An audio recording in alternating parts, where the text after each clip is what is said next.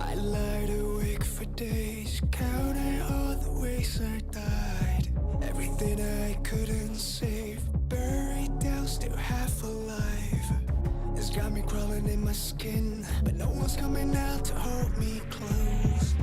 Pouring out the gasoline, yeah, I've been making friends with all these ghosts, and I got nothing left to lose. Fight to the future.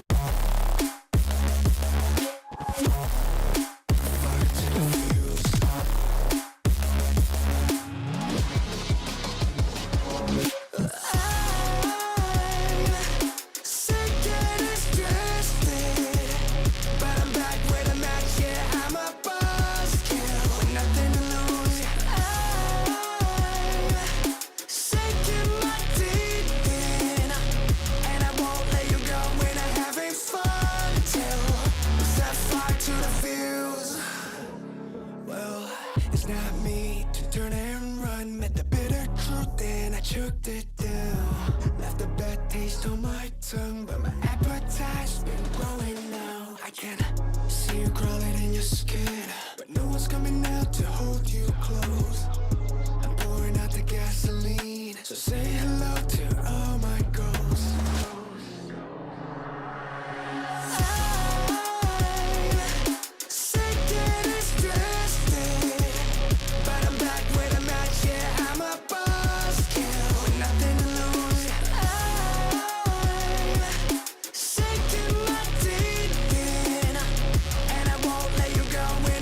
Fun till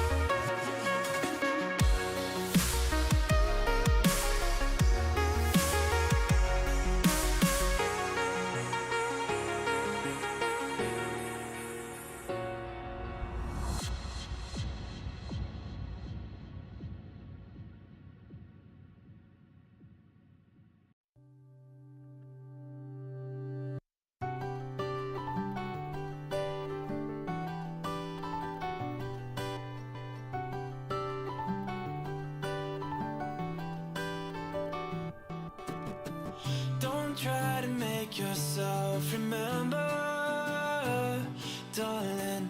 Don't look for me, I'm just a story you've been told. So let's pretend a little longer, 'cause when we're gone, everything goes on. You were staring at the window, and I said, I wanna take you to the sea. And when I'm better, we'll do everything. I gotta stop making promises I can't keep. But if I was gone tomorrow, won't the waves crash on? Is it selfish that I'm happy as we pass the setting sun? Someday I'll be overcast, but you won't have to cry, 'cause we'll do the grieving while I'm by your side.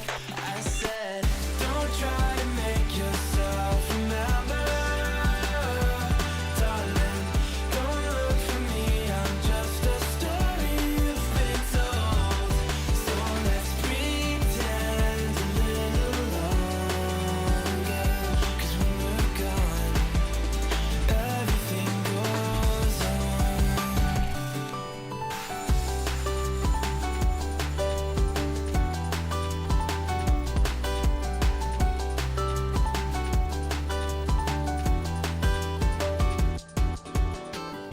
And I'm so scared of getting used to this. All the vines that keep you tethered in your room.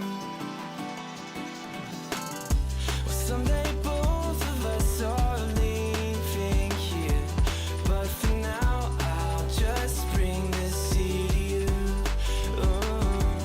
Will you meet me in the daylight like we did before?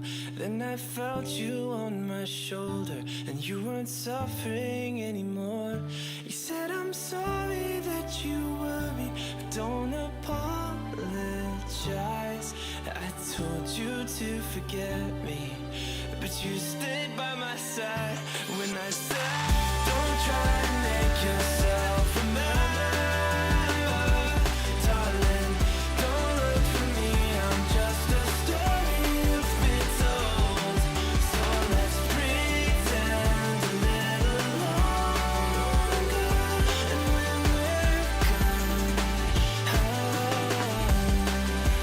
everything goes on.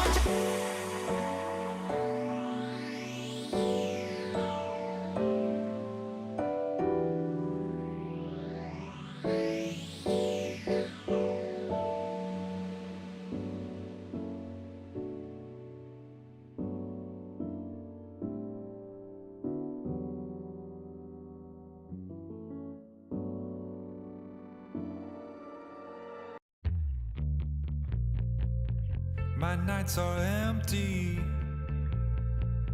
missing you every day. I wish that you'd come back to me. It was every weekend, bringing me nothing but joy. I need to get my life on track. I want the LEC back so I can stand in the chat. I want the LEC back in my life. Rap battles, Maddie Betty, feeling alright. I want the LEC back tonight. Recharged, all in for spring split. Euphoria, I can start to feel it. It's time, LEC's gonna give me what I wanna watch PGL and Ready Check 2. I wanna vote on Twitter and talk about who threw. I wanna flame on Reddit and tweet how I always knew. I want the LEC back so I can stand in the chat. I want the LEC back in my life.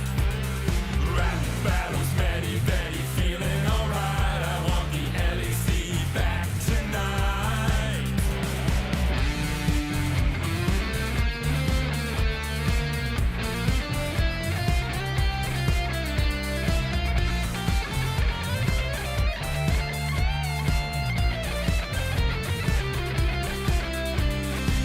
Now here comes the new year, new teams and players too. Now here comes the new year, lost some but that's alright. Now here comes the new year, we're getting ready for a long fight. I want the LEC back so I can stand in the chat. I want the LEC back in my life. Rap battles, Maddie Betty, feeling alright. I want the LEC back tonight. I want the LEC back. I want the LEC back in my life. I want the LEC back. I want the LEC back tonight.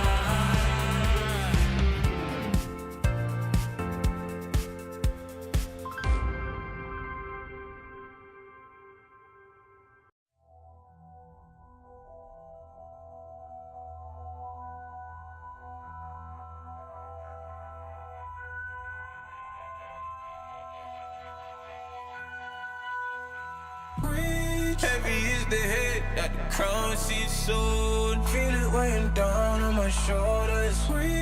Rules are meant to break by the proudest ones. Money on my head cause I'm lawless. Taking no relate, walking down this road. I don't relate, being the same, ain't no debate. Cause rules are meant to break by the proudest ones. Didn't do recon, but they wanna lead him and guide him straight and tip him off axis. I was in a renegade beast, meanwhile they was cutting man deep like sickle or mantis. I've been with enough practice, not clout or digital captions. World's in madness, how am I gonna manifest greatness if I don't make actions? I don't need reason need money and power and stat lift. I don't wanna do it like that. That method's too underhanded. The big man said it ain't landing. Never gonna profit off badness. Never got a dollar off sadness, but I've been sunk, so I don't do sanctions. Heavy is the head that the crown she's soon. Feel it weighing down on my shoulders. Rules are meant to break by the proudest ones. Money on my head cause I'm lawless. Taking over lit, walking down this road. We ain't the same, ain't no debate. Cause rules are meant to break by the proudest ones. Came in this game with a serious killing instinct, man, I never did courses. Look at all the times in the past they rejected him, now they wanna imitate patterns and forces. Stone eye vision like Gorgons. Terrified look in his eye when he finally realised all of the weapons that he brought to the war ain't forming. I've been giving this heart and body and soul and mind and organs, knocked to my fingers bled. Now it's through skeleton keys and door kicks. Treading with means and caution, man, I had bellies to feed from morning. So if they start selling me dreams, I'm walking. Yeah, I was uncomfortable, man, I was scared. Looking for solace and they wasn't there. Now I'm a problem and they wouldn't dare. Yeah. Doubling down cause this game isn't fair. They loaded the dice, I came in prepared. Feeling it so out of body, I feel like I'm floating on air. How do you cope when it never gave you hope? Really left you in the cold, and it's weighing heavy on your soul. To be honest, I don't know. Either way I had to grow. Get it together whatever the weather, and carry that tribulation to the throne. Heavy is the head that the crown she's soon. Feel it weighing down on my shoulders. Rules are meant to break by the proudest ones. Money on my head cause I'm lawless. Taking over late, walking down this road. I'm not late, yeah the same, ain't no debate. Cause rules are meant to break by the proudest ones.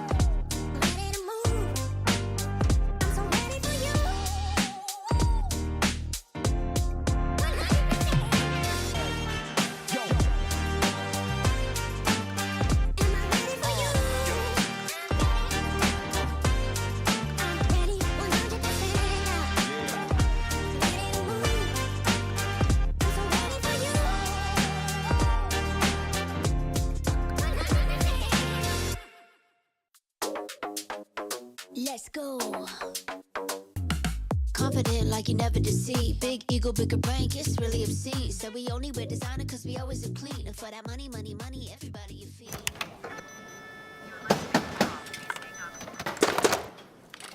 Brother, let me try. Wait, brother. Let us break this instead, brother.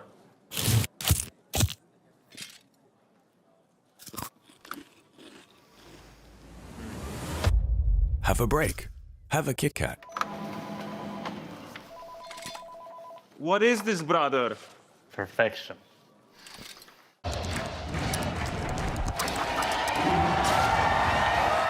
Red Bull gives you wings.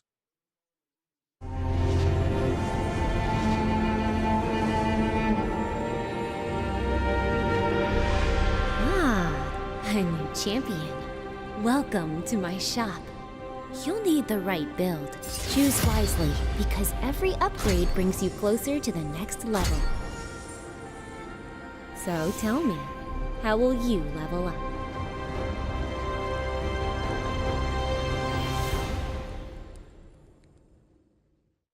The human body was built to move. Not trapped at a desk in one singular posture for 12 hours a day. It's time your chair evolved. This is Secret Lab Titan Evo. Ergonomically engineered for you, gamers, hybrid workers, artists, backing your every move.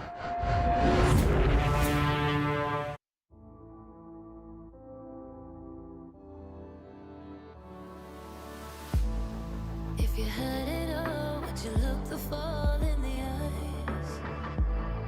Could you walk away this time? Will you realize, recognize it's never over? And the flame that once had died. Awaken. Will you rise above the days to come? Will you be enough? Will you walk away this time? Look to your left, to your right, leave the pain behind. 'Cause we all face the fires, and we stray from the light. Go and leave the pain behind.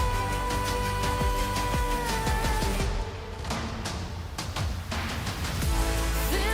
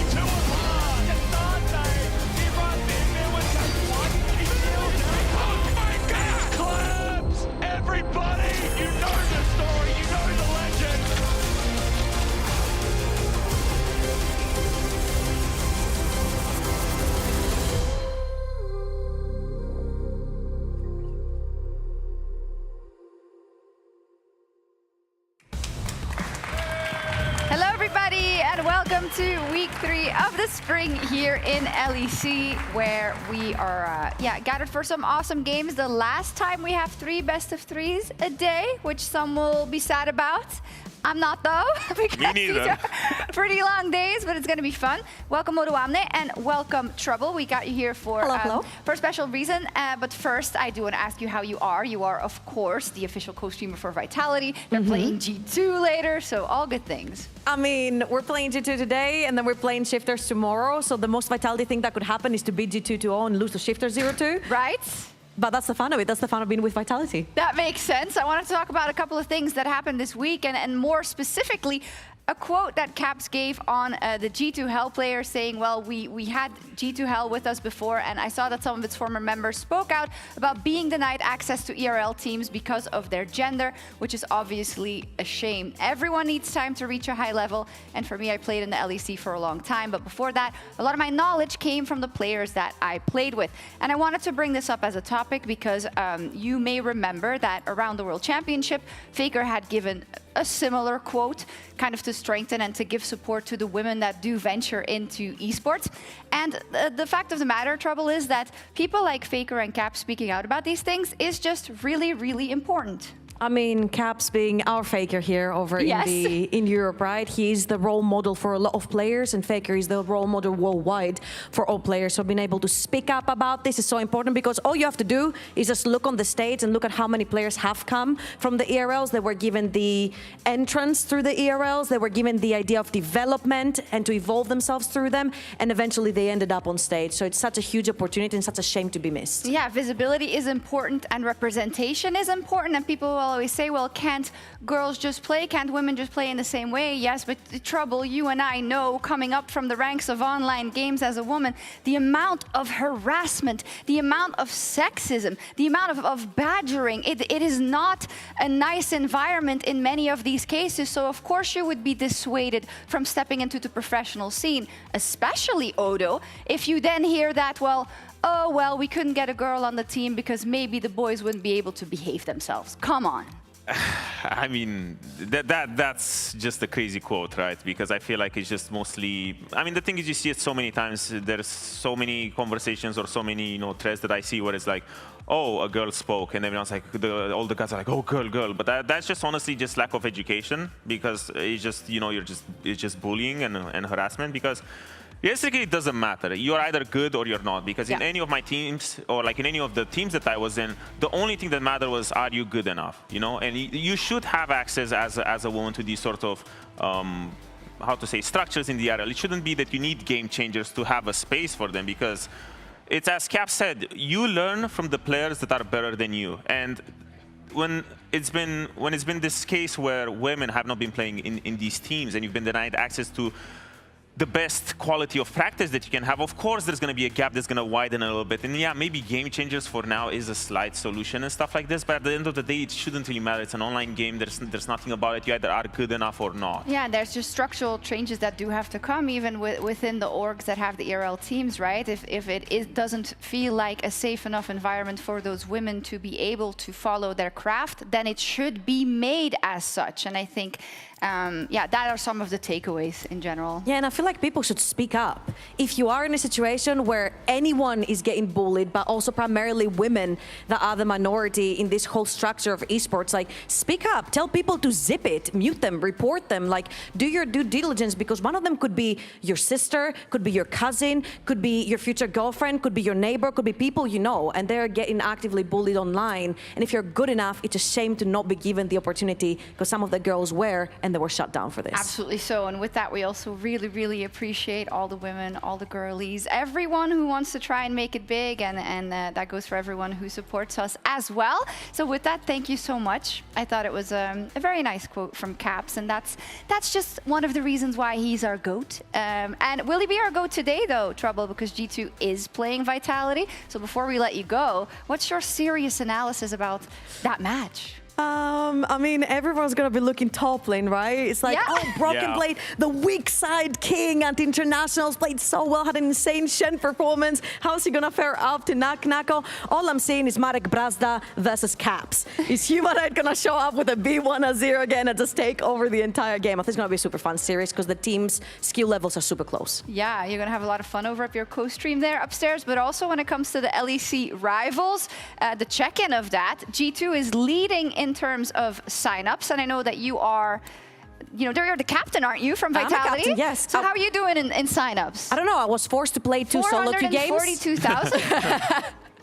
I mean, we've got quite a few sign-ups, right? Yeah, we've got 2,000. 3 captains, Potent, Pixie, and I. Yeah. And I'm looking for minions. So this is a public announcement. I don't play solo queue anymore. I played 2 games, 100% win rate, by the way. Good. So if you want to come play under my wing and earn me some points in Vitality, feel free. It's not always about how many sign-ups you have. It's about how well you're actually doing in the challenge. And despite G2 really pulling ahead in terms of sign-ups, there's, Team Heretics is not doing too badly also. So that's something they can write home about. Yo, Odo, I don't see Fnatic there, man. Yeah, where is Fnatic in this one?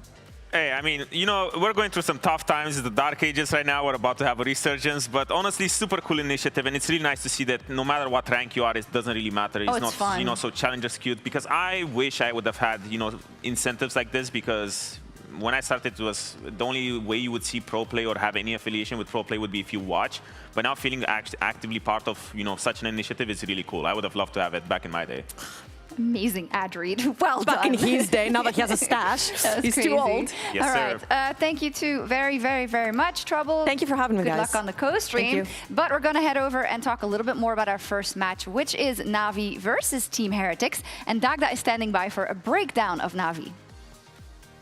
So I wanted to take a look coming into this series today about how Navi's team fighting has been going. Because I've noticed in a couple of their games, as they're about to walk past me as well, so maybe they can clue into this, is playing towards win conditions in your team fights. What I've noticed a lot of the time is that you'll see that in this clip in particular, the Na'Vi has this team fight that wants to play front to back.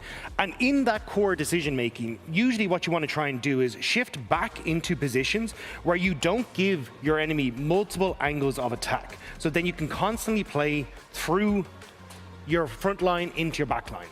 And already you can see as we start to roll through this clip, that Na'Vi tries to set this up. But one of the key factors is Poby's positioning up here.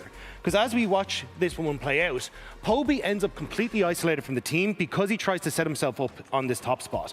And already we're seeing Vitality set up for multiple angles of attack and multiple flanks. You've got Nako who's moved into position. You've got now, well, it's Carzy, but Fleshy who's actually going to try and play into this position to cut off Poby. And as this fight kicks off, Mainter then has to make a tough call. Does he play for Poby, or does he actually try and shift back to protect the rest of his team? And that's exactly what we see as this dive comes through from Linces, is that Mainter has to play back into position to try and help out the rest of his team. But again, you've now completely isolated yourself as Poby from the rest of the team, as Fleshy is just playing into this socket as the Nico to prevent Poby from being able to draw in. And as the rest of the team tries to kite back down into this position, it ends up not working out for them at all. You can see that they end up completely separated. Poby gets to do absolutely no damage. And the rest of Vitality basically get to push in here and here, which means that now Na'Vi has to completely swing their fight around, which then opens up, as you can already look, for this massive Aurelian solo that causes a ton of issues in the rest of the fight. Because then, as this kicks off, you've now got Fleshy who gets to play into this pocket and ends up catching both of the carries into the Pop Blossom. And it immediately shuts down the rest of the fight for Na'Vi. Because coming into this, Na'Vi was 4,000 to 5,000 gold ahead. But because of the way they played the team fight and not playing for that front to back, they immediately end up giving this moment to Vitality to win the fight, have this massive comeback, and get a bunch of their carries scaling alongside taking that dragon. And this is where I think Na'Vi have to try and focus on how can we try and play through the strengths of our competition and through these team fights better, and ensuring position for carries and that they're protected to set up for the rest of the fight. And especially against a team like Heretics, I think it's going to be crucial for today. But I want to kick it over to Shox and the rest of the crew so I can find out their thoughts on what's going to be vital for today. Thank you so much. Yeah, I'd of course like to connect it to your breakdown because first off, welcome Jack. Thank you. First off, they were up 4,000 gold versus Vitality. That's crazy, but they dropped the ball. I mean, I think there's a lot to be hyped about Na'Vi, even though they have some, I think, some questionable team fights here and there. They're a team that seems to have, like, if they can just play for the Drakes and the game is stable, they're very nice to watch. But once things start to get out of hand, that's definitely when you can see that they're not as experienced. They don't play the positions as well, as Daida highlighted. It's about those levels, right? And about how they're evolving. Because first it was like we put them in this box of if they get the Dragons, they do well. Roulette is doing really good, so that's great. But I feel like both of those things aren't as dependable as they used to be. Yeah, they're not, because there's also other teams that are leveling up when it comes to their Dragon control game. We saw, for example, here with Vitality, they found ways to attack the position that for Na'Vi used to be so well. And on the other side, we wanted to see more from the lanes, because I feel like Poby has been a little bit lackluster when it comes to his individual performance. You can't just go for a full split, or a whole year rather, with just depending on, hey, we're only going to play for Dragons, because you're in a race to improve, but other teams are also improving. So if they outpace you, then that's when you're going to have a problem. I mean, I think we do need to be honest, though. Like, Na'Vi are the team that we're expecting to win here. Team Heretics are definitely the underdogs. So even though we do have some criticisms for Na'Vi, those criticisms, they stem from the fact that we want Na'Vi to be a top team. We've seen so much from them. Reletch, incredibly exciting. So it's like we're kind of slowly raising our expectations and the bar for them. But speaking on Team Heretics... Yes. Are they not a top team, Jack? They're not a top team. Okay. And I've been really disappointed by this org. I played for Team Heretics for 3 years, and I just feel like they're, as an organization, they're starting to lose their identity. And for example, when I played for Team Heretics in LEC, I was told that I would continue to play for the whole rest of the year because they would never bench a rookie before the end of the year. Then I got benched and replaced. Happens. That's not the important part. The important part is now they have a new coach who says the same thing, that he doesn't want to bring Korean players, he doesn't want to bench players, he doesn't want to have any fast turnovers. It's a long-term project. What does he do? He gets 2 Koreans and benches 2 players. Yeah, that's, you know, do as you say, I guess. I don't know. But look, he did explain it a little bit as well and said, like, hey, situations, what was it again? Situations may change. What I mean, it's like, I think plans may change. Yeah. He's aware of the fact that it's hypocritical, which is good, I suppose, but it's like, I feel like what I would really, it's interesting that we have this dichotomy in the league where we have Melset, who is like incredibly honest, maybe too much so. Very. And then we also have this kind of very PR, like, no, guys, it's a long-term project. Just be honest, it's fine. If you think that the players are not going to be able to perform to the level that you set, that's okay. But I just don't like this double speak of saying, no, it's really long-term when they want to win right now. But amidst all that chaos, you know who I really like? Yeah. Tracen. That's fair enough. This guy slaps. So out of all of the chaos and all of those roster moves and everything, it's extremely refreshing to see a top lane rookie who does well, because I had doubts in Versus. I thought that he was maybe one of the weaker ones, but I know it's been only 2 weeks, right? But his improvement has been visible. I feel like his laning phase has been very, very good. He's finding solo kills. I feel like he's putting up great performances every single game. Sure, there's still things to see in mid-game from him and such when it comes to improvement. But for now, shining light. When I think of Team Heretics, I'm thinking of Tracen. I feel like he's the one who's going to bring wins alongside Shio. For sure. I hope that if they are to have a long-term plan, it's one that revolves around Tracen, right? Because we've seen such great improvements from him. I remember when he came into the league, it was like, he was fine, but not stellar. But then with the games he had against Wonder, I mean, he put him in the absolute dirt. He had good games against Broken Blade as well. And I do think that today, definitely, if there is a way for Team Heretics to win, it's up against Topside, because I think he's going to get mined there. Awesome. Apparently, Tracen is going to top gap mainter. I'll be looking forward to it. That's all that needs to be said about this first game of the day. It is Na'Vi up versus Team Heretics. Well, apparently that's all that needs to be said, so we can be quiet for the next 40 minutes, Finn? No, that sound good to you? It's already done. It's done. And dusted. We've said everything. Thank you. Everything has been said. Yeah. We have an exciting game, though. That we do. Yeah. That we do. Na'Vi versus Heretics is going to be a good one. Na'Vi still looking to see if they're one of those top tables teams. You know, they placed really well in the regular season in LEC Versus. Didn't do so well in the playoffs, but the hope for them is they can continue to grow, although a lot of teams have kind of figured out that they're mostly just dragon-centric. Yeah, I mean, that's exactly the thing, right? Grow. Because they were good at one thing in Versus, and they did that quite well, but we need to see what more is up their arsenal, because I think it's quite an exciting team, a lot of young, talented players that still have a lot of room to develop, so I want to see them play a little bit more towards the side lanes, a little bit more towards the team fighting aspect of the game that is also super prevalent in today's meta. Yeah, 100% agree with you. I think, as you say, a bunch of relatively new players to the stage, so we want to see if they can continue to improve. Heretics, on the other hand, have had a bit of a struggle so far in the LEC Spring Split. Going 1-3 is not the best look. Have only beaten SK so far. Yeah, I mean, it is surprising because when you look back at Versus, Heretics finished the split top 4. That they did. However, should we just talk about the first half of the split? No. Okay. They finished the split top 4, made some roster changes that are a little bit controversial these days, but I do wonder to see how it plays out, because Shio said in an interview he really likes playing with Wave because he likes having strong laners, because strong laners set up junglers to do whatever they want on the map. So I want to see them kind of lean into that a little bit more, like draft these potentially these Caitlyn lanes, because we know Ice on hyper carries can be very dominant. So right now it just seems like they're lacking an identity a little bit.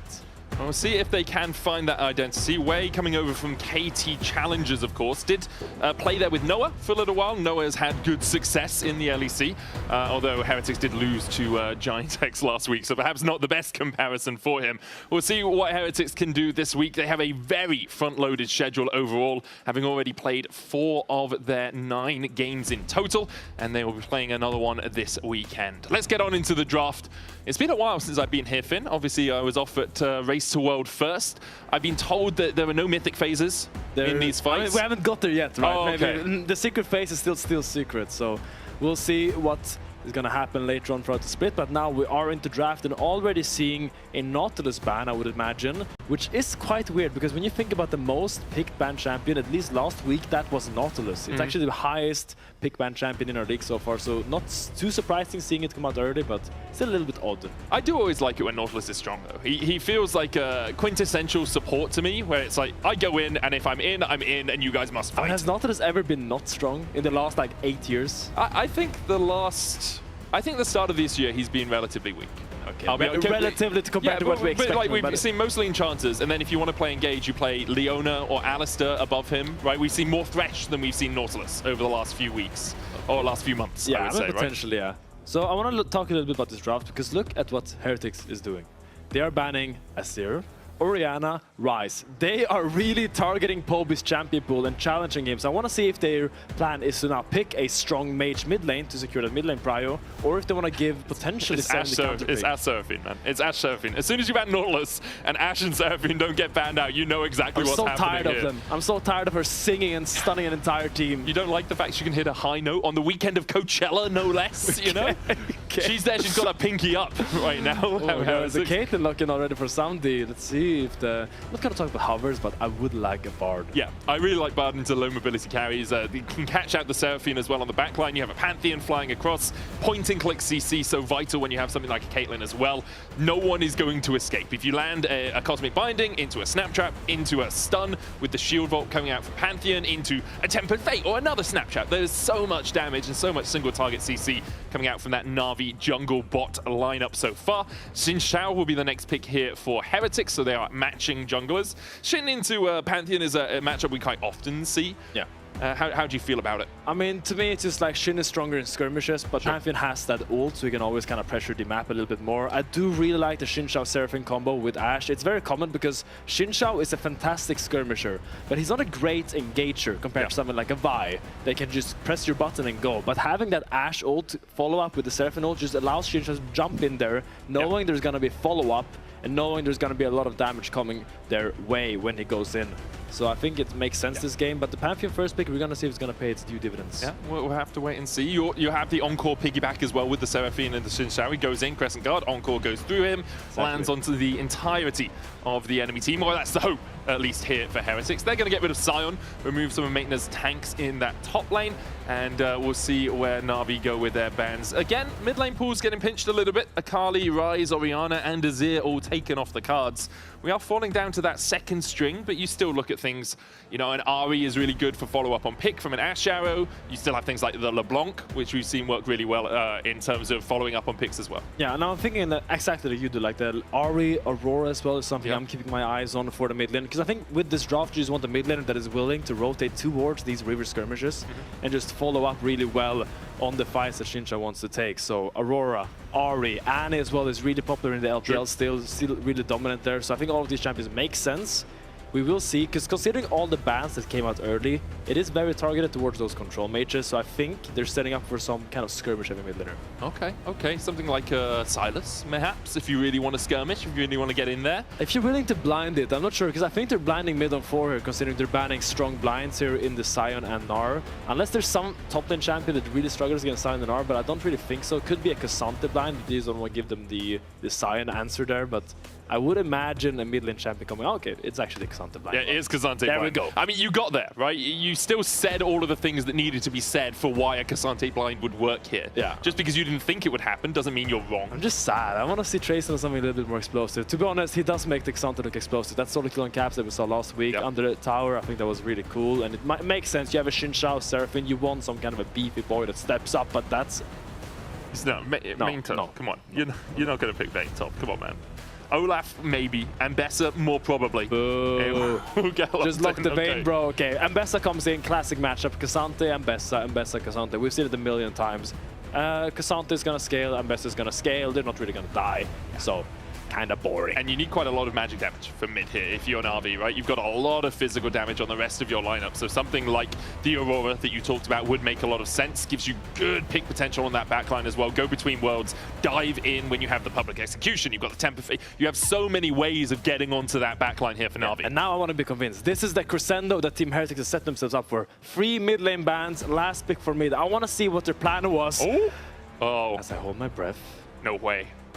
Could be a way. But like in general, this is where it kind of has to come together, because they banned 3 mids early. Now you can pick whatever champion you want into the Aurora. It will be the LeBlanc, which makes a lot of sense. It kind of fits that profile we set up earlier. Skirmish heavy mid laner, wants to join these fights in the river, wants to rotate towards those side lanes to make magic happen. Huge amount of mobility as well, and the ability to escape from things like the Pantheon in a side lane is so vital. Because someone here from Heretics, apart from the Cassante, needs to be in a side lane at some point. You don't want to put Ashe there by herself, she's going to die. You don't want to put Ashe and Seraphine there really, because they're probably going to die. So having something like a LeBlanc that does have enough mobility to escape the clutches of a Pantheon, of an Aurora, makes a lot of sense. Yeah, I think you're absolutely right. I think he really wanted away, but then he saw the Pantheon, he saw the Bard, and he's like, will I survive a Tempered Fate man drop on my face 5 times in a row? Yeah, there'll be some spiraling despair. Yeah, going on right there. He does go for the LeBlanc, and I think it's fun. It's a very explosive mid lane matchup. There's going to be a lot of trading. I think both of them are going to opt in for the electrocute,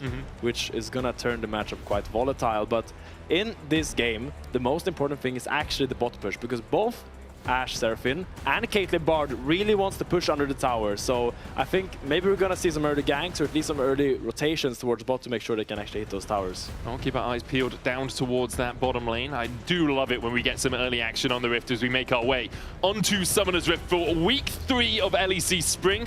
We're almost at the halfway mark of the split already. That will be next week. Heretics already at the halfway mark of all of the games they'll play. This is their 5th best of 3 series.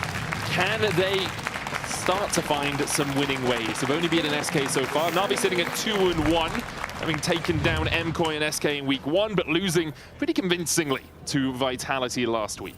I mean, it was an interesting series, wasn't it? Yeah. The Vitality. I mean, some people would say that Aurelion Sol doesn't scale. Yeah. Some analysts did claim that, but I mean, I think it proved its point that Aurelion Sol was an issue for the Na'Vi. They couldn't really cleanly close that game out.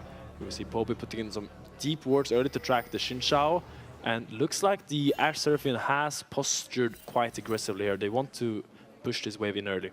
That they do want to try and step up, having the range of Ashe and Seraphine and the ability to get the beat drop stun because of Ashe's slow on the auto attacks does make it pretty strong to get damage down overall and force your enemies out of lane. you and I were discussing before this game started, whether there's ever an argument to give support more of the farm in the early game. They got rid of the support farming penalty a couple of patches ago. I don't think in this matchup I see it, but perhaps, you know, get your Seraphine a little bit further ahead, get an early Mikhails means you don't have to take the cleanse on Ice, and then Ice could go for something more aggressive in terms of summoners. I mean, this is one of those things where in theory it could work, but in practice, when your AD carry has to give up like 1,000 gold early game, he will just cry for the rest of the game, so I doubt we will see it, but I would love some innovation in that point. I've been, I was at the SK facility down in Cologne for Race to World First, and every now and again I'd be chatting with the, you know, some of the coaches stuff and be like, yeah, Mickey, he keeps doing it in solo queue, but we can't convince Yopper that it's any good. I was like, yeah, that makes sense. It's a hard sell. He needs a big pitch. That makes sense. He needs to work on his salesman skills a little bit. That he does. That he does. I think Mickey's convinced a lot of people of a lot of things over the years. Mickey had some really strong ideas of what champions was good. Like his TF support was a very common one that he was pushing for a long time. K'Sante support, he's big on. As we see some trades here in the mid lane. Still quite... Because I really like the early trade that Poby got, because the crucial point for Aurora to win a trade is free auto attacks. Okay. If you land your spells and you get free auto attacks, that's 2 passive procs, and suddenly that health regen kind of guarantees that you're going to win that trade in the long run because of the extra damage from the passive, free hit passive, and the regen that it gives. So it does look like he will just take a base here, and mids both keeping back with a Dark Seal. Dark Seal and Potion seems to be the name of the game in mid, as both those teleports are used. Both the junglers were pathing down towards bot as well. Quelle surprise that they want to try and make something happen in this bot side, as Mainta is going to get the push up in top. Tracing very happy just to accept the wave a little bit further back. Doesn't actually have to aggressively trade. We're not going to see a fight over the first Scuttle Crab. Sheo is going to be able to take that on the bottom side, whereas Rilech is just working his way up towards top to get a Scuttle Crab of his own, knowing my lane's pushed in. We don't really have the ability to move quickly, so I will sacrifice 5-6 seconds of my time to make sure that I get one of these early neutral objectives. Yeah, it is what we highlighted as well. Like this bot lane matchup, the push is super crucial. It's rare to see a Caitlyn Bard pushed in another tower like this, because they usually want to be the one doing the opposite, right? But now, because of the strength of the bot lane, that is the Ashe Seraphine, they actually get pushed. Sheo is looping around here. Yeah, was waiting for the wave to walk past. Now it has. He's just recalling in the bush. Ice is low on mana, but it doesn't matter too much for an Ashe. He cancelled his base. He wants to look for this dive. It doesn't seem like Pantheon is opening here to cover it. No, he's opening up towards that top side, looking to try and contest perhaps the Razor Beaks as Samdi and Paris now in a lot of danger. Flash away from Samdi, good cosmic binding, but not going to be enough to take down Sheo, even with the tower shots. Sheo surviving through the minions. Paris splashes forward. Now Wei tanks the tower. Ice trying to get the shots in. Need a couple more. A good magical journey, goodbye, but Paris. Good sir. Goodbye, good sir. Goodbye Your to the time has Bard come. as Ice survives the final tower shot. The ramping up of damage had expired, and Heretics will get a 2-for-1 on the bottom side. Beautiful dive there by the Team Heretics bot side. I think, wait, okay, Tracing. Gotta be, he has the ward. He's fine, yeah, he's fine. I really liked how Sheo just went for it, because usually we see Xin Shao's, they just stack up their Q passive, but he realized he needed all the damage he could do. So here you're gonna see him, instead of stacking his Q, just EQW. Force the flash out early, and then just follow it instantly. Paris lands the Cosmic Binding on him under the tower, but it's a little bit sketchy, but does end up picking up the kills here. I don't think Paris can do anything to outplay. It looked cute, but... Yeah, as soon as Ice and Wei can reset the aggro behind the tower and then walk back forward, you know that Paris is dead in that situation. I think Sheo thought that the minions were going to kill him with his auto attacks, which is why he kind of stepped back in, because he didn't really need to at that point. He could have ran, yeah. They could have fully dropped. But in the end, still a 2-for-1 for Heretics. 1,000 gold lead as Paris works his way towards the mid lane. And this is the safety that we talk about with LeBlanc. Just distorts away. At level 6, we'll have a second one of those. Between worlds goes Poby. Looking for the damage. Flash. He's still safe. He uses his summoner spell that he also has on his W key just to get out.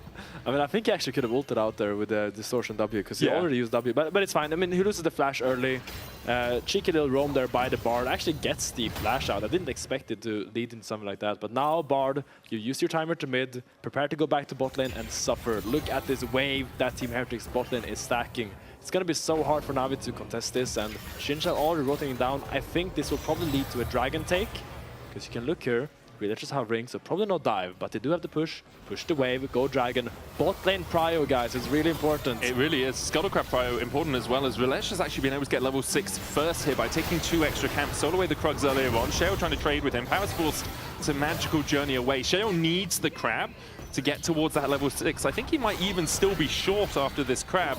It's a little bit difficult to tell. He's at about a quarter, a third XP right now. Rilech coming around. Sheo will get the smite, and he is just short after taking the crab. So because he was missing a couple of camps, LEC is ahead in terms of XP. Has that Grand Starfall, isn't going to use it yet, as he just retreats and stops the dragon from being taken. I mean, the small min-max you can do there, which Inspired always used to call, is that, like, if you tell your bot lane to really slow push the bot wave, you can take the crab, go bot, soak a little bit of XP, and then maybe you can start the dragon. But in the end, all his topside camps are spawning. He wants to get there as soon as possible. It's going to be a big time waste to start the dragon either way, so nothing really happening. Good cover by LEC being at a very crucial time, because if he was not there, that's either a dive or a dragon take for Heretics. It's doomed. It's doomed for Na'Vi in that situation. It's still 1,000 gold lead on ice. Mainta has been able to develop about 160 gold. It's not really too substantial. It's a refillable or a couple of potions. And now with the Bramble Vest on Tracing, Mainta in that lane is going to struggle a little bit more in terms of sustain. But, a lot of Ambessa's sustain comes through shields rather than through health gain like an Aatrox. So it doesn't matter too much. It's still just, you know, those small advantages that can often be seen as negligible actually do have an impact at this sort of level. I mean, it is quite odd to rush 4 mil in a matchup like Ambessa, but it actually makes a little bit more sense when you think about how K'Sante's ratios work. Because K'Sante's Q cooldown and Q damage, it's both scales with bonus armor. Okay. And the highest bonus armor item is actually Thorn Mail and I think Frozen Heart. Yeah. Frozen Heart doesn't feel great to rush, but Thorn Mail, I think it has like an 80-something armor on it, so it's actually just CDR and AD technically buying that item, so it just gives you a lot, even though you don't really need the actual Bramble passive.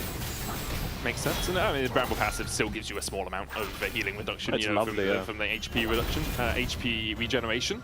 Anyway, as LEC is working around towards mid, is spotted on a ward as he comes around, and Seren just backs away. No real surprises there. LEC has a red buff to go and collect, so he'll work his way down there towards the Krugs as well. Have yet to see that Grand Starfall have as much impact as you would like. Obviously, still only 8 minutes into the game, and where's he diving? Well, probably bot lane, and he always has to be careful because Sheo can be waiting in the wings. There's also some pings coming out on this bot wave here opening, so I wonder if they're looking for a dive or a dragon start on this. Usually when people ping the wave that's coming out of base, it means we want to make a play on this wave. Yeah, and that's exactly what they're doing, right? Yeah. The wave is about to come and crash down towards the bottom side after they get the push in. They're like, okay, this wave will neutralize in the middle of the lane, is what I'm saying, and because of that, we can then go for the dragon. We're not going to lose any XP to our tower, and Na'Vi backed away, having somebody go back to reset and get himself a little bit of gold in the form of items. Yeah, So I mean, it was just a result of the item gap in AD carry. I think somebody said like on a dagger and a longsword. Meanwhile, Ashe is coming out there with upgraded boots. Poby getting chained. Seren, LEC there to save his mid lane. I think Poby probably would have been done for if his jungler wasn't there in time. He's now worked his way up towards the Grubs, and this is the exchange that you often see. Grubs, pretty weak overall right now. Don't give you enough in terms of pushing pressure, don't really give you enough in terms of gold. An arrow coming out, that's looking towards the top side. Oh. Mainta. Oh, he gets whipped by it. Tracing can look for the all-out here. He's going to go in with Path Maker, get the Q3 knockback. All-out's back on Mainta as well, as the collapse becomes in from both the junglers. Grubs secured, Mainta able to walk away, but now flashes. Grand Starfall going right over his head. Mainta down, and effectively a 2v1 with that Enchanted Crystal Arrow. Paris comes in to make sure LEC doesn't overstep, and another kill for Heretics. That what a beautiful arrow by Ice, and it's so frustrating when you're sitting there playing top and really focus on your matchup, and then just extracurricular activities happen across the map. And here, Wei is already making his way down here to kind of punish Samdi, because Bard showed on top side, he based, but he's not here. It's gonna just be probably some plates and a wave drop by Samdi. But it is a play we've seen a couple of times from Heretics, though, is off the reset from Seren when his wave is neutral in mid lane. He'll just TP down to bot side. Sometimes it's because the other team is overextending, sometimes it's because Samdi is by himself, knowing that Paris was up towards top. And all you're trying to do is either get kills, obviously, is the most beneficial situation out of that. Yeah. But if you force Samdi off half a wave, off a full wave, that's a huge amount of gold loss. And now, because of it, Ice is 1.4k ahead. That 2v2 in the bot side, which effectively has been a 3v2 at times, is going really well for Heretics. Again, the arrow from downtown landing from Ice. Yeah, and I think here, Mainta really trying to hold his flash. He dodges the first two and Topo strikes here, and I thought he was maybe out there if he flashes, but then when the third one connects, it's kind of a little bit too late. He was trying to path down to Paris because he knows Bard was coming up, but already took a little bit too much damage because of that arrow, so it does end up perishing, sadly. I think he was baited a little bit by the fact his teammates were so nearby. Yeah. It's one of those like, oh, if I can survive, they'll overextend the enemies, and then we can win the 3v2. But because he tried so hard to bait, in the end, he was the fish caught at the end of the hook, as Paris here having to heal. The Enchanted Crystal Arrow does come out, and Paris uses his summoner to get the movement speed, to get in the magical journey, to get himself to safety. Yeah, Wind Becomes Lightning was a little bit shorter, otherwise could probably be a flash coming out. But still, you see all this pressure that Team Heretics is pushing onto the bot lane. It's been bot, and the only play that was top was pretty much because of the Ice's arrow anyway. So really beautiful kind of awareness about where their strengths lie. I think Cern has been doing a good job just chilling mid lane. He got a good chunk of Poppy earlier, so we probably will still see this keep going until next Dragon, which will be in 2 minutes. For Heretics, it is really important they find those strengths right now, right? As we've said, they're already 4 series into their 9 series of the split. Today they play against Na'Vi, tomorrow they play against KC, and then they have week 4, a week off, and then 2 series in week 6, not playing at all in week 7. They don't have an easy road from here as well, as Paris has to flash away. You've got Na'Vi today, then KC, MKOI, and Fnatic. Fnatic, questionably a strong opponent right now. They did just beat G2. It's up for debate, yeah. Yeah, they seem to be on form right now. Shifter's probably the easiest of the remaining competition for Heretics, but you need to be sitting at 4, 5 wins in the best of threes to make it through. Keep in mind, only 6 teams makes playoffs this year, so it's really tight. It's got to be like slightly around 50% win rate if you want to make it. So every game really does matter. Heretics probably needs to win at least 3 or 4 of the next 5. So really tight here. Tracing taking some trades here. Mainter now has the Eclipse. That's kind of when the matchup starts shifting a little bit in Abessa's favor because of just those shields. It's hard for Gastante to break through. Also with all the CDR makes it hard to hit those Entofo strikes. And Tracing deciding against going for the full Thornmail, instead going Iceborne Gauntlet with the Rambo Vest. Again, stacking off armor, the Sheen procs with the slow, really effective on something like a Cassante. As we see the Tempered Fate connecting here, Paris looking for the chase onto Ice. The Yordle Snaptrap a little bit too slow. They're still going to get the slows out. Ace in the hole won't be enough, and Ice with that cleanse gets himself out of dodge. I think he's happy with that. He made it out alive just for a cleanse. That was a little bit scary. Yeah, 2 ultimates used for him as well. Yeah, oh, Paris. Oh, okay. Yep, okay, Ice. That arrow not as successful as you would like. That one's hitting... Because he has the movement speed pants. Oh yeah, is that why it's the winged pants. Moon plate is why he was able to get out of that? The movement speed pants are very important, Medic, okay? Does upset Ice's tempo a little bit as he has to reset later than he'd like, meaning he loses more of these minions to the tower than probable. And because of that, Na'Vi can step him towards the blue buff. Sheo realizing, oh, we're going to be undermanned here if I do try and contest it. So it's a small win for Na'Vi off a slight miscue on the play with that Tempered Fate Ace in the whole combination. Yeah, look at Sheo, he's just stepping up here. I'm not sure what he's looking for. I guess he just wants to make sure the bot lane can walk up there. There was a little bit of a gap in the vision, so they could just go and start their Drake comfortably, because we did see in Versus that Na'Vi, when they didn't get Drakes, kind of struggled to have a game plan. So I think it's good of Heretics to identify that we need bot push, we need dragons against this team. Yeah, I think the important thing is, if you have a look, right, oh, well, I need to bring up the minimap. This is why I never do this. Where's the minimap zoom? Where's the minimap zoom? Okay, we're not going to do it right now. It's fine. Is it toggle zoom? It's probably toggle zoom. Basically, the Tri-Bush was warded and the Pixel Bush was warded by Na'Vi as the Grand Starfall comes out. Encore from Wei, misses by a mile. Ice needs to get out of there and manages to escape for now, but Poby goes between worlds, misses the weirding. He's going to dash onto the backline and will get the kill onto Ice. Mainter here as well as he looks for more damage. Tracing going to try and keep Poby in. Mainter edged against this wall, but Poby is able to dash out, Pathmaker forward. Mainter goes in with a public execution onto 7, who has to dash away as well, and there's no damage left here for Heretics. It's a tough fight for Heretics to contest, and you see Na'Vi, they didn't want to give up this dragon. They wanted to completely shut down this rotation, and sure, Ashe had no cleanse. He had flash, but it wasn't enough. They have so many tools to dive the Ashe. There's an Aurora, a Bard ult, an Ambessa ult with the TP, and the Pantheon. Just making his life absolute hell. Also big item differences. We hadn't seen Seren actually complete his Ludens at this point, whereas Poby had the full rocket belt. So you can see they get so much damage onto Ice. Poby knowing he wants to kill him off. If he hits the weirding, it's a much easier play. Yeah, and I think the Encore from Wader wasn't really optimal because he instantly used it on the Pantheon, but he could just flash it, and now suddenly Seraphine has no more peel. Without that Encore, it's hard to actually keep people off your Ashe, so it was quite a nice flash by Reledge and a really clutch play to bring Na'Vi back into this game. You have experience with that? Needing people to peel stuff off your Ashe? Sounds like a top laner's job, doesn't it? There's many ways I could interpret that question, but I'm gonna say that usually as a top laner, I'm the one doing the peeling from my carries. That makes sense, that makes sense. So it was Tracing's duty in that moment. Tracing's duty, to make sure to peel away with carry. Encore, yeah. Still 1,000 gold lead for Heretics, and they did manage to pick up the Drake, so it's a Chem and an Infernal with a Mountain Soul, luring its ugly head across the horizon. Big shields will be helpful, obviously. So Relech is starting up the Rift Herald here. Heretics going to try and contest it.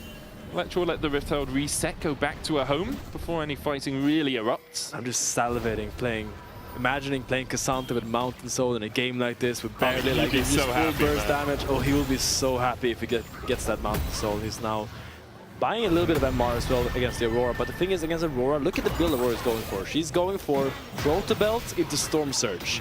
There's not a lot of tank damage in that build, so you don't really need that much MR. For the Cassante, we're fine, we're chilling. Yeah, we're good. So you can actually really over-index into armor this game if you please to, or if you want to. I mean, it makes sense. Yeah, he's got a little bit of magic resist at the moment, right? I would imagine he's just going to sit on this for now. Oh, maybe turn it into Jackshot later after Thorn Mail, because now it looks like he's going for the Thorn Mail with that Ruby Crystal and Cloth Armor.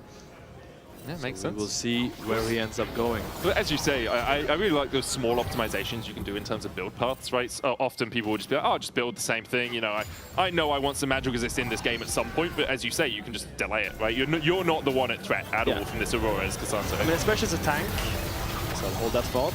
A pass should be held. Yeah, he journeys out. As a tank, when you are playing against like an assassin, like a mage assassin or something, it's really important to change your itemization because you're not going to be under threat. You're not going to be taking a lot of AP damage.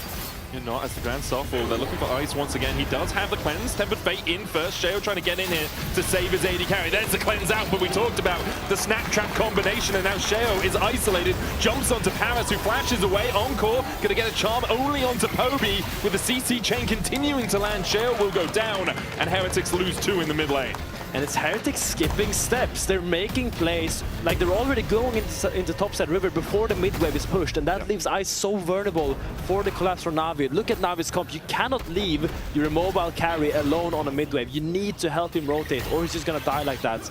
I'm not gonna put that fully on Ice. I think that's a team-wide issue that just happened. No, I agree. For Heretics. I agree. Ice has been having a good game so far, and you can see like he's not even that overstepped. Yeah. It's just Tempered Fate, Grand Starfall, TP. Like, what do you do at this point? Yeah, I mean, either you contest this wave together, or Ice is staying right here, and they're like sitting inside here, because Xinsha was already hovering in the river, and that just meant, oh, there's no one protecting, there's no bouncer, we can just get in the club. And Cassante was showing on bot wave without teleport, so you know you're always going to have a better numbered, an odd numbered fight in Na'Vi's favor, and they have managed to cut down that gold lead. Only 200 gold now between the two teams. Tracin, though, with a 1.6k gold lead, and we've talked about him a bit, and we'll continue to talk about him, because he's actually having a pretty good split so far as Tracin. I mean, I've heard really good things about Tracin's laning phase. I think his individual mechanics, his laning fundamentals are really good. What I want to see him develop in is how he transitions his lead, because we've had many great laners in LEC that doesn't really transition them.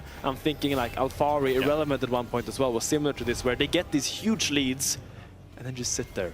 So I want to see what Tracin does with his lead now, because a lot of weight is on his shoulders to carry this game. So it's not enough just to sit on a side and hit the tower. You need to try to impact map, find TP flanks, find clutch picks on people without flashes, for example. Part of that is on your team to recognize windows as well, right? Like Tracin, as you say, like he's playing really well so far, almost 2,000 gold ahead, has been able to push through bot lane, get that tower, got 2 plates off the next one. The team also needs to be aware of like, when are your TP timings? Do we have the wards for the flank TPs? If Ice gets caught, do we give up the ghost on the fight and just say, okay, that's fine, we'll give up Ice and then not have the teleport in from Tracin, because he is winning the side lane as hard as he is right now. Currently moving down through the river, looking like he's just trying to clear out some vision, but is running that oracles as well, which will allow him to, you know, dip into fog a little bit more. It's always so important to be out of vision of your opponents when you are doing this push and move strategy that Tracin is currently utilizing in that top lane. Absolutely. And looking at Heretics comps, you do see kind of that they struggle a little bit with starting fights. Unless a really good arrow lands, who's going to start the fight? Is it just going to be Xinsha dashing on someone and starting to hit them? Is it going to be Cassandra just walking in their face? They don't really have that easy engage in the same way where like Na'Vi has a tempered phase, where Pantheon when Aurora flank just ulting in. They need to be a little bit more creative, probably find some poke with the LeBlanc before the fight to make it a little bit easier. So Herald will get put down on mid, probably won't get rolled. It's a Drake fight. Yeah, it's not going to get ridden, as you say. We'll get the charge in. TP in for Mainta, as Heretics have started up the Dragon. 3,000 on it. Grand Starfall coming down as well. There's the Tempered Fate, will land only onto Ice. Relech looking for an engage, jumps onto Ice on the backline. Poby there as well. The Encore's going to find the double charm, but the Public Exchange goes in as well. Ice goes down, the Drake secured by Heretics. Now can they win out the fight? The answer so far is a resounding no. All out across the wall as Tracin. No kill off Riddler. Relech. Sheo going in as Mainter takes him out. Now he's on the top laners battling. Q3 missing though from Tracing, and with Paris there to help out. Seven might look for Sandy. He finds him. Tracing trying to survive, dashes back through Paris. Mainter still so healthy in the middle of this fight, but can he fight against the mid laner and the top laner? Tracing's waiting for it. Seven looking for the chains. Paris just trying to be on the edge of the distortion. Cosmic Binding doesn't hit. Reset coming out. As in the end, Heretics will get the Drake in an even-numbered fight. It's a messy fight, but it ends up being Heretics that actually secures the Dragon. And I actually really want to look at the setup here, because I have a little bit of criticism towards Heretics in their setup there, but in the fact that they got that Dragon, I think is absolutely fantastic for their chances. Now the next Dragon fight will be here. But look, I need to see the LeBlanc going through these angles instead, because now we're seeing a front-to-back LeBlanc, and Larsen was very guilty of this when I played with him. When he played LeBlanc, he used to sit behind his carries. I think when you play a comp like this, you need the LeBlanc to pressure from these sides or even behind for her to have really high impact. Because right now, this fight, Mainter was just diving the back line, and the LeBlanc couldn't really do much because she had no threat on the other back line. That's the thing, right? Ice was the obvious target from Na'Vi. They use Relech flashing across the wall to get onto him, they use the Between Worlds to get onto him, and they use the public execution to get onto him. While all of that was happening, Seren distorted on the tanks, and there was an encore as well. If Seren is on the flank there, you're immediately jumping onto Samdi, onto Paris, and you're actually applying threat there, meaning that the Caitlyn and the Bard don't get as free of a time walking forward. Yeah, I mean, it is a reason why we say that the LeBlanc comps are difficult, because it requires a lot of creative thinking from the LeBlanc, because you can't just sit behind your carries or your tanks and just sit there and press your button. You just need to find these angles. Because now he's being the victim here. Temper Fate distorts away with the Mimic. Seren, though, taking a lot of damage. Can't bait them out with the Clone, and Seren dies. Relech came in as well with the Grand Staff, while Heretics don't have a wave in mid to push in. Good play overall from Na'Vi. 1,000 gold now their lead. Yeah, and it's tough here because to use this window to rotate mid to try to get something, but they actually couldn't get any mid push there. They couldn't really hit the tower despite the play being made, so just kind of a free play by Na'Vi, getting a tower like that, getting a kill, really setting themselves up, at least in the tempo stage now, to kind of open into this bot side and try to now put pressure on this tower instead. Yeah, and they're evening out a lot of the gold disadvantages that they had, right? There's only a 700 gold lead now for Tracing over Mainter. Ice only has a 500 gold lead after being 1.4k ahead earlier on. In terms of completed items, the AD carries are equal. Ice's Infinity Edges just waiting on the horizon with the BF Sword and the Crit Cloak already complete. But then Relech is massively ahead. Poby is massively ahead. The Storm Surge Rocket Belt complete for Poby. Relech has the Black Cleaver and is building up towards what is most likely a Guardian Angel or Death Dance with the BF. Probably he's building up towards another item that will give him some damage. Yeah, I'm imagining a GA. Yeah, I think GA. I think GA. Because it is an issue for Heretics when you play a comp like this. Because look, this is your core that will be playing most fights. This core relies on the Xinqiao walking up and taking space. The Xinqiao needs to be able to walk up and just fight people if they step up, but he can't really do that when he's kind of this far behind, so it is tricky because anytime he walks up, Ice wants to walk up with him, but then suddenly Ice is the victim for the mega dive that is this Na'Vi comp, so it all's going to come down to this next Dragon. It's going to be in 1 minute and 20 seconds. And I want to see Seren on the flank. I want to see Seren loop around, get creative, and put some pressure on Samdi and Poby so they can't just walk up and do whatever they want. I very much agree. I also want to see for Heretics if they can get this Infinity Edge complete on Ice before the battle starts. It will be a Guardian Angel for Relech. Would be huge if he can manage to pick that up before the Dragon fight in 1 minute's time.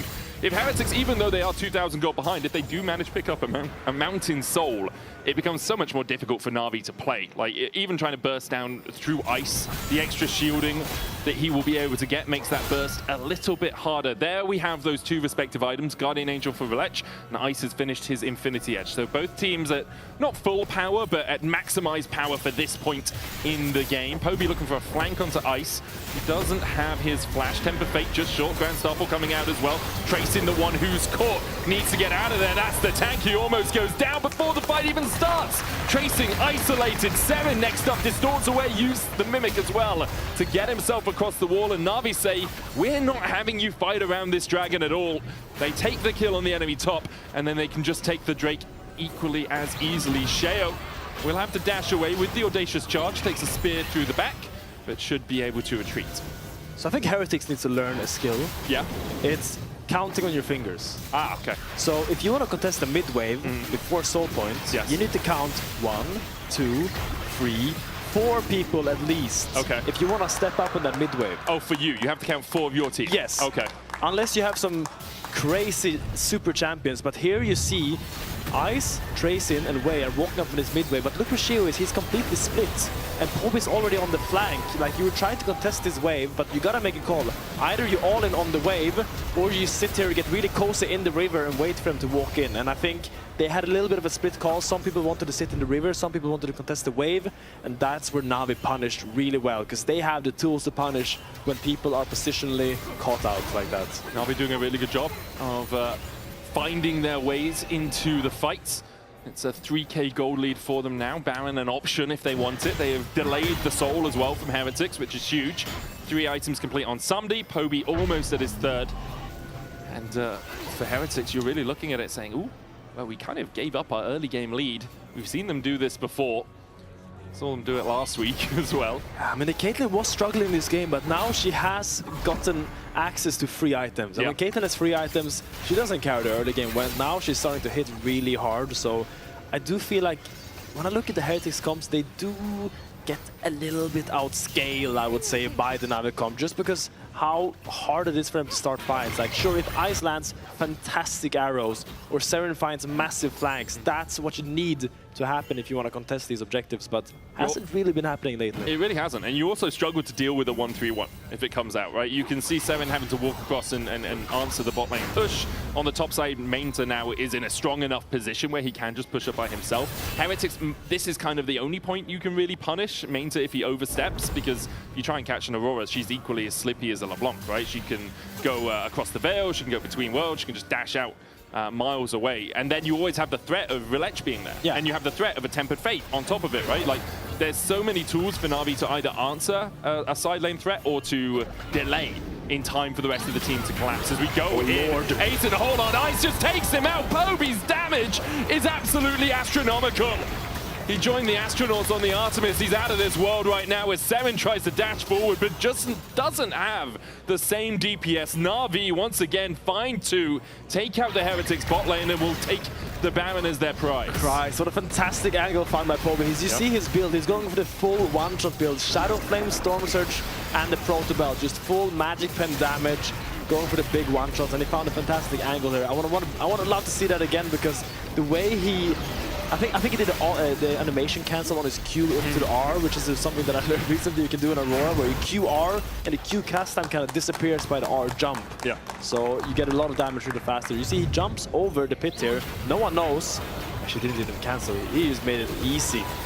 Easy, clean, simple. Just so much damage on the backline. And here you see again, what can Ice do this game? He's just being left alone every single time. He tries to walk up a little bit, and suddenly there's a Bardot, an Aurora, a Pantheon on his skull on repeat. So I mean, super tricky for him to play this game. I think what you have to do is not be the guy stepping forward in that situation. Oh, right? really? Like, Sheo was walking into that bush, and Sheo is relatively tanky, right? He's 2.5 items right now. He has that Crescent Guard, has Flash.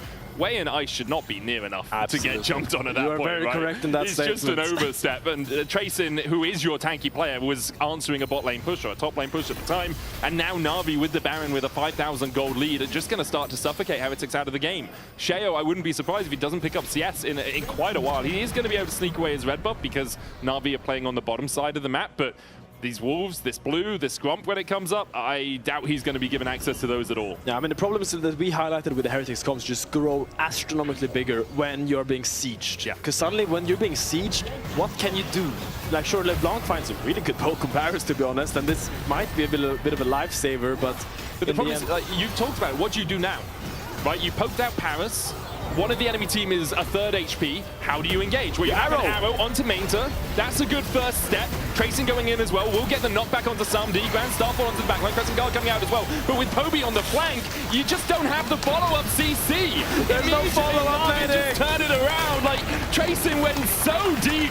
And Na'Vi are tracing out the chalk outline for where he died in bot lane. Na'Vi collapse onto Heretics. Oh my goodness gracious, they land that fantastic chunk onto Paris, and they're like, okay, maybe now we can fight. Guys, please, can we get one fight? And they commit so hard. They do everything right. They brought flowers. They did everything they could to make a good impression. But in the end, just Navi's teamfight divers is way too powerful, and there was nothing they can do as Navi is now knocking on the door of their Nexus. Superb comeback here from Na'Vi after falling massively behind in the early game. Na'Vi will take game 1 of this series. Impressive. It was Very really nice. impressive. I was worried for them for a little while, I'll be honest. After Heretics got ahead, after Ice was as big as he was, I thought that was going to be a Heretics victory. I thought to me, when they got that third dragon, I was like, oh, it's a little bit scary, it's a little bit freaky, but now we're going to toss it to the analyst desk and they're going to break down that game. For sure, it was really fun to watch. It was also really fun listening to you guys talk about it. But yeah, a couple of things did came true. I was, for one, afraid for Na'Vi, knowing that all the Drakes went over to Team Heretics. They do not have a good record when they don't get the Drakes, and I know we keep hammering that in, but it's been literally a losing condition for them, Jack, but not in this one. I mean, they have 0% win rate when they don't get the first 2 Drakes. So this is really cool to see from Na'Vi that they were able to pull out a win even when they didn't get the Drake win con. And, like, there was double whammy, they had main turn not on a tank. But on your first point, so here's the thing. Everyone's like, oh, Na'Vi, they need the Drake, but they don't need the Drake. They just need to fight around the Drake, right? So we can skew the stats so that it works well for us. But yeah, back to the tanks versus non-tanks on Minter side. I feel like, even though he had a good record on Bessa, because he came from ERL, obviously the opposition is not really as strong as in the LEC. It felt like stylistically it never really was a match for me. It felt like they were just always the static team. They want to play front to back, Minter just be there, protect the boys and all of that stuff.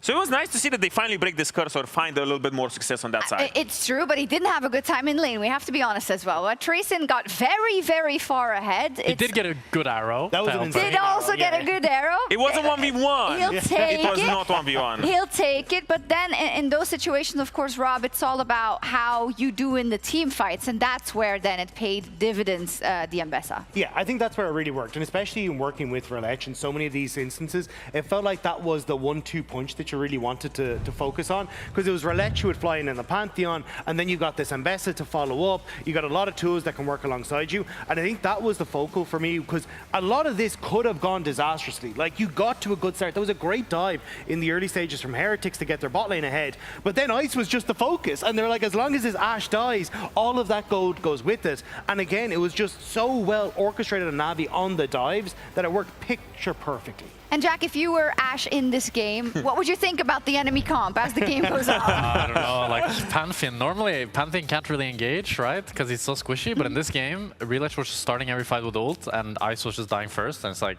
I don't know. It was like coming again, guys. It was like Finn said, you know. It's like, I don't think Ice played bad. I don't think he made big mistakes. It's just Bard ult, Pantheon. Okay, OP. but listen, like, think about it from the other side. Yeah. Imagine you are Na'Vi. You have Aurora, Pantheon, Ambessa, Bard, and there's a little flashless That's a lot of things. Yeah. There's a little snack running around on the enemy team. It's so easy for you to just look at that team comp and be like, okay, well, it's easy to find our target. We literally have a guy without flash all the time.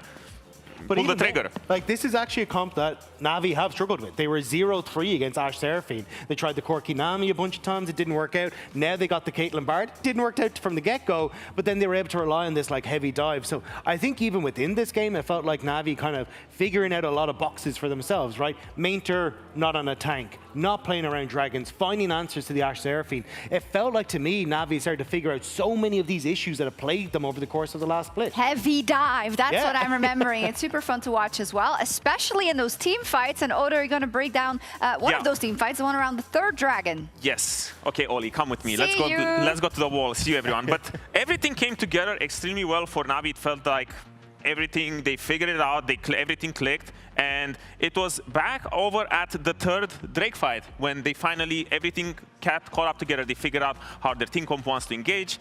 They figured out how to use the Pantheon, how to use the Bard and everything, and it comes over here. If we can roll it out right now. Pause right here.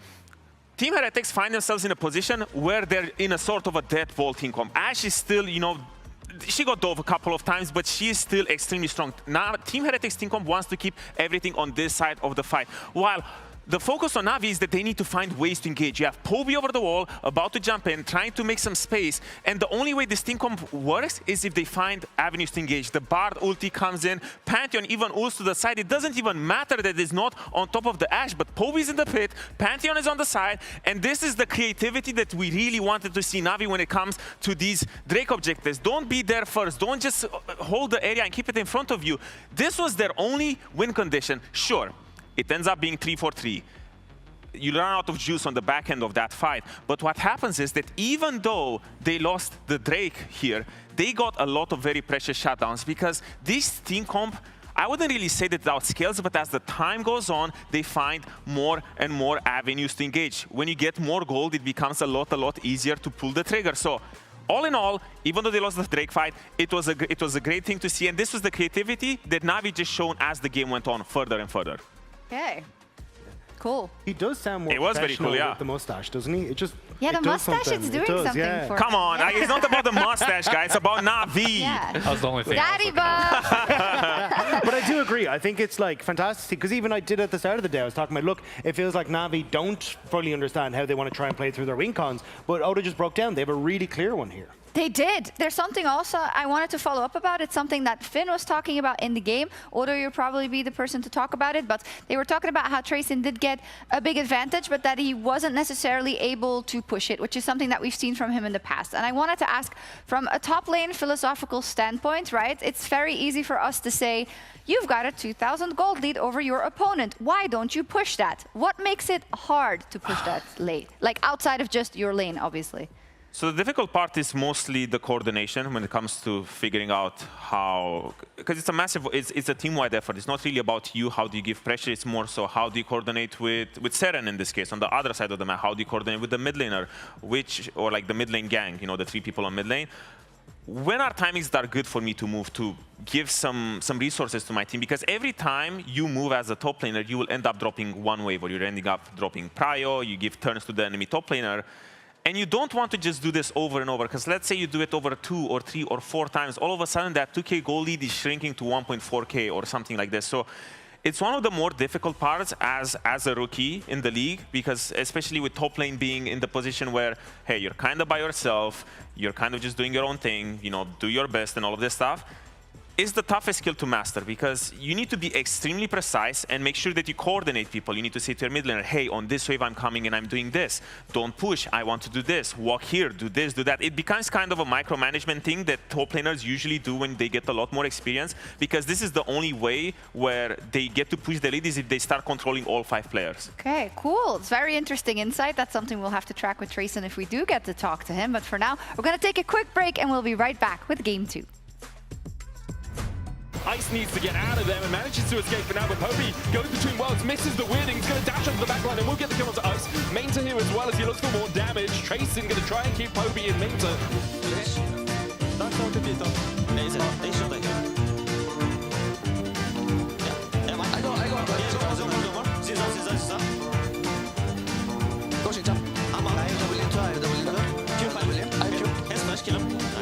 I'm going bot now. Jump this.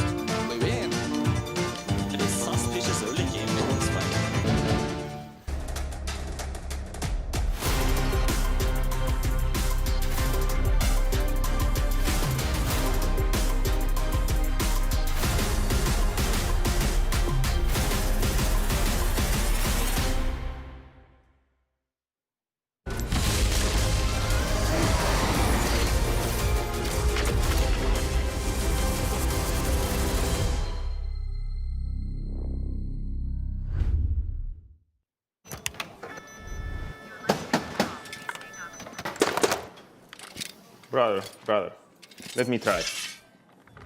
Wait, brother. Let us break this instead, brother.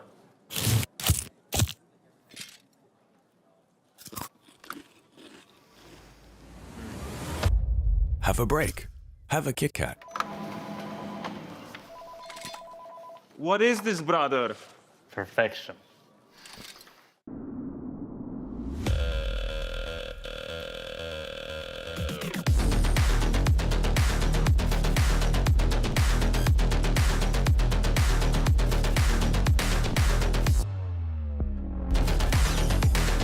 Wait, is he switching lanes?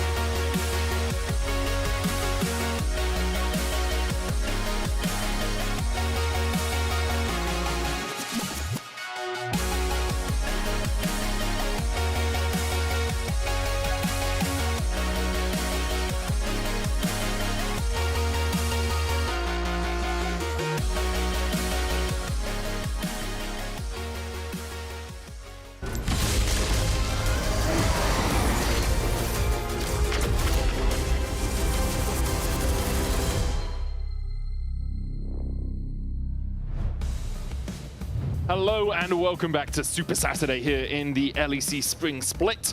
It's the third Super Saturday and the last Super Saturday we're going to have, where we have 3 best of 3s being played today. We have a special surprise coming up in the third best of 3, Finn. We do? We do. Oh my god. Well, I'm surprised. I wasn't aware of this. Yeah, well, I'm looking forward to it. It's going to be a fun one. I'll let them talk about it when we get there, but you know, game 1 of the last best of 3 is going to be an interesting one. It's a super splendid Saturday. It's a super splendid Saturday, and we are into super splendid draft. The second match of this super splendid Saturday, super splendid draft, with Na'Vi picking the blue side and Heretics choosing a first pick. Na'Vi 100% win rate on blue side. They played it once. It was against Heretics, and they just won the last game. So we'll see if they can keep up that record as Azir and Nautilus getting bound away by Heretics, and Rise and Orianna removed from the pool of Azir Na'Vi. as well, just like game 1. So mid lane pool is getting a little bit pinched still, as we saw in game 1. So we will see what happens here. My eyes are on the Lulu Yunara combo, because that has been very dominant lately. And I actually watched LPL the other day, and I saw a really creative thing, because one team, they picked away the Lulu first to separate Yunara Lulu. And then when they picked Yunara, they actually looked in Tristana into that. Yeah. So they put Lulu, Tristana into Yunara, which I thought was really clever, because the all-in threat of that lane, it's really no support that can kind of peel Yunara out of that bot lane duo. So I want to see if maybe that gets brought over to LDC, but it will just be a tried and true Rumble first pick. We've seen it many, many times. At least there's no Rumble Cassante to torment our memories. And we're going to see a little bit of a different matchup. Maybe we get a Rumble Sion. Come on, man. It's a good time. It's a good time. Tracing does have a 100% win rate on the Rumble this patch, or this split. He's only played it once, but he only has 2 champions that he has wins on, and that's the Gnar and the Rumble so far. They got the Sion Rumble. Exciting. Oh, okay, never mind. Let's just make it Rumble Jungle. Yunara instead going to be locked in here for Sam D. Yeah, he's played it once. There's the Lulu. So where do you go with this if you're Heretics? Kind of anticipated. I mean, you were thinking about it between the breaks. You just go for something that scales, and a Aphelios plus Thresh would be okay. Could go Zeri Yumi if you really want to try and like really put the damage down in that bottom lane. Or you could look for something like a, I was going to say Triss This Braum, sounds but very tricky in laning phase though for the Rakan, Saya. I mean, if you get to team fights, you will be fine with Rakan, especially if you have a jungle that you can kind of follow up on with English language. Yeah, follow up on well with Rakan. Something like a Wukong, a Vice, something that goes in that he can just jump on with a Bell Dance and then do the little thingy thing. I mean, I agree with that. I think Rakan into Lulu is actually really difficult for Rakan generally. If you're ever spotted, you get polymorph before you can engage. Yeah. And if you ever go in the Lulu's quick, she wild grabs your target, and then you're just knocked out of the air. It's like, I'm standing here with my quickness on. You're very sad. You definitely need a primary engage. And like Heretics do have good backline threat, right? Rakan with an equalizer there, that's already the makings of something very powerful. The problem for them is I really worry about their ability to stop this Lulu Yunara. Yeah, and I wonder if we're going to see the Vi Wukong bans here, because I think to me those make the most sense in this comp. You really want that kind of easy engage. The Vi Wukong it's just too convenient, because after that you get the Jarvan, which has had some middling success, and it's also not quite as easy for the Rakan to follow up on a Jarvan engage as well with Rumble. I mean, it is the spicy hotpot, but it doesn't really matter too much. So let's see where they take this draft. I agree with those bans. I think they'd be very good here for Na'Vi. Heretics are definitely looking for something with a little bit more engage generally. They're going to get rid of Mel themselves, which I wonder what that means for mid lane. They're looking for someone with a bit of like an Ahri, perhaps, because the Mel can just hold the charm. Yeah, Zoe as well. I don't think Zoe looks great into the comp of Na'Vi because there's a Sion, which you don't really want to that bubble. Sion, and I mean, if there's a Zoe, Lulu will probably just rush Mikhails and they will all be fine. They will all be neat and dandy. So probably will not be a Zoe, even though I love the Zoe right now. I think it's very, very fun to play. Wouldn't be surprised by something like the Ahri. It's going to be a Gnar ban. That's a Gnar ban. Wait. Hold up. They think it's Rumble Jungle. We did mention Or it. they forgot that they picked Rumble. One of the two. I don't know which one is more likely. I'm hoping they think it's a Rumble Jungle, because I'm going to be honest, if on their screens they can see a Rumble picked and they forgot, like, I don't know, Daenerys forgot about the fleets or something, right? Like, she forgot about the Iron That Fleet. is bad writing from whoever writes the script. I am flabbergasted by this Gnar ban. I wonder what's going on in the Team Heretics scrims. I'm gobbledygooked by this. Like, I have no idea what's happening right now, because they banned Gnar for this Sion, which is like, okay, you could have just banned Rumble. Wukong. What if you just pick Wukong now? Like, you just take Wukong, put Rumble top, you're fine. Yeah. And you have a fantastic team comp. I agree with that. I would like a Wukong pick here from Heretics. Na'Vi going to take the Ahri themselves. We talked about point and click CC. Annie does that, although has to take a slightly roundabout route to get there, using those 4 spells to be able to get her stun off. But Annie would fit into that wheelhouse of a bit of backline threat if she can find a flash Tibbers on towards the Yunara or the Ahri. Heretics, okay, don't pick Lee Sin, guys. Just because it's all orange, Wukong is also orange and red. We can go with Wukong. He fits Why did we ban thematically. Gnar? Medic, I need answers. I need answers. If Na'Vi win, that should be the first question. Yes. Okay. I need to know. Oh wow, there's a Wukong up and available. We could have banned Vi Wukong, made life easy for ourselves, but we're banning Vi Gnar. Okay, we'll see what happens here in this game. We're gonna cool down a little bit. Sorry, I got a little bit emotional there when looking at the drafts. Justifiably so. Justifiably so, Finn, because that Gnar ban, it's confusing. Yeah, looking at the last pick here, I'm thinking something like a Mundo could make sense. It's really good into the Wukong. I'm also thinking like a standard Bruiser jungle that Relech likes. Aatrox there, fantastic. Not a great matchup into the Wukong per se, but big comfort for Relech, has been dominating on that pick. So I do think Na'Vi in general has like a very solid draft. I just see Heretics draft and I see they all really want to do the same thing. They want to go on the enemy carries and put all their big circles on them at the same time, preferably. And they'll be very happy. That they will. And it's also very disparate from the first draft they had, where they didn't really have any engage, apart from the Ash Arrow. They didn't really have a way to start a fight. Whereas now, it's very obvious what Heretics want to do. Like, they kind of want to walk at you invisibly if you're the Wukong, pop Cyclone, have a quickness on top of it, use an equalizer, put down Tibbers and Featherstorm, and that's kind of like, yeah, cool, here you are. At least there's no Gnar. At least there's no Gnar. That is so true, man. If this was Rumble jungle with a Gnar top, oh, that wouldn't really change anything. Gods, the draft was strong then. Gods. Okay, we're heading into game now. Game 2 in Na'Vi vs Heretics, and there's a lot of eyes on this game. I think Heretics really needs to bounce back now because, as we said, if they lose this series, they're going to be 1-4 with 4 more games to be played. And they really need every win they can right now if they want to make that playoff run. Yeah, some really tough matches up for them as well. KC, MCoy, Fnatic and Shifters to round it out, maybe slightly easier depending on how Fnatic are feeling on that day. But still, to manage to get to 4-5, probably 5-5, depending on how results go from here. There's a lot of front loading in Heretics this season. For Na'Vi, currently sitting at 2-1. One game won with some very clean fights around the Dragon. Credit to them. Here, they've got a composition that works on many different aspects. You've got a tank, you've got good front line, you've got a good back to front if you want it, and a bit of pick as well from the Ahri. Like the back to front, that's nice. Yeah. I just saw the absolute nerdiest, sweatiest min-max that I've seen in my life in this early game. Wait, was it Rumble buying glowing mites, using spells in base to get towards the overheat threshold, then selling the glowing mites with the undo button and buying a Doran's ring? Yes, he did that for 15 seconds while the gates are there and you can't go out. So he just min-maxed all of those stats. Yeah, but now he's in the danger zone, and that's more damage, you know? It's sometimes you got to do that. Sometimes you got to do that. Didn't do him any good. Ate a Q. He did just eat a Q. But the problem is you do have to go Electro Harpoons first if you're going to do that, because you need to be able to get both the spells to spam them out in time to keep your danger zone up. So Tracing will be waiting for that level 2 before he gets the Flame Spitter. I mean, when you're playing Rumble, it's all about that first bounce. Like your Flame Spitter, Flame Torch, Flame Spitter was big right. fire move. It doesn't actually do a lot of damage without the danger zone kind of damage buff. So you really want to just chill level 1, preserve your HP, get as much CS as you can, but then when the wave is bouncing, going back into the other side, and suddenly you have your Scrap Shield, your Flame Spitter, and your Electro Harpoons, that's when you're actually really strong. You can start taking heavy trades with that shield with extra damage. So Rumbles will just chill, get a little bit of first strike gold, and we're gonna see him probably walk up and look really angry. He's gonna look so cross. I'm so angry. Why did my team ban Gnar? I'm so angry. Thinking actually, the other team banned Gnar. Maybe why did you ban Gnar? I wanted to play Gnar. Oh, I'm so angry. Mains are doing a fine job of surviving through it. Has the grasp. Will be running.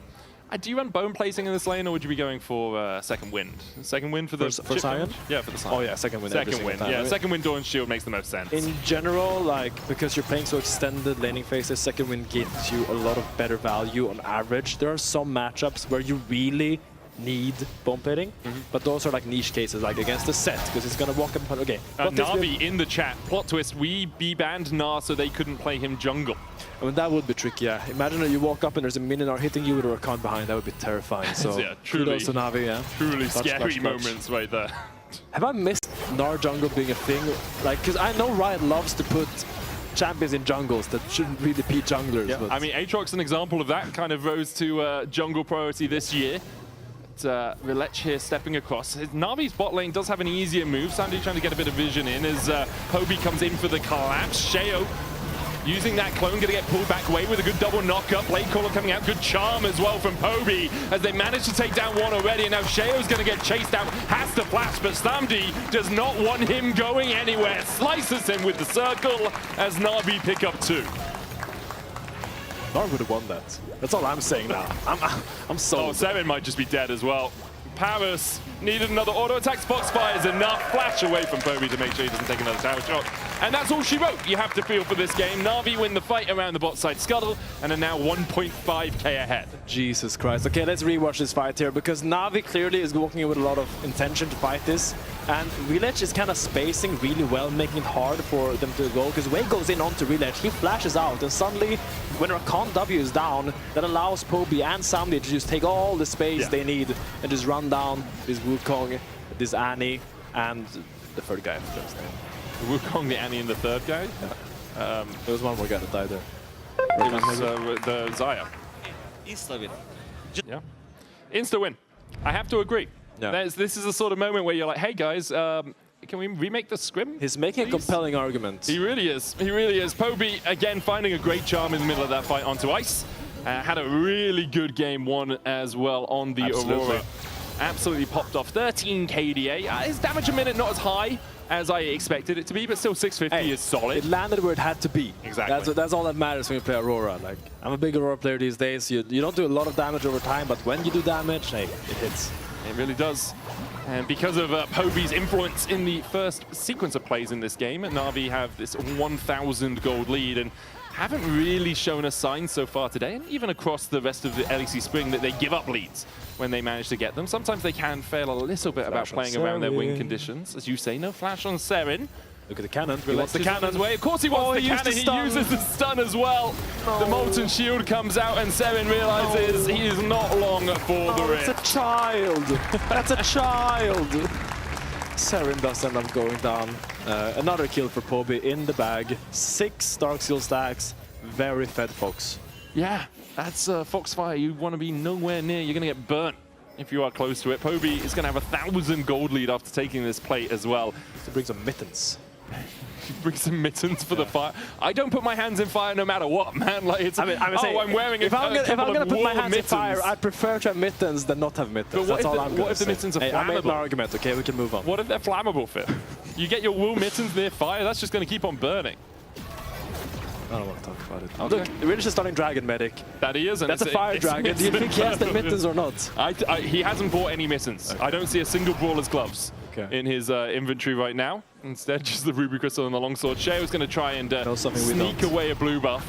And Relech here surviving through the fire and the flames pretty easily, let's be honest, as he is level 6, has that World Ender. Could look down towards the bottom side. Heretics kind of giving up the ghost on Ice and Way now, leaving them to their own devices. The Sheo tries to get himself back in the game by stealing away this blue. We'll also have a Scuttle Crab, but Relech realizing he's got a bit of time, just going to stand around here and force Ice and Way out of the way and try and deny them as many CS as possible. It's going to be a couple at least.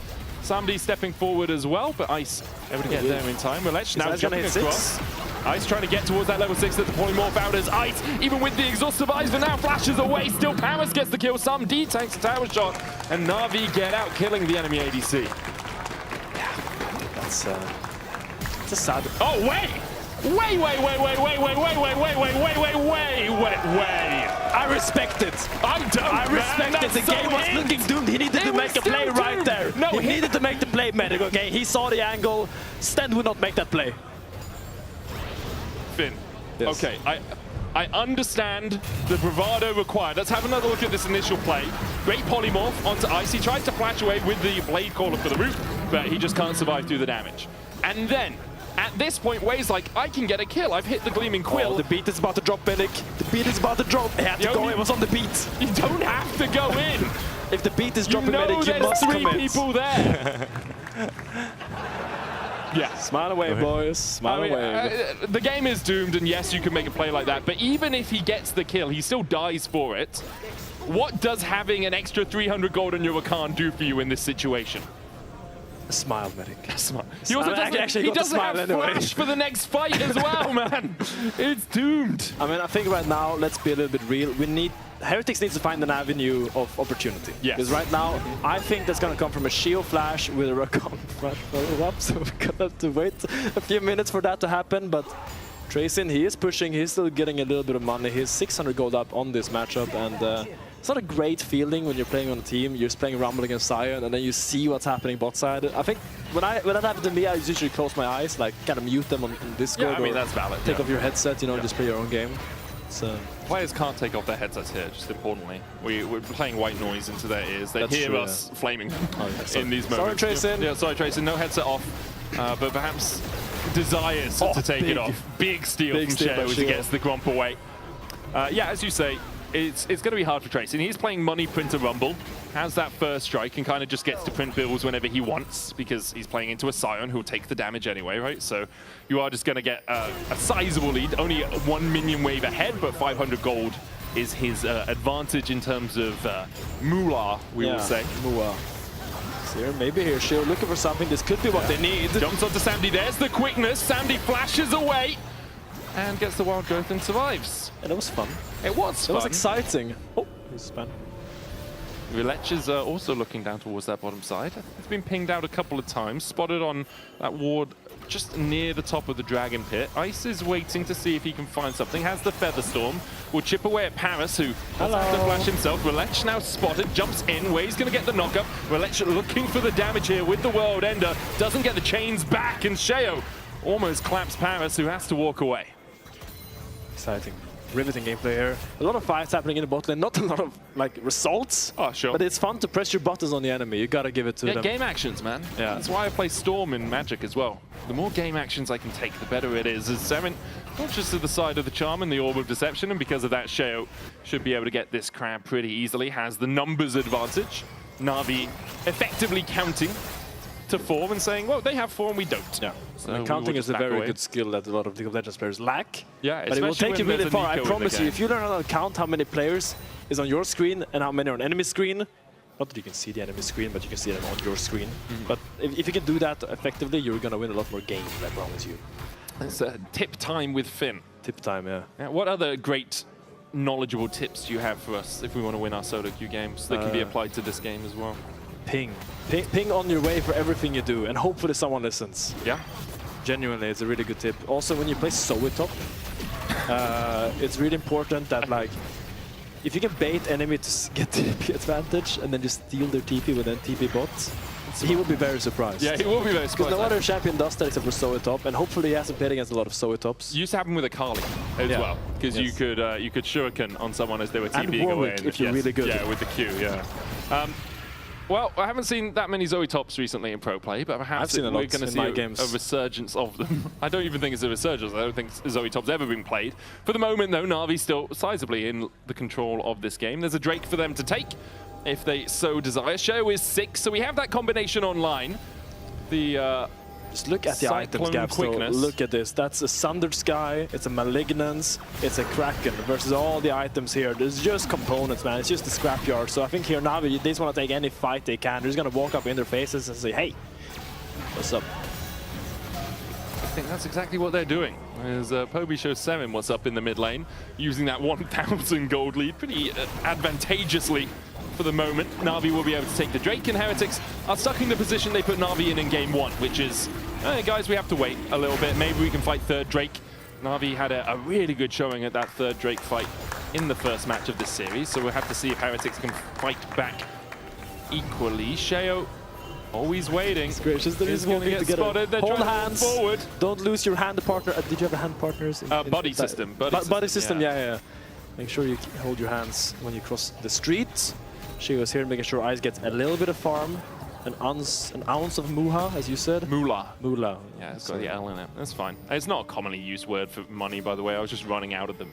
So I picked one from the random recesses of my brain. Great choice. I like it. Yeah, it's a good one, right? So I want to see when this Annie joins the game, because I think Annie needs to flash on someone together with Sheo soon. I'm smelling an Annie flash on someone with Sheo soon. Is it a third Drake Annie flash on someone with Sheo? Is it let's just find a pick? Because at the moment, like, 7 isn't leaving this lane. And when you're freaky gold behind, you take what flash you can, okay? Like, if you see a flash angle, you take that thing fast. Yeah, we're looking for the flangle. Leandri's now finished on Tracing as well, with the Trinity Force on Sheo. Heretics starting to get those first items, but already Na'Vi on their way to their seconds. Na'Vi sitting at 2-1 right now, do have a difficult schedule coming up generally, but if they could get to 3-1, it'd be really good for them. Giant X next week, and then in week 5 they have KC, Fnatic, and Shifters, and then in week 6 they play G2. So some difficult opponents left for them, but if they go into next week sitting at 3-1, basically already on the cusp of making it into that top 6, as Relech steps forward with Paris. Na'Vi have 4 players on the top side, whereas Heretics only have 2 for the moment. Rakan coming across to join them will make it 3, but still a numbers disadvantage means that Heretics back away. Yeah, so look what Na'Vi did there. I really like this play. They actually based with the bot lane and then moved all the way across there. Sorry, I was trying to draw. I can draw here. Is a fight happening here? There's a flash going on. Quickness going out. Great catch. Great flangle. It was a good flangle. I didn't quite see how it started because I was looking at you drawing on the minimap, but great catch there onto Samdi, who didn't have his flash up at the time. Tibbers used on Poby in the mid lane by 7 just to force him away. I'm pretty sure Na'Vi was also looking at the minimap because they didn't really see it coming either. Yeah. Really good call to action there by Team Heretics. They needed that so badly. Big shutdown onto Samdi, and the swap that actually was really clever now turns out to go a little bit awkward as now the Ari takes over top lane. Now you're gonna send the Yunara mid, and here we get to see this play once again. Oh, He's just going way too far. Yeah, He's just going way the tower too far here, my dudes. Yeah, that was foolish to say the least. Heretics investing the flashes to make sure they get the kill, but because of that now, Tracing 1.3k ahead. And the Equalizer will start burning in this next team fight. Drake up in 2 minutes. Tracing will be looking to see if he can get to an item and a half, 2 items by that point. If he spends that gold, has yet to recall after that fight towards the top side. Na'Vi doing what they can to chip away at this mid lane tower, but Seven and Shale will be able to hold it. One of the benefits of Xayah is that you can kind of leave her isolated in the lane to a degree because of the Featherstorm. She has a bit more safety than a lot of other AD carries, and Mainta doesn't really have too much threat because as long as Ice plays at the range of Decimating Smash and when the Unstoppable Onslaught comes out, uses his Featherstorm, he's actually not going to get caught out too easily. But it's also why Xayah is so popular in drafts like this, why she works so well, because your entire team is going to dive the backline, and you're basically left on your own. And she's one of the AD carries that can do that job better than most. Yeah. So she's quite comfortable playing that solo game, just farming up, getting big, and just hitting like a truck later on, but will just be a little invade. And the Herald start here from the Aatrox. Mainter is looking up. Oh man. No. Roar of the Slayer, man. Yeah. Mainter just stopping Ice's recall there kind of hurts him quite a lot, let's be honest. He needs to go to mid and catch that wave. You can see he's already crashing on the mid tier 2. Seven is answering top lane because he has TP and there's a Drake up in 1 minute's time, so he can be furthest away. Yeah. Ice, will path out towards mid. Wouldn't make any sense for him to go top. He was pathing there for a second. Realizes mid is the place to be. Has finished his Storm Razor, so it's an item apiece between the AD carries. Next objective, 40 seconds away. Relech has that Rift Herald as well, so Na'Vi have an extra prong to pressure around this drag. Yeah, I mean, probably just will end up going bot lane here. He's just gonna put it bot, get that bot tower down, and then just start going into the Dragon Pit and you're starting that. It's quite a simple play when you have the Herald because you get this guaranteed push that someone has to respond to eventually, so... Side is opening mid here, though. It looks like it might be mid as the play. Seven's working his way down towards bot. At the moment, Poby is there. Really put the Herald here. Okay, so a couple of times last game, we saw Heretics indecisive about where they want to position. Is it, do we stick in the river? Do we try and play through mid? Currently, they have 3 people playing through mid and Sheo on a flank. Tracing stepping forward. Yeah. Seven going to spot out Poby, who might have to use a Spirit Rush across the wall. Flangle? It is a flangle for Sheo. It's going to get spotted by Mainta. Blast cones in. Tracing still sitting there with a Flame Spitter. Ice now isolated from the team. Charm lands onto Tracing. Quickness coming out as well. And again, Heretics are all split up and Na'Vi collapse immediately. Relech going in with the World Ender. Going to chase down Wei. Even with the Tibber stun, Wei unable to escape. Na'Vi find 2 again. And Seven doesn't even really have a tower left to stand under. They take the tower down. They take Seven's life.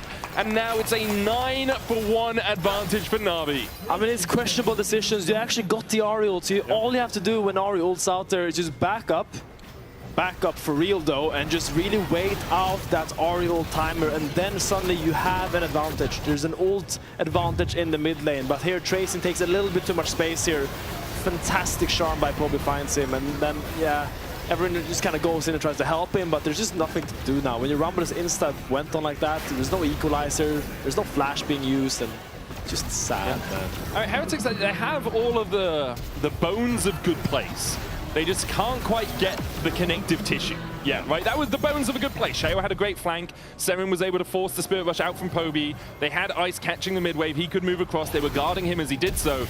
But because they didn't have the wherewithal to step back, as Relech needs the wherewithal to step away from this as well. Sheo will find the kill.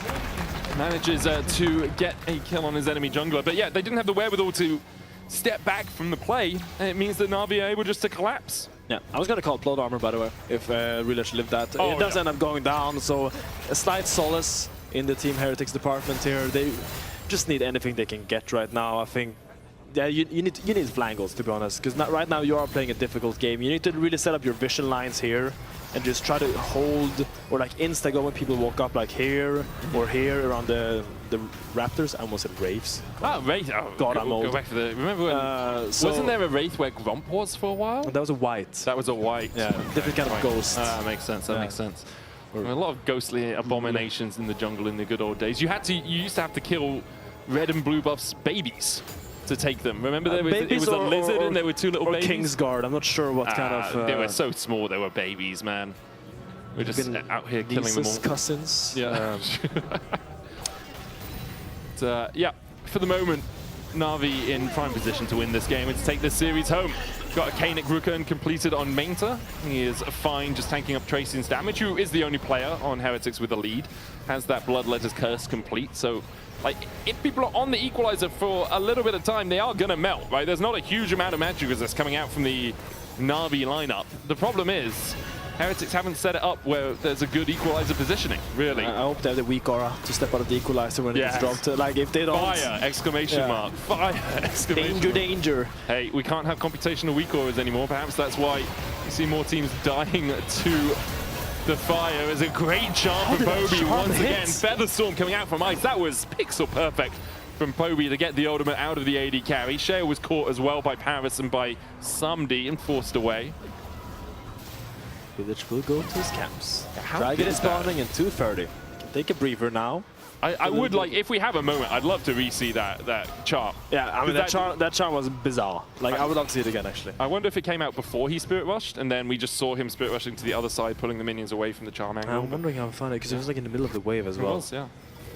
Do you think us just pontificating on what happened there is good TV? It's fantastic TV, man. We all care about Poby's charm. Oh, here we go. Here we go. Poby, the most charming player on Na'Vi right now. Yeah. Ice thinking he's safe. Okay, he's gonna ult and then E. Oh, that's insane, by the way. I'm gonna put my hands up. Don't think that should have hit. Don't think that should have hit, man. Big kudos. That's a kudos. That's a lollipopping moment there from Poby. That one looked like it was going wide, but there was a single stray feather in the back of Ice's cape that it caught. Yeah, as you say, kudos to Poby. He's had a really good series so far. Fantastic series. I think his laning has been really good. His team fighting, really good awareness of what he needs to do in the fights. I think just like a lot of players sometimes struggle with what the role is in a team fight, and I think right now Poby's doing a good job of it. Yeah, really knowing who he needs to capture, how he needs to find that back line. And with Drake up in a minute's time and Cloud Soul available to Na'Vi, we'll see if Heretics feel that they can take a fight around it, because right now they are denied pretty much everything. They have 2 wards in their own jungle, and they're both up near the Baron pit. Nothing down towards this bottom side. Wei, like, Rakan is a great rat for vision champion. Like, you have so many ways to jump over walls, to escape, to dash your teammates, so he can be a little bit more flexible about how far he pushes up. The risk is, if he oversteps and gets polymorphed, he's pretty dead pretty quickly, right? Polymorph into a charm is a very dead Rakan, so he does need to be near someone that he can dash to. Obviously, Xayah allowing a longer battle dance than most champions. Medic, let me take you on a road. Okay, yeah. Do you remember Sven's Alistar flag? I do. Yeah. It didn't work. But the idea was there. I think we need to see a Sven Alistar flank right now by this Rakan. Okay. You telling me he has mobility? Alistar does not have mobility. Still, Sven found that amazing flank. But now he can actually... He recalled at the end of it, didn't he? He was just in the bush grazing and was like, that's enough punch-shoot for now. I'll just come across. But yes, I agree. A big flank could be important here. As Tracin TP's on the spot. Huge flank. Huge flank from Tracin. Gets a huge shield out of it. It's a flank angle. Sixpack in the game with us right here. It's like I can hear his voice. As obviously Tracin doing it for the shield. Just a little bit amusing to watch. Seren is looking for a flank of his own, but he's going to play backline. Here for Heretics. With the charm, with the charm onto the shield, eats through it. Shale trying to get in. There's the quickness. Going onto the backline on top of the equalizer. A cyclone there as well as Relech falls low. Gets a couple of auto attacks down to Shale to heal himself back up. Poby on a rampage just now. It's a 4v4. Seren has the stun. Sumdi has the transcendence stacked up. Wei tries to dive in, but Na'Vi dodge him. And now Ice needs to use the Featherstorm. Tracin overheats. And that's really all that he can do in the rest of this fight. Relech still dashing in with the Infernal Chains. Can't land him. In the end, Na'Vi win out the fight 3-1. God, if there weren't 8k behind before that fight, that would be glorious, Medic. Everyone would have been dead. That would have been glorious. But still super nice to see that they're trying to be proactive here. They spot out Poby on the flank. They're like, okay, we're not going to walk through him. We're just going to go to the other side of this fight. So I think it's Shio that engages it. No, it's actually the Tracin equalizer that pulls the trigger, and super good follow-up out of Heretics. This is the only thing you can do. This is the dream. You guys did what you could, okay? Like, you gotta give kudos to Heretics for this fight. I think they played it quite well. In the end, the just goal deficit is too massive. Got a lot of flashes though. No flash on Poby, no flash on Samdi, no flash on Relech, and no... Okay, the rest of flash. But still, this gives you an angle. Shio has flash right now. Ice has flash. You gotta use these flashes on the carries of Na'Vi. Yeah, quickness about to come off cooldown as well. You have to repeat this. Still a little while away. I think in 15 seconds, Heretics need to pull that trigger again. That's when the Equalizer and the Cyclone are back up, you can kind of wait on the Featherstorm. Like, yes, it's nice if Ice has that degree of safety, but you really need to pull the trigger before Na'Vi have more tools. Way going in, looking for the quickness onto that backline, but Power's able to dodge away from it, and they pulled the trigger, but they're firing blanks, Finn! It blows up in their face, a triple for Samdi. Heretics wiped away. And Na'Vi will march down mid. Oh, I mean, you had to go for it. I like the attempt. I think there you really saw the highlights of why Na'Vi is so annoying to play against as Rakan. Completely nullified the Rakan engage attempt. I like Shio trying to dub you over the wall to give the battle dance angle, but in the end, they're too far behind. It's a 70-3 kill game. There's 10k gold up, and they're not gonna end. They're gonna go for the Baron, but I think we're looking at a potential 2-0 right now, Medic. Yeah, I think after the first Scuttlecraft fight, we were looking at a potential 2-0. I mean, it's always potential. When we talked about it in draft. Like, it sucks to play Rakan into Lulu, because you get close and then Wild Growth comes out. It's like, oh, okay, cool. Samdi just survives through the whole thing. I very much understand the thinking behind it, which is like, if we pull the trigger, if we get onto that backline, we're going to have so much damage. But when you're this far behind, it's basically impossible to do against a Lulu that has hands. And Paris has had hands in both games. Yeah, I mean, the reality is that you need flash. Yep. You need flash to make the animations go faster. You need to account the R, flash, and then W. Or you need them to be in a Cyclone. You need them CC'd before you get exactly, there. Yeah. So it is a tricky one to find. It's hard to find without flashes. I mean, Shio did a flash, but it wasn't really enough there. It's going to be Baron for Na'Vi. It's going to be a slow burner of a side lane push here. Yunara and Lulu is opening into the top side. They're going to be getting down this tier 2 tower quite rapidly, and they will be putting their eyes towards the base of Team Heretics. That they will. No inhibitor tower in the mid lane, just that inhibitor open. Meanwhile, on the bot side, Tracing pushing up. Sheo was shadowing him as well to make sure that he manages to take that tower. Sheo taking a Scuttlecraft, trying to find something positive out of the end of this game. Maybe could find a flank, but Na'Vi are just all pushing through top. This will be an inhibitor tower, and like the inhibitor afterwards, reset coming out from Tracing as he tries to get back in time. We do have the Cyclone Quickness Equalizer combination if Heretics decide they want to try and force a fight, but every fight they've forced recently has blown up in their faces. As that will be the second inhib. Sheo still on that flank. He learnt from the best. Sven on Alistair. Sven maxing right now, trying to stay behind enemy lines. And he's getting overmocked by this Na'Vi team. He's got frame mocked and dropped by the Narban, sadly. Yeah. He was really eyeing that pick. I think that's... Are we really actually, yeah, okay. Thank you for reminding me. Analysts, I'm not over it. Analysts, please ask about the Narban, because we are just not sure. We are just not sure what that was about. Na'Vi obviously played this game really well. They got that first Scuttlecraft fight where like 1.5 they know something get that ahead. we don't. Or they just threw a ban at Nar because they were like, oh, we might as well have a free ban. We'll see. We'll see what they say was the intent behind it, as Heretics still... I mean, you can say they're trying to find a way back into the game, and that is true, they are, but the options are vanishingly slim at this point. Sven, flank. Who is Sven in this situation, dude? Well, I think it's Wei should do the Sven flank, but it's, how? Show me how he gets. He has spellbook. He has spellbook. You want him to spellbook TP behind on this pink ward. Oh my god! He goes in for the engage. There's the equalizer as well. Samdi taking Sven flank. Who needs a Sven flank when you can just go through the front door? Heretics find two. Samdi already down, and now it's on Poby. Spirit rushes, misses the charm onto Ice, who sidesteps it well. Heretics though, just delaying the game. They get about 1,000 gold back in their pocket, and that 1k cuts the gold lead to 10k. As Relech looks in with the world ender here, Wei flashing away. Blade Caller doesn't get this route onto Poby or Relech. In the end, Heretics will just walk away as Na'Vi lick their wounds.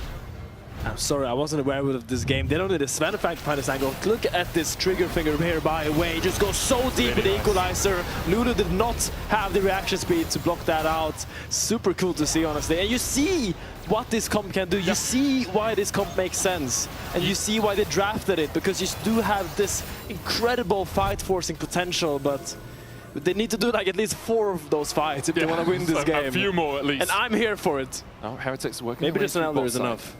Elder fight. Ice? Oh, Ice. Where is the rest of your team, Ice? Why have they abandoned you?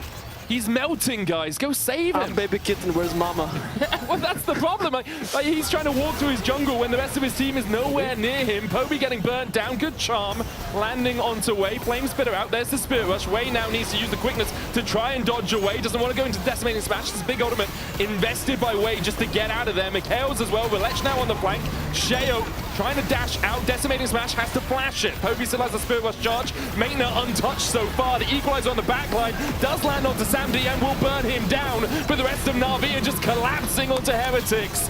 Seven will try and escape, but Sheo doesn't have that same luxury. Na'Vi take down 3. 7 taken out as well. And now it's all on Ice. His team abandoning him once more. Left alone under the tower. Na'Vi will happily take that kill. I mean, it's a fantastic game by Na'Vi. Super exciting to see. Pretty clean snowball, except for some oopsies here and there in the team fighting department. You can see why this team is so dangerous when they get all of those dragons. You can see how decisive they are and how clean they are to finish out these games when the dragons are on the menu.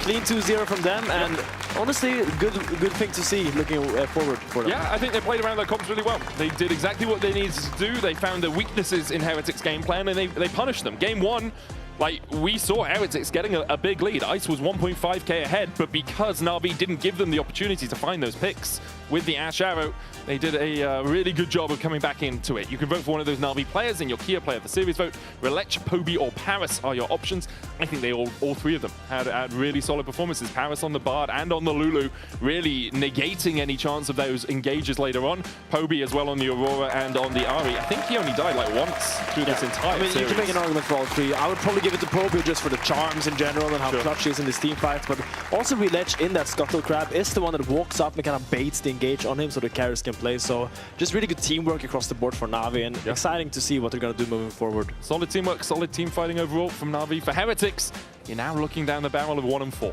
And that is not a place you want to be. Need to win out the rest of your series, but it is a hard road to do so if you are going to make it into that top 6. I do believe we have Relech and Paris who are joining us on the analyst desk. We're going to hand it over to them. Please ask about the Narban. What was it? Why? Why? Yes. Why? Yes. I'm going to ask Medic. It's not that crazy. Is it not? Well, we should ask them. I mean, his bubs, congrats. Okay, so I mean, you guys can hear the casters, but they were mind-boggled that you guys banned the Gnar when they already had Rumble locked in and you guys had the Scion. Yeah. But it's because you were worried about the Rumble flex to jungle, no? Yeah. So, yeah, that's what I was thinking. Oh, no, you just... But I don't think it's that crazy. I don't know why Finn and Medic were so I don't know. Medic was wondering about it the whole game, and then you're just like, well, they're obviously stupid because obviously but you Sheo, just like flex it. Sheo against G2 flexed the Rumble, like what was it, an LEC Versus, and had a really good game on it. So yeah. Yeah, I mean, what can I say? No. Schooled. Whatever. Congratulations, you two, back on the board after last week, which was, of course, not good. It wasn't that. So, Paris, what went better then, this match? To be honest, enemy is a bit worse than Vitality. Like, to be honest, respect to Vitality. I think they're playing decent, even though they have, like, sometimes they int so hard, sometimes they play so good. I think they are, like, almost top contender right now. They are. And today, against Heretics, I think we had better comps, better early game. We just... Well, the game one early game was a bit...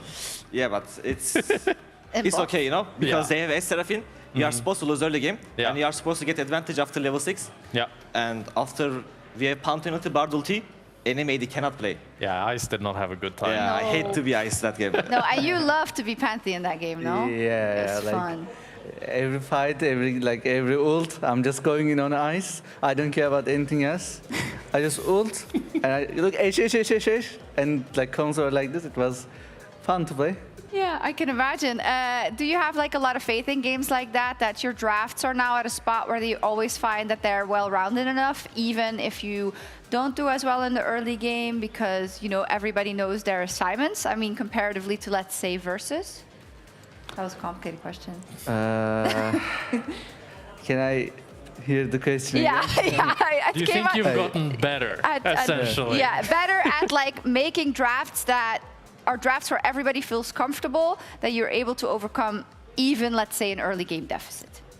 Like, I think we are doing good, and like we are also working on it as well. It's like we have also like side part playing Aatrox and Mesa, but also working on this to play like other comps, other flexibilities as well, so we can be actually a top contender team, so we can win against like G2 and KC as well.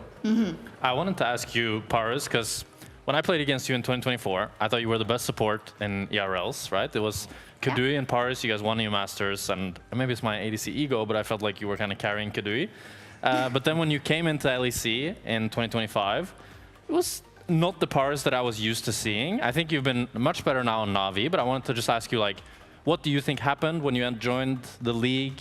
Why did you underperform, and what's changed for you now? I think in BDS, we had a tough year in general, and at the start, it didn't even start good, it started really bad. We started losing every scrim, official lose, bad mood, and we couldn't come back, you know? It was always some bad moods in the office, and I think we didn't manage well, so it just snowballed whole year, and I didn't play good. I could still play better, even I have like bad mood. I don't have, maybe I lost my confidence when we lost so much, you know? But this year, I'm happy in the team, everyone playing good. We are winning scrims, winning official, you get more confidence. It's kind of snowballs for me. Maybe that's my personality. So this year I'm happy and I'm playing good. So you feel like you're kind of like a confidence player, you need a good team environment. I mean, I think a lot of supports are like that, because like as an ADC, you could have a good game even when the team is falling apart, but as support, it's really hard, right? Like if your carries are behind, it doesn't matter how good your engage is. It's like... Yeah, it's a bit hard to carry carries when you're support. It sure is. Rilech, how do you feel that you're evolving also in like the ego department? And I asked your coach about this as well a couple of weeks ago, but now that it's not as much, I feel like for a lot of verses, there was so much hype behind all of you in the team, and then maybe it kind of fell flat, right? How are you managing expectations this time around to make sure that you can hopefully make it to those playoffs and do really well in those playoffs? When in versus, people were not expecting anything on us. They were expecting us to go 9th, 10th, like 11th, like for last place, not to win playoffs. Like we silent the haters at first, and we put our like bar above from the expected. But now people know that we are here. When we do this again, it feels like, it's Navi again, like it's not really something special. Yeah. That's why we are also working better and trying to improve to make this bar go more higher, and yeah, it also affects me as like ego and the courage part as well. Because now everyone expecting me to pick Aatrox, it's not hype anymore. Oh, I'm Aatrox, it's jungle. Oh, I'm Bessa, it's jungle. Oh, it's Village. Well, today you played at top, but I wanted to ask you, Vitality, G2 on the stage. Yeah. Who do you guys favor? You guys played against Vitality and lost, but I don't know if you guys have scrimmed much G2. What do you think about both teams? Who's winning today? For me, on a good day, so far, Vitality has no chance. But after last week performance against Fnatic from G2, I cannot say that anymore. But I will still favor G2. On a good day, they're really good. You see it in official when they play their own game and scrim as well.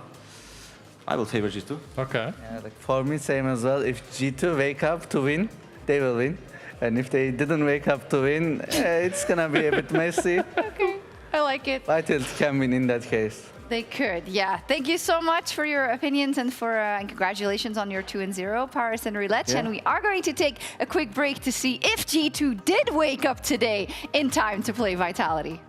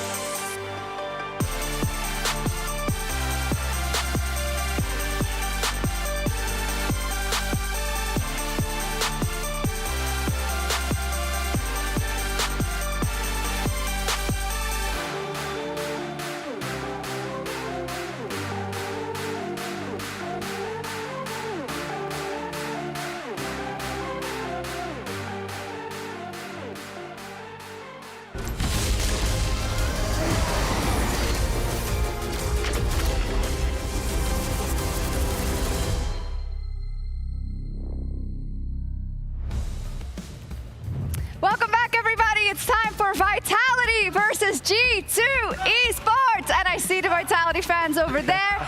G2 fans are not making any noise, which is strange They're to so me. They're on their confident. phones, but are they tweeting? Hello, Samurai. They have to vote who's going to win. you know, Hello, Samurai. They're making noise. Yeah. What about you? Nah. Okay, yeah, whatever. We're gonna make noise. So, That's why G2's boring nowadays. awesome matchup, but there is a caveat. Vitality. They have never, ever, ever, ever beaten G2 in a best of series. Ever. Oh, Jesus, It's today. It's not looking good for them. Like, That's they have a a couple long- of like wins here and there, but like the fact it's never ever happened. The closest they got was a 2-1. Like that is absurd because these two have been around for so long. They It's haven't. been like, what, 10 years of G2 versus It must Vitality? be. That's a Don't- crazy don't stat. check the stats. Okay, but Don't to check be them. fair, like Fnatic feels like they always lose to G2, and Fnatic beat G2. So if there was a time where G2 is the most vulnerable, it's when G2 is the strongest. Yeah. So that's why Vitality Yeah. will beat I them. mean, they're Could be true. in the domestic region now, which means that they're going to finish Yes. 7th. And Vitality were 4th? Something like- so, yeah. something like so that. there we go. Easy Yeah. win. Easy Yes. seeding. Exactly. So there's a lot to analyze. There's a lot to get excited for, as I will also grab a little prop. Basically, we want to play a game where we're going to have two categories. One is about G2, the other is about Vitality. You can all play as well, and just decide what you prefer best, basically. Here's the first one. It is Caps' recaps. Caps recaps with caps or without caps versus the check-in. Yeah. What? I mean, Check-in? Exactly. Yeah, I'm over here. This is some of my favorite content that has started to come out on X. Like this is so good. It's like a roller coaster. You never know what the journey's going to be. You never know what they're going to talk about. Carzy has to be like shut up for half them. So it's amazing. So here's the thing. Caps recaps with caps. Fun. And sometimes, special episode without caps used to be my favorite bedtime series. Every time I would go to sleep, I would watch it. But right now, it's at season 4 or 5, and it's one of those series where you really love how it starts, and then it just ends up going downhill. Meanwhile, this one, season 1, baby, that's where we are. Season 1. This is It's a banger. It's a banger. It's a banger. Yeah. But this is the original, and this is the imitation. Nah, come I'm always on. going to take the original. It's the GOAT of EU. It's Caps recaps, you know? And then it's like he's not always there, but then when he's there, boom, it's a banger. Better hope for a revival of the show, buddy. It is hard because Caps is absolutely adorable as well. That's Every true. single one He's of so them. cute. So are all of you. Anyways, that's a lot of points for Vitality. Then, secondly, best social media graphics. Ooh. No, I think it has Oh to be. no, never mind. We're hey. talking about what? No. Oh, that's a top lane, but... Best top lane. the right spot Best top anyway. lane, The right spot wait a anyway. minute. Yeah. What? No, I'm going over here. I'm going with the original. The OG Turkish Hey, you're top taking laner. my argument. This is insane. What the thing is, this man has been nuts. And not only that, Naknako has never beaten Broken Blade in the LEC. And like, he's bringing out the Shen, he's bringing out these weird picks. Like, this is the man that's still going to get it done. I'm a little bit confused, production. Can we reset? Because what's going on? We had Caps is the Caps amazing. recaps and the check-in, and now We're going all over the place. We're worldwide right now. At least the Either graphics way. pretty. I mean, to be honest, if there was a time to break, it was on the pretty graphic because It that is. graphic was pretty. All right, so we're gonna do the graphics. The audience Okay. already saw it. I think it's G2 though. It is G. Have you They seen both the are pretty G2 good. graphics? Yeah, they're both really good. I mean, but- Vitality is a little bit more vintage style. It looks Yeah. kind of nice, but the But G2... the cross stitch was insane. Yep. That is like probably the best graphic style that I've seen ever done in esports. Yeah, and also That was in the absurd. era of AI, I feel like that's just such a strong Yeah. I also think just in Right? general, like G2 social media is like, poppin'. it's very good. Poppin'. But now, on to what we really want to talk about.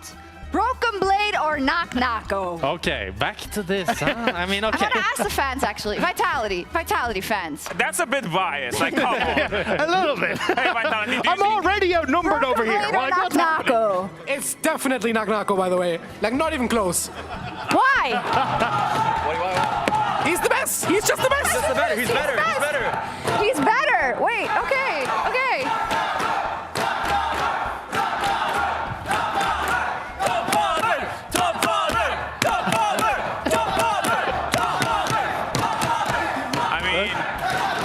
I mean, he's always owned I Naknako. hate to break it to them, but he did find his top father last week, right?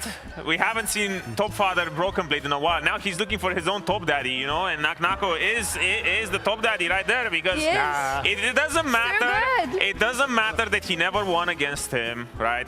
Broken Yes, Blade. it does. Yes, That it is an does. entire good point. That is a my solid man choice. is on a victory walk right now. He's just going through everyone. Yeah, and then BB's going to run rings around him the entire time. Like, last year in interviews, Nako was like, hang on, actually BB's the GOAT. I can never match up to BB. He's already in his head. He's been in there since the very beginning. Okay, Rob. That's why BB's got us. Okay, Rob. Odo, level with me here. As the Fnatic assistant coach, would you say that Nako is better than Empiros? Hey, come on, man. Sorry, my client can't speak about this right now. Let He the can't speak record about show this. Yeah, that BB Odo went is now on Broken Blade side. 0-14 I'm not in game 2 and 3 up against Empiros. Statistically, maybe. Okay. And Empiros, I mean, BB went 0-14 against Empiros. He did. In game 2 and 3. That is also Everyone has a bad day. You know what? And you know what? Things happen. Yeah, and I'm even staying here. It's look, fine. but he did break his best of lose streak. I saw that tweet earlier as well. Anyway, Things are coming up big for going. BB. We gotta keep going because we have 2 more. We have Linsas versus Qmond. That one's also an easy one. Oh no! Hansama versus Karsi. Hansama versus Karsi. Okay. I'm going Hansama. Hansama. No, Okay. guys. Yeah. Like, look at him. Look at him. Anime superstar. Look at that hair. All Come on. okay. They're both on teams. Yeah? Yes, that's how it works, yes. Okay, gameplay. Hold up, let her cook. Yes. And they're both on their favorite late game carries. Okay. Yeah? Okay. And they're up against it. The team's down a few thousand gold, but if they win the next team fight, they got it. Who are you putting your money on? Hansama. No! Well, how do you put your money on Karsi? Bro, putting your money on Karsi is like a 50-50. Like, it's the most inconsistent player in the So the league. question is... Karsi's Ezreal. So is the shopkeeper involved? Yes. Bro, we're not bringing that up again. Are you kidding me? That was one time he didn't buy That's LDR. why I asked if it's involved, because if he's not involved, it's easy Hansama. Hansama has been just so consistent and leveled up so much over the last... But that's what I was going to say. Think about this man at first stand. He ran the Rift. Yeah, but every single game he stepped. I'm really sorry. That doesn't matter. He's gone past that. Okay. You know what? He's in stocks. He's moved on. He's got someone who personally buys on his behalf. 9 It's to fine. Vitality, 7 to G2. Last one, best basketball team. Ooh. I mean, I have seen Linsis do a dunk on X. I don't know what that is. This was Linsis had so much This aura. looks like the new version of dodgeball with average Joes. That's what this looks like. Yeah, but that's the aura part of it. They look like average Joe, but they have... They have LeBron James. Like, come on. I don't know. It's in the name. I don't know. I feel like I've actually seen Linsis run out after winning the series last week and do a dunk outside. It's true. These managers holding the basketball. I can do that. It's true. I don't know what the final tally is, if it's 9 versus 7. Oh, it is actually 11 for Vitality, 9 for G2. Ooh. But about the basketball, apparently they shot some hoops before the game. Ooh. And we can watch right now. Okay. Okay. Come on. Nako stepping up. Oh, okay. That's a big one. That was clean. That was pretty good. Okay, BB. Oh, that was... Oh, that's devastation. Can I take back who's going to win in top lane? Linsis. That's why he's here. That's why he's here. Making it look easy. This guy done, okay. Skew up? Oh. Hey, it's about League of Legends. It's about League of Legends, not basketball. Like, come on. Well, it's 2-0 for Vitality. Yeah, this doesn't look very close. Caps? Oh, not even the goal. It was a nice try. Yeah. Come on, big Lebrov, James. That was the worst one. That's your guy? That's the guy you want to carry? Him? The guy didn't even hit the backboard. That's my guy. Did you see that? Low confidence anime superstar throws it, lands the shot. Come on, bring it home. Okay. Oh. Okay. Labrov James, that's my guy. Yeah. Oh, Linsis again. I think it's a tie now. Yeah. It's a tie. So everyone gets one other shot. Come on. Labrov James. Oh. But is nobody going to make it? Please, someone has to hit it, lads. Guys, the segment has to end. Like, come on. You cannot be here forever. Like, oh my god. Maybe giving sports here wasn't the best idea. Yeah, we need to play some video games, I think. Oh! Okay, we need some referees in here. Please, lads, someone.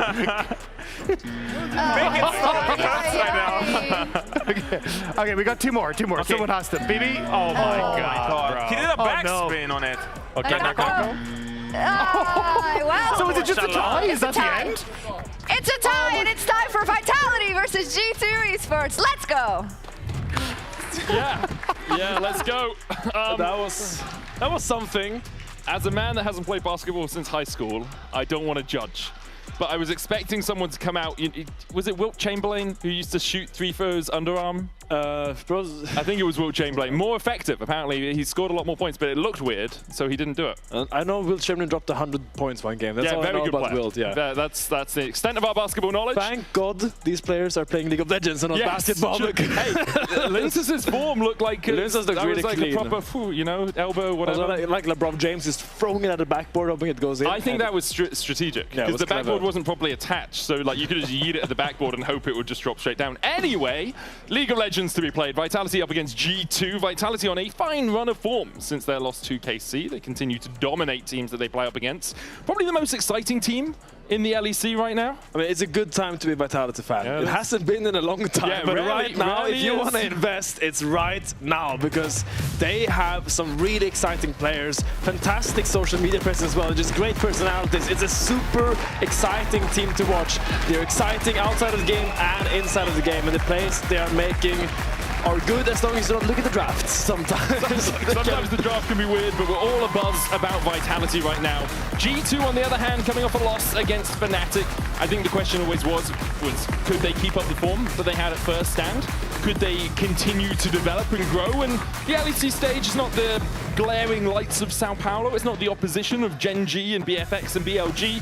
But I think a lot of people expect them to come out fighting today against Vitality. I mean, we know it's G2. They do like to throw in a little content series here and there. Now, I do assume that G2 is going to come into this game because I think they want to shut down this buzz that Vitality is currently having right now. Getting buzz, bees, Vitality. Yeah, it's a good one.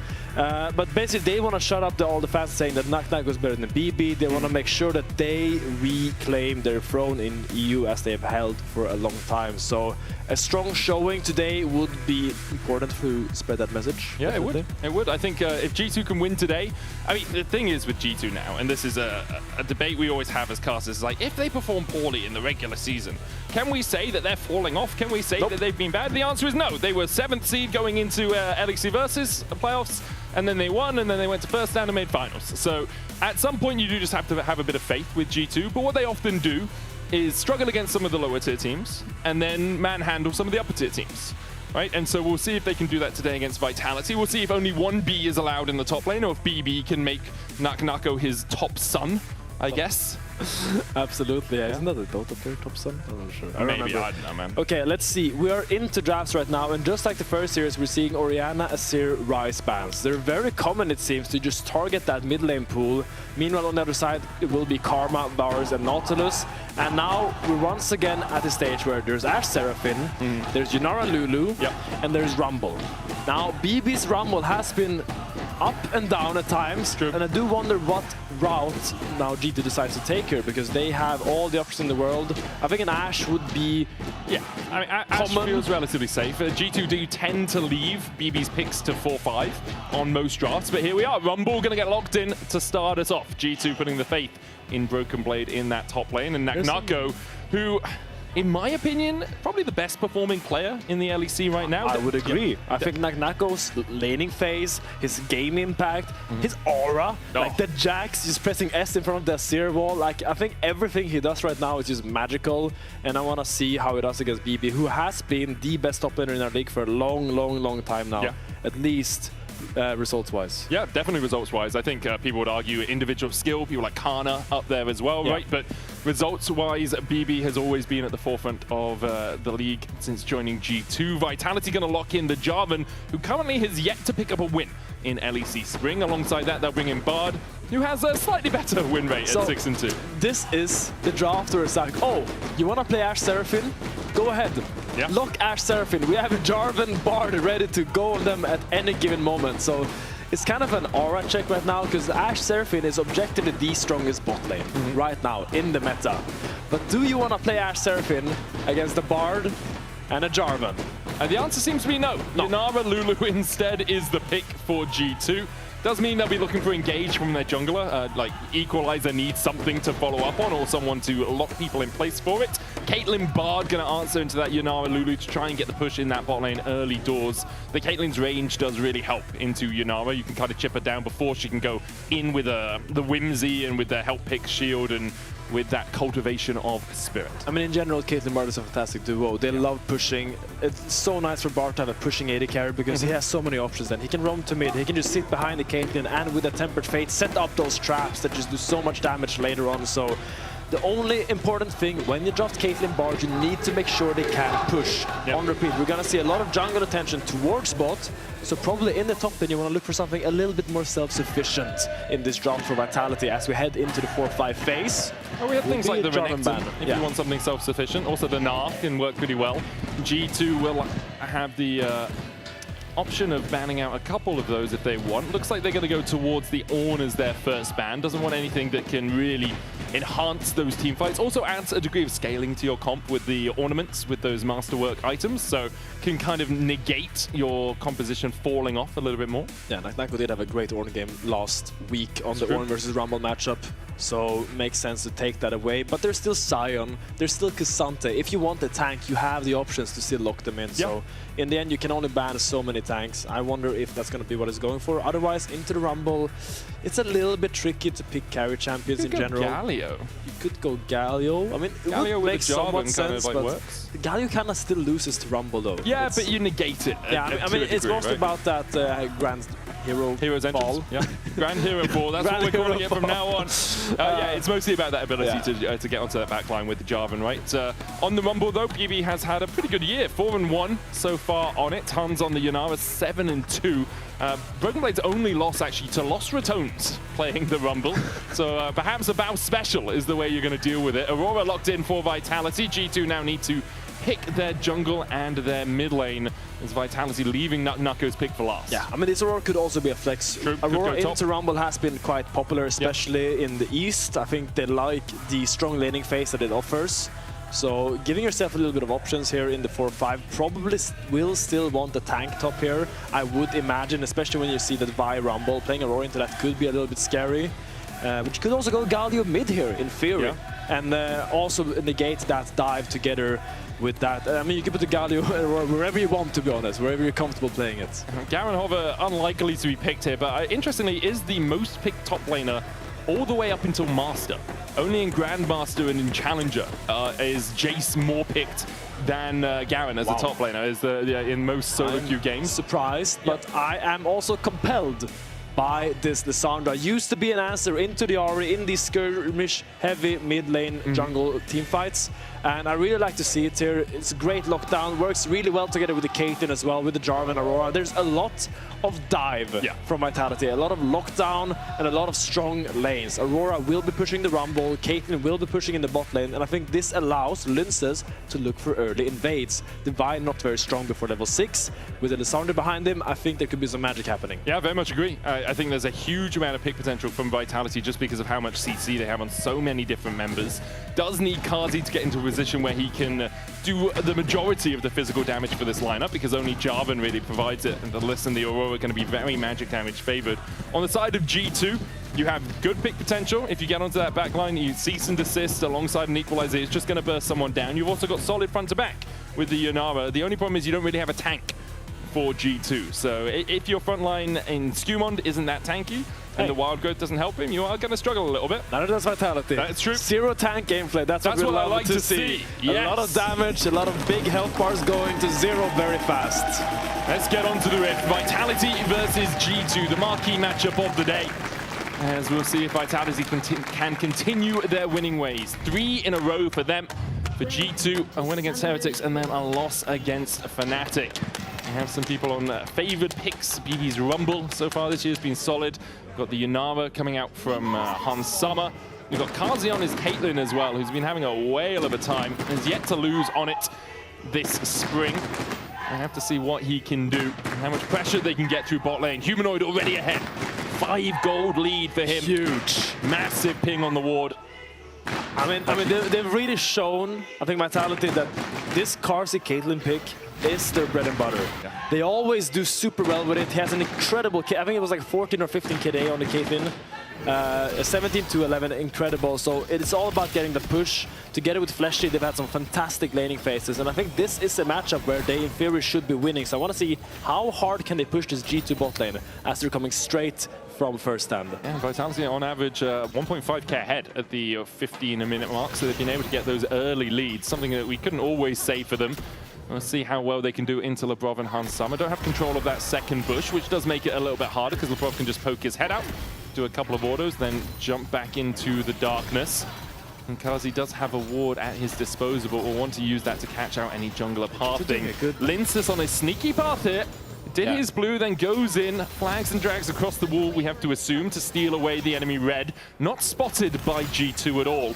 He's even going to take the Krugs. It's going to be a big advantage for Linces. Yeah, Skewman actually started his bot side because I think he was afraid of Linces doing his bot side into Skewman's bot side. Yeah. And I think Linces played like some double mind game here and then was like, okay, I'm just going to start your top side, then path back all the way back to my bot side, and suddenly I'm here, I've cleared all my camps, and I'm ready to make a play on your bot lane. So I think super clever by Linces. Also looking for the possibility of a reset go towards your own red here to make sure that Skewman can't go in and steal it while you're clearing out your top side.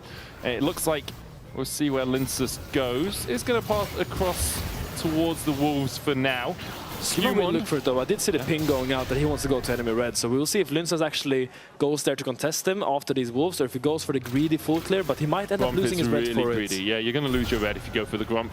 Good management from both these junglers of avoiding any vision pockets that could have been placed down, as we see the polymorph down on Kazi. Hans Summer chipping away at him. Heal exchange for barrier, as Kazi does have to walk away. Fleshy did use his heal as well. Skewman now looking towards the mid lane. They have no idea. Humanoid flash charm, bolt breaker follow-up. Humanoid flashes away the glacial path. He'll get out! How does he live there? He gets out somehow with one auto left because Caps had no flash, he could not follow, and Skewman is a melee champion. He cannot make that distance. Super clutch by Humanoid to not die to that gank. And now Linces will end up getting his red buff. He will end up getting his bot side, and it's probably going to path back into the top side crab. Actually, probably can't make it there, but I mean, he's still happy. The great thing for Vitality is, yes, Humanoid burnt his flash, but Caps used his, and that just means you have equalized flashes in the mid lane, right? Humanoid always has that glacial path to try and get out. Caps will have the Spirit Rush, but at that point you have the Frozen Tomb for Humanoid as well. So it's not too big of a loss, but it does cost Skewman quite a lot. He's going to go back out to his jungle, and there's no Krugs for him to take. There's no red buff. There's no Razor Beaks. There's nothing for Skewman to farm right now, so he'll have to start looking for a potential gank. Not even going towards that top side scuttle. I mean, Humanoid absolutely got away with murder there. Yep. Did end up tipping back straight into the charm from Caps, so laning phase is still a little bit chunked for him, but still. It is that level 6 time we're looking for now. No flash on Caps, that could be very scary for him. Or at least have to burn his Spirit Rush, at least. Yeah. No, one good thing for Skewman is his camps are starting to respawn because of Linces' route. It means that his camps are unavailable for the next little while, but Linces, after taking the Scuttle Crab, will go in and try and steal away these Krugs. If you could sneak Skewman's Razor Beaks, it would be big, but Skewman, wise to it, starts to move across. Linces will get vision down on the fact that Skewman is coming across. Flag and drag forward, as Skewman's already used the Volt Breaker. Meanwhile, in the mid lane, Humanoid and Caps trying to keep each other busy. Caps trying to get across here, but no flash means he can't close that gap quickly. Humanoid needs to be careful, was looking for that glacial path, but doesn't find it. And Linces now with Humanoid might even go for a little bit more. Humanoid not showing. Flag and drag. Glacial path. Skewman flashes. Linces flash for the follow, but Broken Blade's coming across here. And now Linces is not in the best of shapes. Going to start burning to Broken Blade, who goes into the overheat. Flamespitter doing so much work. The BB's down! Skewman will take one of his spots. Nako has the Between Worlds, has that ultimate, as you say. Doesn't and will need get it. himself a kill. 2 for 1 on the top side. Oh my god, Broken Blade tried to punish there the Linces flash, but Nako moves over, and with that Hextech alternator, Electrocute has so much burst damage. Ends up getting 2 kills there. I thought this was a crazy flash by Linces to follow. I think you just take the flash here and you're happy, but this is not how Vitality plays. Vitality, they commit no matter what. And Linces has the boys to back him out there, but Labrov is in danger. He has the flash. He's waiting for the Cosmic Binding to come out. It does from Flesh. He misses flashes. The Piltover Peacemaker and manages to avoid dying. Will be an awful timing on his reset, though, as Hans Summer's already almost back in the lane. Broken Blade's going to chase Nako out. Overheat timing out for a second, as you say. He still has flash, he still has between worlds. Tries to get away, Equalizer still ticking on him, and he is fine, as you say, in the end. Will be the between worlds. He doesn't have TP though, because he TP'd back before. So now BB getting this chunk, and now we'll try to block this little health plant as well to not allow Knack to get it. He's trying to loop around here. Doesn't have flash. This is a little bit overzealous, I think. One tower shot, only one. As now he goes for the flame spitter. Knack realizing he does still have the flash and holding onto it. He's had such a good start to the split though, has Knack. Absolutely bodying fools, leading in CSD. That's a creep score difference at 10.5, 10.5 at 14 minutes. Ult on BB. Flashy's coming across, as you say. BB, no flash, no ult, and nowhere really to go. Flashy puts down a Caretaker's Shrine, and Broken Blade, having overextended, the kill will go over to the bar. Carsey will be the cross map here. Hansama and LeBron wastes no time to dive in. The bomb does go down. 1-for-1 the exchange. Kazi getting that kill, but Hansama will be able to cull the wave before anyone else gets closer. Linces now looking for another steal. Has Fleshy here as backup. Skewmon spotted by Fleshy, and it looks like it's just going to be the Krugs for Linces. Yeah, it's a very high-paced game right now, just cross-mapping back and back. Flash is actually one of the supports that roams top the most. I think we checked the stats before. He has the highest top support proximity out of any support in the league right now. So really nice to see that he is actually using all of his options here. Knack already having the Proto Belt now will make this laning phase really tough for Broken Blade. Look, he has 2 Amp Tomes versus a full item. This is going to be super difficult to lane against. That extra distance you get from the Proto Belt and also the damage just adds up over the time because you get so many use of it. It's like a 40 seconds cooldown. Yeah, Knack 1,000 gold ahead because of that 2-for-1 exchange in the Tri-Bush on this top side. Broken Blade still no flash, does have the Equalizer up in 4 seconds time. So if he's ever in real danger, he can just equalize the wave and walk away. But that means the Equalizer then isn't available for a dragon fight if one does begin. G2 are setting up around that bottom side right now. Above just clearing out vision. Skewmond seeing if he can find a way towards Humanoid. This is what you need to do. Dodge around that bush.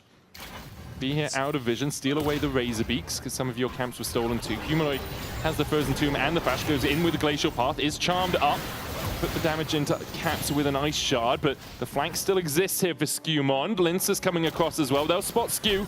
He decides discretion is the better form of valor and just Vault Breakers his way away.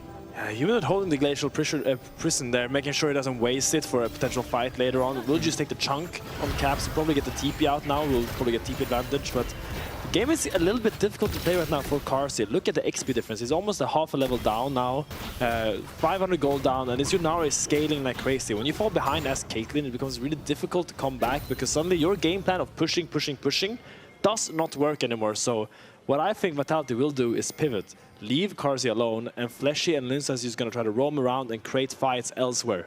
Yeah, the problem for Carsey then is you're the main source of physical damage for your team, right? Yeah, obviously, G2 can't build too much magic resist. They don't really have someone where it suits, but you can see some Merc Treads already on their way. Caps already has the No Magic Mantle and those boots. Wouldn't be surprised if we see a couple of those overall, just to avoid the CC and the magic damage coming out from Vitality. Carsey often on this Caitlyn does get ahead, but hasn't been able to in this lane, as you say, about 3 waves behind in totality over Hansama.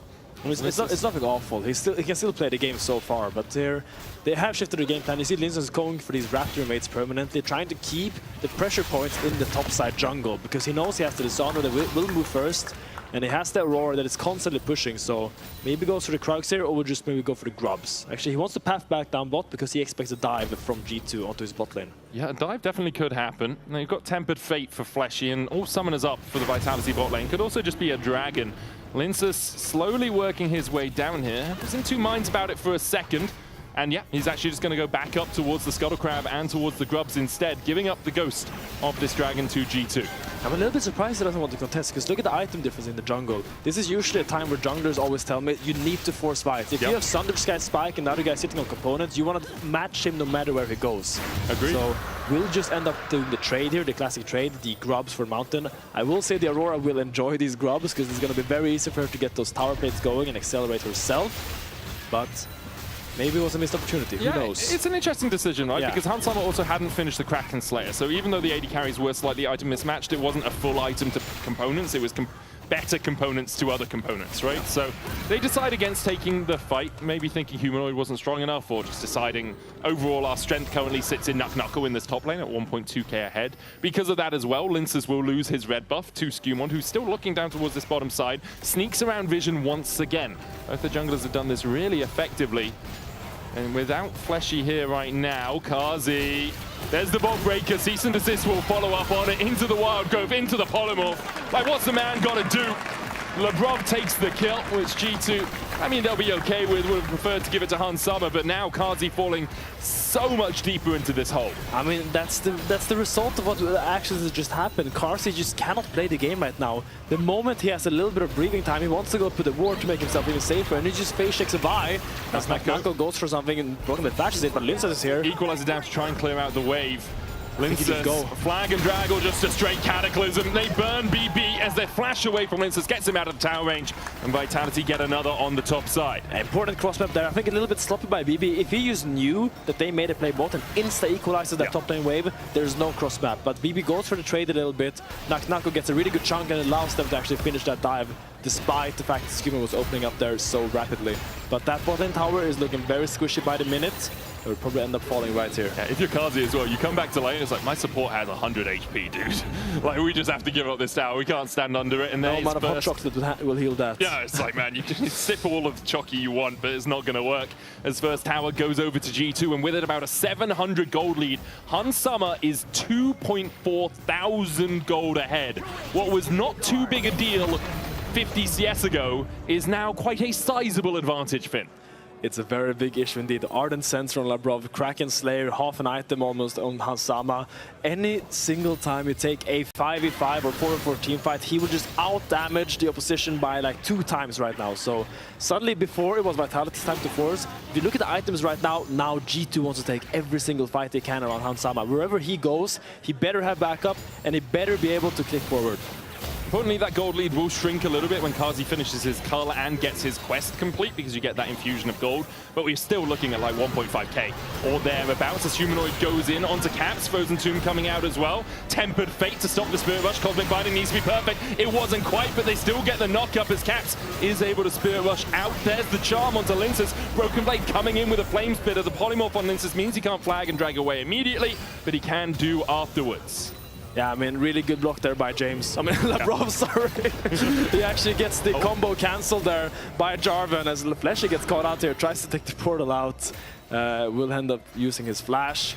And this will just be the full bot side jungle in favor of G2. They can get full vision here. You see, they have a ward here. They have a ward here. Now they're going to take the camp here. They have full control of this area. And now they probably need to relieve BB a little bit because he is still struggling heavily against his Aurora. And he needs some help so he can get back into the game. It looks like Labrov is going to path out there, playing defense as well as attack on this Lulu.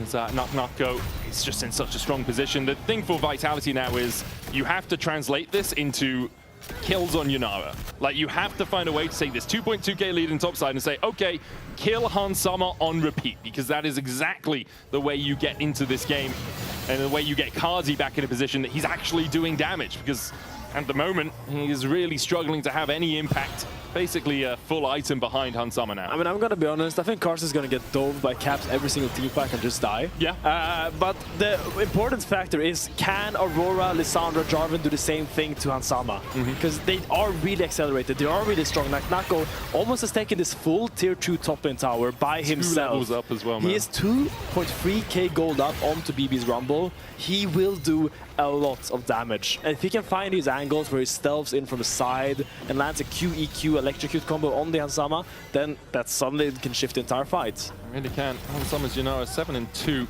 so far this year. See Humanoids looking for plays as well on this. Lissandra hasn't played it in a while. Temper Fate. Hans Summer pops the ultimate and uses the Kanmei steps to dash his way away. So it's a good use of the Bard ult, because realistically, who are you going to ult this game is Bard right now in this moment. It's really nice to take that ult trade for the Yunara ult, because suddenly, what we said, that Yunara wants to force fights, she's a little bit weaker at that. Yunara, without the ult, loses a little bit of damage and chase potential, so it's a good choice by Fleshy and really good fundamental gameplay. Yeah, there is a dragon up as well for Vitality if they want to play around it. Would only be their first of the game. Nukko's already here.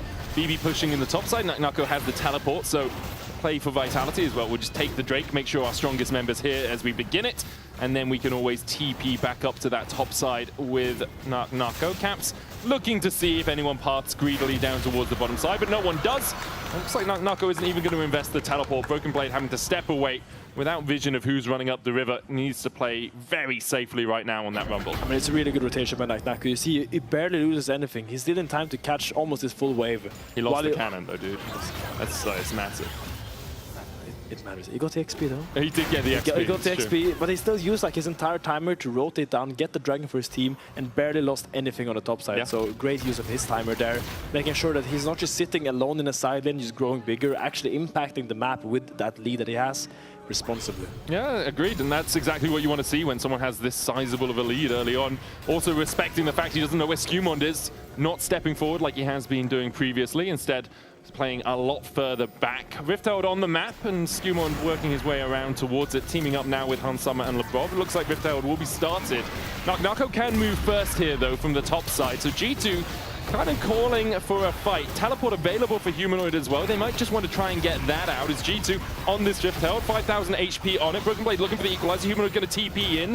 As G2 might need to step back now. Vault Breaker out from Skewmon. Between worlds we go. Smite from Lindsay secures the Rifthold. Humanoid looking to get on the backline. Ring of Frost going down as well with the equalizer. Broken Blade forced in the Cataclysm. Humanoid in the middle of the entire enemy team though with the Frozen Tomb. A Tempered Fate is not going to buy you enough time, my dude. Humanoid will fall, but Vitality will take the Herald. A questionable decision by Humanoid to go in there, because you got the objective, you got the Rift Herald, but then Humanoid is like, I can do even more, but a great polymorph by Labrov actually stops everything he wanted to do, and it's just an easy pickup there. But Naknakos, you see there, he's first. He's the one ulting to make sure that Vitality can walk up and contest this. And he's the one that allows Lindsay to walk up and go for his 50-50, which he then ends up winning. Yeah, just lands the alley-oop, takes the Rift Herald away, and then Humanoid, he takes the Glacial Path. It's like, dude, like everyone's fighting on the top side. And he saw an angle. The angle wasn't very good, but he saw an angle, and that's okay. That one was, that's how Vitality plays. They go for plays. It's a scaling angle right there. Pretty obtuse from him overall. Gold equalized between the two teams. Rifthold in the pocket of Linsus though, and without any of the plates going down on this mid lane tower, expect to see that used in about 2 minutes time to help the setup around the Drake, unless Vitality can find a way to accelerate the game a little bit. Narco now being put down towards the bottom side. He's going to answer Caps. Narco's finding some really good trades on the Caps right now, getting a lot of pressure here on this side lane, making sure that Caps actually is under threat. If the Vitality would like to rotate into this lane, maybe there are some plates to be taken, or at least some towers, but it seems like they're going to make sure Humanoid is fine on the top side here. That was an earlier herald than I expected. I wonder if Kazi is close to his Infinity Edge or some such. Just try and get him that little bit of extra gold to tickle him over towards the... take him over, not tickle him. I don't know why we're doing tickle that. him over.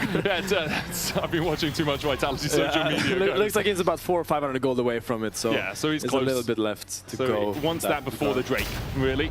And we'll try and build up towards it. Naknako having to play a little bit more defensively down towards this bottom side with his jungler overdoing Gromp. And the gold lead continues to fluctuate between these two teams. You know, 600 this way, 700 this way, nothing too consequential right now. And things of consequence are 2 items on Hansamo, still with a 2k lead. He's got the Fiend Hunter Bolts and the Kraken Slayer. Whereas Naknako has a Shadow Flame and a Rocket Belt. So, oh yeah, Rocket Belt, not Proto Belt. I mean, it's fine, man. Like, you call it Luden's Companion, Luden's Echo. You call them Wraiths if you want. As Fleshy tries to trade with Caps. He doesn't really able to do too much, more trying to protect his ward than anything else. G2 stepping in as a 4-man squad towards this bot side jungle, knowing if they get vision now, will be set up well for the Drake in a minute's time. Linz is trying to step in. As soon as he sees Lebrov, he should know the rest of the team are lurking. I will say it's quite a quiet game so far. Everyone has flashed up. There hasn't been a lot of fight forcing. That's not around objectives. So both teams giving them each other the respect they deserve. Not really go for these random plays that sometimes we see them go for. So it will be the Dragon in 45 seconds. Humanoid has the deep push top. It could move down here and they could look to contest this. Yeah, Humanoid doesn't have TP though, so kind of just going to push this, then reset, using the mid lane quest to get the faster reset off, as you used to do with Symbiotic Souls. So he'll be back out on the map pretty sharpish. Doesn't have his second item complete though, just sitting on the Rocket Belt and components right now. And again, it's also, you don't have to fight around this Drake. Like, if you think you're in a strong position as either team, you can. But it's only second dragon for either of them as well. It doesn't put them on soul point. You're not too worried about it. If you want to scale up a little bit more, you can. So we'll the thing see. is, both teams have kind of similar identities. They kind of want to skirmish heavily around. So not fighting this would kind of be playing away from what your team comp wants to do. Like your Lissandra, Aurora doesn't really want to sit and farm on the side lane the whole game. They want to force fights. It's true. Burn flashes and then punish those flashes burned. So it makes sense that both teams want to fight for this dragon because both teams really want to fight. That's what their comps are built for. BB TP's in. Drake down at 3,000 right now. Humanoid looking for that flank position, unspotted. G2 are unaware of the encroaching Lissandra. And Linsus lands the smite, and G2 don't force. See if G2 can at least get this mid lane tier 1 to kind of get something back on the play. You gotta block them from entering here. You see they're Lulu gating them string, well. still, will be TP burned by BB, not even to contest the dragon. So that's a win for Vitality. And now Aurora is pushing out bot. No one is there to answer for her. So that's gonna be even more plates in her bag. Yeah, it might be a full tower for tower exchange. Flashy trying to walk forward, has that magical journey. Cosmic Bunny doesn't find the sun. Skimon trying to steal away this red as well, but he'll vault breaker out, realizing the rest of his team has been chunked out. The tower not falling on the bottom side though is good for G2. They did manage to take the mid lane turret, get some more gold into Hansama. Hansama so fed right now, sitting at like 250 CS, 22 minutes into the game, 201, almost at 3 items. This guy is pretty darn large. I wonder if you ever buy an MR item this game as Hansama, just to make sure you're not gonna get dove in his team fight. Is Big Chunk? No, not Big Chunk, he missed the Q. But you see here now BB getting a push out, he's gonna try to rotate up. You still have a lot of residual vision here in the bot side jungle or river for G2, so he is kind of fine to play by himself for now, but they're gonna eventually start shifting it up here, here. Just as Vi comes down, they're gonna link up here with Lulu, but Cap has to wait for them. He cannot play too fast here because he needs to wait for the boys to come and help him. Yeah, Nako's still a big threat to Broken Blade. Nako is almost at 3 items, where BB is sitting at 1.5. Fleshy, Magical Journey will be able to just Mikhail's himself, away, yeah. just to get the word, respect that support gameplay right there. You gotta do it, man. Gotta do it. Who else is gonna need in Mikhail's in the next 90 seconds? I think no one. Humanoid still looking towards Caps, and this is a matchup we've seen so many times across the year, is Humanoid and Caps, you know? It is quintessential between these two mid laners. Humanoid kind of one of the players that came in and started to really challenge Caps at the top of the standings in LEC. I mean, Caps joined our league in 2017.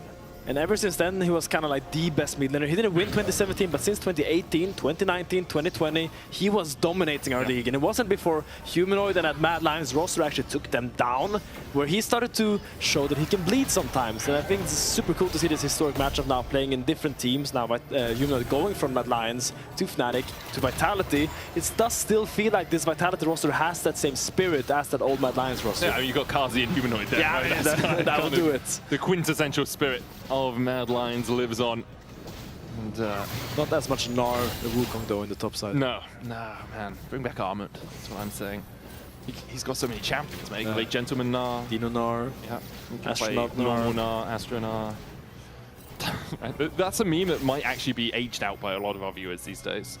It's not. It doesn't feel that long ago, but it's actually like 4 years old. As Fleshy looks to chip away at Caps, but Caps is able to take the tower once again. Vitality just poking and prodding towards the G2 mid laner, but can't really find a way to fight him. And Caps has built up a small lead for himself, 600 gold in that mid lane as the fight for Vitality again pushed back a little bit. Skimon caught out. Look at Nako here. It's fantastic angle. Nako has a great flank looking for Hansama, and Broken Blade dives in. Skimon already down. Humanoid flashing forward as well as they look for Hansama, who flashes out himself. Flag and Drag still finds the mark. Magical Journey in from Fleshy, has to flash away himself. Hansama begins to turn it around. Hansama begins to turn it around. Hansama, the penta stolen! Right under his nose by Broken Blade as Hansama stands and delivers.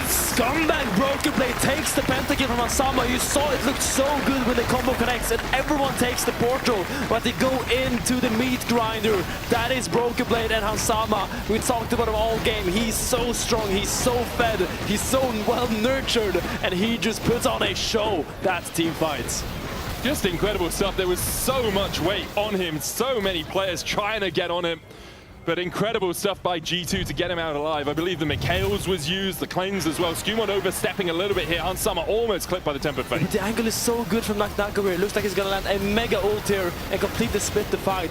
But he actually doesn't land the damage. He doesn't do the QE onto anyone there. So it ends up being Hansama being able to flash away. And Fleshy takes the portal and look at that Rumble Q and just the absolute spread damage from this Yunara. All those little bouncy balls going around that team fight. It's huge from G2 overall. Yeah. Oh, sorry. It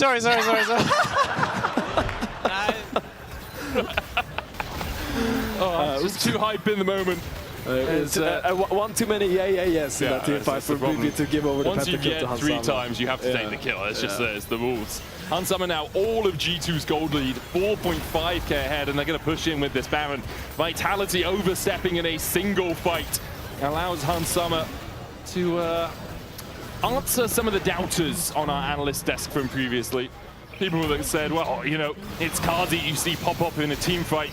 Hansama very much putting that to bed over the last few weeks, I feel. Absolutely, he's shown a very dominant performance. Except for that last series against Fnatic, I think he's consistently been a great laner together with Labrov. And he talked a little bit about how he's helping Labrov kind of find that mindset, because Hansama always... Tempered Fate landing on 2, they're going to TP behind it as Humanoid looks for the flank. This is a 4v5 in Vitality's favor. Glacial path forward, Flash, Ring of Frost, Polymorph immediately, flag and drag for the follow-up. Between Worlds goes Naknako into the grave.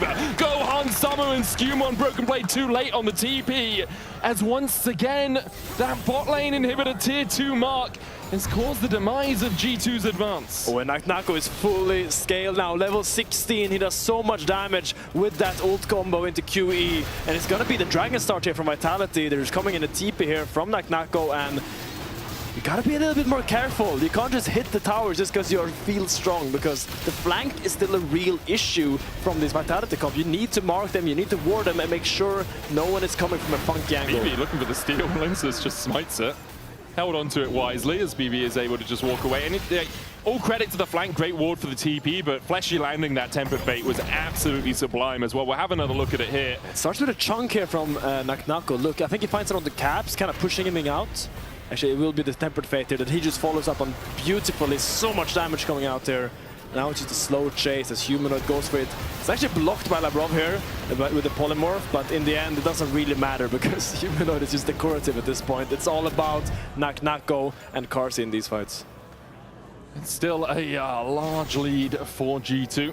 It's 4.6k ahead on their AD carry, who was almost 5 items at 28 minutes, 311 CS. For Naknako, though, he's at 3 himself. Rabadon's now complete. He'll burst anyone right where they stand. G2 have to be a little bit more cautious with how they play. Cap is at 2 items. Hansama is soon at his 5th. Yeah. Now that's the wealth gap we're talking about. What is happening in the AD mid department here? ADs are the 1%. That's what we worked out. Supports need to take more of their farm. Labrov has more items than Caps. Labrov has more items than Caps. This is bizarre. They're really cheap, obviously, and Labrov going for the magical boots. You can see the damage that Hansama has managed to do in this fight, whereas in this game, whereas Kazi, having been put behind in the early game, really hasn't had the opportunity to spread his wings at all on this Caitlyn, a pick that has been synonymous with him for Spring Split. I'd love to, if we could bring it up, production, I'd love to see the total golds, because obviously Caps is going to be ahead of Labrov, but Labrov is at 3 items, and that is just not something we too commonly see in terms of support, so I'd like to see where he ranks in terms of total gold on the map. Mikhail Shirelli is an ardent sensor. Pretty powerful. That's a rich Lulu. It is. She found the right investments in Hansama, so she's making bank just right now. Stonks, man. Will be 3 minutes away from potential soul point for Vitality. So I want to see how they set up the map right now, because once again, we talked about it before, it's super important for G2 to mind their flanks. You cannot let Humanoid and Naknako access Hansama, because that's all your damage, clearly. He has already bought the shield bow, so make sure he can live a little bit longer, but still, that's not gonna save him against an Aurora and an Lissandra diving her. It's gonna be so hard for him to survive. You need the Mikhails, you need the Wild Growth, you need the Polymorph. Labrov's been doing a really good job of finding those. In fact, his Enchanter play across 2026 has really leveled up. Absolutely, generally. It was wide, in my eyes, mostly an engaged merchant. This is scary, watch out. As Fleshy steps forward, flashes out Magical Journey, won't take him anywhere. Hansama gets the kill, Naknako having to rocket belt away as G2 laid the trap and find themselves a Bard. A good pick there by G2. Fleshy walking in a little bit too fast. They maybe needed to use a blue ward in that bush to retake it. Will end up slowing down the setup from Vitality and will probably be a top lane tier 2 in favor of G2. Yeah, it's an interesting one because you only have one farsight observation, one of those blue wards, right, that you can see things from a long way away. You don't really have any other ways of checking the pit. And so when you're denied vision like this, I know Baron's 30 seconds away, but you kind of want to hold on to it so you can check if G2 are just rushing a Baron. So I'm surprised Humanoid. I mean, Humanoid. I'm not surprised because Humanoid is sitting on a sweeper, right? Because usually you have 2 blue side. Look at G2, they even have 3 blue trinkets right now, but having only 1 makes it quite difficult to face check. Unless Jarvan is there to throw the flag, at least for Bard it becomes really tricky because he can't really walk up there without dying.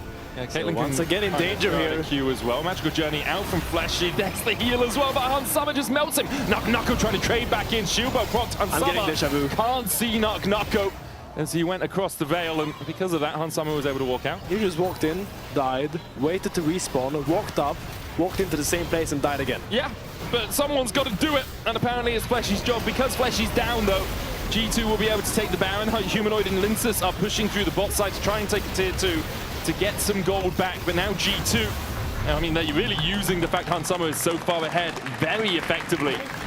Constantly pushing and poking and prodding and constantly finding Fleshy. Nako will be able to chunk out Caps a little bit. You can see the shield from the Mercury treads there. And quite a lot of work. Ace in the hole coming out as well. Caps just going to get chunked out. Can't really stay around too much longer. Dragon spawning in 30 seconds. They will be up and available if they want to contest this. Nako could rotate down, could TP in there, but Lindsay is going for a recall, so he will be very delayed if they actually want to contest this Dragon. I imagine we're going to see Vitality giving it over, just to get some more farm, just to get some more items. It's not the most Vitality way of playing, is it? Because if you steal the Drake, that would be quite hype. Yeah, it's an Ocean Soul. That would be very exciting. But look, Lindsay is opening it in the top side here. Just gonna sit behind Nako. I don't think they expect to contest this Dragon after everything that happened in the last 2 minutes. So we'll just take the safe play. There will be another fight. There will. And you can see where Hans and Labrov are positioning as well. It's like, hey, come check the Drake. Come, I don't mind if you just want to walk in here. We have a Hansama who is a couple of components away from being true full build. He's looking for the GA right now, I think. In case he gets dove and ends up dying, he will get back up alive. So I think that's a great call by him. But now game will slow down just a little bit again. Still have 1.5 minutes of Baron buff on G2, so we'll see if they can repent for the last mistakes of sieging the bot lane inhibitor and see if they can actually get it this time. They can ward out their flanks, be a little bit more careful of it. Yeah, the tower is quite low. So if they can get a couple of shots on it, that will work. They're a relatively low range team though, which is always a bit of a struggle. You can probably use the equalizer and just walk up and hit the worst case if you're standing there. Let's see if that's what they decide to do. They have a huge wave here. Triple cannons coming in. Guards are going to try and clear it out with the help of Humanoid, and they'll do so a little bit, but the cannons buffed up are enough just to take down the tower anyway. Camps continues to push in the top lane as G2 with 3 here. And Skewmond waiting just around the corner to see if Vitality do look for the engage. Again, another Tempered Fate could start the play for Vitality. Apart from that, you're looking at Humanoid jumping in, Linsus jumping in. Linsus does now have a GA, so a little bit more safety if he goes for it. Caps, not the target yet for Nako as G2 then just allow Vitality to walk away and say, okay, we'll take the inhib. That's fine by us. Now, I like how G2 is playing. They're very aware of what Vitality is. They're very aware that Vitality forces fights, and they're just playing super slow now right now. They're not giving them any angles to go in, because they know Vitality will take those. So just playing behind the wave, making sure that when not everyone is there, Hansama plays really respectful, doesn't step up to look for anything it doesn't have to. You see always Labrov standing really far back as well, so they don't find an engage on him, and now it's going to be Caps. Caps, caught out with the ace in the hole. Does still have the Spirit Rush. Cataclysm will get the ultimate out, and that's all Linsus was really looking for. TP behind by Humanoid.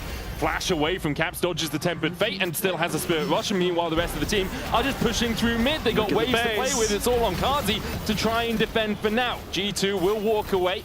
Don't want to overextend. You talked about the safety that they have been playing with. They're all going to recall on this side of the wall. Humanoid goes in for Fleshy. There's the... Skewmon goes in for Fleshy. There's the equalizer follow-up. He's fine. Being used. Fleshy able to survive. Skewmon wild growth on him as Kazi needs another auto. Finds it. Skewmon goes down. Between worlds goes Nako. They're chasing too deep. Humanoid look for it. Dodges the charm out of Caps. And in the end, G2 will have to walk away without their jungler. So that's flash from Broken Blade, that's flash from Red Love, that's a kill on Skewmond. Huge pick there. I think he goes a little bit too deep there. Doesn't really respect the fact that Fleshy had the flash, had the heal, had the portal to get out and create so much distance between himself and him. So will it just be the waves being pushed out here from Vitality? Will just be a little bit of extra gold getting into their pockets, but getting Carzzy to his 5th item I think is crucial at this point. You can see what G2 are doing. They're waiting in pocket of vision. They're like, okay, we'll jump on whoever steps forward. But people can't get across the wall like you can, Skew. They are not Vi. Yeah. There's only one Vi right now. I mean, the Rumble is long range, but in the end, Hansama, Caps can't hit, and that's a large chunk of your damage. I mean, if Hansama can't hit, that's the majority of your damage. He's full build right now. The eggs are in one basket. Yes. And we hope that basket doesn't crack. Hansama, give the gold to Lebrov. He could be full build as well. Does this wave need to be pushed stop this your propaganda, fast? Medic. What is He's this propaganda full build, you're spreading? dude.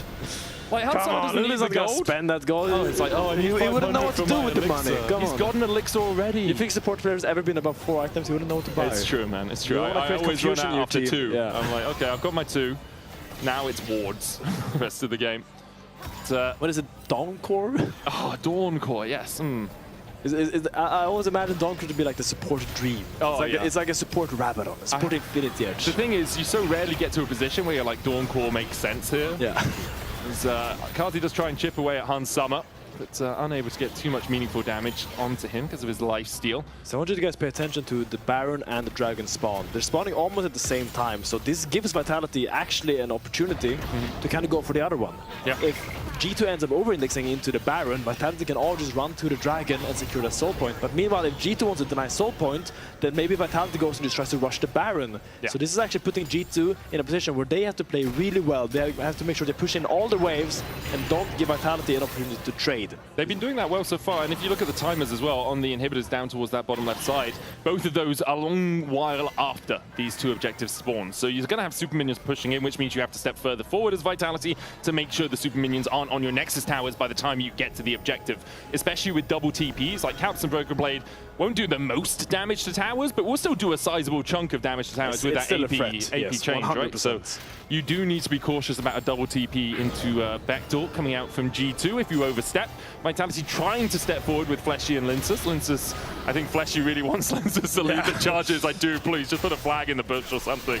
As G2 are already on the Baron, it seems. Hansama now pulling off it. Dragons now spawn. Caps looking for a flank down towards the bottom side. They're 2-manning the Baron. Caps is looking for this as G2 will be able to get the Baron Spirit Rush away from Caps towards that bottom side. He is flanking on Carzzy and did chip away at his HP. Caps has used both those Spirit Rushes and pings towards the mid lane as well from G2. They're like, cool, if you want to go get the Dragon, we're just going to push mid with Baron buff. When Vitality is hesitating, they're like, oh, do I have to go to the base? Oh, should we rush this Baron? Oh, but it seems like they're defending the base now. They're making a call to defend the base, and it's going to be G2 taking the Baron and engaging here. Flag and drag onto Lebrov and Hansama. Hansama still has the GA. Humanoid forced away. Equalizer coming down on him. Frozen Tomb used to dodge the Bolt Breaker, but the rest of his team not really here to help him out. Temper Fate on Skewmond. Is that enough? Skewmond dashes away between worlds, goes Nagnako and Carzzy, kills off the enemy jungler. Nagnako still chasing. Hansama able to walk away, and G2 will retreat with 4 still alive. Caps could look for a charm across the wall here. It will be Ocean Soul for Vitality if they can get it, and there's still 45 seconds on Skewmond. But G2 went too fast. They dug too deep, too greedily. They didn't even take the Dragon, and they're going for a play like that. Skewmond ends up dying here, but BB Chip is back, tries to hold this. But now it's a 5v4 in the favor of Vitality. TP in from Humanoid. Broken Blade forced away. No Equalizer on him. No Transcendence as well on Hansama. Does have that GA. Drake down to 6,000. Broken Blade trying to step forward. Now overheats. Humanoid going in with the rocket grab. Rocket belt as well. Hansama stepping forward. Huge shield on him. Drake secured. Ocean Soul for Linsus. Nagnako going in. Cataclysm on the Broken Blade. Flag and drag knocks up all 4. Hansama flashes away and dashes away and somehow survives. Broken Blade taken low, will be taken out. The ace in the hole blocked by Caps. Vitality find a couple more, but Hansama, Caps, and Skewmond are now still standing. And this is what we love to watch Vitality. They always find these crucial angles. It's Skewmond going a little bit too deep, and Vitality's team fighting is just too clutch, too pristine, and they actually managed to weave around the G2 team fighting and actually find so many crucial angles. And now it's actually G2 at the back foot of this game. That's a soul for Vitality. That's lanes being pushed. The inhibs are respawning as we rewatch this fight. Have another look. Like, Skumon's looking, thinking Humanoid's all on his lonesome here. We can collapse. Hansama and Labrov can come across. The Linces, man, did a massive flag and drag, forcing Hansama back. Damage. He found a huge chunk on Hansama already. And now he's going to walk up here. Humanoid buys so much time. Tempered Fate is so good by Fleshy, and just the nuke that comes in here on Skuman is so much damage from Carsey. And now the slow chase is so dangerous. Have another look at this. The Drake secured was always likely to be from Linces because he has that smite. Then Nako again with huge damage. It's just bizarre. And his combo as well by Linces, forcing them all out. But that's Cleanse and Flash used by Hansama. They won't be up and available for next fight. Almost gets one more here, but Caps blocks it. It's just huge from Nako. We talked about this guy as one of the best players in the league. I think this game kind of continues to prove that. The game has been on his back for so long. 3.6k ahead, almost full build now on this Aurora. Kazi on his way to 6 items. He's got 5, which I didn't think we were ever going to reach the state of the game with how far Hansama's ahead. But the goal now between them, it's equalizing. It's basically 2k, right? It's whatever it takes Kazi to complete this item is that goal difference. Now that 5.6 is a false flag. It's a fake number. And either way, his out attacks does hurt. Yeah. That's all that matters right now. This Vitality, even if you don't dive him, he will do a lot of damage. So he's also now a threat.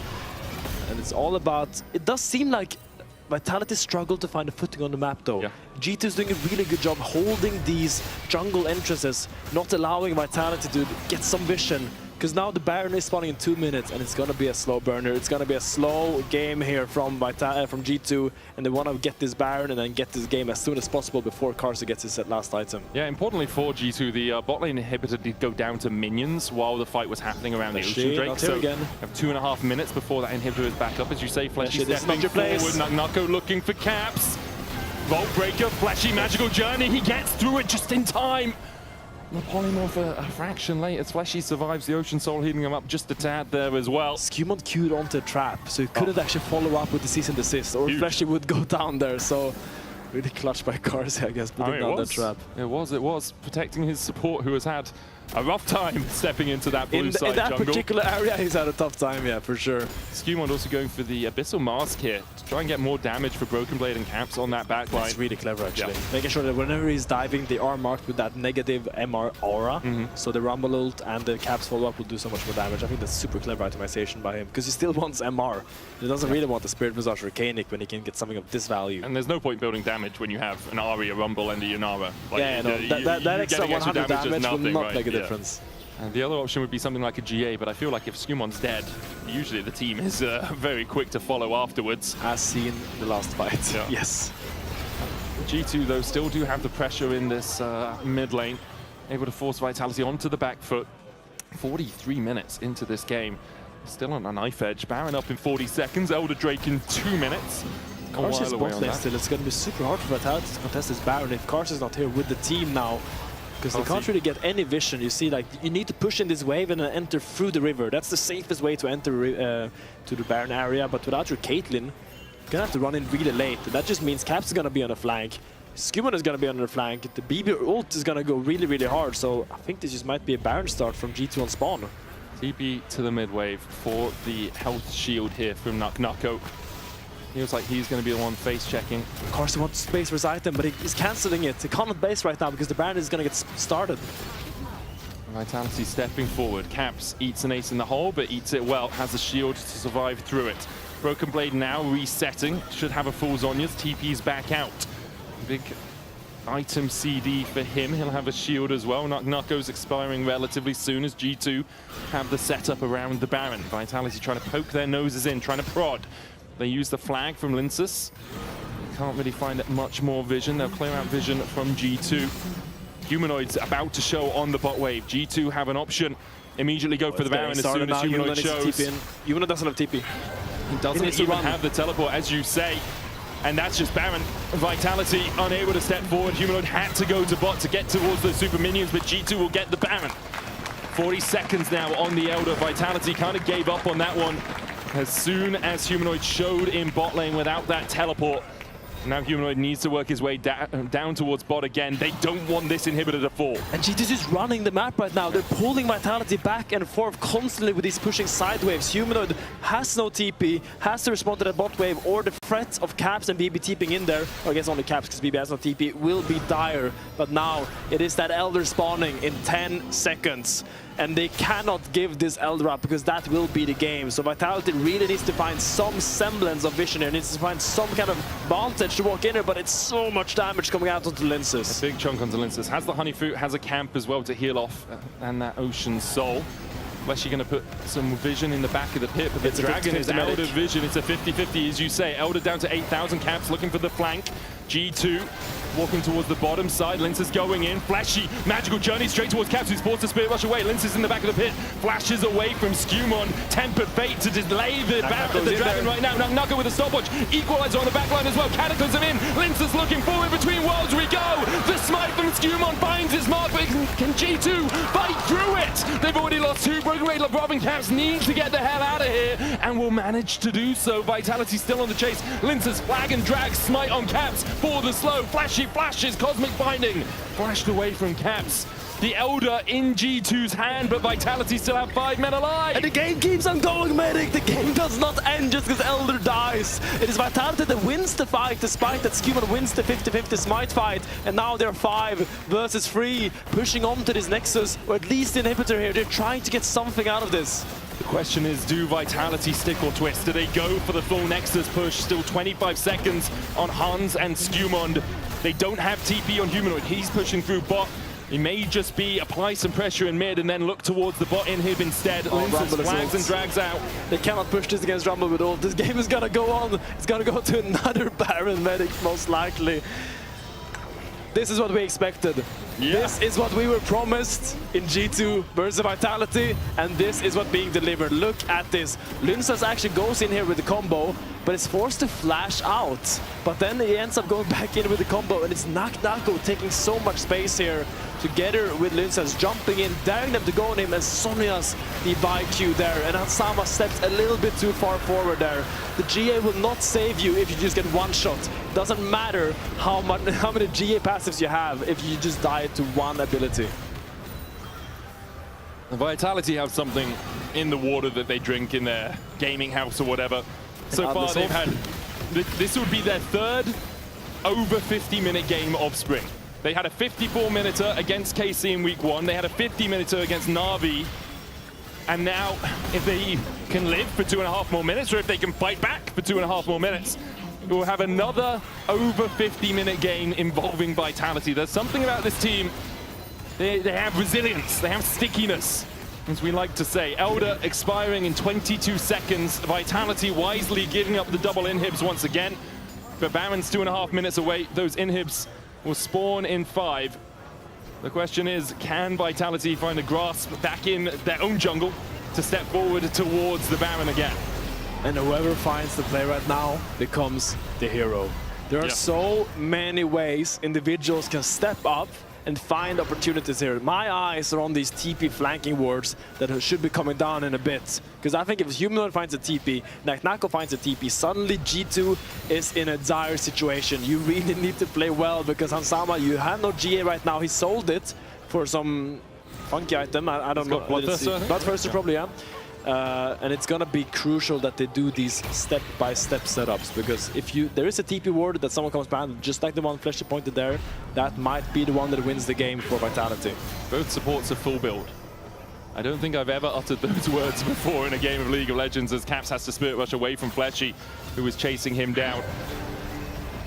But yeah, both supports at 6 items, including their boots. That's a Randuin's Bard. Yeah, of course. Why? I mean, why would you not? You jump on Hansama? Yeah, no, it's a great buy. Yeah. It's an interesting one, to say the least. These two teams not disappointing in the marquee matchup of the day. Yes. So it's 1 minute for Baron. I want to see some TP wards here, Flash, okay? I want to see like here. I want to see here or here, like super deep ones that G2 will never find. This guy has died so many times, twice in a row, in fact, around this area. I don't think he dares to step forward. I see. It's like, why would I risk losing the game? He lacks the gall. He does. He lacks the gall, indeed. doesn't have the temerity to do such a thing. So, if you ever notice a weird word in a Finn cast, by the way, he's learning cool English words day to day, which is a very cool thing to do. And temerity was today's, right? Temerity was today's. And we talked about gall as well. Yeah. Audacity. I like audacity. So maybe I should start learning some Scandinavian words day to day. They are very useless. I wouldn't worry about. They don't have a lot of productive use, the Scandinavian words, funny as they are. So Vitality, you see, I think Linza's flag is the front line for Vitality. Yeah, it really is, man. He's the one getting vision. Put the flag down, see what happens. Yeah. So when the flag is down, they are blind. The night is, or the river is dark and full of terrors, and that terror is Hansama with 6 items right now.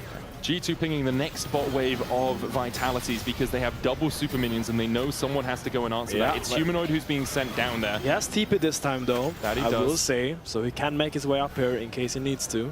Skimon spotted. Skimon going for a Sven flank here, potentially.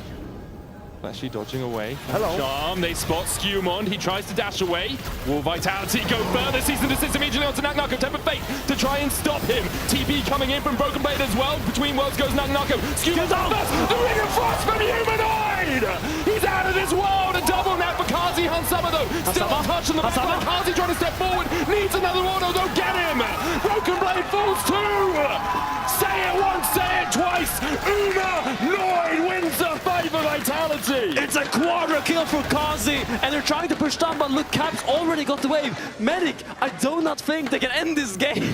I think this game will keep on going. Look where their wave is. They're gonna try to push with this one, but maybe Caps can hold it. He doesn't have the Spirit Rush, but it's the Flashy going for Caps. Blast Cone needs a Blast Cone. Gets random ins. Flashy still chasing him. Flashy will get the ace. Well, you've got 30 seconds on Skewmon, 30 on the Rob. You have to feel it's over. Vitality in 52 minutes have fought back against G2. A game that looked done and dusted when Hansama had a 5k lead in the bot side. Vitality, unrelenting, unwilling to give it up, will take down the final win, will take the Nexus Towers, and will go 1-0 up in the series. And it's on the back of Karsi, who was dragged through the dirt in the early game. But now we're gonna send it to Shox, who's standing by with the man himself. Yes, I'm right here with Karsi. I knew you were gonna win the game for Vitality. Tell me about the last fight. The last fight, I mean, there was some combo happening. Like I wasn't sure if it was winning, but then Bard found a really nice ulti, and then there was like 3-man knockup from Jarvan, so well played to Linza. So I got carried this game, so I'm really happy. I don't think that's completely true, but there was a Yunara on the other side who the whole game had like 5,000 gold over you. So does it feel just so good that you were able to beat her? I mean, it's just Hansama, you know, he's the best AD carry in EU. So. You still beat him though. Okay, we'll see you for the next game. You can go and see your team. Now I'm gonna go back to the deaths because we stood on stage and you had to decide between Karsi or Hansama. What did I say? Give them a late game carry. Give them something that they can influence the game. I will pick Karsi 100% of the time. I stood on the wrong side of the stage and Karsi stood on business. All right, I tried, but oh my God, what a banger of a game to start things off. Like, is this not what you wanted, Berlin? This is insane. Yeah, the Vitality fans are super so much happy. back and forth. Yeah, and I will say, we'll talk to Karsi. He is right though. That team stepped up. Like the whole team stepped up. Those wombo combos were insane. Even from his own point of view, because I was watching from the outside and I still wasn't sure who was going to win. Because before the last team fight, I saw Karsi 5,000 gold down, but then everyone is just full build. And it was just so exciting to see because you go into 50-minute game with such a squishy team comp, full engage from both sides, and man, everyone just ready to pop up. The Bard ult is incredible. They're trying their best to zone. Lissandra on the sideline is going to find an amazing ult soon. And oh my God, look at that AoE in the back. But it's even the fact that you have the Vive flashing in, like Skewmon flashed in, just be like, get it immediately, don't give them a chance to save him. And still Fleshy managed to get that very quick ultimate off. The Tempered Fate keeping everyone together, and then because this game went so late, it didn't matter how much of a goal lead you had. That was a full build Caitlyn versus a full build Yunara, and at the end of it, it was those individual moments that got that win for Vitality, and it was those individual mistakes at times that end up costing them. It's true, I think, for both sides, individual mistakes to get into different parts of the game, but for the majority of the latter part of this game we were watching, we were waiting for G2 to kill the base. They made a few crucial oversteps where Vitality are able to hold because of their play. And that's actually not something I've seen from G2 that often, right? Usually, when they make a mistake like that and they overpush, they reset and they make sure that that does not happen again. But maybe Vitality was just too strong. What do you make of it? I think it was a bit of column A, a bit of column B, right? I do think there was mistakes that were a little bit more uncharacteristic, right? I think I look back at that Elder Dragon fight where Hansama dove into the backline, was like, I have GA and I have these moments that can try and keep me alive, but not realizing the rest of his team couldn't follow up. Traditionally, when I look at Hansama, he's not one that's going to try and make that play and get caught out. Now, I am happy that he is growing to try and make these plays, but it does mean that he puts himself in a bad position and ends up getting caught out.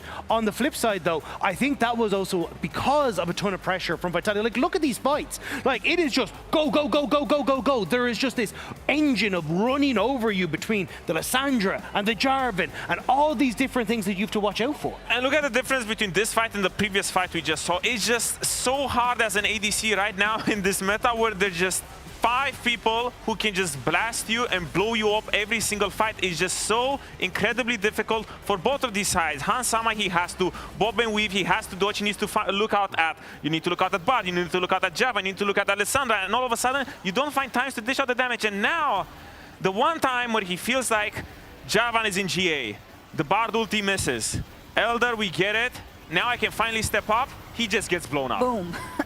Never safe. I like that Hansama was trying to make these plays. I think when you're in a position like this, you have to step up. You have to be able to try and make the plays. But it's just unfortunate that, like, like when I look at Jarvan, I'm like, oh yeah, he can engage from 2 screens away. It usually is like, oh yeah, it doesn't matter. But you can see, no matter what the damage that you were doing here as Hansama, there is so much follow-up. So here's the thing, we bash Hans so much right now because it feels like he died and he let the team down, and Karzi's the hero. He did all that damage. Everything. He put them in the winning position to begin with. He put them in the winning position, and he did so much, and it's just incredibly difficult to navigate that sort of team comp. It is, but I gotta say, the casters talked about it as well. The fact that Vitality has had many of these games that go over 50 minutes, that come down to coin flips, you could say, but at some point it becomes an art, right? And I want to bring it back a little bit to the spirit of what we used to have with that Mad Lions roster, with Karzi and with Humanoid. They never said die. They always tried again, and I feel like the whole Vitality team, this current roster, embodies that to me in a big way. And I do think a lot of that is because of the atmosphere that's behind the team, right? Like, if you go to make a play that could cost you the game or turn the game entirely in your favor, if it goes wrong, they're going to go, you know, we tried, it happens. But I think that does open you up to then make risky plays that end up paying off. And there was a ton of these moments in this game where it could have all crumbled,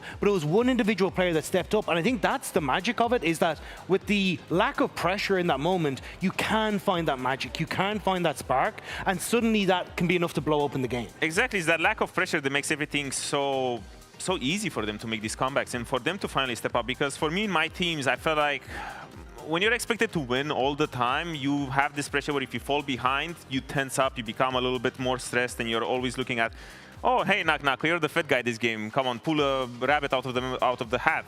No, on Vitality, we saw it time and time again. They just sit there, and they're like 20k gold down, and like, oh man, we're 20k gold down, life's good, you know, and they're just vibing. But that's the sort of attitude that makes them be able to have these comebacks, because I don't think a lot of teams would be able to find these sort of comebacks in these such precarious positions. But specifically versus G2. Of exactly. course, Fnatic was able to beat them also last week, so maybe we'll see a little bit of a trend happening. But to bring it back to what we said at the beginning of this series, Vitality, as an organization, has never beaten G2 in a best of. I'm still, until someone proves me incorrect, I'm going to believe that stat.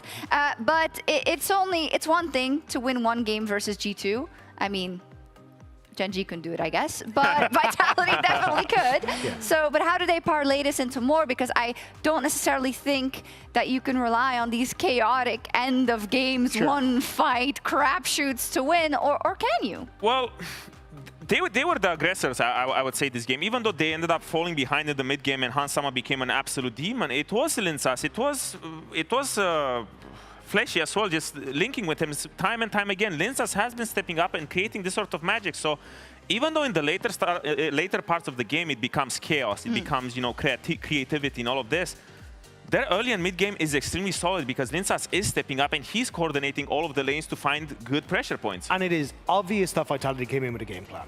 Because from the get-go, Linsas existed solely in the G2 jungle and just wanted to mess up Skewmont. And how often do we talk about Skewmont as the lifeblood of the early game for G2? It feels to me like Vitality once again are going to say, hey, we want to go for invades. We want to play to shut down Skewmont. And if that's the game plan, it worked on the top side of the map.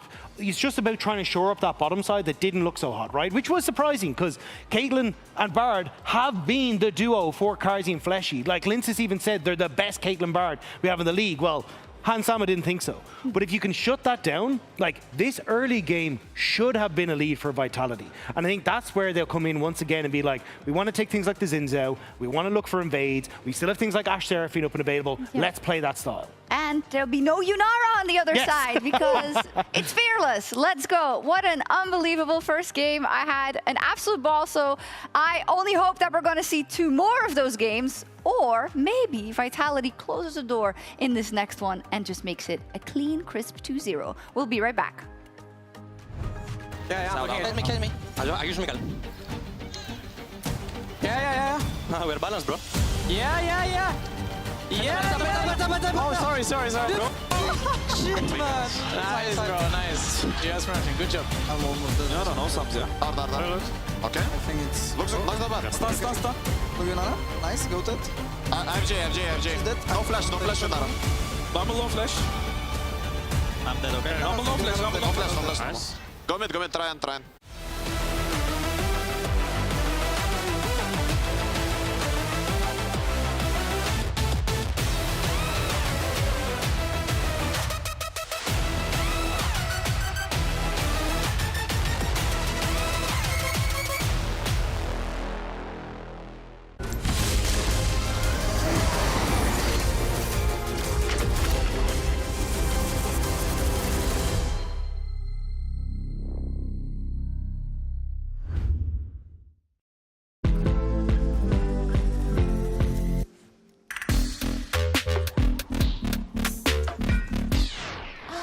What's wrong with me today? I think you should have a break.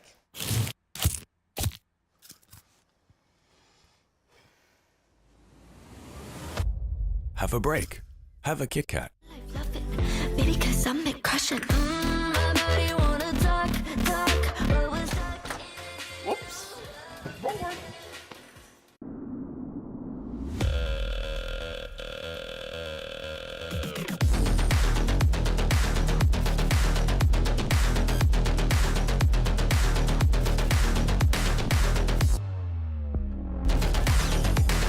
Wait, is he switching lanes?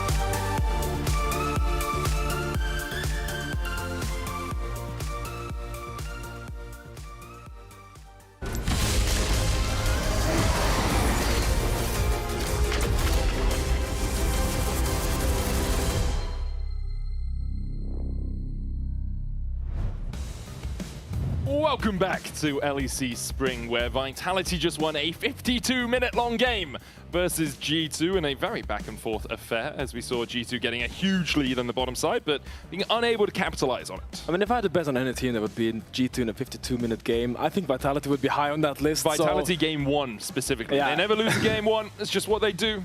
It's not that surprising. I mean, it was an absolute banger. I don't know if it was 3 or 4 Barons and how many Elders that happened that game, but in general, I do love to see Vitality's tenaciousness in that late game. The way they keep looking for fights, they always punish these micro mistakes by enemy teams, and they never get scared, especially even though the stakes are so high in the late game. But we are into draft for this game 2, and the bans that we saw game 1 are not really showing up. Game 1 we saw Orianna, Azir, Ryze, so far being left open. And my eyes are on those 2 champions, the Ryze, Azir, but also on that Ashe Seraphine that has been proven to be so prevalent. Yeah, especially with the Nautilus ban, you feel like Ashe Seraphine's going to come out. And Nivea, the final ban from Vitality. G2 can decide, do we want to get rid of the Ryze, the Azir? Do we want to give them both over? Pick one. G2 selected second pick. Vitality decided to be on the blue side once again.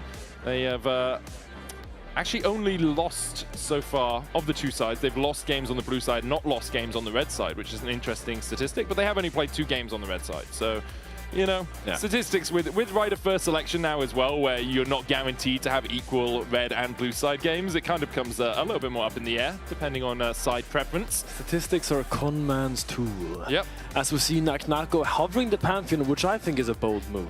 Because I think Pantheon gets really shut down by the Mundo that Scuman has seen to be played many times. But it's going to be the Azir pivot by him, not surprising. One of Caps' best champions of all time, and also one of Humanoid's best champions. So, strong first pick, but now the Ashe Seraphine is up for grabs if G2 so pleases. Because it does appear that Vitality has an answer into it, should it go through. Yeah, I wonder what Vitality are going to pick. Fleshy, I always think of things like his Thresh. Used to be so good, I mean, still is so good at the Thresh, but used to be really a pocket pick for him.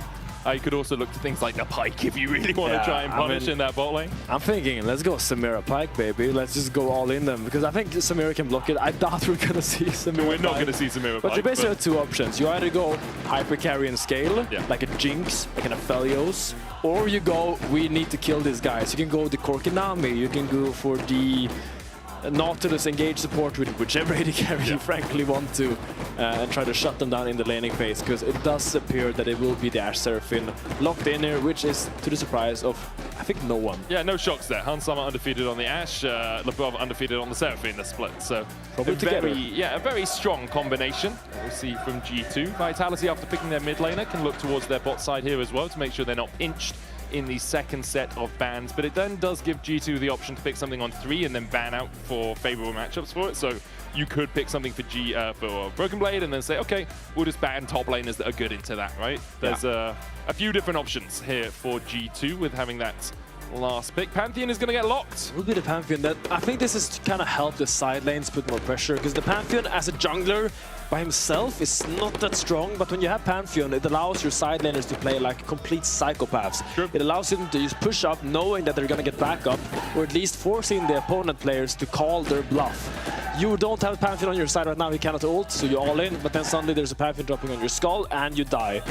Now, looking over for G2's side, I talked about the Mundo before, but doesn't look great against Azir Gnar. You could just choose to counterpick one of them right now, or you can just match the jungle. It will be the Xin Zhao. We saw this earlier today, the Azir Seraphine Xin Zhao. No, Ashe Seraphine Xin Zhao was picked by Heretics in the first series. Did not go very well for them, but I think G2 might be a little bit more proficient on this combination. Yeah, Linz is actually picking the Pantheon. It's his second highest win rate in his top 10 champions picked. Pantheon at 71.4% when his average win rate is 55%, so a massive jump compared to his average. Ivan is the only champion that beats it with 12 games played, 75% win rate on it. So it's definitely something he's very comfortable on, definitely something he's found winning ways on. Since now picked by G2. Ezreal the ban by G2, knowing that Vitality will look towards something relatively safe into the Ashe and the Seraphine matchup. And I really like how they draft the Pantheon, because context matters. And I hate when I see people just draft Pantheon and then pick stuff like Orianna, Sion, and just draft a front-to-back comp. Because when you play Pantheon, you need to play towards Pantheon's strengths. And his strength is that ult. So picking these champions, the Gnar and the Azir that will just preside, I think is super clever. going into 4-5, we see now G2 targeting the AD carry pool of Vitality. Karsus Estral, one of his most comfort champions in his history of playing. I would not be surprised if we see a Corki ban as well, just to kind of target those strong laning AD carries to kind of force the kind of advantageous bot lane state for the G2 bot lane. Yeah, give the Ashe Seraphine something they can actually put damage into. Nami is the second ban. Nami Corki, obviously very strong combination. So getting rid of something that can bolster up any number of AD carries. And as you say, Vitality have the option of, okay, we just play scaling. We go with Felios Thresh. We say, okay, lane's going to be hell, but we'll just play for something that scales up. You could even chuck a Braum in there if you really wanted to eat up the Encore with the Unbreakable. Absolutely. Well, I like the Nami ban. It kind of blocks both Lucian and Corki, so it's like a 1-for-2 deal, so it's a clever adaptation. We'll see if they want to pick mid or top here. Ryze is banned. Ryze got banned alongside the Talia. So I'm thinking into Azir. I think Wei is a pretty good champion here if you want to. You can also go for the more kind of skirmish heavy style of like an Annie, Sylas. But Sylas is there great with a Gnar ult as well. It's a super good pick. Ooh, Yasuo into Gnar. No, it's Broken Blade. Okay, I was thinking into Azir, I'm like, that doesn't make sense. But of course it's into Gnar. It's into Broken Blade into the Gnar. I think Broken Blade wants some redemption from that game 1 where he got bullied was not good for by Nako. I don't think he liked it very much, so now he's picking the winning matchup and wants to put on a show. Yeah, we'll see how well he can do on this. It's something we've seen him, he did against KC in versus playoffs. Ziggy down towards the bottom saying, okay, the bottom lane, Kazi trying to be a Stardust. There's going to be some roaming supports going on here. What are we looking at? Maybe a Nautilus is banned. Nautilus is banned. Could be a Pyke. Pyke is the most obvious one in terms of quick roam. Yeah. Right? Could also be like Blitz? No, Blitz is not very good here. Is it? Rakan? No.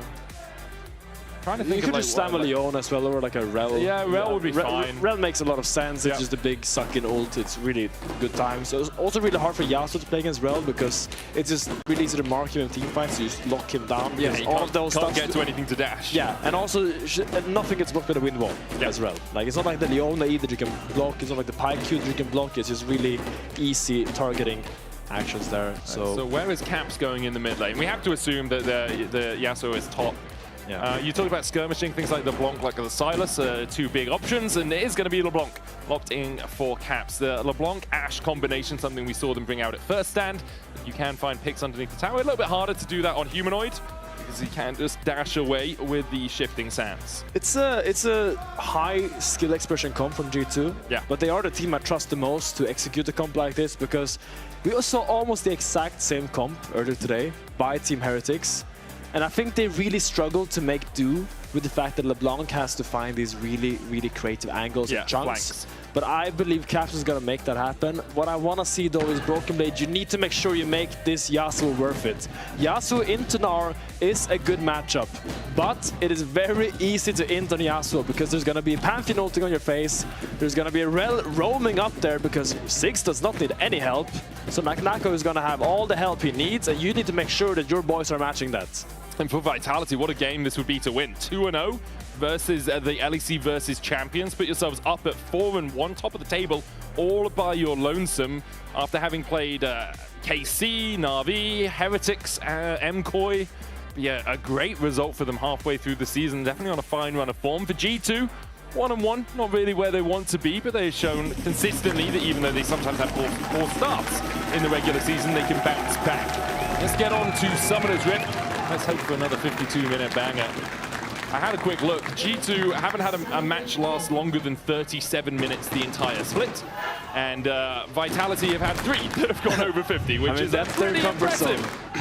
And if I could make a request to the observers, I would love to track the early laning phase in top lane, because this matchup is very compelling, and it's very important that the Yasuo executes the first levels very, very well. Because if he doesn't get a lead pre-first base, if Gnar gets his Ninja Tabi and just keep his back and he's fine, suddenly the matchup doesn't become that clear-cut, because when he's Mega, as a Tabi, he can kind of stat check the Yasuo. So want to see how he makes do with this winning matchup. Yeah. Either you start E or Q. I think E is a little bit more common, and you use like hard trade level 1. And just make sure that you're fighting really aggressively. But we see some trades in the bot here, but I doubt it's we're just a gonna crash see down, that use the much. shield. Let's have a look at what Broken Blade is doing here. Yet to level up a skill is Knock. Oh no, he's got the Q. Yeah. My mistake, sorry. As just chucking that Q out. Broken Blade has gone for the Sweeping Blade first. That's his E, where he dashes through the minion. So the big pain in this matchup for Gnar is that Gnar's kit is designed around throwing the boomerang and then catching it. If you throw out the boomerang and don't catch it, that's a 20-second cooldown. Oh, heals used on either side. LeBron putting some damage back into Fleshy. Hansama trying to step forward, but not going to be able to do This is too just much. bot lane. They're just looking Yeah, at each just other. Come on, fisticuffs bring it in back bot to the lane. re lane here. Show me top lane. But yeah, basically, if you win the wall Gnar's Q, it goes on a 20-second cooldown, and it makes it really hard for Gnar to actually contest any farm. He can't just farm with boomerang as he can in most melee matchups that are difficult for him, which is why this is one of the prime counters to Gnar. But it looks like BB is just going to go for a classic free wave crash, and then might see him try to fight a little bit harder on the bounce. Yeah, Wimwall comes out. Knocko now needs to make sure that he farms up all of these minions underneath his tower. Should be able to do that relatively successfully. BB is going for the reset as Fleshy's going for the engage onto Hans Summer. Has the cleanse, has the flash, but with Linces here, no way out. The spear lands. Lebrov, the new target, tries to flash away and will manage to escape. Oh, this is really bad news for G2. Hansama dying like this early in this winning matchup makes it really difficult, not just for the bot lane, but now Carzzy and Fleshy is going to have so much agency in this lane. So As to re-watch this gank. Yeah, 3 camps into the bottom side. Oh, it was, sorry, too graphic. Too graphic for public consumption, Yeah, guys. we Very cannot sorry show this about on a that. broadcast. That was It's dying not to a 9 level PM 3 yet. gank. Unacceptable. Yeah, we do just- not condone that. Yeah, there might be children watching. Okay, we can't show that sort of thing. Caps in the mid lane, keeping even with Humanoid for now. But as you say, like, huge loss for the G2 bot lane. As soon as Carzzy gets towards, if he goes towards the Lost Chapter route, he's gone tier right now. But as soon as he has a little bit of mana and AP, he can just clear the way from a mile away, which unleashes Fleshy to get out. And because Carzzy's been accelerated a little bit by getting that assist, he's in a nice position. Now, Hansama not burning the flash or the cleanse, though, is big. Means that he has a little bit more safety in that lane, as Caps is just going to hold mid. Humanoid's going to TP in. Caps on his most played across his career with this LeBlanc. It was something, especially when he joined the league, for like the first 3 or 4 years, we were like, don't give Caps LeBlanc. Just do not do it. Similarly to Faker, just don't give him LeBlanc. They're really good at it. They will just kill you. Yeah, he is incredibly proficient on this champion. So we see Gnar is struggling a little bit right now. The wave seems to be frozen in front of his BB's tower, and Scuman is opening here again to make sure he can keep this freeze. Did just miss a cannon. I think part of it was as Skumon was on the topside scuttle. Yes. And so Narco had to respect the fact that his jungler couldn't move first. Yeah. Skumon able to take that scuttle and then go back to farming his Krugs. He's about a camp ahead of Linces right now, who's had to make the long drudge all the way back down towards the bottom side as Hansama cleanses. Actually able to get the stun. Good knockback with the satchel. Hansama down to 200 HP. Burn his flash and his cleanse, just oversteps there, not expecting Fleshy to hex flash out of the bush. And his Ashe Seraphine is under a lot of pressure right now. This was supposed to be the winning matchup for G2. This was supposed to be the power pick that they picked 1-2, but the answer of the 6 rel is really working out so well right now for Vitality as Broken Blade is fighting. He just has a cull. Both his TP still available. Farm is somewhat even, so I think Nako is doing a good job of weathering this early game storm. And he really wants to find that plated steel cap space. Yeah, really needs those ninja tabis, as we used to call them. Yes. A little bit of extra armor would be pretty solid. But, for the moment, he's just having to deal with the fact that he's taking quite a bit of damage in this lane right now. The cull already stacking up for Broken Blade as well. 76 left on it. You can see Lebrov actually moving out of the bottom lane to try and get a little bit of vision around the dragon. Skumon halfway to level 6. Hex flash over. We talked about the move from Fleshy. Oh, Broken no, Blade BB. has the flash, but That's just how a is he going solo to get kill. out? Nako about to go mega, nars him into the wall. Would have been a solo kill, but Fleshy's E gets him the assist. It's just Nako's micros is way too good. Broken Blade misses and one too many Qs there, and Nako with the fleet movements, but just dances around him, prances onto another kill, and now it's really tough to see Yasuo go down early like that. He will now base with, I don't know how much gold he has, but look at this play again. Look at how he's moving around here. Broken Blade thinks he's scared, but knowing that Flesh is coming to save him just allows him to play so aggressive. Yeah, I think it's one of those, if Fleshy wasn't there, perhaps BB gets the Q3 knock-up into last breath, maybe, right? Maybe it's more even, but Nako definitely seemed to be winning from our viewpoint at the start of that 1v1. The Drake does go over to G2, knowing that Fleshy was off towards the top side of the map, but we talked about how easy it is for Carzzy just to farm up. He can just do this now. He just stands back, double amp, tier, just stands a mile away and farms himself up as Fleshy. It's like, look, LeBron, you're not getting out of here for free. Hits him with a shadowing strike, but it doesn't really do much more. I doubt that's the last time we're gonna see people go and kill this Yasuo top. I am afraid, like when Pantheon hits 6, when Rel has a free move, it's so conveniently easy, but Caps goes and gets a nice chain onto Humanoid. Yeah, really solid there. Uses the Shifting Sand shield to try and mitigate some of it, but Caps with this alternator already is just chipping away at Humanoid consistently. Because of that, G2 have a free move into this red side jungle. Lince is going to lose his red buff. Fleshy is looking towards mid to see if Caps oversteps, but it's very hard to clasp your hands around a LeBlanc. You can always just distort back. Absolutely. And we also didn't really talk about it, but Skirmishes has found himself really ahead due to the early gank that Lince has found. Really great punish on that. So despite Lince finding the early gank, Skirmishes is now almost a full level ahead. But here we see Flash defending his Raptors. Mega Inferno Bomb going down onto LeBron as well. Nako moving towards Caps, looking for the chase. Caps jumps back in with the distort and with the chains and then dashes away with another distort. Caps manages to escape. Nako using the jump onto the clone, building up the Mega Gnar bar, but with Broken Blade here to defend. G2 able to get their mid laner out of dodge after he gets the kill. Nako defended with a shadowing strike. And Vitality, although they collapsed, weren't able to find anything. No cleanse available here for Hans Summer. Does land the arrow satchel forward from Kazi. Hans taken out. The Grand Starfall leads to Hans Summer's death as Vitality find their third. I mean, it's an amazing play by Caps. He completely pulls the game back here. Let's see the micro here. Look, Humanoid is baiting a little bit because you know like Nako is here for the gank, but while they go for the Raptor fight, Caps locks in.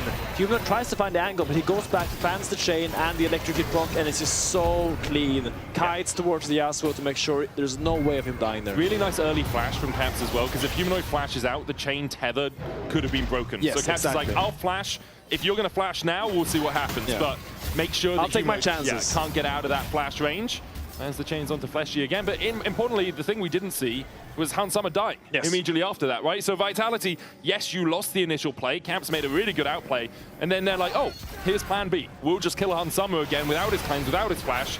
With the Grand Starfall going down there.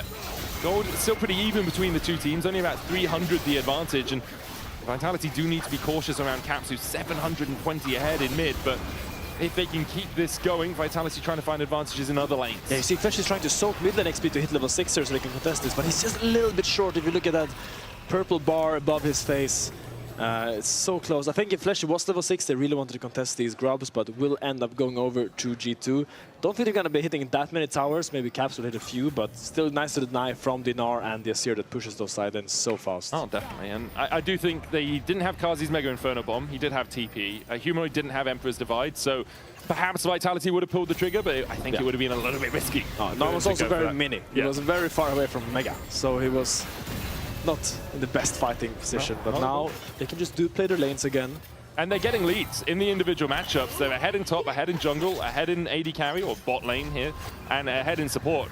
Nako has really shut down Broken Blade on this Yasuo pick. You can see it's only a 20 CS difference between the culls. He's leaving the tower medic. Run away, man. Look where the points are. There's no one here. But he's bluffing. Nako is bluffing that he has people behind him. Now he tries to walk up, but it's going to be Kazi in danger. Oh, slight mistiming there from LeBron on the encore means that Kazi did have a window to flash away.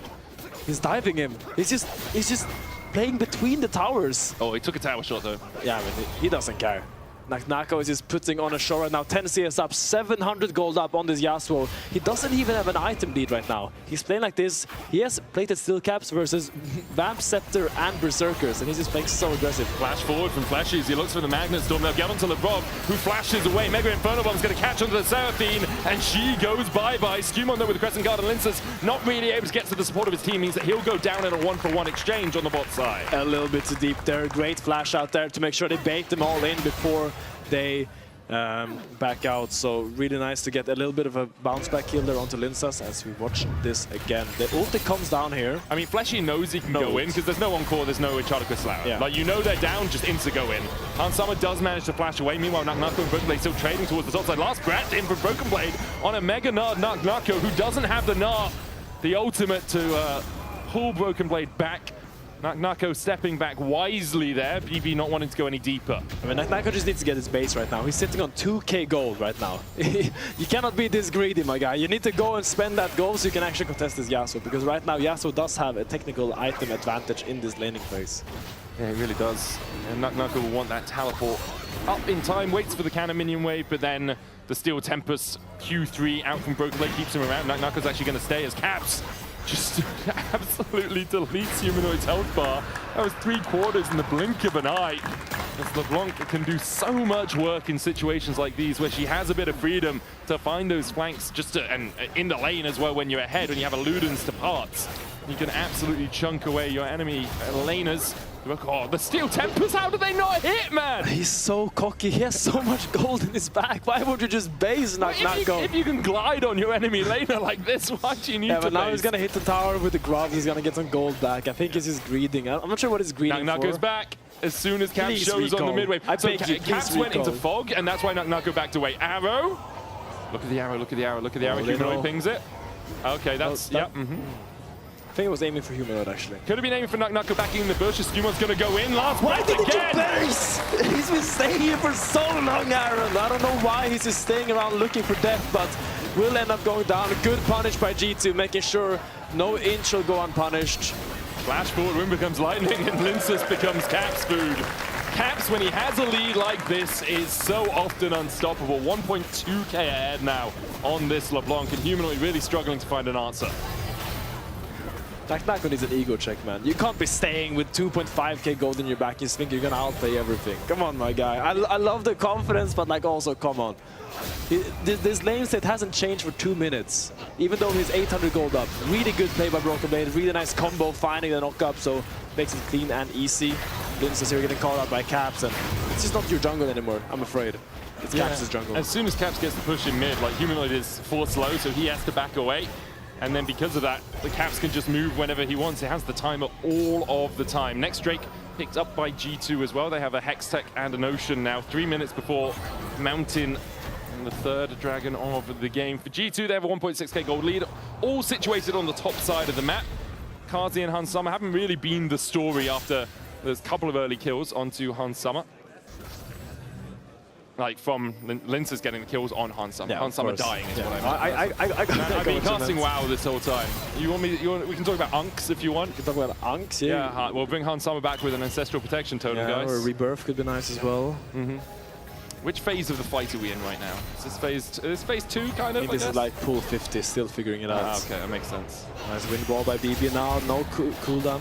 A cooldown on the Nar Q. Yeah, blocking the Boomerang Blade, puts that long CD on it. Look at the item gap now, like BB sitting on a blade and Knuckle's still on components. So lane matchup has really shifted considering how the early game went for Knuckle. Yeah, it's just, he just stayed around too long, man. He had the TP the whole time, dies, loses 3 plates on his tower as well, and all the pressure that he had, and all the sidesteps in the world can't really negate that. Broken Blade dodging away, Grand Starfall coming in from Lincus as well, puts the control wall down. BB looking for the outplay, stun from the shield vault into the lockup, knock-up, there's the stand arrow. corrected, he cannot play this. Lincus takes the kill. I mean, he tried, he was close. If he managed to get the knock-up from the Steel Tempest, a last breath could have been the last for Lincus as Caps jumps onto Humanoid again, waits for the minions to clear, then lands the chains. Fleshy has to wait for Caps to dash back before looking for a shadowing strike. What's the deal with our top laners, man? Why can't they just play normal? Why did it? Oh my god! Oh, just Caps things, baby.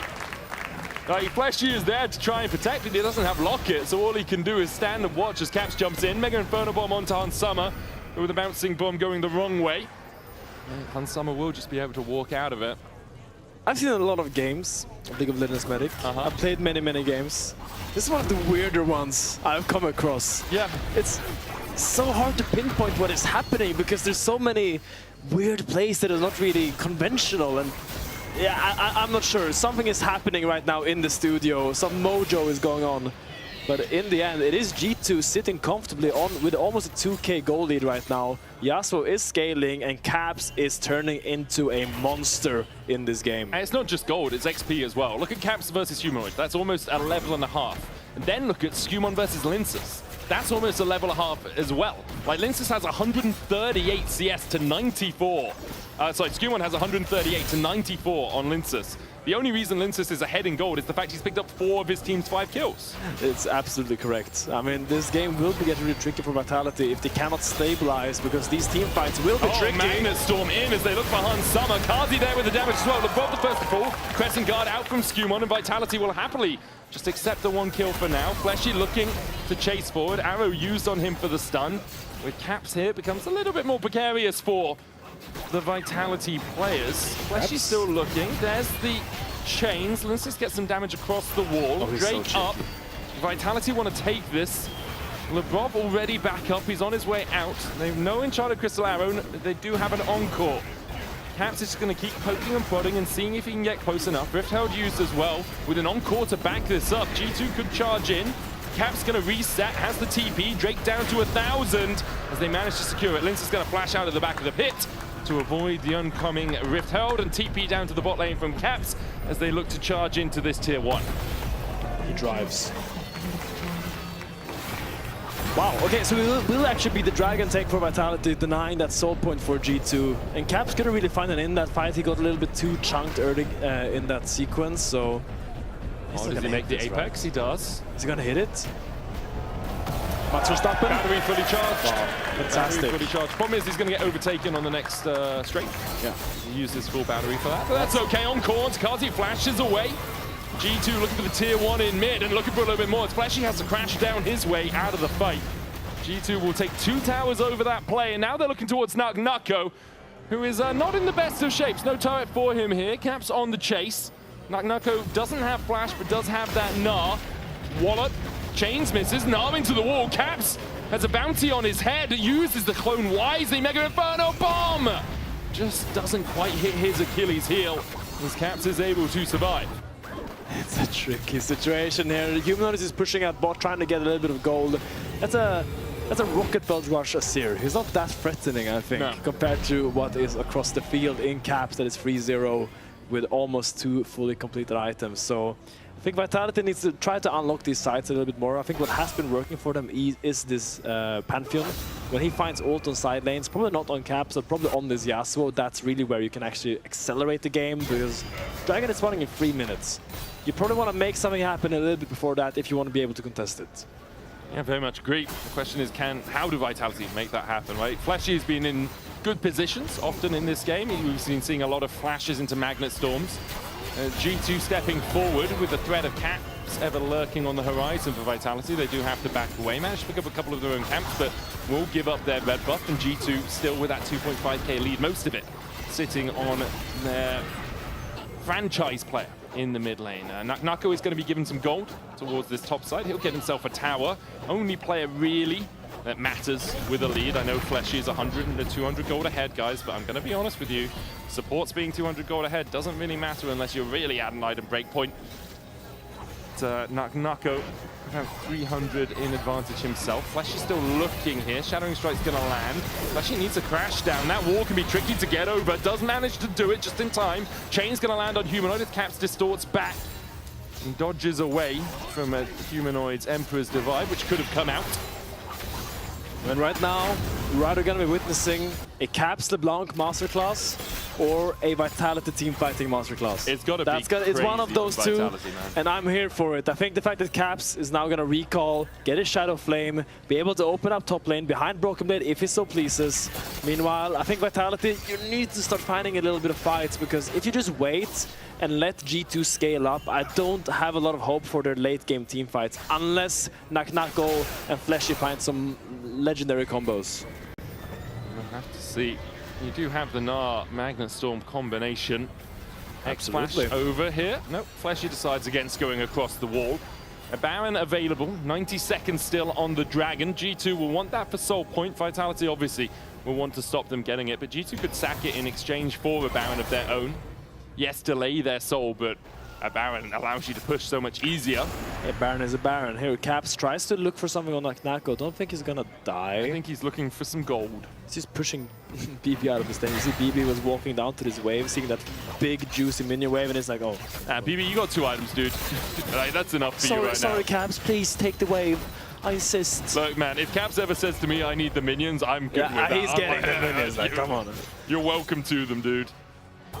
Lince has that 2k lead. Nash's Tooth on its way for Humanoid, but still a while away from being completed, whereas Caps has 2 items and will be sitting on a little bit more gold than his mid lane compatriot, or counterpart, I guess. Drake 40 seconds away. Fleshy and Lince want to move in together here towards this blue to get a little bit of vision. Skumon realizes that's very much a possibility, so puts a control ward down of his own. Fleshy only has 1 control ward. Lince has 1 as well. Nako now pathing towards this side of the map as well, but Fleshy and Lince having to give up that control of the mid lane push becomes a little bit trickier for them, with the Yasuo moving down and Humo staying up in the top lane to try and get the gold for that second item. It's hard for Vitality to really contest this. But Skumon is actually so empowered, because whenever he walks up, Vitality cannot go on him. Yeah. As long as Ashe and Seraphine is behind him, there's no way they can ever go on Skumon, because the only way Vitality wins a fight is if they go on the Ashe Seraphine. I was holding my breath there as Caps went in. Onto Caps. Dodging away as G2 will start up the Drake. Magnet Storm in, Caps going to distort away. There's the Encore as well, and look, man, I'm sorry, you went a little bit too deep there. Just trying too to deep find or a too play. shallow. It wasn't really, didn't really get in there at all, to be fair. I think maybe he thought he had flash, or I'm not quite sure what he saw there. But Humanoid was pushing out top, so I don't think there was any way Vitality was going to contest that dragon. I think they were just trying to get a little bit more gold. He wants to get that Nasher's Tooth, so we can start fighting here. Yeah, it's one of those weird plays as Rel where you're like, oh, I could catch the LeBlanc. There's a 540 gold bounty on her head. Let's get it. And then she just double distorts away, and you're like, I'm here now. And there's an encore. Oh, that's a flash. Forced to flash away from Caps. Caps is the raid boss, man. He just really walks is, up man, and people this guy. flash away. I don't blame him. I don't blame him. I'd be petrified. There's Fleshy has only died once this game, but struggling to find ways onto that back line, and it is a difficult team to do that too, because Ashe and Seraphine just stand a mile away. You can't, as you mentioned, you can't engage onto the Xin Shao. You try and jump onto a Blanc. Good luck. And then Broken Blade hasn't often been in the fight in a way that you can actually get into it. Have another look at this. Like, Fleshy, yeah, he really thinks I can just get on Caps with the follow-up from Nako. Caps buffers the distortion out onto the Rel Q. Super nice by Caps. I mean, I see what Fleshy was going for. You see what he was looking for, but it's not really... I mean, against Caps, you just can't expect him not to react. Arrow. Ooh, Nako dodges it. Caps is here. They saw him TPing in. No jump on Nako. Lince is trying to do the damage as well as Caps jumps forward again. And that's a TP used with Vitality not having to invest anything in terms of full defense of Nako. Nako is a radical Raz, I'll give him that. He's very fast and he's dodging a lot of skill shots this game. A lot of... Oh, Flashy. Oh, Skumon caught. Can't really follow up on it. More about denying vision than anything here for Vitality. So level 14, 2 items. Probably going to get his third, or at least half a third one when he goes to base. He's almost 2 full levels ahead of Lince now. Caps in only 1 level ahead of Humanoid now, but still, the XP advantages for the mid-jungle of G2, pretty sizable. Broken Blade slightly behind Nako. To give Nako his due, about a level there as well. And can't really answer into this Narc in Broken Blade, but doesn't really need to, because Caps can do it if you need. Caps can do everything this game. Wherever Caps goes, magic will happen. He's gonna try to get his level 16 spike, because when LeBlanc gets 16, suddenly that ult cooldown is so short, and he can find these mega chunks on such a short notice. Broken Blade, no, like Nako tries to ult the wave there. Just pushing, pushing, pushing. Oh, G2 gonna start the Baron. Ping it out. TP coming in from Nako as well. Gonna be in that mini for quite a while. Does have the health shield. Baron spotted out with a fast side automation. Vitality trying to step forward. Chains coming out. Humanoid knows that Caps is in that bush. Baron still being done. 4,000 on it as Nako begins to build up the Mega Narbar. Grand Star falling. They look for BB. Fleshy goes in with a Magnet Storm, but doesn't really catch on to anyone. Lince is being kept at bay by Skumon, who lands the smite and secures the Baron. Lince is taken down by Skumon. Ember's dividing by Humanoid, but G2 are still so healthy. It's all on Kazi and Nako, who finally has the Mega Narbar built up, but no one to use it on. G2 find 3 in the fight and secure the Baron. I mean, it's a 3 for 0 and the Baron. You cannot wish for more as G2 in this spot. And I don't think we're seeing another 50-minute banger medic. I will not caster cursed it, but I think G2 is looking really poised to take this game as of now. Man, if we do see another 50-minute banger, that is a sizable caster curse, man. Kazi caught out by Broken Blade. Last point coming out will satchel. Knocks Broken Blade against the wall as well, but yeah, if G2 lose from this position, that is Truly shocking, I'll be Broken honest. Blade is in 6K a ahead. predicament right now. I mean, sure, but like, the guy walks away, dude. Lebrov might be in a bit more of a predicament, doesn't have the flash. Hansama, Skewmon, and Kevs are on their way to chase in, though. Knuckle does have a flash of his own. Ouch. Has to use it to get away from the chains. And G2 with a 6K gold lead at 26 minutes and 3 dragons to their name can now push in with this Baron that they have for the next minute and a half. I mean, it's just been the Caps show. This is a picture-perfect mid-gap, if I've ever seen one. Just outplaying constantly, finding solo kills, and just snowballing the game by himself. Caps done. They don't have the follow-up damage is the problem. Like, Kazi's there, Mega Inferno Bomb. Caps able to dodge to the side of it, walks away. Lebrov takes most of the damage as Kazi flashes for it. Oh, he's angry. Say what you want about Vitality, but they're unwilling to give up. They'll always try and make the players. BB continues to push through the bot side. With the Baron buff minions and the 3 grubs, this tower melts underneath his blade. Well, they kind of stopped the siege. Kazi just had to use his flash for it, dude. I mean, I'm just saying, they're kind of holding on. Yes. Good play. The next 2 waves, I think, is where I decide whether they stop the siege or not. Because I think we should decide now. Okay. For now, they haven't lost the game. Caps is going in. Oh, hello, Linces. Slash, knack. Okay, it's fine. Yeah, and this is Soul coming up. It is Soul. Mountain Soul for G2 if they can secure this. Nucko needs a way to build up that bar again, but he'll be out of rage for a while. As Caps jumps onto Kazi, satchel charge from Kazi, well placed. Caps goes back in, lands the chains. Caps going deep, almost kills Kazi, but doesn't do it. Caps is down, the Drake down to 3,000 as well. Linces nowhere near in the area to secure this. Caps sacrifices himself for a Mountain Soul. How does Karzi not die there? He had 1 HP almost. It will be the Mountain Soul going over to G2, but I think still you're quite happy with that if you're Vitality. That's a 1K shutdown onto Caps. I'm not sure who got it. I think it was Nako. So he's a very rich little rat right now. And he's going to try to take some space here, get some plates on mid here. I guess the thing for G2 is, was the Baron going to get us anything more? Is Caps sacrificing himself there worth it? It's not. You still get the Drake, so you still have Soul. Yes, you've given is 1,000 gold. Yeah, I 100% get where you're coming from. It's not the biggest loss it could have been for G2, but it's also really not good. Let's see Karzi's HP here. Yeah, I mean, this is not worth. I mean, it's still okay for G2, but you pretty much have that dragon. You know? Cassie didn't need to make a miracle happen there. He tried. I respect him going for the montage play, but you don't always have to go for it. I think the problem was as well, he went in thinking it was only Kazi, and then Humanoid shifting sands to where his clone, clone would be. So it's like, well, if I don't jump back, I'm just going to get Emperor's Divided, and then I'm probably dead anyway, right? So decides to jump back, gift some gold over to Vitality. Can they delay the game? Can they do anything with it? Because currently they are still in a monumental hole. 5K down and a Mountain Soul against them as well. See what happens now when Nako recalls and buys some items. It's going to be a Randuin's, maybe a little bit of MR coming out soon, I would imagine. No, a BF no MR for Nako. That's going to be a GA. Why magic resist when you can just kill the enemy quicker than they can do damage? Respect. I mean, it could be any item, but I assume it's going to be a GA. Yeah, you just... Realistically, it's going to be a GA, so... It just cracks out an Infinity Edge right now. It's self-made on Rek'Sai all over again, man. That's a crazy callback, yeah. I think he lost that game. Yeah, he did. So, Kars is sitting on 3 items right now. 0 Magic Pen. And Hansama now has established 3 core as well.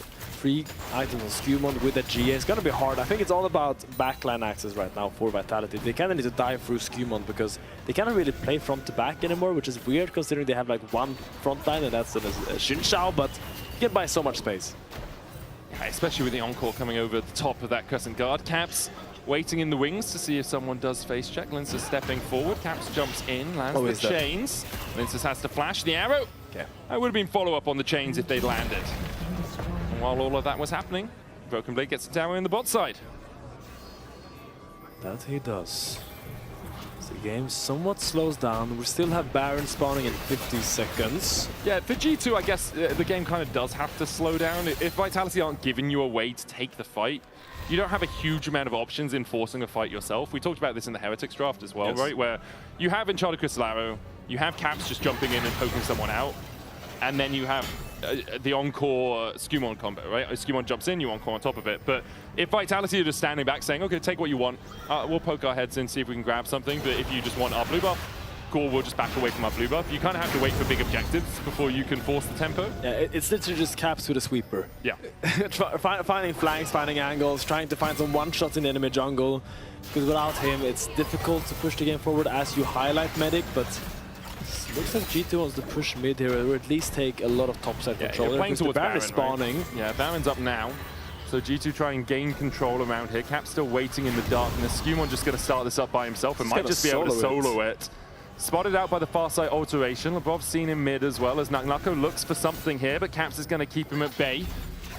Naknako, the only player in the game higher level than Caps right now at 18. G2 have pulled off. The arrow lands. There's the encore follow-up. Fleshy pulled back. The Sun Disc down as well as Linces falls low and is taken out by Caps.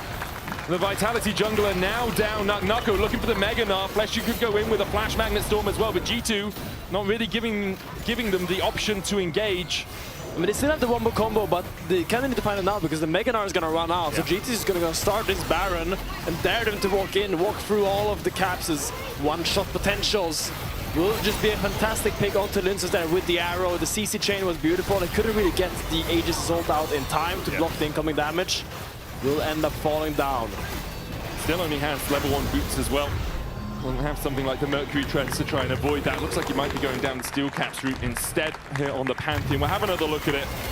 They do manage just to clip Linces instead of Kazi, and then with the encore follow-up, Steel Tempest, stun, CC, Aegis Assault, but that's dance. Fantastic CC chain by G2, just making sure it's picture perfect.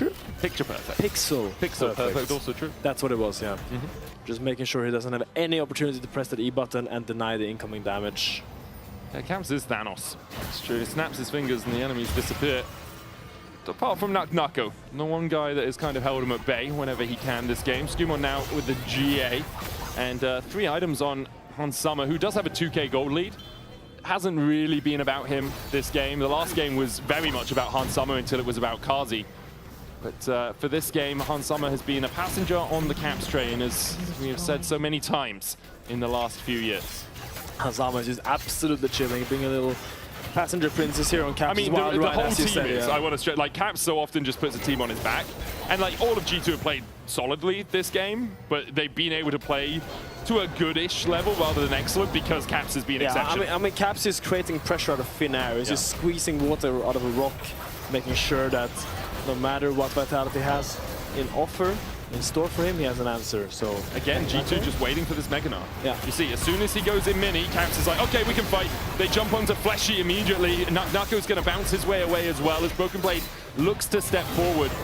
Naknako really needs to get that Mega Gnar stacking up once again. Elder up for G2 as they look to play towards it. Lince is caught out once again by Caps. Aegis Assault to block the damage from those chains, but Vitality are walking into darkness. Naknako doesn't know if there's someone waiting on the other side of that wall, and it's Caps again. The dash across from Naknako, but pop goes the Gnar. Humanoid tries to get in, but Caps dodges away. The encore, Humanoid pops the stopwatch, but pops immediately afterwards. G2 don't even need the Elder to finish this one off. And then G2 look angry after game 1. They're like, okay, we should have won that game. Now we're gonna finish it out cleanly. We're gonna play in their vision pockets and just attack them before they get a chance to contest the objective. Yasuo is in the base, Ash Seraphine is in the base, pushing towards those Nexus towers. Pantheon, you can try to ult out, but you're only gonna come home to a broken Nexus, I'm afraid. Yeah, Kazi has to try and defend, has that Mega Inferno Bomb, but with Baroned up minions and a Wind Wall in his way, the Enchanted Crystal Arrow finds Kazi, and G2 will even out the series at 1-1. An impressive performance from their main man in the mid lane, Caps, carrying the team once again as G2 step up and take us to 1-1. Honor LeBlanc. Honor LeBlanc. I mean, that play on mid where Naknako's going in for the gank, and he just breaks their ankles, switches back, one-shots Humanoid, and then kites up. I think that was absolutely amazing. Right now, we will go to a little bit of a break, but when we get back, we're gonna see a fantastic game 3 as the desk breaks that game down.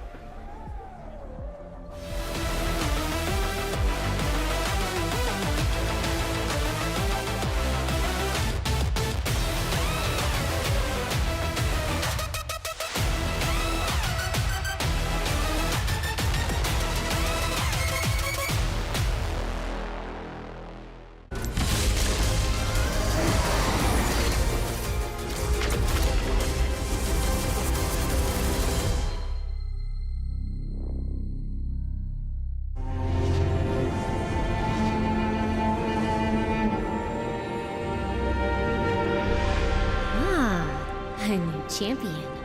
Welcome to my shop. You'll need the right build.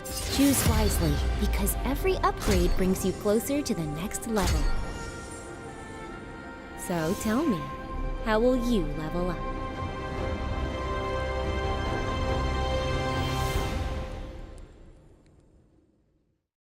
Want to find your fastest server every time? Express like a pro and optimize your connection in one tap. Express and game without ISP throttling. Express and shield yourself from DDoS attacks. Express and choose the VPN trusted by gamers everywhere. Express VPN. Experience gaming the Express way. Fast, stable, competitive.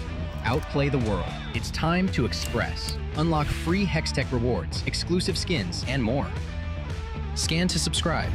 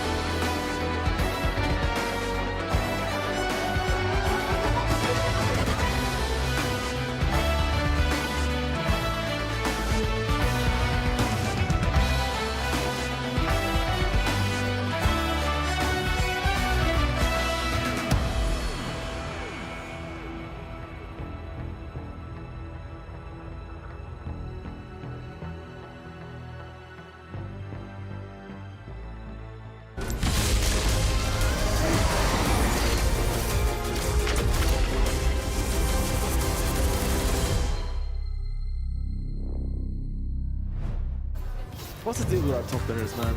Why can't they just play normal? Why did it? Oh my god! Oh, just catch things, baby. We can fight them, we can fight them. Rail's going deep, just play fight. Nice, guys. I got it. We're in. Asia. W. I'm fine. I'm still at W. Ulti? I was doing NPC, hitting the people.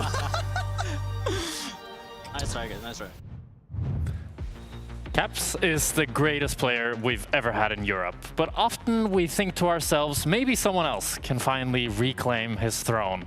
But time and time again, Caps shows why he's the greatest. As we break down the Euronics play of the day, I wanted to show you why this play is so great, because I think a lot of people will just focus on the mechanical side, which was fantastic by Caps, and we'll look at more of that later. But this is actually a game-winning play by G2, and the big reason is because of the numbers advantage that Vitality would have had. Now, Naknako had a really good early game, and he was able to proxy this top wave, which allows him to move and make this a 4 versus 5. So, if the game was normal, this would be an unplayable fight for G2, and they would be in big trouble as they're so damn deep here and they get hit by so much damage. But Caps dodges Humanoid's ulti, dashes away, and then is able to dash back onto Humanoid, flash away from Naknako, and now suddenly what was a 4v5 was just a 3 versus 2 here,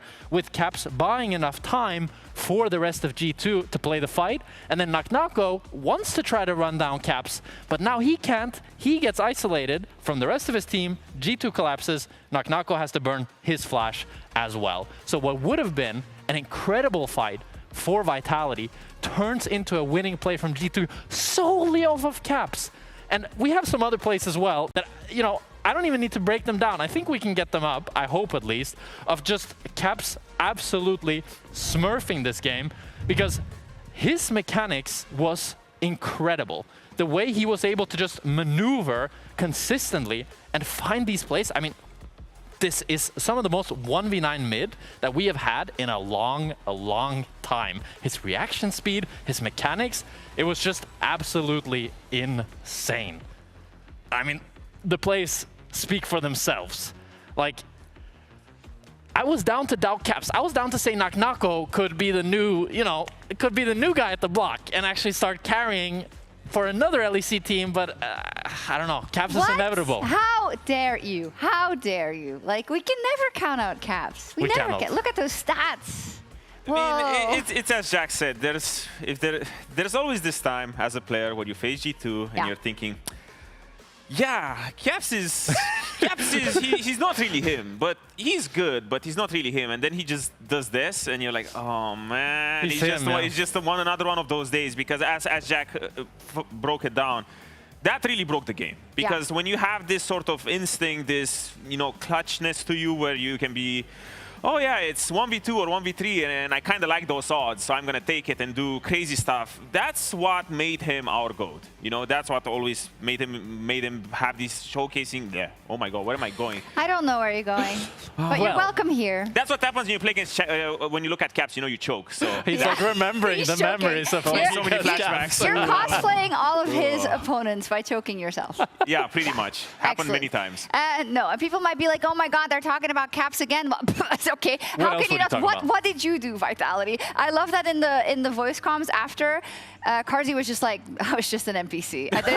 There's nothing I can do, and I also love that immediately they were like, we tried, we go next, and we can talk about that in a little bit. But this is the kind of thing that you run into, not only when we highlight G2's international recent performances, but also domestically. You lose that game 1 in quite a heartbreaking fashion, because Vitality really fought their way back in a clutch situation, and Caps just completely flips the switch with the rest of the team. I mean, it's incredible. I don't know like how he does it. He just loves the game so much that I feel like he's one of those players that really never gets mentally tilted, never gets mentally out of it.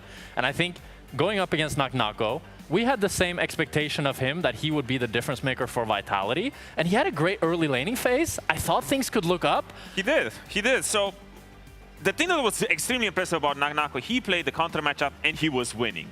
So when you get to that point where you're winning even though you're not supposed to, you have a bit of responsibility on you. Right now, he's 1.5k gold down, gets this great trade over here, sets his lane up for success soon, because the Yasuo just came back. He needs to win this lane. Yasuo keeps needing to find windows to win. And right now, he has plenty of opportunities to take the small win. Even though you would base now, you come back with items. You are winning the lane with 2k gold in the bank. Imagine you spend that 2k gold, you're winning even harder. So what happened was that he has plenty of opportunities, even now, even at the proxy that we just saw earlier. Take the base, take the small win, especially right now. You have TP up. You don't need to style on him. You don't need to win with all this gold in the pocket. You can win even more. Give up the 3 minions, win harder, because after this, you are the only shining light. And there were so many recalls canceled. Yes, we're still going, and now he's dead. And now he's dead. But, okay. So he got into this position in the first place. Props to him, well played to him. He did amazing. But when you face G2 or any team, when you face a good team and you're at the highest level, you have a certain individual responsibility to take those wins, to transition those leads into wins for your team. Because if you would have based at any of those points, all of a sudden, Linsas has more plays that he can do with you. Humanoid gets unlocked. Maybe you can proxy again and stop caps. There's a lot of things that you can do, but they never even go to the place where they can have these sort of opportunities. Yeah, it's not about solo losing the game. That's not what we're talking about here, but it's about what can you do with your lead. And honestly, I feel like this is something that we've been talking about a few times today, but even on the pro level, sometimes pushing your lead is not as easy as it seems. Although I do feel like here, it was easier than it seemed. He just had to back. Yeah. I mean, I think the contrast is what is so interesting, because we have Caps, who gets the lead, takes over the whole game, makes it unplayable for Vitality, while Naknako gets a similar lead. He pretty much got a solo kill. It was like a tiny bit assisted, right, by the support, but he still was able to build a huge lead on Broken Blade. But then he kind of got greedy. Some mistakes happened, like you said, and then once he died, suddenly the lead is gone. I'm just saying, when you're laning top lane and you win, feels good, because you don't often just win and jungler doesn't interact with you for a while. So I get it. I've been a criminal a couple of times. I've done the things that he has done. You've won lane before?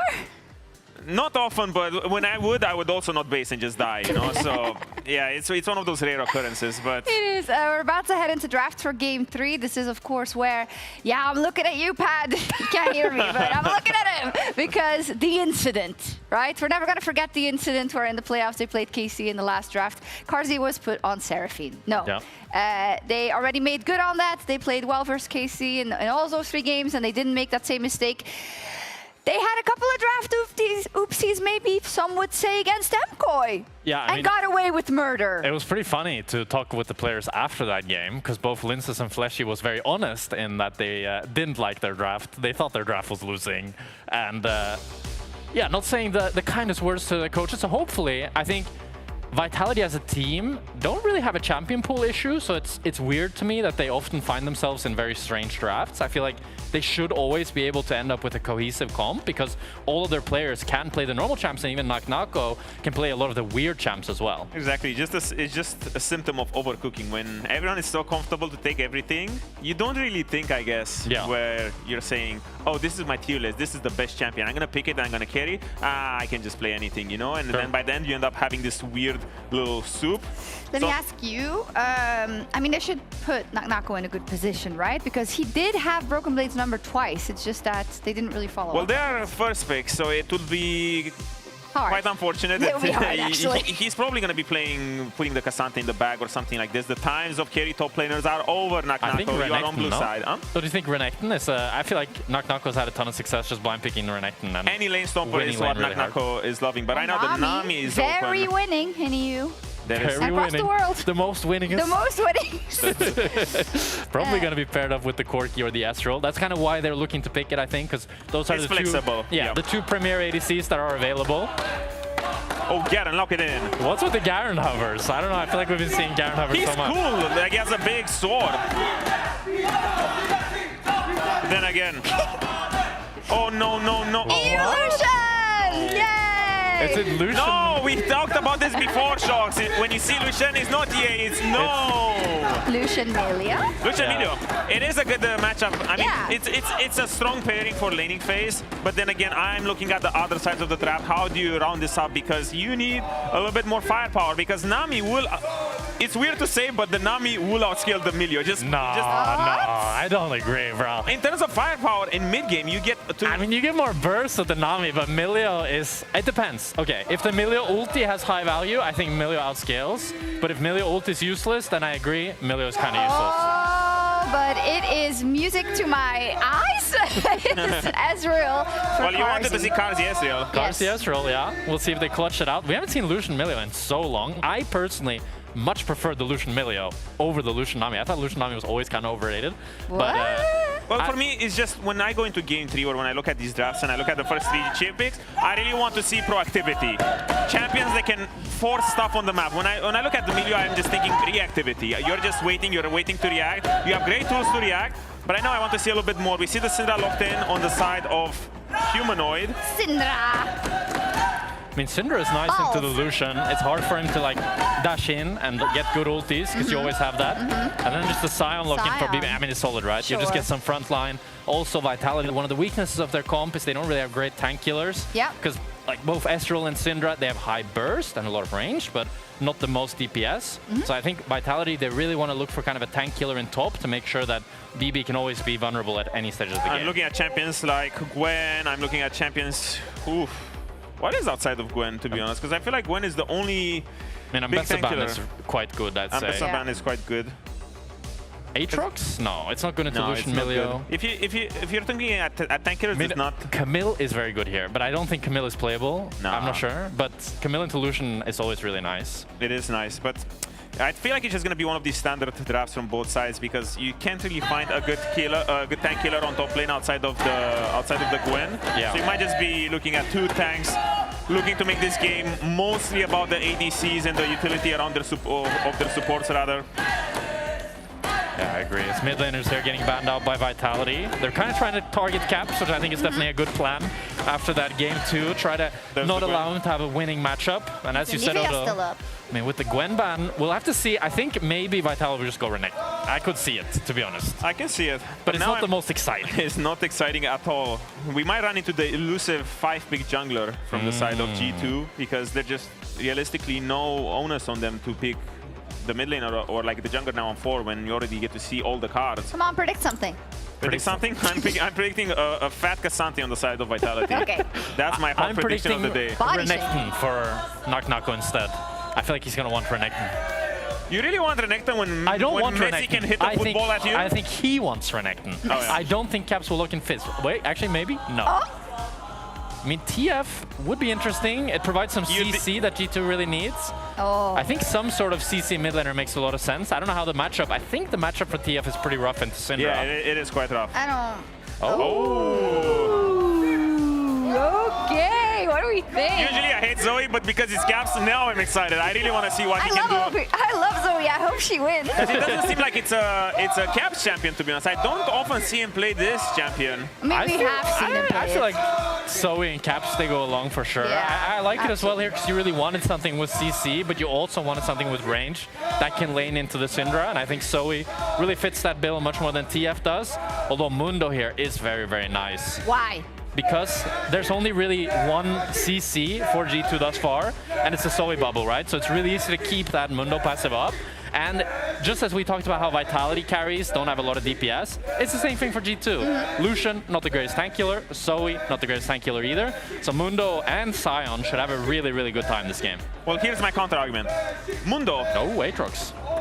Ooh, I don't really think that's a great matchup, but it's going to be all of a sudden a lot more about execution for Vitality. I don't think it's that easy for them. What if it's Mundo top, though, and Aatrox jungle? Oh, well, then you're getting stomped even harder by the side. I feel like Really? Nako solo killed Baus in this matchup. That, I mean, if you solo... I mean, and it's I can't fight with that logic, you know? Yeah. Well, already, even without the light... Oh, what's going on? Skewmon Olaf. Olaf jungle with I mean, he does get kited a bit, no? But oh, let's go! I'm not sure. It's a little bit diverse. I like at the very least that G2's comp has an identity, right? It's all about getting to objective first, planting the Sion in the choke points, just sitting there and waiting. You're the expert. You're the experts. Are these drafts good? I mean, both drafts are good. I like G2. So here's the thing. If G2 gets an objective first and presses S, they will win. Okay. No chance they don't win. But when it comes to retaking space and having to walk forward, walking into an Ezreal and Syndra seems especially difficult. So when I look at these two comps, the way they want to interact is whichever teams gets to an objective first, they're the ones who have the advantage. Okay. I think both teams had some really nice drafts. Both teams have really high bursts. So as you said, Odo, the one who holds the space and can just one-shot the first target has a really, really good time. So having that control is really pivotal for both Don't teams. get stomped early. Be at the objective first and you win the game. Easier said than done. Easier said than done. Let's see if it's G2 or Vitality who take this game 3 with our lovely casters. Let's get into it. What a draft to round things out here. A 14-game losing streak Lucian. Caps on a 19-9 Zoe that he's been spamming in solo queue. We have Mundo jungle, Aatrox top for Vitality. It's going to be a banger. I I'm excited, Medic. Yeah. I have been spamming Zoe lately in solo queue. I think she's so strong. I want to highlight that Caps has went for the Ghost Zoe. The Ghost Airy combo. I'm gonna imagine he has... Oh, he actually has Mana Flow. He doesn't go for the Nimbus Cloak, which is a little bit unconventional. But it's a very exciting game. I know Cap Zoe. I've been stomped by Cap Zoe in LEC many, many times. He's an absolute menace on this champion, and I can't wait to see how he's going to navigate this early game and this late game potentially. Yeah, it's his 12th most played all time, so it's something that we've seen him bring out a lot. I think it's just been a while since Zoe was super meta, you know? We'll see how well he can do into Humanoid in the mid lane, picking into this matchup. We saw the double flex from Vitality on 4-5 with the Mundo and Aatrox, and they've decided it's Aatrox into the Scion. Jack and Odo had some disagreements as to who would win, a Mundo or a Scion, or an Aatrox or a Scion. What are your thoughts, Finn? I mean, I think either way, Scion is probably going to be fine in those matchups, and it's kind of just what you prefer to play. Because no matter what you play into Scion, you will be able to farm, you will be able to have push, most likely. I mean, Scion will push the Mundo early, and Aatrox will come alive a little bit earlier than the Mundo. But I mean, in the end, it just comes down to preference. I like the Aatrox stop a lot more because you have that side lane threat later on. Later on, when you have Mundo versus Scion, both of you is probably going to be pushing, and not much is going to be happening. So now it allows Vitality to play a little bit more volatile on the side lanes, and I do like seeing Nako on the Aatrox, one of his better champions, as Sama goes for the early dash in with the Cozy Campfire. Yep, Cozy Campfire. Milio names are always a little bit odd. Cozy Campfire, Warm Hugs is the shield, Ultra Mega Fire Kick is the Q. Okay. Well, I do know the Cozy Campfire. Yeah. It's a good name. It gives you a little bit more range, gets that extra Light Slinger proc off onto Kazi. Hans Summer, pretty good on the Lucian all time, 64% win rate, but it is on a 14-game losing streak here in the LEC. However, they have been able to get the push early on, as you kind of expect into an Ezreal Nami, right? Like, Ezreal doesn't have great wave clear. He's Mystic Shotting a couple of minions here or there, and that's about it. I mean, Ezreal is basically strong to push if he can threaten the all-in, but if he cannot get the all-in here, as good damage, really good trade. Broken Blade needs a couple more autos. Is he holding the flash? Flash forward from Nako, flash away from BB. Dash stab! Nako with a solo bolo. And what did Odo say? Who's winning this matchup early game? I think Odo pretty much said that Scion is winning into Aatrox. Well, that's clear to show what he knows about top lane, right? So super nice trade by Nako there, getting fantastic trade with the pullback on the W Infernal Chains into the big Q3. Chases down Broken Blade, as despite the flash, he did have that dash stab. So this is going to be very nice for Nako. I hope he bases this time and actually spends his gold. We'll have to wait and see.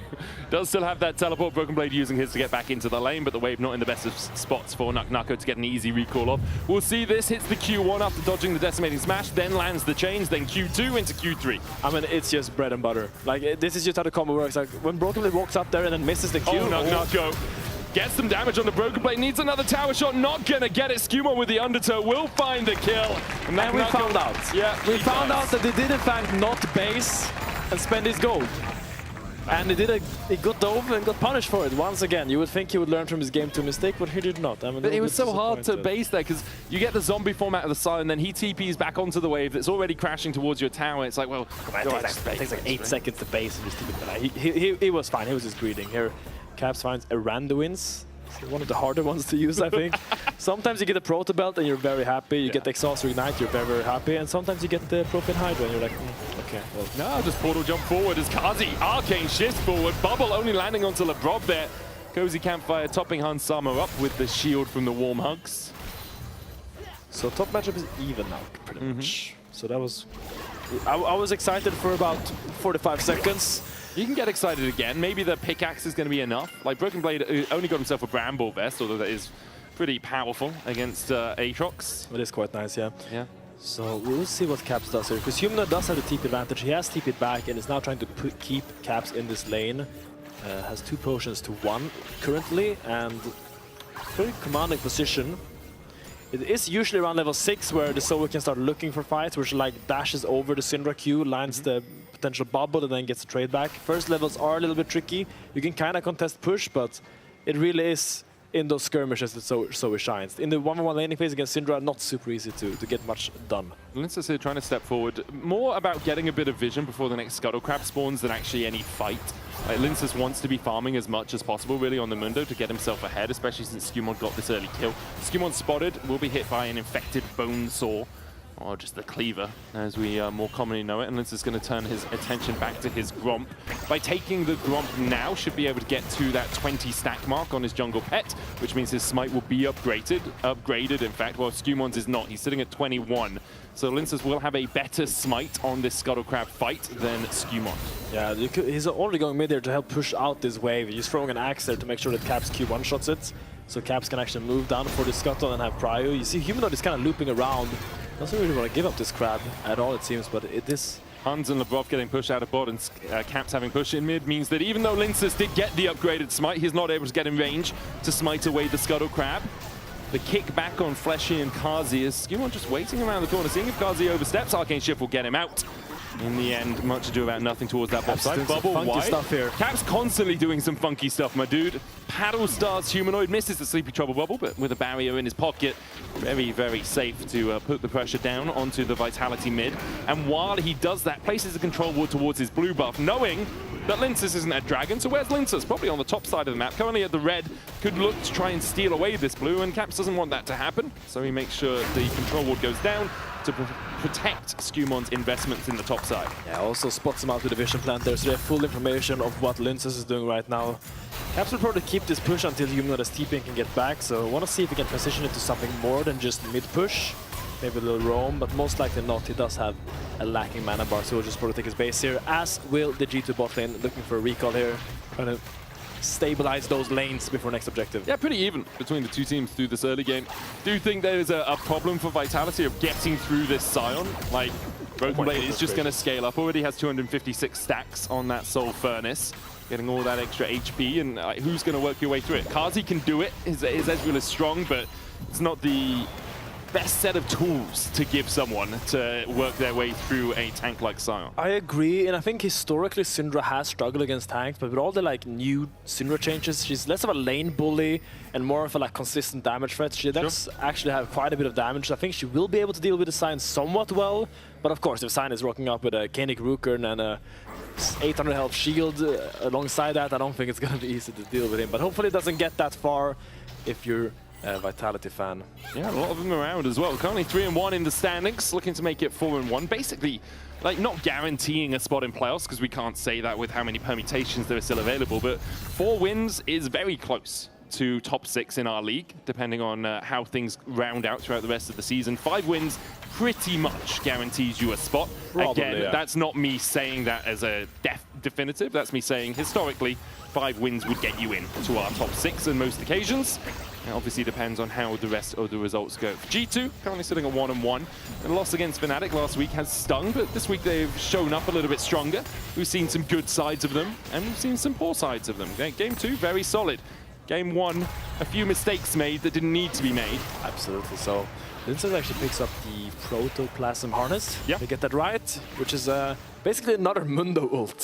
So now he has 2 Mundo ults, so it's going to be very, he'll be able to go wherever he pleases pretty much. So that is his passive. Yes, and now he pleases Goes to where go he pleases. into the topside river. Currently deigns him to perhaps make a sojourn up towards this top side. Naknako trying to move across as well. Caps does have to push in mid, and Human is going to have to answer that. So it'll be a 3v2 if Caps moves first and begins to do so. Tricky. Yeah, I think Vitality are realizing they can't really contest. Caps already in the fog of war. Bubble going to land here. Tidal wave there for the follow-up onto Lavrov. Gets the kick back onto Fleshy, down to 200 HP, but still holding on to that breath of life. So it's a game of chicken in bottom, I feel like. When you have so many combat summoners still available, the heal, the barrier, the heal, the health bars are fake. Yeah. You don't know how low someone is when there's a barrier and heal coming out in a moment's notice, so... Milio are also giving you about 150 HP back, alongside getting rid of some of those CC effects. As you say, Naknako pops the World Ender, and I think Skumon's happy enough just to back away, takes that ultimate, and then retreats out of the fight. You thought they were going to go for more there, didn't you? As the Scatter of the Week's going to land on the Caps. Unleash Power! Humanoid finds it, takes the nap afterwards. Sweet dreams for Humanoid. That is done after game 2, where he got humbled by the LeBlanc, and here, Lince's rolling up with a big binder. Doesn't find it. His massive binder just coming in. Gonna hit you with all of these files, my dude. doesn't manage to get much more with the Bob coming across with the cozy campfire. Sadly not, yeah. Yep. Will just be a little bit of a CS denial there as we re-watch this mid lane fighter. Caps a little bit overzealous here. Really wants this cannon minion, but Humanoid just has the exact amount of needed damage. Flash comes out a little bit too late as the Syndra Q. I couldn't have said it better myself. No, I agree. I think that's how we should cast most of these games, I'll be honest. Mic check is one of my favorite moments of the week, just to listen to what Kazi and Humanoid have cooked up this week. Humanoid on this Syndra now with a 400 gold lead. First time we've seen him in lane, actually, with a lead this series. Caps has had a very solid performance so far. But in this game, Humanoid in the 1v1, just getting that small advantage. Looking really good on this Syndra so far. Very commanding laning phase and almost 400 gold up on Caps. Still sitting on the Dark Shield stacks as well. Stun connects. Flesh is here behind. Humanoid doesn't have the unleashed power right now. It's the false alarm. This will be a wave push out for Caps, but still Caps is level 9. Syndra is now halfway to level 11 almost. Yeah, it's scaling up through the game. Next Drake up in 20 seconds time. That's why Lebrov and Skewmund are teaming up together here to try and spot Humanoid as he moves down towards the bot side river. Linces should be able to take the Scuttle Crab. Cap's still on his way back out and is running that ghost, so no TP for him to be here sharpish. Linces trying to catch him in the rotations. Checking if Vatat is gonna skip some steps per chance, but Humanoid just wants to base to get his little Blackfire torch, I would imagine. If he gets the torch and then TP's back in, that's give him quite a big advantage in this next fight. Cap's still sitting on items. Hans Summer has finished his Essence Reaver, where there's no Trinity Force yet for Kazi.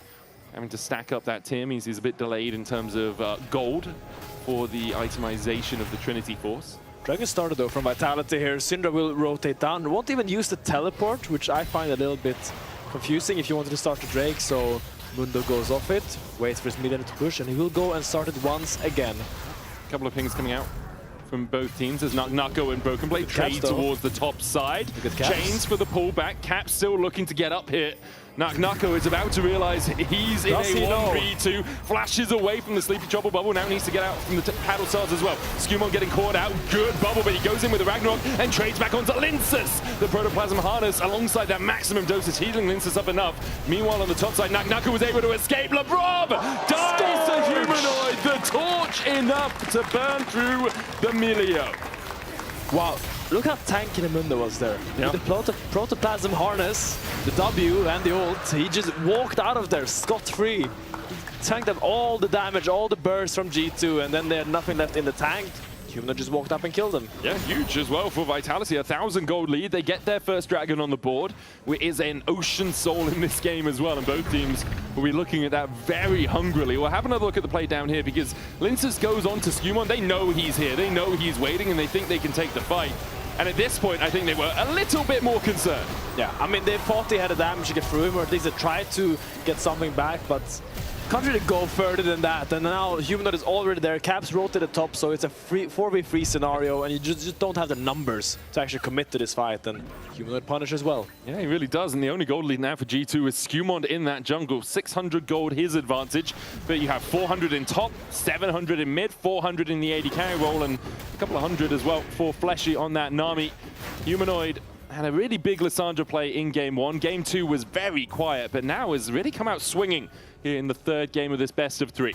There's an early swap here from the G2 bot lane, pushing up here, kind of mismatching, because we kind of forgot that swapping is a thing after Riot added the quests.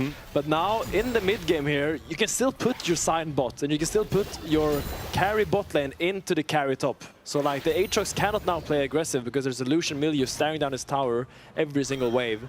And the Sign, he's Bing chilling against the Syndra. He does not care. Even though he has a 4-mil, he is farming. If you're Humanoid, though, I don't think you mind this too much because of how easy it's going to be to get splinters against Broken Blade, right? You get to that 120 stacks, you get a huge amount of extra damage across all of your abilities. So obviously, he wants to be killing people, but he still has the timers to be able to kill people. Like, he can TP up to a Rift Hard fight if it begins. He can play around that next Drake. For now, being 2-0, getting yourself to that 120 splinters as quickly as possible makes sense to me. There is always the threat, though, of Unstoppable Onslaught into Skewmon just sprinting at you. Yeah, and I like that they went for the face rush as well, because he's aware that this game, there's going to be a lot of people diving him. You don't really want to give Olaf the resets on the auto attacks. You want to be able to kite him out with the face rush and then try to kill him after that Ragnarok is over. So will still be quite useful against the Sion as well, because he has so many slows to kind of keep you down. Yeah. So now you have Zoe against Aatrox, which I don't think is a great matchup in the side lane. Unstoppable Onslaught out. Humanoid steps to the side of it. Decimating Smash going to get the knock up as well. This is Broken Blade just looking for a 1v1 kill. Yes, shouldn't be able to get it. That's a 4-mil Sion as well. Yeah. Of course, why could he not do that? As we see a Mundo and an Olaf trading as well. Ragnarok coming out as Fleshy looks for the bubble. Can't quite get it because of the Ragnarok. Flash forward as well from Skirmishes as he looks for those auto attacks. Tidal Wave out. Linsus surviving again with a combination of a Protoplasm Harness and a maximum dosage. Caps unable to hit the Sleepy Trouble Bubble. Knuckle gives him the thumbs up. Broken Blade almost got the damage there down onto Humanoid to stop him from getting the reset. Behind him, though. Behind as well as Broken Blade overstepped, walked through the tower. Linsus on the chase. BB still has his flash. Scatter the Weak not gonna find him. He flashes away from it. I don't think they'll have the damage to go through the Soul Furnace for now. And because of that, Rifthold is gonna get secured. Cap's gonna get hit with the True Shot Barrage. He's down to basically no HP as the Rifthold was taken by Skewmon. He's staying though. He's not one to back down from a fight. He's staying around there. He's not scared of you, Nako. Nako has no flash and he knows Skewmon's around here. This is pure bait. What if he bases here on Vision? Oh, Caps can base now. Nako, chains. Unfortunately, I believe Skewmon got out of the range of the chains there. I think the little shield from the jungle item. Yeah, but wasn't pulled back. No. That would be an interesting moment right there. Okay, well, that would be quite funny. Would be yanked back all the way towards the top lane. Season 1, Season 2 videos of Darius pulling a team across the map. The pentakill, and like TP's back into the fountain. That's a throwback. Oh, those are we are classic old. moments. Man, we talked about Civ HD earlier today as well. Like, we are old boys. As a Vitality, I'm taking the old boys down at the moment. They have a 2.3k gold lead. G2 currently struggling to really get much purchase in the game. The only lead they have is sitting on Skewmon, who has a stride breaker. Caps 1,200 gold behind, and Humanoid showing why so much trust is often put into him by teams. Sometimes he does just pop off. I really like the Olaf pick here, because there's not a lot of sustained damage to kind of kill you if you go in. And there's no one really that can peel away from you, because sure, Ezreal can E out and you can't really reset on him, but Syndra can't really peel you as long as you ult through or scatter the weak. So he will be really scary as the game goes on if he does not stop scaling right now. Looks like he's going for a Hexblade thingy thing. Yes, Hexblade thingy thing as a second item, so we'll give him even more attack speed and movement speed to chase down people in these fights. Nako starting to work his way down towards the middle lane right now because there's a Drake available. Caps is up in top, doesn't have the TP. Broken Blade still chipping away at this tier 1 on the bottom side. Interestingly, we've seen Humanoid, Kazi and Fleshy all laning in mid together for a while. No one dealing with Broken Blade, who has just been able to chip away at this tower pretty effectively by himself. In fact, might even take the whole tower here with the minions. Triple side laning here from Vitality. Like, Aatrox rotated down fully, but Humanoid rotated mid fully. And you know, Caps and Beaver just pushing these side lanes. Like, okay, they'll probably get this dragon, so in the end they get what they wanted, but paid a little bit of a big price for it. Yeah, giving a little bit too much over to the enemy team. Right? Humanoid was with Kazi and Fleshy in mid, being like, okay, well, we really want mid prior, so we're going to put 3 people here. But then Broken Blade gets so much time with that bot lane tower. Yeah. And Nako, he answered Caps, pushed him back, and then has to run back up top to make sure that Caps can't get the crash in and get too much gold for himself. I mean, as a general rule of thumb, you don't want both your side laners to full rotate to mid, because you just leave your side lanes in shambles for the next coming 1 minute, 1.5 minutes. Unless there's something super important, which you could argue the third dragon is super important, and they really wanted that, but in general, it's not really worth it. But we'll see. Yeah, we'll see if it pays its due dividends as Caps. Once again, we're going to see a lane unassigned here from Vitality. Humanoid working his way up towards top. Looks like Nako might be sent down towards the bottom lane as Caps doesn't overextend. Nako's staying. They really want Caps. Or they just really want the tower. Skewmon is in the vicinity, currently at his wolves. Broken Blade will be able to take the tower, and G2, having done the counting, know that maybe Caps, hey, don't step up. There's probably someone there. I think Nako realized that he wouldn't be in time to defend the bot tower anyway, so I'm like, I'm already here. Might just stay around for like 10 more seconds. I'm still gonna make this bot wave, so try to find something. But Caps, very respectful on the side and does not die to thin air. We do have another one of those games, Finn, where I look at the team in the lead and I say, how do they start a fight? The answer is kind of running at you. A good scatter the weak, a tidal wave maybe, or just Mundo trying to go where he pleases. You start a fight by being at an objective, really. A big binder. Ah, big binder. Always gonna come back to the big binder. Mundo taking space for sure. And I mean, it is a scatter of the week. It's like Carsey ing forward with Nami E on him and just trying to make something happen. But I see your concern. I think it's very important for Nako this game to find flanks. Like, if he tries to play front to back, I don't think a lot of good things will happen for Vitality, and I do trust him to actually be aware of that and look for these side angles, or at least like coming from a slight angle in these team fights. But I also think that's why it's so important that Vitality did get that Drake, because now they can force G2 to fight them a little bit more. Like, you can force them to fight at Soul Point. You can force them to fight around the Soul, if that's where you're going. As the Riftel charges in, doesn't quite take down the tower, and just short a sliver of HP left on it, but G2 seeming to be very willing just to, you know, slow push in a wave, get a bit of health, get a bit of gold back, and then, you know, reset. Humanoid's gold lead hasn't extended. No one's gold lead really for Vitality has extended. They're still sitting at that 1.8k lead, and they haven't really been able to pressure G2 into doing anything untoward. With 2 items on Caps, on Hans Sommer, on Skewmon with that experimental hexplate, on its way for Broken Blade as well. And on the other side, 2 items apiece on the jungle, mid, and AD carry. I mean, game has definitely slowed down. Cars is trying to get some semblance of push in the mid lane, trying to crack the tower a little bit, but now G2 decides we're not going to care about this mid tower. We're going to rotate top here and see if we can attack Humanoid, because we do have Olaf. Scatter the weak and gets the slow onto Skewmon and then has to walk away. This will be a tower over to G2. Meanwhile, nothing really doing for Vitality on the other side of the map. G2 happy enough with the turret. It's like, okay, we're slightly behind. We'll just take the gold we can get. We take those. So Karsin and Hansama looking at each other here. We're going to see if Aatrox can actually use his bot push. I think he's quite close to the Thunder Sky, so probably want to look for that base soon. Does not have a lot of armor pen yet, so we're going to have to see him really get free items before he really starts punishing this Sion side, because Lebrov has to flash away. Tidal Wave coming out as well as Hansama dashes forward with the culling. He does take a binder. Caps are beginning to collapse. Lince's trying to dodge away from the Sleepy Trouble Bubble, and it's eaten up by a minion. In the end, Summoner's burnt with a heal for Fleshy and Lebrov's flash. I mean, it's a good trade. You got no flash on Milio now. I mean, he will still probably be playing very safe, so might end up being a nothing burger, but Caps will just go back into the top in here, start pushing. Yeah, this game is very slow. I mean, Fleshy has a small window here to get a little bit of vision towards this bottom side, but only has 2 wards on his dream catchers. Place one of them, and there's the... Oh, that's the Farsight automation going down from Kazi, I believe, spotting out near the Razor Beaks. But Vitality, with 40 seconds on the Drake, want to get their resets off. Go replenish your ward supplies, and make sure you complete those second or bits of items. Humanoid looking towards mid, Cosmic Drive, and the Blackfire Torch. He's going to melt anyone he finds. For Hans Sommer right now, Scatter the Weak. Hans Sommer doesn't dash into it. Wise, he just walks up towards the top side of the lane. Linces and Broken Blade butting heads a little bit. Right now, Nako is not with his team. Look at this ward, by the way. I think this ward will be crucial in the upcoming fights, but actually the fight is already breaking out as they're taking so much space. But I think Nako, if you want to TP, this is the time to do it on that Raptor ward. If you're not, then you can just keep pushing and get rich, my guy. Yeah, clear the wave, get the tower. Wait it out. Seems to be willing to do so. Now you TP because you're out of vision. They get onto the ward that Fleshy just placed as G2 begin to react to it. Nako with a huge shield on him, but Kazi and Fleshy alone. Nako dashes away from the Decimating Smash. Caps looking for the long range. Sleepy Trouble Bubble goes just short of hitting Kazi. The Drake down to 6,000. Broken Blade pulled back. Q3 from Nako doesn't find its mark.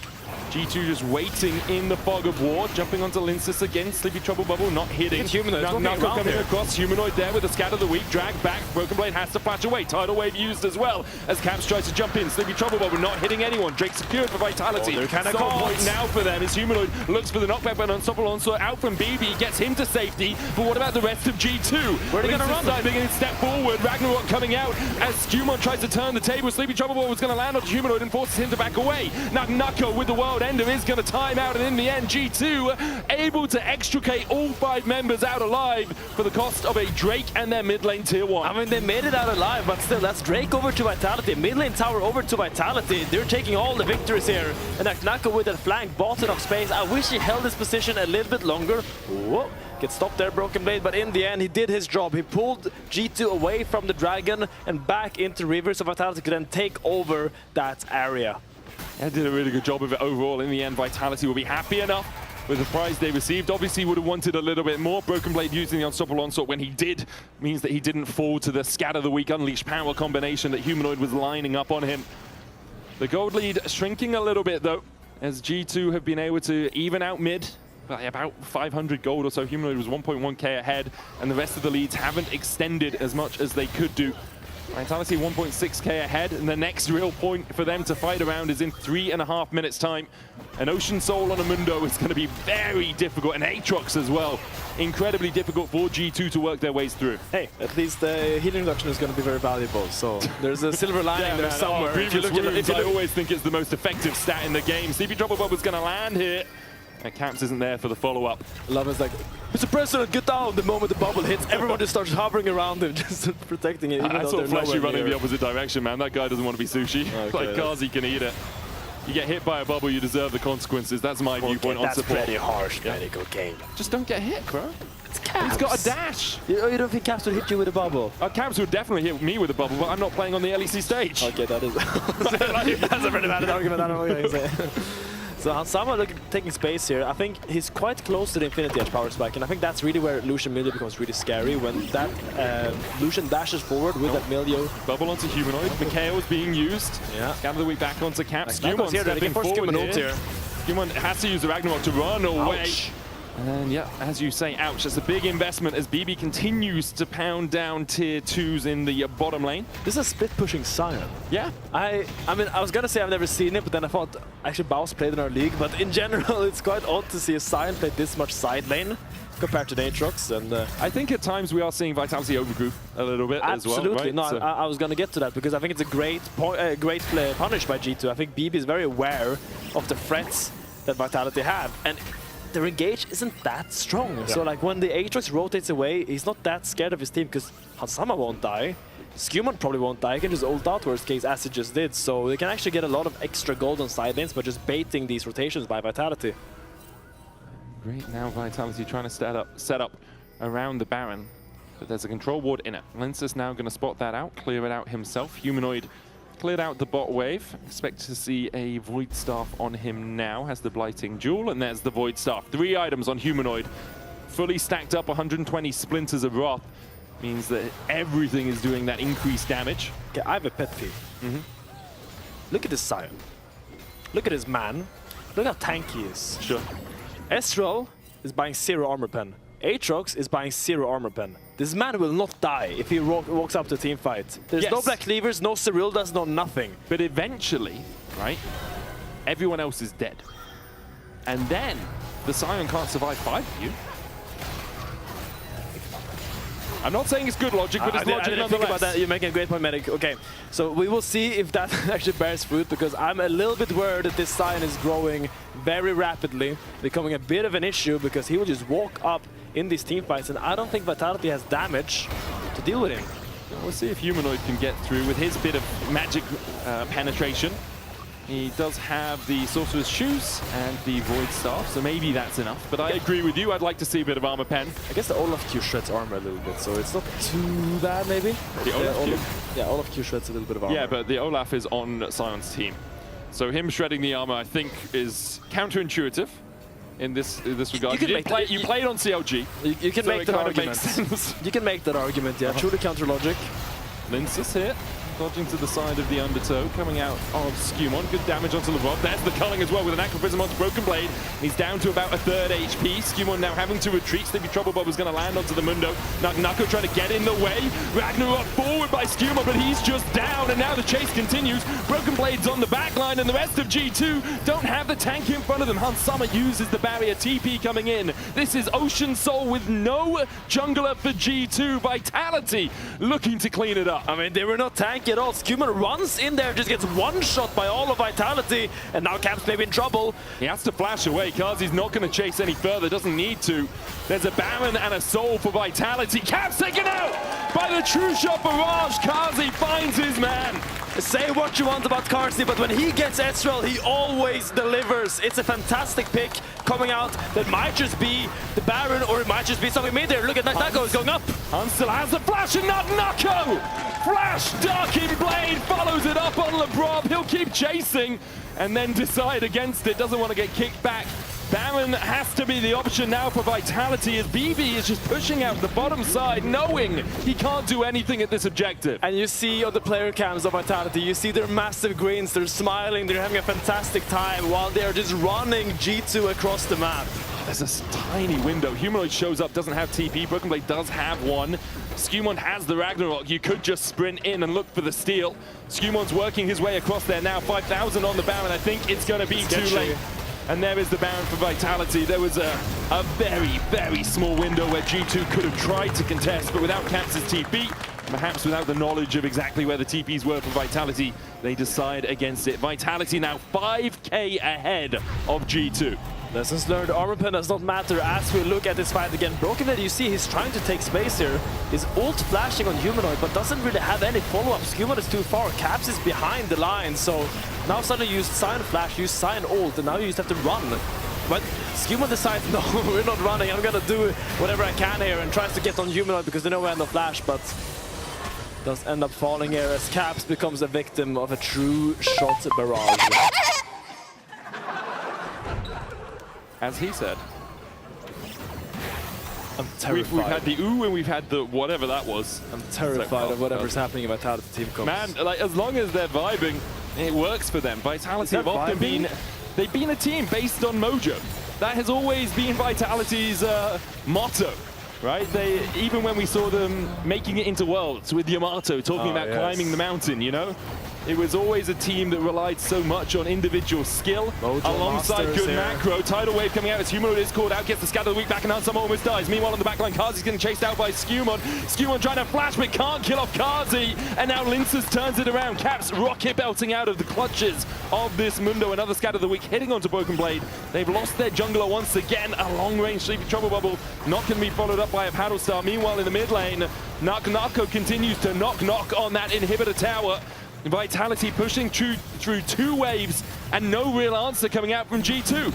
I mean, their mojo just all over the place right now as they're pushing in inhibitors here. Like, look at the damage, look at the poke, look at the range. It's the Syndra and Ezreal combo. Wherever they walk up, they just outrange all of G2. The Lucian cannot dash in against this champion. BB TP is on the tower just to get the shield for semblance of being able to hold their base right now. But Nako and Vitality are pushing on their door. Nako is 5 levels up above Hansama. Has to retreat for now as the first tower does fall. Kazi and Humo is still very healthy as well. Hansama dodging to the side of the Infernal chains, but all he's doing is putting a tickle into the back of Nako. Broken Blade now on the front line. G2 have 5 members strong, but they just can't defend. The Nexus is open and the minions are doing all the work. It's a barrage of cannon minions and the artillery will take out the Nexus.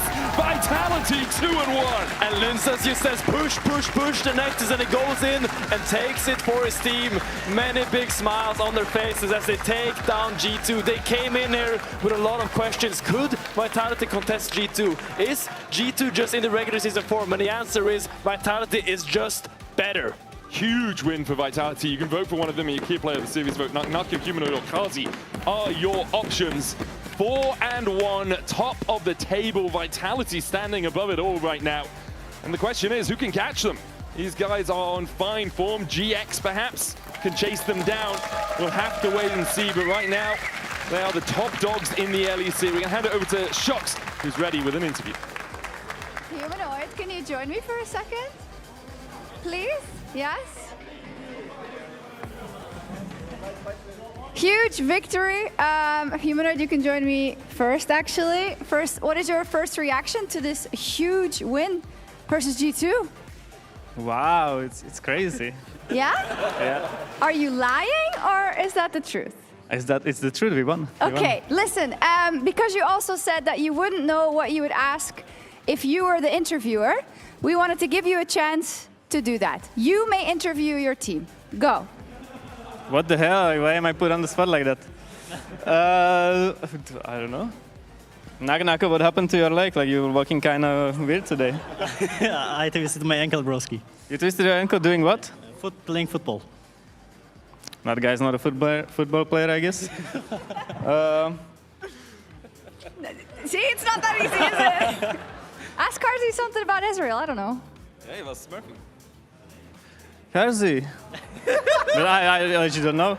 You're so... What did you feel about today's game? I felt really amazed that we overcame the obstacle as a team of defeating the G2. Even though it's regular, you know, like we are closer to locking playoffs, you know, so that's always good. I'm really happy with that you actually solo killed someone finally. So thank you very much for that. I mean,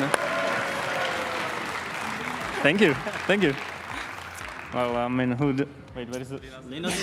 He just left? Linsa's over there to be professionally I'm interviewed. Flashy. Well, what is your favorite thing about Bart? The memes. The memes, okay, I mean, that was kind of boring answer. Well, that's it for us. Hey, thank you. Thank you so much. Congratulations to Vitality for winning versus G2, and I might lose my job soon because that was actually very good. But Linsa's escaped. Linsa's escaped. Oh, that was funny. Yeah, that was pretty crazy. That was probably the most awkward thing I've ever seen, but it was a good awkward. Good awkward, right? Awkward, very funny, yeah. But we had a great game that we just watched. Do you want to ask him about that? I'm going to do the humanoid interview. What's your favorite thing about Pantheon? The ultimate. Fire. Okay, what happened in that last game? Because you guys kind of rolled over them. What, did you guys just play like the GOATs, or? No. Top was solo killing, mid was solo killing. It's the first time I've seen this in my life, I think. But yeah, I think just a good draft execution. Draft was good after we got through the early game. And yeah, was kind of clean gameplay, I would say. Yeah, fair enough. Have you guys scrimmed any G2? I know probably not right before this, but so no scrims against G2? No scrims. That was my question. Now I'm out of a job too. Okay, amazing. Well, I have something that we actually got as a message from Korea. I don't exactly know what it is, so we're going to take a look. Apparently, it has something to do with Karia's new favorite player. Well, it's an honor. Yeah. Do you think you deserved it? I mean... Also, what is that? It's like...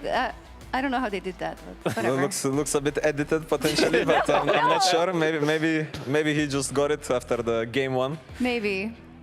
We'll see. So you don't think he did that well after game one, or what?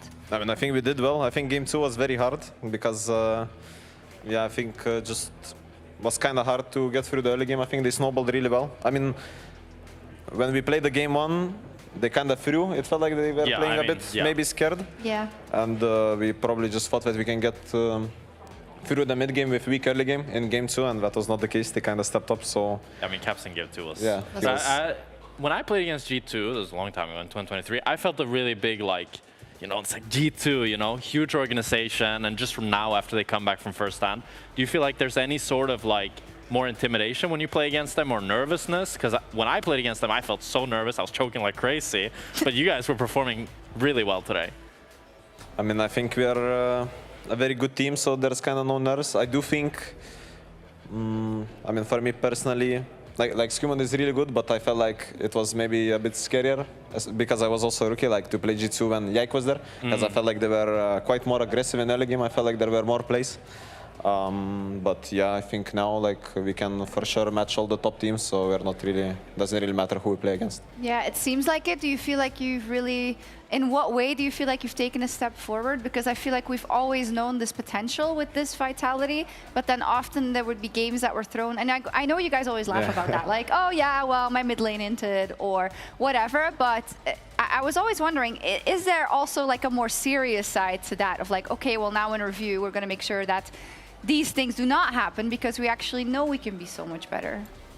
I mean, every bad play we do, we review, and also like as we are like the fun players, I guess, and the fun team to watch. I mean, I really appreciate that. But in the game, we are all very serious. You know, we all really want to win. So yeah, we take it all very seriously, and yeah, I think also just. I mean, we are 5 strong players. I think we kind of figured out how to play the mid game. I think, for example, our game 3 mid game was really, really good. Yep. So yeah. I think Nako as well has taken a pretty big leap for the team. I mean, he's our Kia player of the series. Yeah, I think pretty deserved. I mean, in every single game, he was outperforming BB, I'd say. Even in that game 2, where it's like, I mean, the fact that he's winning the Gnar Yasuo matchup is just crazy. He gets a bit greedy, and I don't know if you saw, but in that game, his first death was with 2.2k gold, and he canceled his base like 10 times because he didn't want to lose 3 minions. Was he communicating that, or? No, it's just the knock I know always on that limit test. I mean, I will tell him he had to base, but he doesn't care, so it's fine. Yeah, we still won the series, so who cares, I guess. For sure. You say that the game was really serious. We did hear a lot of noises from Carzy, more than usual. Not more than usual, no. Not more than usual. Just we picked up on them more We than don't hear them all. Maybe they'll be in the rollouts. Yeah, but thank you so much, Linsas. Congratulations. Yes. Thank you. Huge victory of Vitality over G2 Esports. And we still have one best of 3 to go. When we come back, SK Gaming takes on Movistar Koi. We'll be right back. I can come back now. 1 million. I'm on direct. I need help on direct. Guys, solo 5, solo 5. Solo 5, solo 5.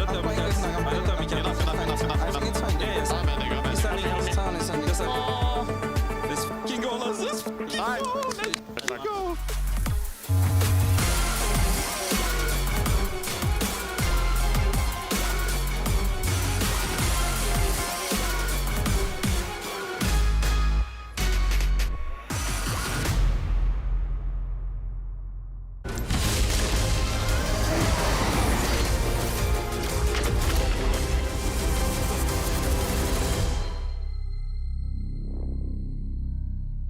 Want to find your fastest server every time? Express like a pro and optimize your connection in one tap. Express in game without ISP throttling. Express and shield yourself from DDoS attacks. Express and choose the VPN trusted by gamers everywhere. Express VPN. Experience gaming the Express way. Fast, stable, competitive. Outplay the world. It's time to Express. Unlock free Hextech rewards, exclusive skins, and more. Scan to subscribe.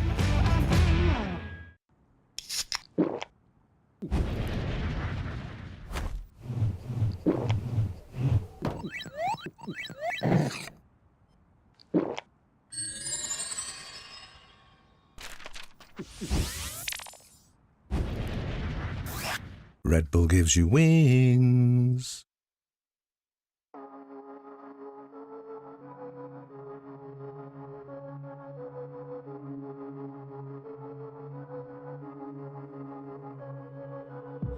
I lied awake for days, counting all the ways I died. Everything I couldn't save, buried down, still half alive.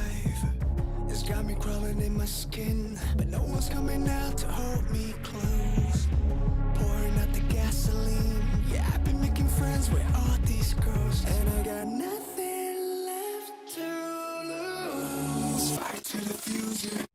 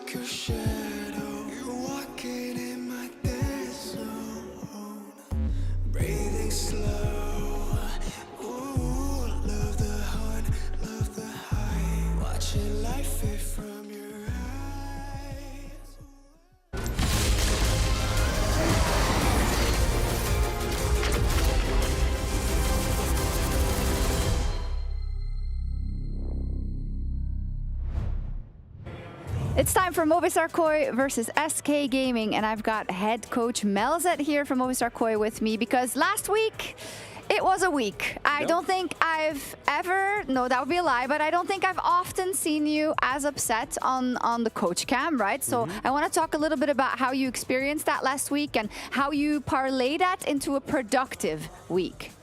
I was really upset because I think we did improvement in the training sessions and we were doing certain things in the map really well and didn't translate to the official. So it's something that we work now this week, studying a bit more and pointing even clearer what we were not doing. That's it, but yeah. We also saw a quote from Alvaro this week saying how, well, I love that my coach is like that. I've worked with others and he used the word NPC and that's not what he likes. But I wanted to ask on that topic as well, from the outside, right? We only see the kind of harshest moments, I feel, right?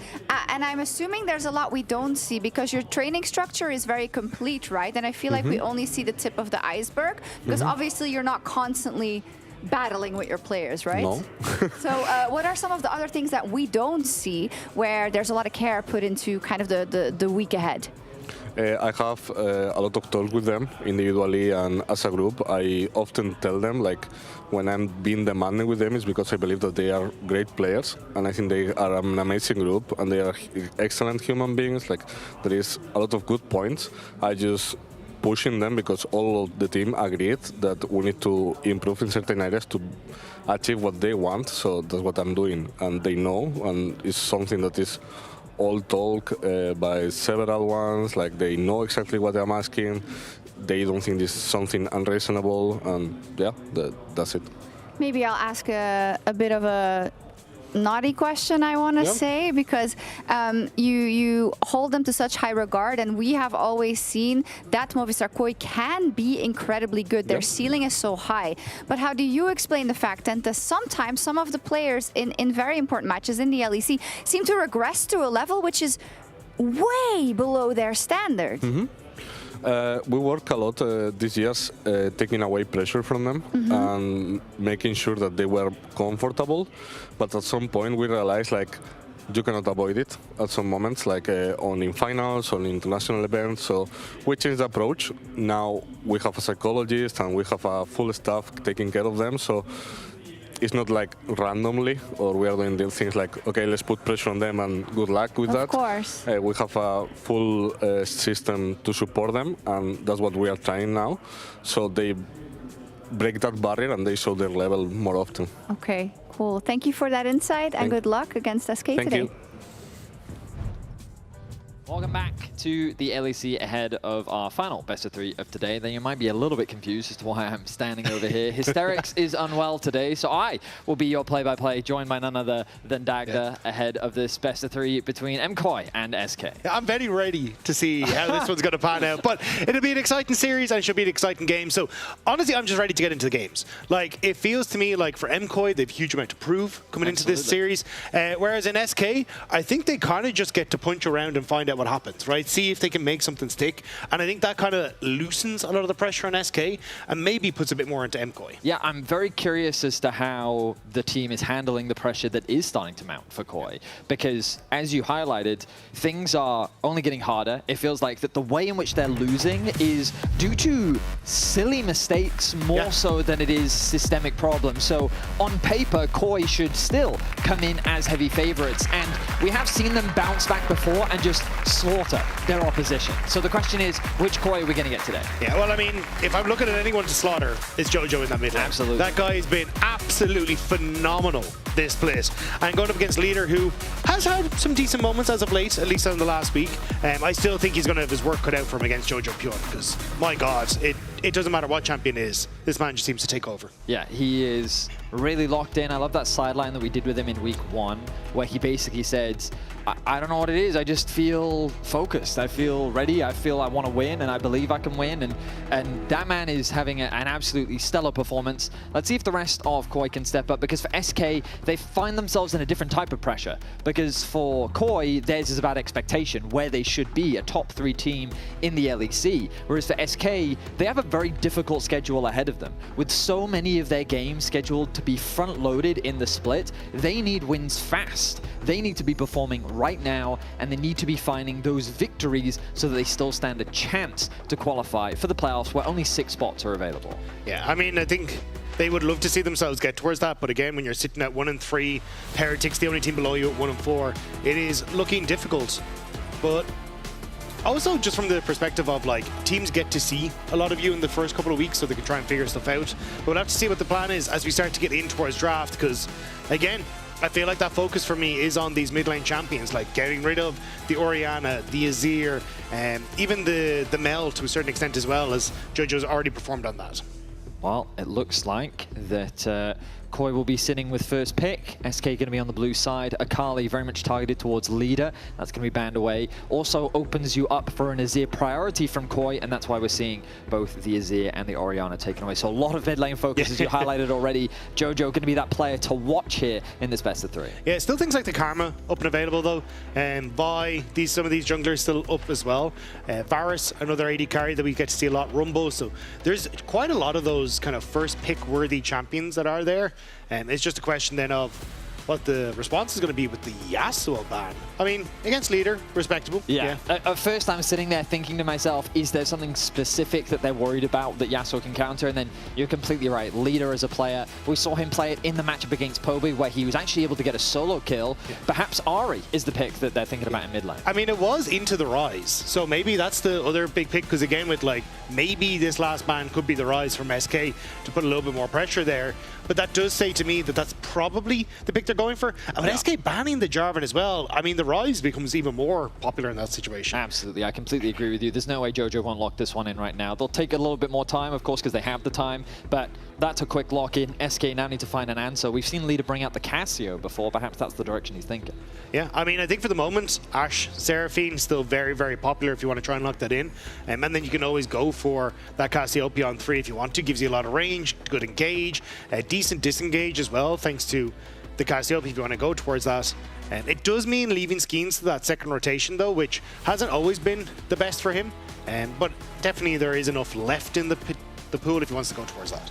Over in the LCK, this Pantheon has been so valued, often even first pick, just because of how much early pressure it has, the global pressure it has, and I think it makes sense for Skeens to take it away from Koi, because that duo in particular, Ryze plus Pantheon, a side lane monstrosity where you can generate a lot of advantages very quickly, and it's difficult to react to. Yeah, 100%. Especially if you are trying to go for Cassiopeia, you're very stuck in the mid lane. Thing is though, you could probably go for a Vi, still on the opposite side here, and still have a very decent time, but Ezreal Karma immediately going to be taken to deny push into that Ashe Seraphine. Ezreal, the fact that you can build up that passive makes you very potent against the Ashe in those early stages, where you can tend to beat her out in those early levels, especially with the Karma to help push the wave and do damage. It ends up working very well into these Ashe Seraphine combos. Absolutely. I think that Ezreal Karma as well, just in the bot lane 2v2, is able to get that push. Right now, SK is deliberating. I think they have to lock in the Ashe now, is my concern. The fact that they are hovering a mid lane pick for, oh, they're going to do it. Okay, so Leader has communicated in the draft, I want to get my mid lane pick in now. I am surprised because of the things that Koi would ban, Irelia wouldn't be high on my list. So now they've given over the Ashe, allowing Koi to just ban that away. Yeah, so I think, there goes the Ashe. I've also been toying with the idea like Ashe Seraphine, I think could fit, especially if you are playing this kind of bruiser heavy style from SK. You've got the removal of that support income as well, or the limit on the amount of CS that you could take. So maybe that's the other game plan that they're going for here, but we'll have to see exactly what the answer is, because I don't know if you ban those two, what you then pair Seraphine with. Yeah, I don't know. I mean, if we're thinking about generically strong AD carries, Corki, Yunara, Varus, they're all still available. But the reason why Seraphine is picked with Ashe is because of the synergy that they possess, right? The fact that Ashe can slow you down, then the E in conjunction with the Seraphine allows you to set up an early route into a stun. A Sivir, I think that's a good read from Koi as well, banning that one. Seraphine mid, Irelia top? Blinds, Seraphine AD carry. Seraphine AD carry with the Nautilus on support. So the only problem I have with this is that the best performing player in SK for me has been Yoppa. Yeah. So sticking him onto Seraphine is not exactly the way I would have considered this draft going, but you know, here we are. Because my thought was you take Ashe Seraphine into the bottom lane. Seraphine Senna into the bottom lane. Sure. You play for a more bruiser-focused top side, and then you just try to play through that. Because on the opposite side, like I think you are heavily going to lose push. You've now got great plays for around the map on both having control over mid to set up for your side lanes, great team fighting, like Ryze and Wukong is very strong on that mid jungle. And I think for SK, like you have to kind of throw this game into chaos, particularly around that mid lane, in the hopes that you can find success for this Aurelia early. Otherwise, I feel like it's just a simpler to execute composition on MKOI's side. Well, SK do have a tendency to overcook the draft. Will we see the Anivia top from Wonder once again? Yes, we will. Something that this is his third game this split on the champion. And into the AP matchup, I'm sure it will be very comfortable, very fine. But what a, I mean, smorgasbord, I think is the word Medic would use. That's a solid one, yeah. Look at the plethora of champions we've got here for SK. I mean, where do we even start to think about how this comp even works for SK? Because Koi's, I mean, let's start with the easy one, shall we? Like, it's simple. I mean, for Koi, it's, hey, you've got great team fighting, you've got solid side lane, good mid jungle, you can play through skirmishes, push on bot lane. Like, for MKOI, I feel like this is just a super solid draft with a ton of innate synergies across, like, combos and how it wants to function. For SK, I'm a little confused. Because, like, the reason you would take Nautilus into a bot lane matchup like Ezreal Karma is because you're looking for kill pressure. You're trying to see if you can find those moments that you can burst out the enemy team so that then your Nautilus doesn't get killed as he tries to disengage. You don't really have that with Seraphine, so the Nautilus feels like a weird pick for me alongside the pairing into Ezreal Karma. I think you've got decent synergy, at least for, you know, the fact that Pantheon and Ready can try and work well together to set up plays and can do well in skirmishes. But then with Anivia top, it's still a little wonky, you know?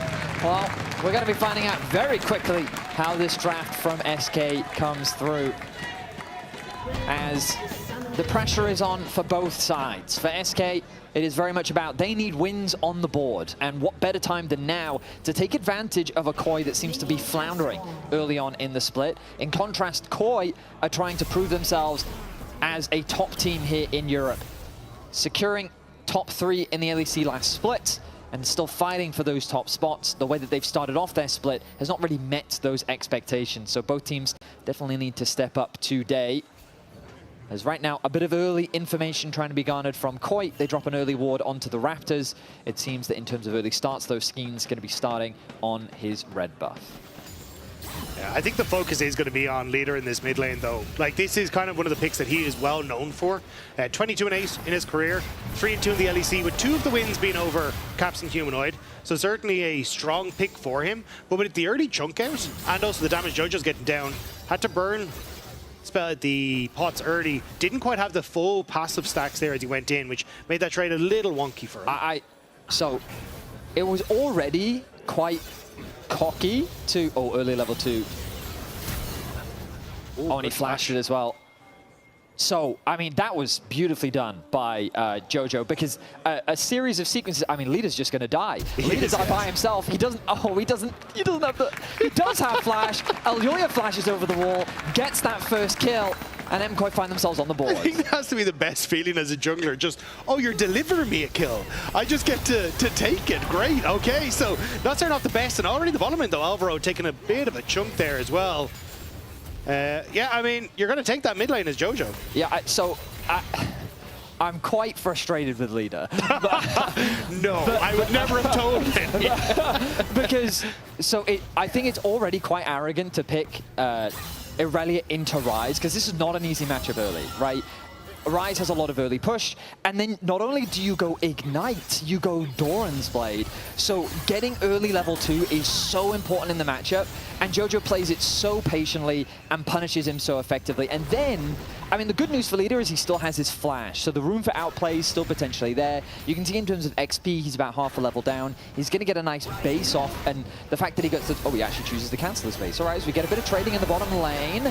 Heal going to be used. Yoppa and Mickey both going down to about 50% HP. But Super and Alvaro finding nice trades in the 2v2. But this is what I was talking about in the 2v2. It feels very difficult for Yop and Mickey to manage this. Like, you don't have the all-in kill pressure that you want. Yop has opted for the TP so he can get back to lane here. But it still means that Soup and Alvaro get to dictate a lot of that lane. You can see nearly a 10 CS lead already opening up, although Yoppa will collect some of the CS under tower. But it still feels to me like full push boss opens up a lot of plays for Ayoya, who has now been accelerated by the early kill. And if you can play for early dragons and into these early skirmishes on bot side, I think you're in a very good place as MKOI. Absolutely, quite happy with how this early game has panned out. The top laners, double AP matchup. Mewin's not going to be too stressed about it because the early kill threat from an Anivia is typically fairly low. With Mickey now roaming towards mid, there's no flash, remember, available on Jojo, but he's not here. It's Alvaro pushing out that mid wave. Wave going to be frozen in a fairly comfortable spot for leader. But once the tower hits it, not much that he can do about that. Still though, the wave in a comfy spot as the TP comes back through for Jojo. Yeah, Mickey pulling one of those minions as well means that it is going to slowly push back into Jojo, who just TPs back in. But again, I think this is where we have to start looking at Skeens, because I think he needs to get involved in a couple of these lanes as leader. Goes for the play. Doesn't quite connect the stun. He's losing a chunk of his HP, pops the pot, dashes back in, lands a couple autos, but that health disparity is significant. Skeens making his way over.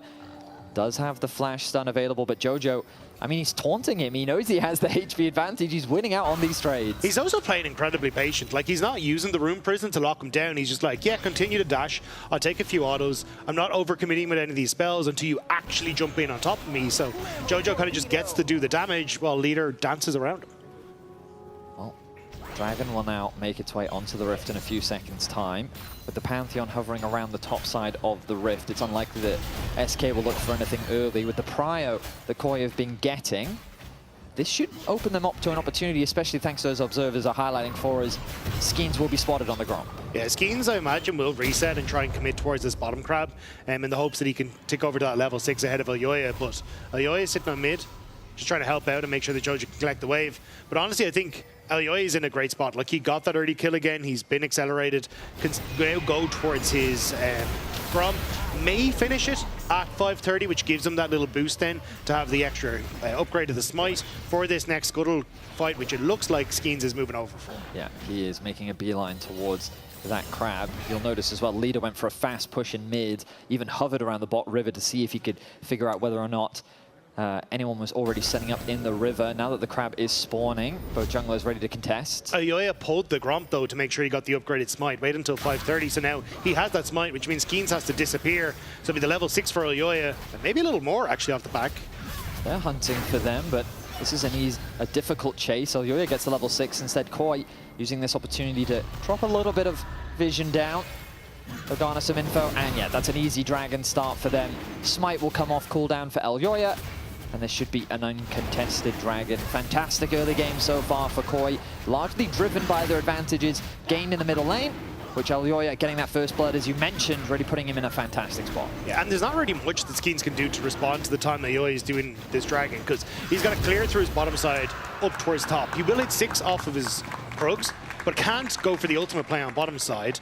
Mid is being covered by Ayoya at the moment, and look at top side. Like, that's just going to continue to be an even fight, so it's very difficult to try and make a play towards Mirman as well with the ultimate. I think there's a world where Skeens could have considered the cross map as the hook connects, the stun will follow, but there's 3 members of Koi here. The Cyclone's going to be dropped, get the knockup. Leader's looking for more damage, but he gets way too low. The flash from Ayoya secures the first kill, but here's Skeens to answer back. Look at like they're trading 1 for 1. Skeens fishing for a little bit more. The hook goes wide.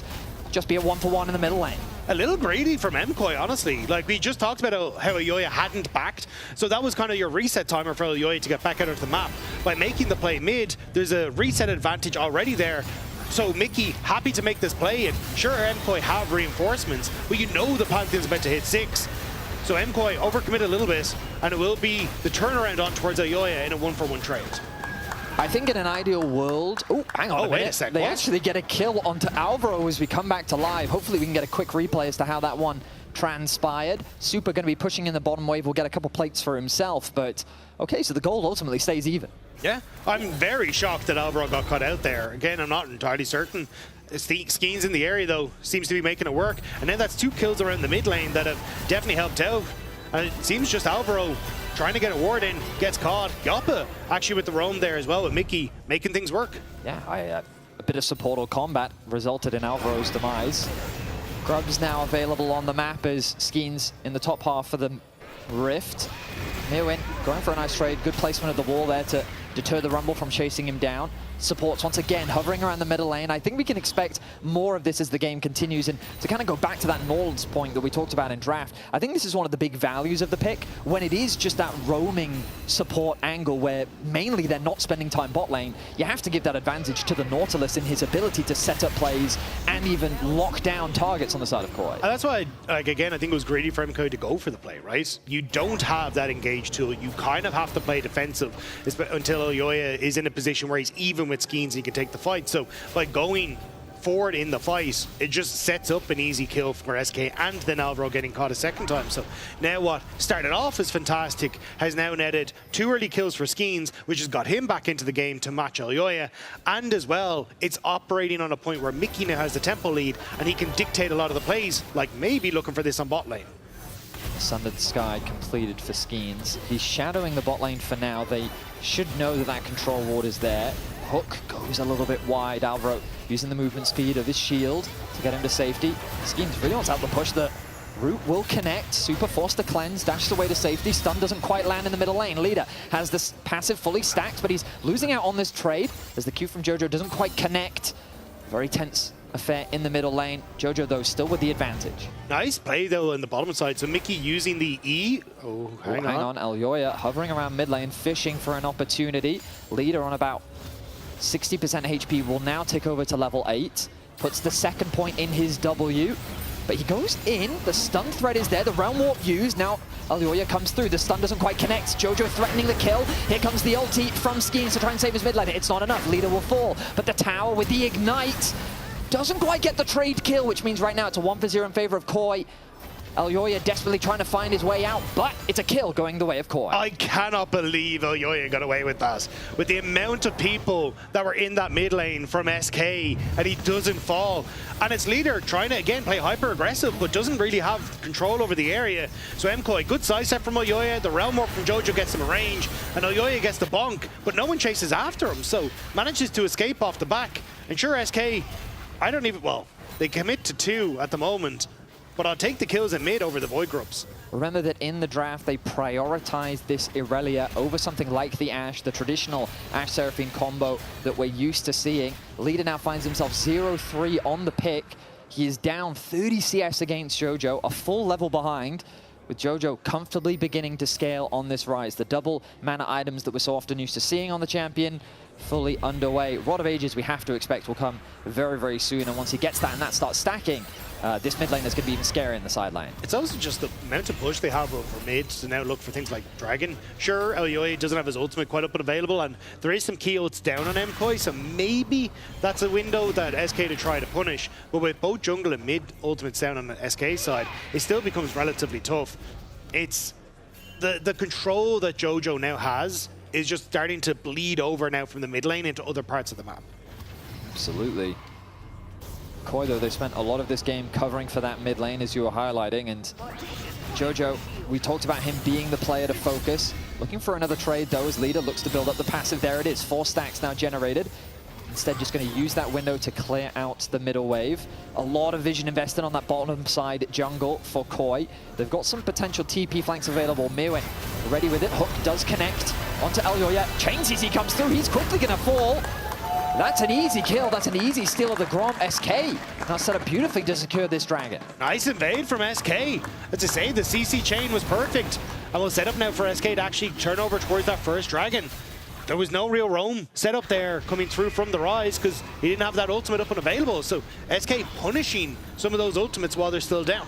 We're going to have a pause, but I felt like Elyoya was caught off in the same way that we were. Yeah. It did not, like, the amount of damage that came through really did surprise me. The chain CC, though, it didn't give him an opportunity to flash away. He did, of course, once he saw the Nautilus, have the opportunity to react in that moment, instead choosing, you know what, I should be fine, I've got my Karma here, I've got the team. But no, he gets one shot, SK find another kill, and they're keeping this early game competitive. Yeah, it does have to be a little bit of a mind game. You've played against Ashe Seraphine. If Seraphine is there, she doesn't really hurt. That's She's true, just for that's shields. true. And then you're like, oh crap, half my health bar is gone. But either way, like, nice timing again. And I think this is where when I've seen SK at their best, is kind of using that experience to go, oh, there are these slight timing windows that we can try and play around, and then finding quick picks or finding quick moments that they can exploit that. And I think that was a great example there. They'd push on bot because of an early play coming through from Skeens onto the bottom side. They use that to look for the invade, and they punish Elyoya while Jojo can't roam from the mid lane. So, according to production, the pause was due to an accidental alt tab. So we'll quickly get back. What was Wunder trying to write this time? I don't know. But yeah, gonna quickly get that resolved as leader once again. Ooh, he's fully committing this time. Throws out the ultimate as well. But the support is there. Jojo gets so low. He does get the kill. That's gonna be a 1-for-1 trade as Elyoya and Alvaro consistently there to help out Jojo. I mean, leader putting the Defiant into every ability that he used on that one. Managing to get the kill on Jojo with the W was perfect. And again, like, when you get that Blade of the Rune King, it's such a big spike for the Aurelia. Immediately turns on to Jojo, and even with 2 members from MKOI there, leader still gets one back. The W just enough to secure the kill. The ulti thrown out from Skeens. The TP collapse as well. Both Wunder and Skeens fishing for a kill onto Mirwin. The Blast Cone gonna get him away to safety. Can he land the stun? No, he's able to TP out. Mirwin just very close to losing his life, but things getting very interesting now that leader showcasing he can go 1-to-1 against Jojo. The giant Yordle in the mech suit making absolutely no noise and hit behind the wall there. But still MKOI using that pressure they saw on bot side to sneak away the blue on top. Is there much follow-up from SK? Oh, Mickey, no! That was the wall. That was in fact the wall. A bit of a faceplant there, but he looks for another hook and he connects it this time round. The chain CC once again. Alvaro first to drop. Looks like SK are happy with this for now. Koi looking to try and chase. Nice body block there from Skeens. Super needs to connect more Qs. Jojo throws out the Realm Warp. They're targeting leader. It's 1 versus 3. The ulti comes out from Yoppe. He tries to keep his mid laner alive, and he might just do it. Oh, the damage is huge. Now the re-engage, but the ultimate from Mirwin to turn the fight in their favor. A double kill for Super. 1 picked up by Mirwin. A fight going the way of Koi as they take out 4 from SK. Mirwin walked the entire way from the bottom lane to make sure that he could be there for the boys and ends up picking up a couple of kills for himself. Wunder, though, with the response and taking that tower on the bottom side. Jojo ended up falling, but I think the trade was worthwhile. SK will get their first tower of the game. Koi not able to cross map, but they'll be very happy with how this fight played out. Yeah, the fact that you end up with Rumble being able to walk the hallway is insane. Mickey hooks the wall, but when you hook the wall of Nautilus, the cooldown gets reduced, which is why Mickey's hook is up again so quickly. Gets the start on towards Alvaro. The ult onto Jojo forces Jojo Kyun away, so he can't really follow up. And you called it in the fight, Betty. Skeens with a great body block there, but it's the follow-up here as Yoppe manages to clip on towards Elyoya that gives SK the reposition that they need to come through. And they think they have the fight. But it says Mirwin comes up with that equalizer. I think they realize they have way overextended on the play. Yeah, you can tell that Skeens and SK really saw an opportunity to turn the fight, but that arrival of Mirwin really was the determining factor, as now the Herald has been started off. SK have 5 members strong. Koi thinking about it, but they still don't have ultis available. They'll fish for a steal, they won't go for it. Meanwhile, on the cross map, Jojo looking to get himself a tower. But for now, it seems SK will walk away with the objective. Yeah, I think MKOI, after that last fight, a bit battered and bruised, would just be happy to take some of these structures instead. As leader, on towards Mirwin. Good damage will come through. The equalizer going to be dropped to deter leader, and it's going to do the job. Now, you play Aurelia, don't you? I play a ton of Aurelia. Not well, but I do. Why? She's 1 in 5. Why is she allowed to do that? Honestly, it's Blade of the Ruin King. Blade of the Ruin King on melee champs. It's the same with Yone, Yasuo, and Aurelia. On any of those champions, the moment they get it, it just synergizes with their passives way too well. But yes, that is a thing that Aurelia can do.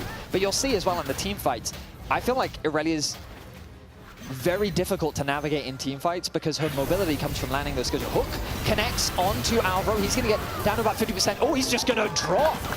SK have decided that Alvaro is their target as they add another death to his toll. 0-3-3 now the scoreline. SK constantly finding these picks. Yeah, Mickey in particular constantly finding these picks. He's had a hit or miss games on the Nautilus, but he is locked in today and finding Alvaro consistently across these plays. Finds space, and now Super.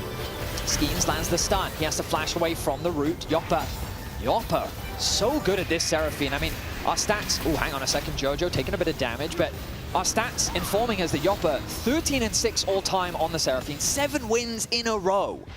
if he's able to win this one, that would make it 8, a champion that we were a little bit surprised to see him put on, but the man clearly knows what he's doing. And it's clearly working in that Mickey, Yoppa, and Skeens are like, okay, we're this 3-man unit.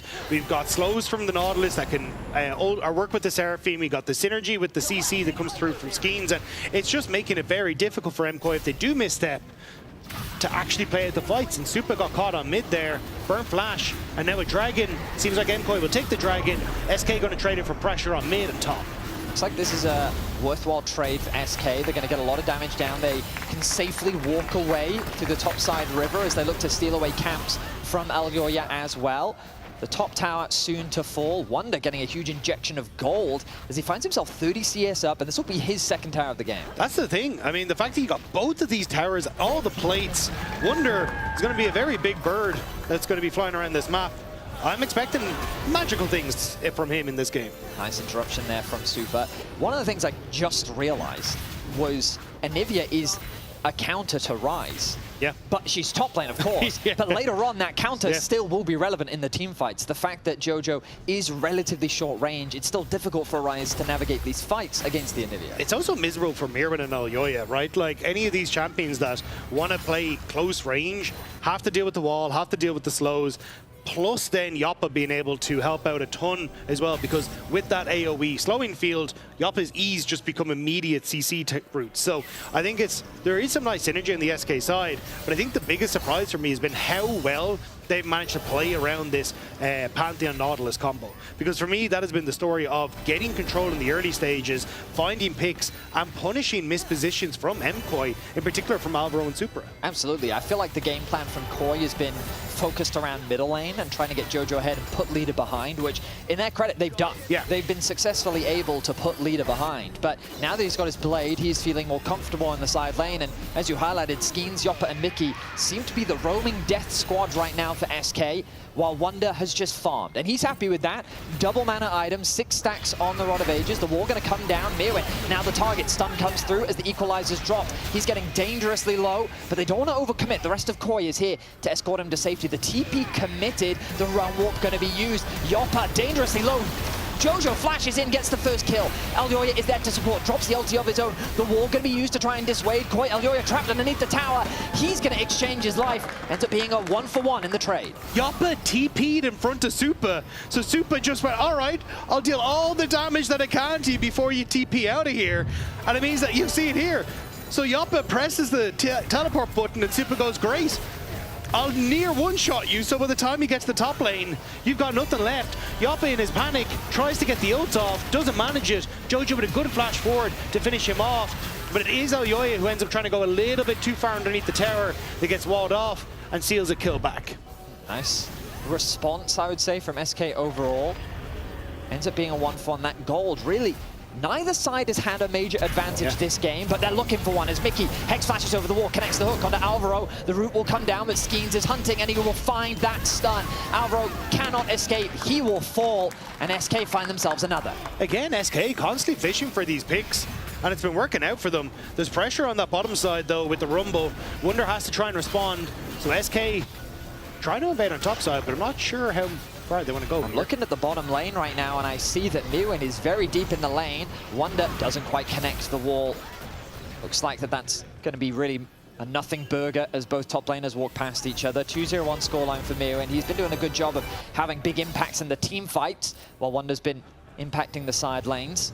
Overall, though, game surprisingly even. This is not what I was expecting coming into today's series. But that's, again, like, I think SK have done a good job of finding these moments to pick off members of MKOI, and now you're starting to get to the point where, you know, you are 2 items on Wonder, you're about to hit your full Rod of Ages stacks, and you can become an absolute menace because it'll tick you over to level 16, and you're very quickly accelerated. Now Jojo obviously in a similar boat, actually even further ahead slightly, but not having access to the level 16 quite yet. I mean, you say slightly. He's 2 levels over leader right now. That's top lane things, man. You know? Oh, hook once again from Mickey. He will connect, but is he too deep? As Elyoya separated from his team, but he's going to use the clone to get over the wall. Jojo now walled off, gets stunned. The chain CC is good as the depth charge will follow, but the hook will not land. Encore doesn't quite connect. The stun from Skeens will get cleansed. The root will slow Super, so he walks away to safety. Now Skeens is dangerously low. SK have to disengage. Super flashes in, doesn't find the kill. The Cyclone follow-up from Elyoya. A lot of trading HP bars, but it's Mickey that will fall. Koi find only one. Koi playing that so patiently, not overcommitting, baiting out spells from SK, and at the end of it, oh, Jojo, wait a sec. He's getting low, trapped behind the wall, drops the arm guard. The stasis will be bought.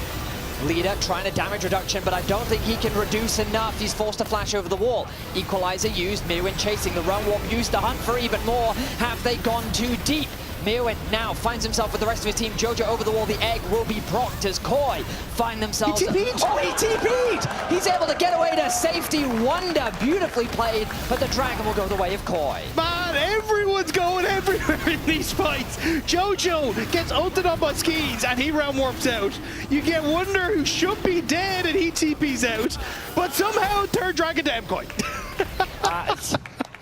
They put themselves on sole point. These fights were so close. So much CC was cleansed in this fight as well. Yeah, and I think it's a good start here to go on towards Jojo, but the follow-up isn't there, right? You don't have your damage leaders in position. Mickey ends up hooking onto a champion, but Koi play back. Great cleanse from Supa. They had already dodged out from the Seraphine ultimate, and it's just slow poke, knowing that this commitment, the damage has to come from these melee champions and SK. So as long as they play it slow, they can win out on the fight. But here's where it goes a bit topsy-turvy, because as SK try to commit on towards Jojo, has the Seeker's Arm Guard, survives the initial play, and then starts to move up. But because he's gone low, and you start to get the ultimate coming through from the Pantheon, Jojo decides to basically opt out of here, sends himself to the other side of the fight, which actually works out perfectly because there's no one else there. And it's Elyoya versus Skeens on the top half as SK are pushed away in the middle of the fight. We got to get back to live because the Baron has been started off. SK wanted to get the TP out, and they will do just that. Jojo now joining the rest of his team. SK on full retreat. The Blast Cone? Ooh, okay, all 5 members will take that one, as now the mid tower needs to be saved. I love the point that you made, Dagda, about the range on SK. It feels like that Leader just can't get in the fight, and when he is not dealing damage, where is the damage really coming from 100%. SK? And I think it only gets more difficult as the fight goes on as well, because you are, as Skeens and Leader, trying to play in towards Elyoya's knockups, the movement speed and the shields from Alvaro, even running in towards people like Mirwin. It's not exactly the best of times for you. So I think this is where we're kind of seeing, with the Chemtech Dragons now picked up, Koi just have a little bit more in the tank. We can see from the chat as well, some of the fans identifying, yeah, I have no idea why Koi is not hard winning this. Well, I think SK have done a good job of making it difficult. Yoppa, Mickey, and Skeens, this trio has done a really good job of finding pick after pick. Alvaro has really been the target of this, as he finds himself at 0-4 for now. I think that if SK could find a way to play more through sides, they'd have alternative win conditions, but they keep getting drawn into these 5v5 fights, and it looks like we're setting up for another one as they group up around the middle lane. In these towers, 25 minutes into the game, no mid tower spawn just yet. Super getting low, but he's fine for now. Still 75% of his HP. The burn will come through. He's going to be fine as is. That was a risky play from Supa, though. Didn't have flash, didn't have cleanse, and was arcane shifting forward into the Anivia Seraphine, but here we go. Flash stun from Skeens. He's going to have to walk away from that one. Not much of a follow-up there from SK. The stun will connect to from Leader. But this posturing, this observing that both teams are doing, the reality is that in the extended fight, it is Koi that's going to come out ahead, because Supa with this poke is going to be doing the damage. And look at this Ezreal right now, chipping away at Mickey's HP. And with the Realm Warp now for Jojo, they're happy to just send him towards the side lane. Look for that last tower in the top side. Will be responded to by Leader. But I think that's the signal now that SK have to back off. They can't really match. Because Mirwin, shadowing top. How many members are they sending for Leader here? Well, Leader's going to respect it. As Finn often likes to say, you've got to count the number of people that you can see on the minimap, but I can tell you right now, SK don't see any. So Leader has to play safe. At this point in the game, he'll quickly clear through that minion wave, but quick resets come through from Koi as they look to spend what gold they've got. Still waiting to see how they want to try and put lane assignments. I like sending the Rise up against Leader, but also I think at this stage, if Leader can close that gap, I don't know if Jojo survives, especially not having that Sonya's Hourglass available. So you can kind of see they're playing off from 2 lanes with Mirren trying to shadow, but it means that he's not really been picking up waves, and you can see Wunder is almost a lane, or sorry, an entire level ahead of him. They don't want to overcommit to this play, SK. Mickey will lose a bit of HP. Leader was a little too far, but they also know that Koi is in the area. Look at the bottom lane. We can see Wunder very deep into that lane. Mirwin 2 levels behind. Now that the Rod of Ages is fully stacked, Wunder split pushing Anivia, working wonders for Wunder as he secures himself another plate. Can't afford to overstay though. He's paranoid about a potential collapse. Koi members will be spotted on the middle wave.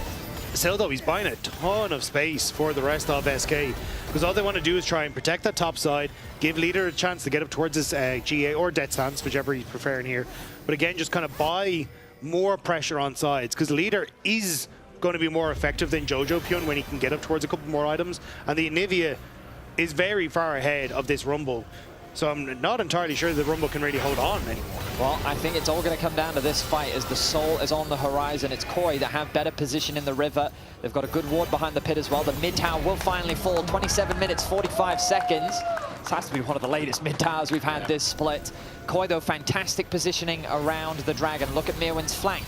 He's looking. He has the equalizer ready. He'll chip out onto Wunder, who's zoning him away. Hook will go wide. CC just trying to land as the damage from Super not quite connecting. Slowly but surely they chip away. SK forces their way in. There's the depth charge used onto Super. He's going to arcane shift to safety. Alvaro forced to flash away. Mirwin still on the flank. Elyoya chipping away at the Dragon. Now at about 50% HP. Wunder does connect the Sun. Flash in. Connects the hook, but the quick stopwatch will come through from Jojo. He stays alive. Elyoya down to 50% HP. The wall cutting off. The Dragon secured by SK. They'll deny the soul. Members quickly falling as Mirwin now finds himself against 3, but it's Super untouched on the back line. The damage is good. The Grand Starfall will come through. The cleanse from Super to get him away to safety. A double for Jojo secured. The Realm Walk fishing for more. It's a one-sided fight for Koi. Super with fantastic damage will secure the fight for Koi, but the Dragon goes the way of SK. The Dragon stolen, but Koi again, slow and patient in the fight. And you can see a bit of a split call here from SK, so they force Super out with the ultimate, but it's Wunder who turns on towards Elyoya, but it's Jojo going golden, means that already a huge amount used that really amounts to nothing. Mirren gets access to the backline, which ends up finishing off Leader as he had to go in. And Koi just playing this front-to-back style, making it very difficult for SK to get the value that they need in these fights. I feel this Aurelia is just doing nothing in the team fights. You can see how quickly Leader drops, and as you highlighted, great patience from Koi to just play at arm's length. It's also, they just, like, they're always marking the sides in these fights. Like, they have one person covering the back of red buff, they have one person covering the wall over by blue buff, and it's like, okay, Leader, how are you finding the flank? Like, if you do, you just take a chunk of your HP power, even trying to get into position. So Koi, very good understanding of how SK want to try and play these fights. And now, even though they lost the Dragon, they're still 3.5k gold up. They're going to start getting more gold now off of these side lane structures as well, and even stealing away some of the camps in this topside jungle. Absolutely. Another tower's going to fall in favor of Koi. I feel like Super is just such a problem as Jojo continues to create problems of his own. Has the TP available. He's sitting in the bottom lane. SK, no one gone to answer. The problem is it's only Yoppa who has the TP himself. This will be an uncontested tower. More gold secured for Koi as they'll continue to accelerate this lead. We thought that this game would very much be about Jojo on this rise, a champion that so few teams are given. But really, he's been a side character as Koi have played so well as a team. The way they've navigated these fights so patiently, so cleanly, has made it difficult for SK to already find an angle. Baron is alive, but not going to be started just yet. And for SK, like, you knew this was coming, right? You leave Rise open and you ban so many of those other answers into Rise away. You can expect that Jojo's going to take it. But unfortunately for them, the earlier pressure on the Aurelia has not worked out for them. And Super, arcade shifts. Doesn't quite. Oh, huge equalizer. Skin's getting very low. The Encore going to come out defensively, but the Zonya's used once more from Jojo. The front to back, the Realm Walk flank isn't a good idea. Alvaro takes it. He's going to drop. That's a kill secured for SK. Now they have the numbers advantage. Do they want to chase for more? SK is thinking about it. There's the Grand Starfall. Skeens, though, too deep. Doesn't want to overcommit. 1-0 the way of SK. That was a Karma, not an Alistair. I don't think he wanted to be in the middle of that with no one to follow. Bit of a whoopsie there on the Realm Warp. and they give something back to SK on what should have been a clear MKOI victory off the back of it. As you called it, like, great engage. As you see everyone turn towards Supa. Elyoya even using the clone to dodge away from Yoppa's charm. Jojo dodging it too. And here, he gets rooted into it. Oh, that's so unfortunate, Okay, Alvaro. so turns out Yoppa's just a karma. Whoa.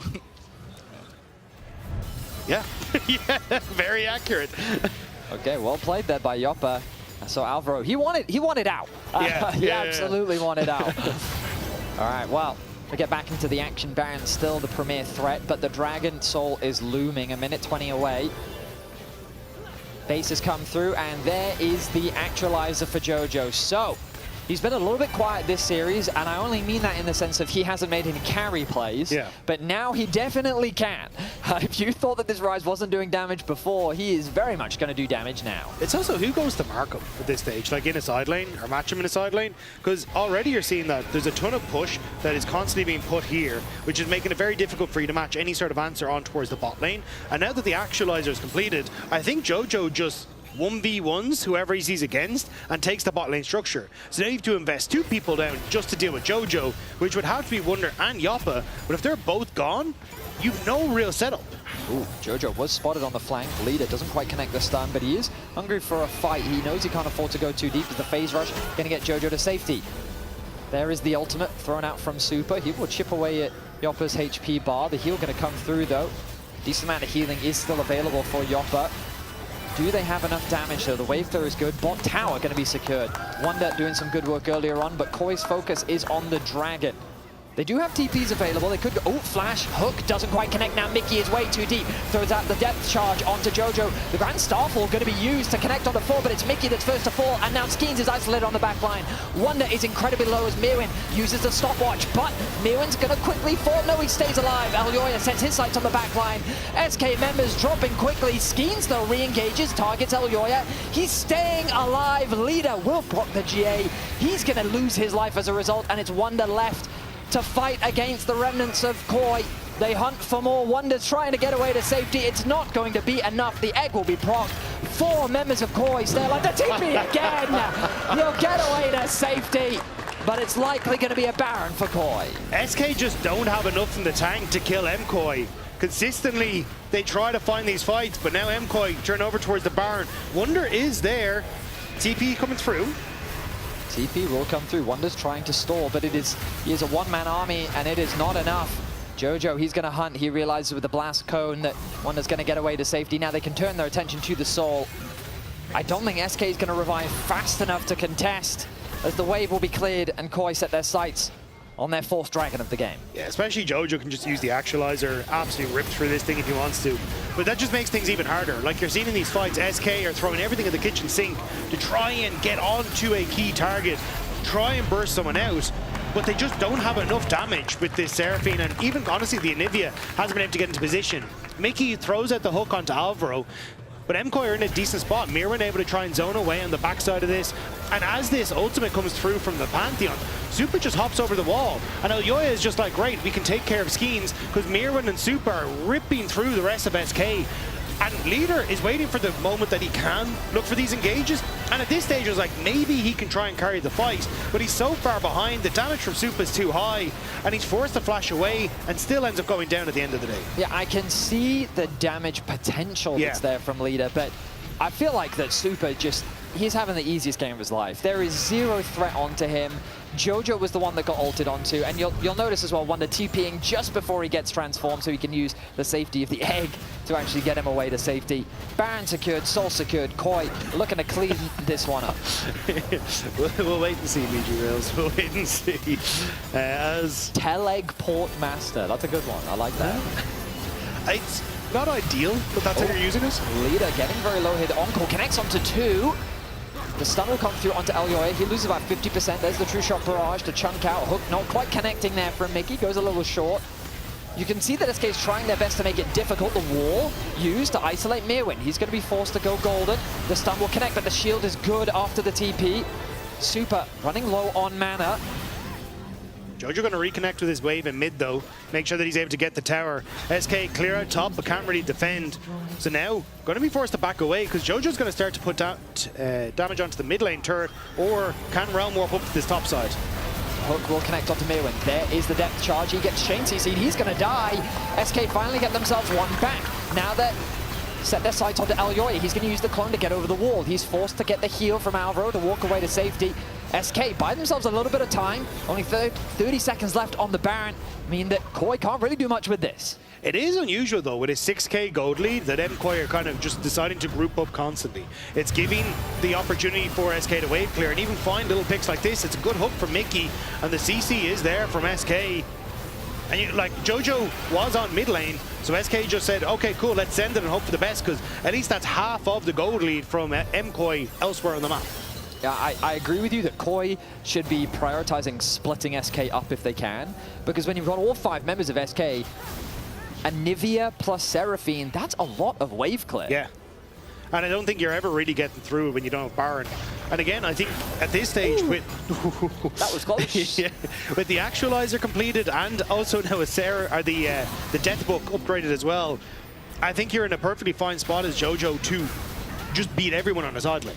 I'd love to know how much damage Super has taken this game. Like, he is deathless. Just 3. Just 3. 3. It feels like that all of his damage was basically during the laning phase, but then outside of that, he's largely just been untouched, and it's a testament to how difficult it is with this SK composition to really threaten that backline. Yeah, it's especially when you're Ezreal, it just is so simple. Either way though, the brute force method for MKoi feels like it's not really netting them anything, right? We're 40 minutes into the game. Sure, they have the soul, but we're still going to be waiting now for 2 minutes until that next Baron spawns, because they kind of need that to break open a lot of these structures thanks to that wave clear that we were talking about. And it will make things easier where they can swing from Baron over to Elder, and with those 2 buffs, they can probably crack up in the base. But it is giving an opportunity for SK to get to that late game scaling, and I've seen what SK can do in these weird late game moments. They somehow manage to pull it out of the bag more times than they should. Yeah, but I feel like if SK is going to win, the leader's going to have to do something. Yeah, I do agree. And look, he's got the Negatron cloak. He's working up towards some magic resist. There's the Wit's End just completed. So, I mean, you are getting towards that later stage point, but I think it's still the same issue for a leader, where it's just so difficult for him to really find value in these fights when oftentimes they are being played front to back. Maybe they can try and find some pick on someone that overextends, and that could be their way in. But I feel like as long as MKoi just play this kind of 1-4 with Ryze on a side lane, they're in a great spot. Yeah, I agree. The problem for Jojo, though, is that bottom river has been contested. It's now dangerous for him to push any deeper than this. He's going to move into the fog of war. Skeen's taking a chunk of damage. Super. That Q basically doesn't have a cooldown once he's got everything fully stacked. Jojo's setting up for a flank here. The hook will go wide from Mickey. They're committing deep onto this. They've made Mirwin the target, but it's Skeens that will get rooted up. He's going to use the Aegis Assault. The wall will drop, but the Equalizer not doing a huge amount. Now Jojo's very deep. He's going to try and take out Yop. He's forced to throw out the Zhonyas. There's the Encore, connects onto 2. Will Jojo end up dropping? They're all stacked on top of each other. They will get a shutdown onto Jojo. Now Olgoya forced to retreat. Leader diving onto the backline. He will connect the stun onto Mirwin. Mirwin forced to use the Zhonyas himself. They'll get the trade back on the leader. The HP bars are getting very low. Look at the shield coming out from Alvaro. Koi can use their range. Mirwin will drop the HP bars. Elyoya goes back in once more, gets the kill onto Yoppa. Super still untouched. Wonder now trying to buy time, but I do not think that it is enough. He'll be forced to go into the egg. He uses the TP again, but this time he will fall.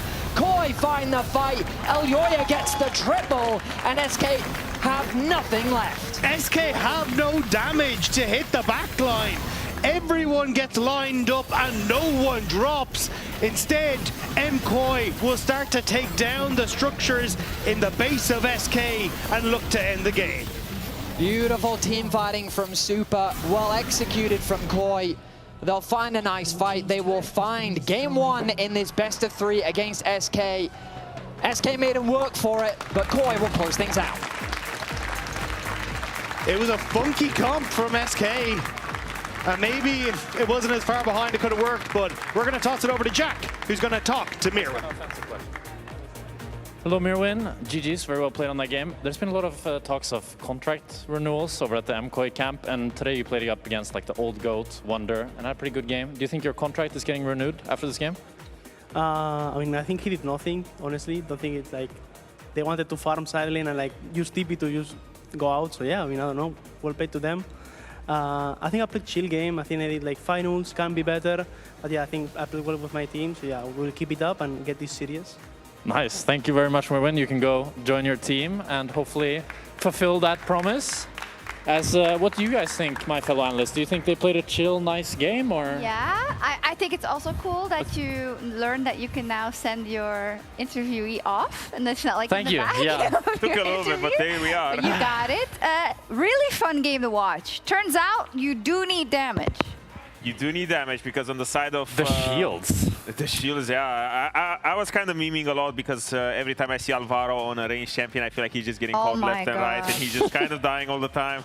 But it didn't really matter. They got the Chemtech Soul later on in the game. The shields were just massive, pretty much nullifying the Irelia and the Nivea. It just became so hard for SK to find windows. It felt like you're looking for a miracle from Lider, but that miracle is just never gonna arrive. I think you're looking for a miracle the moment you load into the game, though. And then immediately he almost dies. Yeah, I mean, you're looking in Irelia with Ignite, and I think up against Jojo, you really need to make that work, but MKOI was not allowing that to happen, and Jojo as well. We've seen his laning phase. He has the best laning phase in the league, and you see it here, where he's already gotten Leader to 100 HP, he flashes the E, and now Leader's game is cooked. Because he has the Ignite, he can't TP back, so now he's always going to be on the back foot, so every time that MKOI matched numbers when SK put, it was impossible for Leader to play, and he couldn't get that advantage. What's even more impressive is the fact that Jojo just has so much confidence, because I realize one of those champions that you never really see. It's only in your worst solo queue games where it just spawns there, and even if you kill it 10 times, it can still one-shot you, but he had so much control. Team played very well around him. He called for help when he needed, and he was just so proactive when it came to shutting down this Irelia, because I think come mid-game, I'm looking at Irelia minute 15, she's around 1-5 or 0-5 already, so that's already shaping up to just be a bad game for Irelia. It's going to be a really bad game. I like that you said it there. Jojo has been really impressive. Maybe we don't mention it as much, but yeah, his greatest laning phase is absolutely great. And in a game like this, I think, you know, he just has a ball, because the minute he has an advantage and on that rise, he knows how to move around the map to push the advantage. It's just GG. Definitely very excited to see Jojo versus Caps, because that's going to be an incredible matchup. When is that? I don't remember. Well, you mentioned it. Well, because it's the two best mid laners, you know? Yeah, like, okay. I don't know the whole schedule in my head. Either. I thought you were setting it up. No, it's just... Well, I thought that like Caps was going to super sub in next game for SK. Yeah, true, actually. Actually, it's next nowhere. game. Leader's going to pick Orianna and turn into Caps. Okay. That's true. We'll find out when they're playing each other. One thing I still want to watch from that game before we play a little game, teaser, is Alvaro. Okay, he was dying a lot, but this next one is not his fault. You got this one? Yeah, I got this one. This one was pretty damn funny. The fact that, I mean, this was Jojo killing his support here in HD. As we see, it starts off with a pretty good fight for MKOI, and then Alvaro is a victim as he gets CC'd and takes the portal that he would never want to take. So here's why they made that patch change, why Riot made that patch change, because there was always this discourse about the Realm Warp. If you want to click outside or if you're stuck inside of it, you go wherever you are, buddy. So he's just the collateral of Riot Games patch notes. Exactly. And to answer your question, last game match in Madrid. G2 versus MKOI. Wow. There you That's go. going to be exciting. So apparently a quiz has been prepared. I'm not going to say I prepared it, because I think Dagda did the work and our stats people did the work. So shout out to them. So they've been crunching the numbers, and it's about SK versus MKOI. All right. Okay, here we go. I have no idea what this is. First question. Which number is higher? The number of unique champions Wonder has played, or the number of times Supa, Mirwin, and Alvaro have been to the Riot Games arena? So it's counting all of them combined. So like the three of them, like if they visit once, it's 3 times. Yes. Is that higher than the amount? For sure, that's higher. That For must sure, be Supa, higher, Mirwin, right? and Alvaro have been more to the Riot Games arena. That feels like it should be higher. For sure, there's media days and all of that stuff. So for sure, it has to, like, Wonder, the number must be lower. Yeah. We don't count media days. Hey, that's cute. Okay, then maybe if production give me that note, then for sure Wonder's number must be higher. Really? I still think Supa, Mirwin, and Alvaro Okay, what's the answer, production? Yeah, okay. Yeah, okay, 87 days. That must be pretty close. Well, I'm pretty okay. sure Wonder's like 70-something. Yeah, he's at 78 I don't know if we have the champions or sheets. something. Okay, if yeah. stats is in my ear or something, but it's Okay, probably okay. tons of those. Okay, good job, half of you. Next up, second question. Who has higher goal difference at 15? Jojo Pune or Caps? Wait, Jojo Pune or Caps, Jackies, and Humanoid combined? Jojo Pune. I'm pretty sure his goal difference at 14, it's 15 actually it says, but I think it's pretty insane. Like really, really insane. It was like 2K or something. Caps, Jackies, and Humanoid combined? I don't No, think, because I think I'm confused because and- it's Jojo Pune or Caps or Jackies and Humanoid combined. So it's three. Oh, it's three. Is there three options? Yeah, that's what I'm production? thinking. So that's why I'm thinking it's Jojo. Ah, Jojo Pune or Caps or Jackies and Humanoid combined. I think it's Jojo. Jojo. Jojo?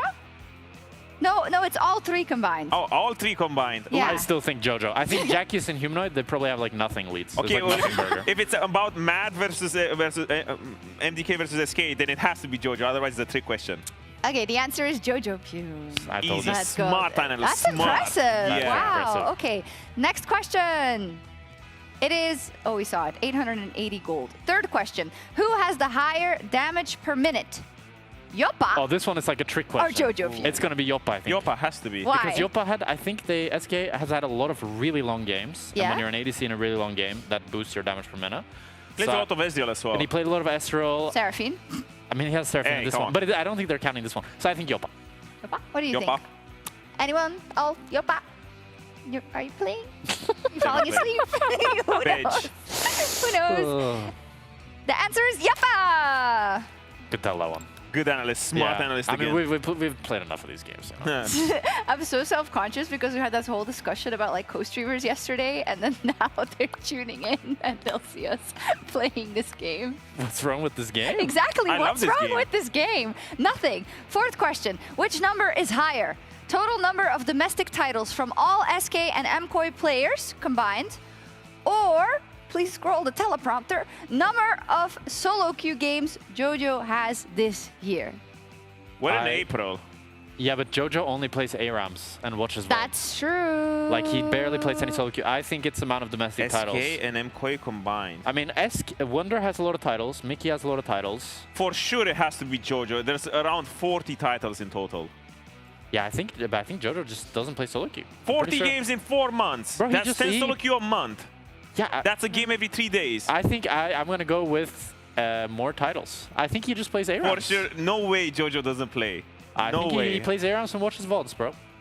I'm going for Jojo. The answer is the amount of domestic titles. Hey, that's crazy, no? Yeah. Wait, 24? He hasn't played... He's played 8 solo queue games in 4 Okay, months? production, I'm calling out production. Production has to be boosted because there has to be secret accounts. No way he didn't play 24 solo queue games in 4 months. Don't care. It's the narrative now. Put it in. Sheep Esports, you listening? Put it in an article. Jojo played 8 solo queue games. Yeah, okay, final question. Which player from either team has the highest number of kills in an LEC game? Which player from either team? I think Supa probably. Has to be Supa. Supa have had to some pick pretty someone? high kill games on like Kaisa Feels and good, some yeah. long games. Yeah. Yoppa's Supa? really been in LEC, and it's usually always an ADC. So I'm going to go with Supa. Wonder, maybe Wonder? I mean, Wonder from 10 years ago, maybe. Wonder Pike? No, I think it's Supa. Supa? It's in an LEC game. He didn't play Pike. Oh, in not LEC, one from that's what I'm each team, from all the players. Yeah, Yeah, no? that makes Which sense. player Supa, maybe. I think Supa. Wait, do you guys think it's Supa? Okay. Yeah, nice. Is it? Mickey X! What? Oh, that must have been... Bro. Oh my god. That's crazy. Okay, I got bamboozled on that one. There was a troll game on Gragas where he got 15 kills. Wow. Hey, don't, Well played. that's why you don't roll in LEC games, because it messes up the stats. Exactly. Thank you all for playing. I hope you had fun in chat, because we certainly did here, but there's another game to come. Will Movistar Koi just 2-0 SK Gaming, or will SK finally bring the magic? We'll be right back. We're fighting. We have mid Seraphine. Don't flash Seraphine. On full retreat, the blast code. Okay, all 5 members will take that one. Everybody know it. I have flashes still. Anivia again? Look at Nivea, guys. Nivea is their only champion. Okay, we'll TP again. Okay, TP again. Am I an enter?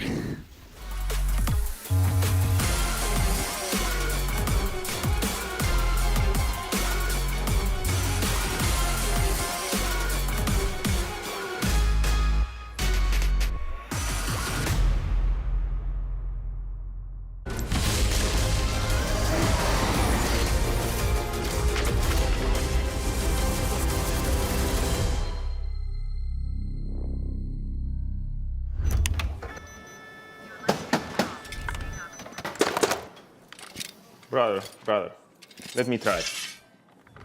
Wait. Brother, let us break this instead. Brother.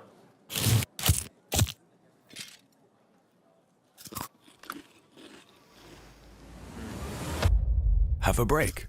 Have a Kit Kat. What is this, brother? Perfection.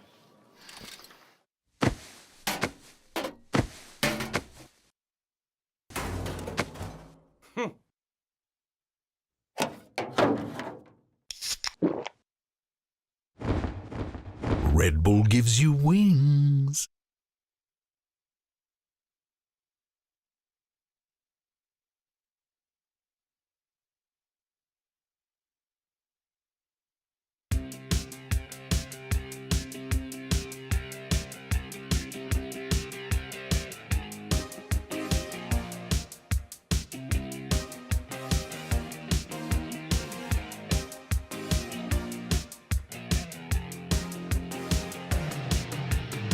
You start to think you're all alone, counting failures, you can't let them go.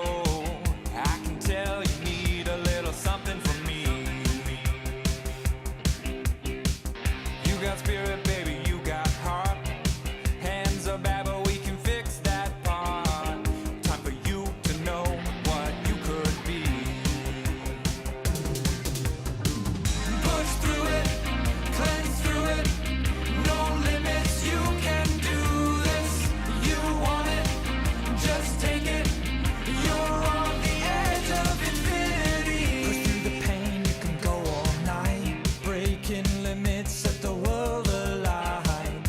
On the verge of greatness, it's time to lead. They'll feel your name when it's up in lights.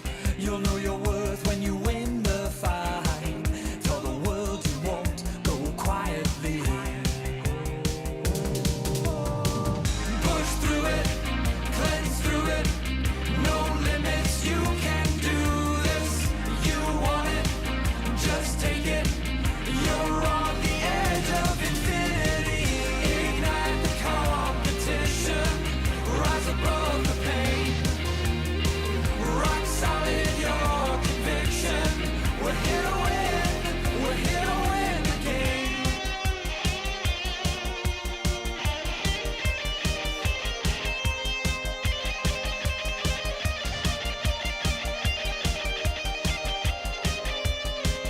Push through it, cleanse through it.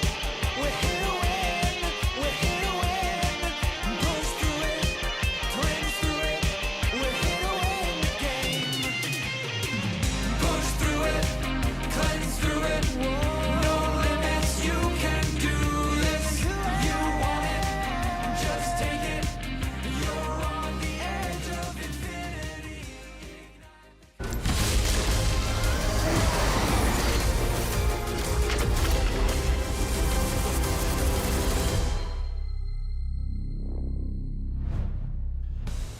Welcome back to week 3 of the LEC, where we are getting ready for game 2 of SK versus MKOI in this best of 3. We're about to jump straight into draft. Not going to waste any time as both teams are eager to get back onto the ref. Now, I have a prediction that Bard's going to be banned. Okay. And the reason I say that is because I just saw on the camera as we went past that Bard got banned. You didn't have to tell them that. You didn't have to tell them. All right, well, we're predicting a Bard ban. Let's go. Beautiful prediction there. Yunara going to quickly follow up with Oriana on the side of SK. Koi will have that first pick. SK chose second pick this time around, where Koi choosing the blue side. So slightly confusing draft, but regardless, Mundo now going to join the ban table. Azir going to be taken away. Seems that SK is sticking with the strat of banning away Jojo's mid lane pool. Karma going to be up and available though if you do want to. Oh, sorry, Karma was playing the last one, but still I think like focus on the bottom side makes a lot of sense. Nami. Yeah, Quirky Nami. Caitlyn also quite strong, so we'll see what the plan is going to be. As there's no music, which makes this. I didn't realize. Silent. Yeah. There you go. It's ramping up. Ramping up. Vi going to be taken off the board as we jump into that first pick. What will the priority be here for Koi? Xin Zhao, I feel, is very, very valuable. Yeah. And it looks like Koi are just going to grab that one fast. SK, though, what are we thinking about? Do we want to take the Nami away? Do we want to put that on Mickey? Are we thinking about range bot lane once again? I mean, I've seen Mickey on the Nami. Didn't look so hot the last time, but I do think Corki Nami is just incredibly strong, especially with so many of those other picks taken away. So I imagine that will be the focus, unless there is something that you really have high priority for in leader in that mid lane that they just want to try and get their hands on. Well, taking their time, using everything they have available. Looks like Nami is going to be that first pick, which means that they can choose to match with the Corki right now if they want to, give that over to Yoppa. Or do they want to try and match with jungle? Or is there a mid lane champion that they instead think is way too important? Too many options to choose from. Well, it looks like the option is easy for SK as they lock in their bot lane. Now Koi have to make a choice. Yeah, I'm wondering what that is going to be. Like, we have the Misfortune that Super's played in the past, which can try and go toe-to-toe with, like, the item spike points that Corki has. And can also go for the early Vamp Scepter, which means you can trade very effectively, so maybe that's the answer. I mean, but against Nami, it kind of sucks. Varus still up. They could do like a Varus Nico if they wanted to. I always forget about Sivir every time. I think Sivir is still a very effective late game carry, and with Lulu still up, it seems that that's the direction they're going. And Lulu also pairs very well with the Xin Zhao too, so early skirmishing power on this bottom side is still pretty strong, even though you do have the Sivir. And it looks like Jarm are going to be answered to try and lock that Sivir down in the Cataclysm so she can't escape. It does also kind of put pressure on towards Jojo Pyun now as to what champions he wants to take in the mid, because you don't want to take some of those more mobile champions and suddenly give it a lot of value to SK. You know, Jarvan got its first win today with Vitality. Yeah, it's 1-5 right now. We'll see how it pans out as an answer into what Koi have drafted as we move into the second phase. Mid or top is likely going to be the priority depending on what they want to limit. The Yorick ban suggests to me Gnar, Jace possibly. Yeah, I think so as well. Maybe Ambessa is something that you're trying to eye up as well, just to try and sync alongside the Jarvan to have that backside dive, but I'm not entirely certain here because again, like, we've seen Wunder bring out many different champions, but the picks like the Ambessa haven't looked so good. He has got bullied by people like Trayson on those picks. So I'm not sure if he wants to just go back towards, as you say, things like the Gnar that kind of pseudo-bully the lane, but at least give you a lot of control regardless up in that matchup. All right, well, Akali going to be the ban from Koi, removing that from leader's hands. SK, I wonder if they're going to keep thinking about top laners. They're taking their time once again. The Scion, so relatively safe blind pick. Possibility for Mirwin, something that we actually haven't seen from Mirwin this split, but we know that he's played it in the past, so SK want to remove that as an option. Yeah, I'm still kind of thinking of things like the Gwen maybe could be an option up on that top side of the map as well. And Bessa is still very strong. And I mean, we've seen Mirwin bring out things like the Shen as well. So you could end up putting a lot of your eggs into that kind of like anti-dive basket if you want to. But there's that Gnar you were talking about, Betty. So not something you want to try and pick Shen into. Zehen, though, could be a different matter. Zehen into Gnar would be, honestly, quite the surprise. Yeah. I think that you're really not setting yourself up for success if that's the direction that you go. Range could be something that they consider. Right now, Koi can take their combo in all sorts of directions. They've got a very solid foundation with the Sivir, Lulu, and Xin. They've got a way to go in. They've got follow-up thanks to the Sivir ulti. And they also just have good front to back. And it seems they're going to double down on this more. They want a little bit more skirmishing power with the Renekton now locked in.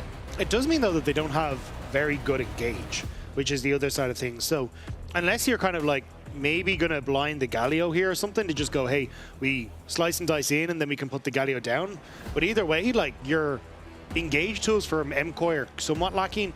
You're heavily reliant on Shirelli is on the Lulu to get the Xin Zhao in, to proc a third auto to kind of set you up, or do the same with that Ruthless Predator on the Renekton.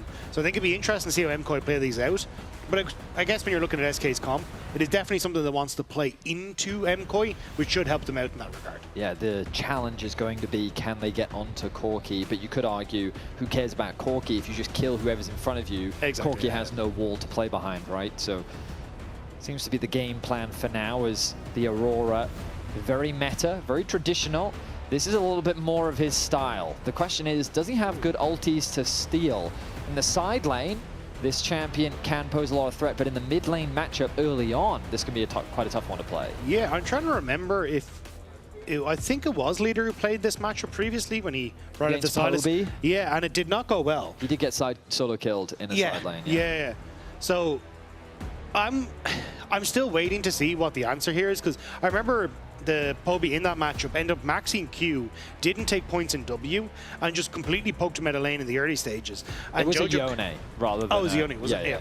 But either way, like, I remember seeing the Sylas-Victor matchup. Maybe it was Vladdy actually played, but either way, they took several points in Q, didn't take any points in the W, and then just continued to poke the Sylas down in the early stages and made it really, really difficult for the Sylas to actually get rolling.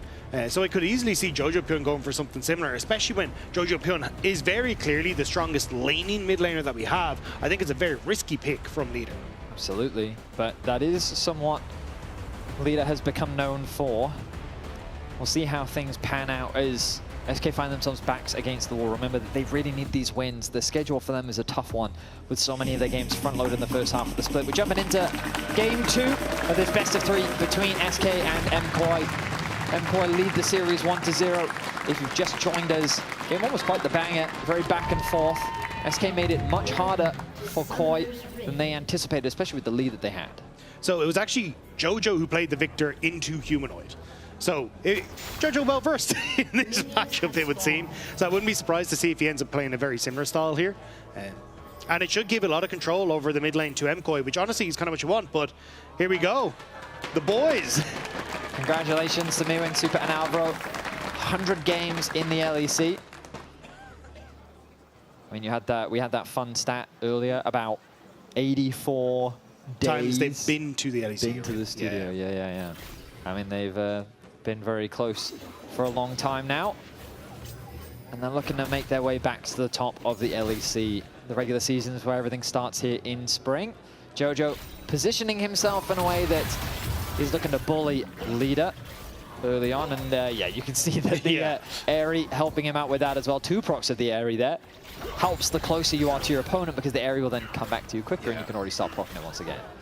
Very, very good. And again, this is where I don't really see this matchup going well for Leader. Like, you have to play hyper aggressive, but as long as you're able to have push on bottom lane, it makes it significantly easier now for Alvaro to shift to mid and cover some of these aggressive plays. And also, Yoya having a clear that can cover for a lot of mid lane as well. So I think this is where you need to see a lot of pressure coming through from SK towards mid again. I feel like Leader's just going to have to do his best in this matchup, because it's a rough one for sure. Hey, the good news is Jojo spends more time hitting Leader than he did hitting minions. So in terms of the farm, they're actually even. Oh, yeah, sidesteps the E.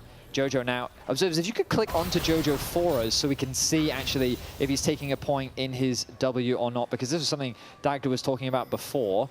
Normally what Victors will do is they'll just focus on putting points in their Q and their E, especially in matchups like this to bully, and there's that second point in his death ray. Yeah, so last time he actually put them all into the Q, but this time, yeah, going for the death ray and just saying, look, I know how much I can bully you here. It's going to be relatively difficult for you to try and play aggressive if you just have no health bar. So this is what I'm going to do. Because the whole way that Sylas wants to play this is dive in aggressively, use that Kingslayer to heal up and constantly force these aggressive trades. But when you're poked under tower like this, it's incredibly hard. The only saving grace is Jojo a little low, but there's the W. Actually gets the level up, takes the point in W, sees an opportunity to maybe even get a kill onto Leader if he ends up getting stunned up or even forcing the flash out from him. But right now, KOI find themselves with 3 pushing lanes. Bot lane has consistently been pushing in the 2 versus 2. Jojo has been bullying out Leader in the mid lane 1 versus 1. And on the top side, we see Miwin actually getting that early priority against the Gnar. But now that Leader's gotten his base off, he will feel a little bit more comfortable with the trades. He's got the refillable pot and he's also got HP. So foregone the AP, we'll often see Sylas is maxing that Q in these range matchups as well, so that he has a little bit more trading power, a little bit more wave clear, so he can play a little bit safer underneath this tower. And to his credit right now, he's only a wave down. Let's see, will Alioya pull the gank off? They're probably waiting for the Mega Gnar to fall off. We'll get that burst of extra movement speed. Skeens is in the area as well. Moving into the tri-brush. Miwin doesn't have the Fury though, so I don't think there's much of a play here. I think the goal is to cover the Fog of War. And there's the base. Skeens now looking for the gank himself. Miwin gets the level 5.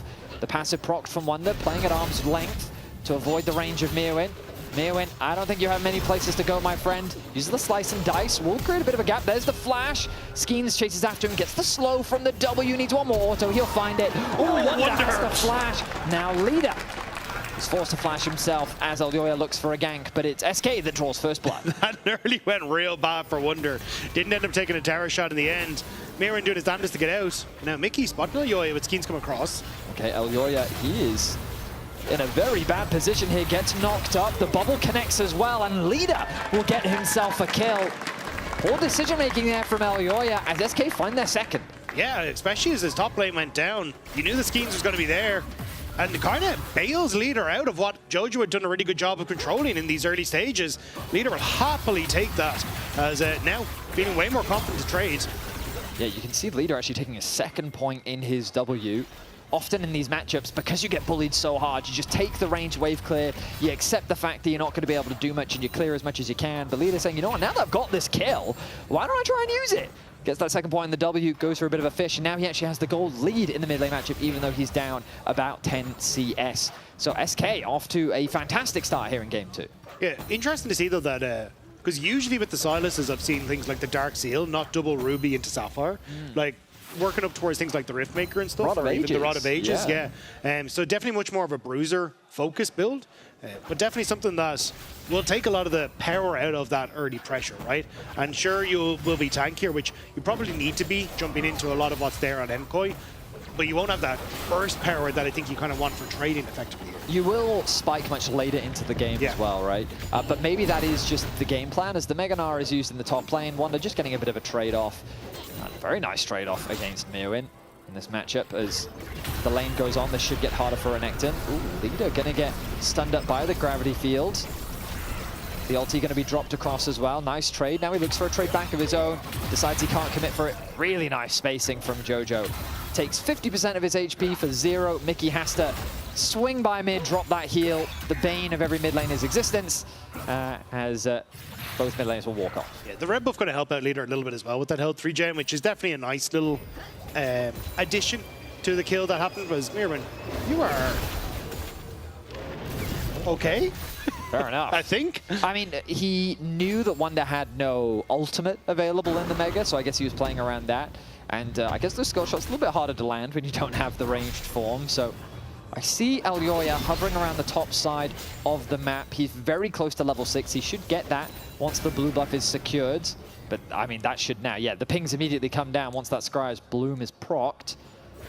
So he's just going to be here to clear out the vision, as Skeens does the same thing on his topside camps. We're seeing a similar story to what we were talking about, though, with Alvaro shifting towards mid to cover for Jojo. Like, every time this wave is starting to push out, or Alvaro's had a moment to reset, he's just trying to cover that mid wave and guarantee the Leader can't trade aggressive, which means that Jojo gets to play up in the lane like this and start to work away at that health bar. But it does mean Supa ends up left alone against Yappa, who gets some decent damage back. The wave clear on the Sivir, still doing nice work though. He's not at risk of being dived just yet. A plate will be secured for the SK bottom lane. Supa just kind of has to accept this for now. Alvaro making his way back towards the bottom lane. Here to offer that assistance as SK hold on to a 1k gold lead here in the early game. Ooh, hang on now, the Mega Gnar is back available. Meowin pops the ultimate of his own. Trying to throw him back into the wave. No flash available. The snow will connect from the Q. The knockup will happen. There's the Cataclysm to finish off the kill for SK. A lot of pressure from SK towards his top side, but it ends up working out. Again, you're getting a ton of, you're getting the kills. Doesn't mean you're going to lose the dragon, but again, I think you're going to be happy just with Wonder managing to pick up some extra presence in this lane. And if you can keep this Renekton out of the fight, or even weak, it becomes much easier to deal with the front line in MKOI's team fights. Yeah, I'd like to see Skeens move away from top now that he's put top in such a good position. The ulti used there from Leader, stolen away from the Lulu. It's a nice back and forth against Jojo, but now he's a level down. He needs to catch this wave before he can catch back up in terms of experience. But the extra HP really doing wonders. Alvaro now making his way towards mid. Leader actually goes in with the Kingslayer. Getting very low here. Skeens now looking for a fight. Applies the passive. The ultimate comes through from Alvaro. Jojo's forced to flash. Mickey making the arrival, giving them the numbers advantage. Nice wave stacked up. SK find a favorable trade. Yeah, Alvaro hoping that he could use that wild growth to interrupt the flag and drag from Skeens, but doesn't quite get the timing. Jojo ends up having to flash. Also, Leader did end up setting that extra Ruby Crystal instead of getting the Dark Seal and then going up to the Catalyst of Aeons. So a little bit behind when it came to the gold, but still, I think again you're seeing I had a lot of pressure towards this mid lane. And I think for Jojo, like, he's happy out. Sure, he's got that flash burnt, but at this stage, he's kind of started to bypass a lot of that pressure that could have come through. Grubs are available, and Alyoya, I mean, he's in a good position to do them. I think there's no way for SK to really contest. He knows the leader needs to go back to base. He'll just grab one, cautious of Wonder's roam. He doesn't want to overstay, especially with the TP now coming back in from leader in the middle lane. Boots upgrade is going to be his choice. Same response from Jojo, so double Catalyst in the middle lanes. A little bit of extra HP will help both of them in the side lane, and also in team fights especially. HP makes you far more durable if it does delay your spike until much later into the game. There is a nice ward just in the enemy jungle here for MKOI, which is helping us spot out where Skeens is coming. So hopefully make things a little bit easier for Mirren, where he may not get caught out, which should spot now that Skeens is on his topside camps, which means there may be some sort of play that you can try and mix the bottom side, but you can see there's a huge amount of vision already set up for SK at the back of that red pit. Skeens just on ward clearing duty around the middle lane, as the support has made their way towards mid lane once more. This has been a very common occurrence, especially in this series, as both junglers want to make sure that their respective mid laners get set up nicely here in the early game. Leader even gold thanks to that early kill that he got onto Alyoya, but still behind in farm. The experience pretty much identical. Yoppa should be ticking over to level 8 relatively soon. Super having that small XP advantage because he's been left isolated longer in the lane. It would be a case of if SK can use these kind of small gold experience or gold leads that they have, like through the jungle, to try and bully through these spikes. Because Skeens has the Sundered Sky and is sitting on this bottom half, looking to try and fight MKOI, but I don't think they're really being given that opportunity. But for SK, I think it's a focus on trying to Triforce for Yoppa. Hope leader can get towards as wide as Aegis as early as possible, and then try and find these like quick skirmishes to punish MKOI before they can really set up. Dragon 2 minutes away. The roam from SK. They want to threaten a dive onto Mirwin. He has to be very careful. And he's going to do just that. HP, though, getting lower and lower. The matchup only is going to get harder as the game continues. Nice passive proc from Wonder. The Grub's going to be secured by Skeens as he smites one away. Alyoya now joins the party. Alvaro is here, smites that one away. So 2 Grubs to 1. The objective now off the rift. Oh, leader goes in, drops the ulti. It looks like 0 damage done to Jojo. He's going to walk that one off. The shielding, very helpful there from Alvaro. Heal dropped by Mickey means that both mid laners still very healthy. Support's involvement here in the middle lane is absolutely massive. There's some deep vision going to be looked for by Mickey. He finds 2 wards. Is he caught out of position, though? He's definitely caught. Oh, that's okay. Alvaro. Sidesteps the EQ, needs to flash away, pops the wild growth. The tidal wave not going to connect. Alvaro gets away to safety. But there's many members that are making their way down. Leader decides to back off. Still, though, a nice presence from SK, just trying to see what they can fish for. Don't end up getting the kill, just a flash. There's been a bit of a weird shift in the way that the jungler, hang on, Super? Nice damage dropped onto Super. Valkyrie going to be used. All right. Yeah, even though Skeens has kind of had these moments where he's able to get in towards the lane, topside specifically, and get some kills, it's actually been Alyoya who's managed to sneak in a couple of times and get some camps. So because you end up looking at, they traded on towards the Void Grubs, you had to move back down towards your bottom side then as Skeens to try and take your camps, which actually let Alyoya move from his top side in and invade on towards the Raptors and get another steal. And these little moments that Alyoya has been finding are now starting to add up. Like you can see it's a sizable, the camp lead that Alyoya has, and it's starting to negate some of the 2 kills that Skeens have managed to pick up in the early stages. Absolutely. He's got a full level on his opponent as well. Dragon is now alive, though.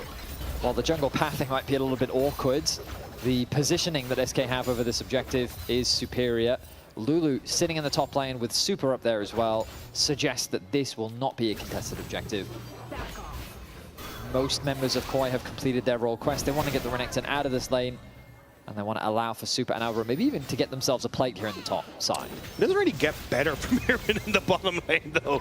Like, you're still going up against Corki Nami, which is definitely less than ideal. Imagine with the resets, SK will send Yoppa towards the mid lane.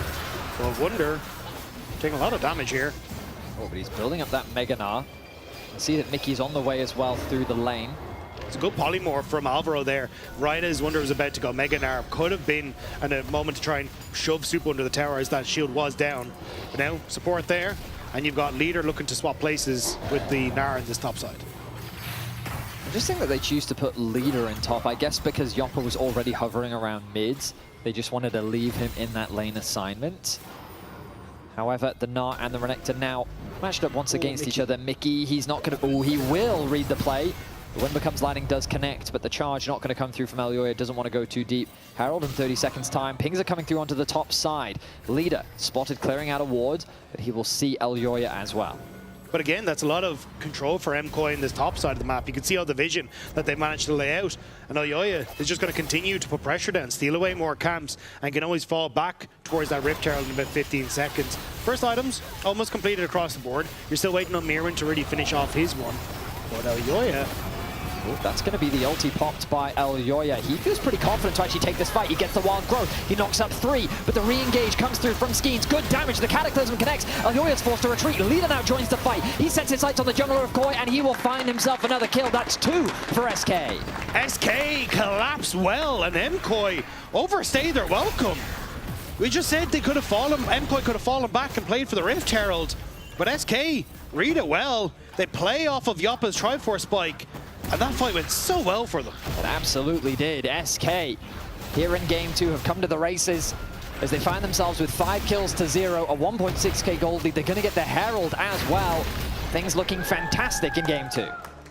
And this is everything you could hope for as SK. 5 kills, 2k gold lead, pressure on waves. Like, now with Leader having both of these kills, he's in a very solid spot against this Victor, and it's going to start to become harder and harder for this Victor contestant sides. And it's Elyoya trying to make a play on the mid lane, not expecting Skeens to be there, and doesn't really have the support he needs. He goes in with the wall growth, sure, but Supa has to wait about 30 seconds before he can auto-attack, whereas Yoppa is getting full value, a ton of work done through the Triforce, plus the quicker collapse from Leader. That's perfect for SK. Absolutely. 2,000 the gold lead, Dragon 2.5 minutes away. Their goal will be to work towards securing more towers. Bot lane looks like easy pickings. Leader will secure a plate for himself. These towers are slowly but surely starting to fall. And look at the bottom of your screen. Those are red bars across the board. SK with advantages everywhere. Supa taking a chunk of damage. Yoppa fishing for more, forces the barrier out from Supa. Yoppa looking very scary now. Leader goes in once again. Not going to get much of a trade as Jojo feeling confident in the 1v1. Will sidestep, clear out that wave. Yeah, SK looking a little unsure about how they want to try and progress though, because I'm seeing pings onto the mid lane tower. You have the Rift Herald for Skeens, is now going to move over. Supa's staying. He has very little HP, but the wave clear is just monstrous. The Herald's going to be used to help them out here. Sieging this tower, I don't think it's quite enough damage, but it should be close enough. Triforce auto might be enough off the back. Nearly. Ooh, the smite going to help. Which means that, yeah, the top tower, though, looks like it's going to go down. Yeah, still, though, dive potential on bot side as Mirren pops the ultimate just to make sure that the trade doesn't go too badly for him. Skeens spotted here, but it should give a window now off this next wave for that mid lane tower to fall. Okay, Mirren fancies himself a fight against Skeens. Skeens doesn't want to go in as 2 towers fall in favor of SK, extending the gold lead to 3k. They want to get themselves another one. They're going to get an even greater gold lead here in the early game. Leader says to Skeens, you know what, let's just deny as much farm as possible. We're not on a rush. Let's let the cannon fall. Maybe we'll have to watch as this one dies. 3 members of MKOI looking at that top wave though. Mickey reading the play, had started his reset, but now moving just to cover his top laner and make sure Wonder doesn't fall. But that tower, very healthy comparatively to the rest. So I think SK just gonna get away with, well, not quite murder, but definitely when it came to the towers. I mean, things are just looking incredible for SK here in the early game. 3 towers to 0. They've got themselves a dragon as well. They're going to go back to base, spend what gold they can ahead of the next dragon spawning. I mean, Leader may even have enough gold to complete his second item, unless he's just gone back to base and I missed it. Oh, but Wonder now in a bit of danger. The ultimate's dropped by Jojo. Will throw out the death ray as well. Forces the flash out from Wonder. He now trying to retreat to safety. Elyoya thinking about going for a play. Ooh, the Wind Becomes Lightning, not quite connecting. Instead, he'll turn his attention towards the Crux. Yeah, it's already been traded for position on towards this bottom side though. Push in mid. You're going to have Leader actually now look for that reset, which I believe is to finish off that second item. So not really an answer actually for SK. So MKOI able to get a lot of position on this top side and force Wonder away. For now though, SK keep that top tower alive. The Dragon's going to be secured. Baron spawning in a minute's time. Let's see if SK can keep this momentum going. Because of course, Koi They do have ways to come back into the game. Super, the late game win condition. Jojo's going to continue to scale, and we've seen teams put Jojo's Victor behind before, and he still becomes monstrous.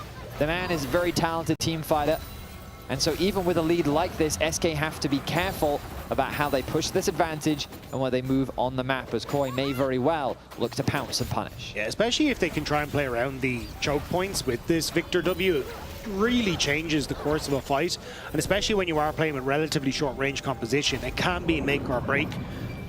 And as you say, you're still waiting for a lot of scaling to come through. The Hextech Protobelt, finished by Leader, will make him a little bit stronger for the moment, but Jojo, as he crests onto 3, should be significantly stronger. As Stun Wonder does connect onto Wonder. He's going to be forced to jump away, but he looks pretty healthy. Actually, he's thinking about staying for another wave, even though Alyoya is hovering on the bot side of the Rift. If he does appear, I'm already thinking about, is that Baron a possibility? Probably too early for SK to really consider. Wonder's going to play it safe. Leader now looking for a scrap against Mirwin. Decent damage for now, but there's the Kingslayer. He steals away the Dominus, pops it himself. Now he's looking for a fight. Good damage now, really onto Mirwin. The extended fight really going his way. Mirwin can't afford to overstay. Mirwin was holding onto the Dominus. Leader, trying his best to force the proc, but didn't quite use it. Still forces pressure on towards that top side, but hang on. Knock him onto Yoppa, but he's fine for now. The re-engage comes out onto Alyoya, who's now isolated, forced to flash over the wall. Leader joins the fight, but not much going to come off the back of it. TP going to be traded from Mirwin as well. Gets the shield. Leader thinking about it. The dash away from Mirwin. Think this fight is going to fizzle. You've got Wonder who started to rotate up, but no Meganar now available. Still looking at Jojo Pyun here, though. Should be able to get some decent damage. Either way, like, it's SK very heavily trying to force on the plays, and I don't think they really need to.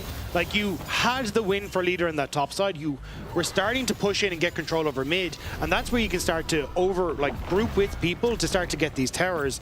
But instead, they're trying to do it to get kills or respond. And it's just not quite working out for them and actually getting like vision or starting to steal away camps in jungle, like denying gold from Mentor.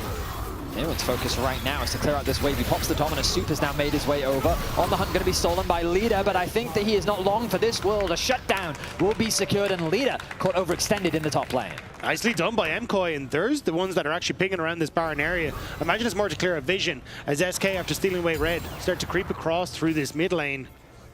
Wonder, got Meganar again. Can MKOI find a pick here, though? I think for now they'll be happy with the crab. A pick is good enough. They pushed in the top wave. Skeens going to be the target. Mirwin coming in from the flank, forces the flash out from Skeens. The vision going to be cleared away. And another small advantage gained for Koi is SK have to act as observers as they watch the crab fall. It is in a weird spot again, because you think with this stage that like SK would feel comfortable to try and set up for the 1-3-1s. But with Dragon now in a minute 50, you're kind of getting to a point where MKOI have burnt a couple of key summoner spells, like on Skeens, and oh, maybe so. Wow, the flash in onto Super. Yoppa goes all in, but it ends up being his own downfall. A shutdown comes the way of Super, the wild growth doing work for MKOI. What a massive turnaround from Super. Had the barrier, manages to outplay, he sat there and auto-attacked, but it does mean that he gets the Infinity Edge now completed and is in a very strong position for the next fight. Yoppa thought he had the play, flashing forward. Super with the barrier and then the wild growth and the shield from the Lulu. It's enough to win the trade. I mean, you can tell that Yoppa had the damage to win out in that 1v1, but that's assuming it was a 1v1. Alvaro in the area, helping to keep his AD carry alive, and he did just that. Super now with a 1.3k individual gold lead, and as we said earlier, he will be the carry for Koi if they want to turn this game around. And especially now that, like, again, we're just saying you burnt summoner spells on Skeens, now you're flashed this on towards Yoppa as well. That just makes you prime targets for people like Mirwin and Alyoya, especially if they can try and get on towards the backline here. As MKOI step up in towards his top side. We'll spot out the divisions there, but it's Dragon in 35 seconds that I'm looking at. A 3.7k gold lead for SK, now dwindled down to 1.3. Two silly deaths on the side of SK have allowed Koi to stall, and these items are coming through thick and fast. Stride Breaker completed towards the top side. The Spear of Shojin alongside that for Mirwin. Level 16 on this Renekton. Remember, he was behind Wonder, but now he's in a much more comfortable spot. And it's difficult for SK really to like fully get damage onto these towers without something like a Baron, because there's so much wave clear, or trying to force a fight a Dragon, which looks like exactly what might be about to happen. Well, the wave will in fact be cleared in the middle lane. Mirwin escorting that wave towards the tower. They secure the plate, but now has Mirwin overstayed. The slow will be applied. Good damage. He flashes in. He gets the stun, the knockup from the wild growth, but Yoppa gets away to safety. Now he's in way too deep, but here's the rest of Koi to help escort him to safety. The boomerangs will be flown. Super doing good damage, but it isn't quite enough. No one yet to fall. Great wave from the Nami. Denies Super from being able to follow up properly. Keeps Yoppa alive after the flash in from the Croc. Does give MKoi position on the Dragon, but SK, they want to pinch. Here comes Skeens on the flank, Leader on the other flank to collapse the knockup. Here comes the EQ, and oh my goodness, it's not enough as Leader's the first to fall. Skeens is quick to follow. Superstar is shining today as he finds himself a double and gets to Drake for MKoi. Alvaro's polymorph denying Leader the play, and MKoi, they're starting to make the comeback. It's now 1,000 gold lead for them, and they're pinging the Baron. SK tried to commit the flank, but it just did not work out. A 3-man knockup came through from Leader, but now the Baron is an objective that cannot be contested. No jungler, no mid laner. SK don't have the numbers, and this Sivir with a 2.2k individual lead over Yoppa is looking monstrous with Alvaro supporting him well behind him. Ooh, wonder. They win. I think he wants this fight. Pops the Dominus, gets hit by the bubble. The tidal wave going to come through as well. Now he wants to get away to safety. The polymorph doing what it can. It buys enough time to allow for Wonder to not quite connect that ulti. Leader, he is hunting, but he's not going to find much. As Koi find a small scrap, but they'll walk away with the Baron perfectly fine. The Leader really wanted to get something after he invested the teleport, but nothing to be found. So MKoi will come back out, Baroned up, clearing out the waves, and suddenly this game looking significantly more difficult for SK. And a huge amount of this was, as you say, Leader comes in but gets polymorphed immediately. You can't really get the follow-up from anyone. And it's an immediate turnaround from MKoi, especially when you're looking at the value that Xin Zhao can get in these sorts of fights. And you can't really burst out Jojo Pyun like that. I feel like patience is a key thing that we talk about when pro teams. And I think Koi have demonstrated a lot of patience today. Whereas SK, they have felt impatient. You know, when there's not much to do on the map, what happens? They get caught out. They're getting caught out top, they're getting caught out mid. They're making overzealous plays that they just didn't need to make. And Koi were quick to punish, and now they're the drivers here in game 2. They're going to put pressure on towards the tier 2 in the mid lane, but they can always reconnect with Mirwin as he pushes in this bottom side, denying SK valuable time through their own jungle. I think that's going to be the focus. But SK holding well against the Baron for the moment. The wave clear going to be doing its work for both sides, but Supers is simply superior. Jojo pressuring the mid. They've got a 4-1 setup. Yoppa, good damage onto Elyoya. Very good damage onto Elyoya. Really good damage. The tidal wave is going to come through. It's going to be forced to pop the Crescent Guard there. It's the Cataclysm. Now it's Mirwin on the front line. Can he stave off the attack from SK? The HP bars are low, but they are healthy enough. Wonder doing what he can, gets Mirwin even lower, but he still can't quite find it. In the mid lane, there's a 1v1, but it's Renekton that dies first. No one dies in the middle lane. MKoi overstep ever so slightly, but Jojo, he's looking for a kill onto Leader. He will find it. But Wonder, can he now get something back? No flash available for the Victor, but he walks away safely. Ends up being a 1-for-1 overall. That fight in the mid lane was so close. The Seeker's arm guard had to be burnt by Jojo. He flashes over the wall to get away from Leader, but in the end, just barely able to scrape away with the kill.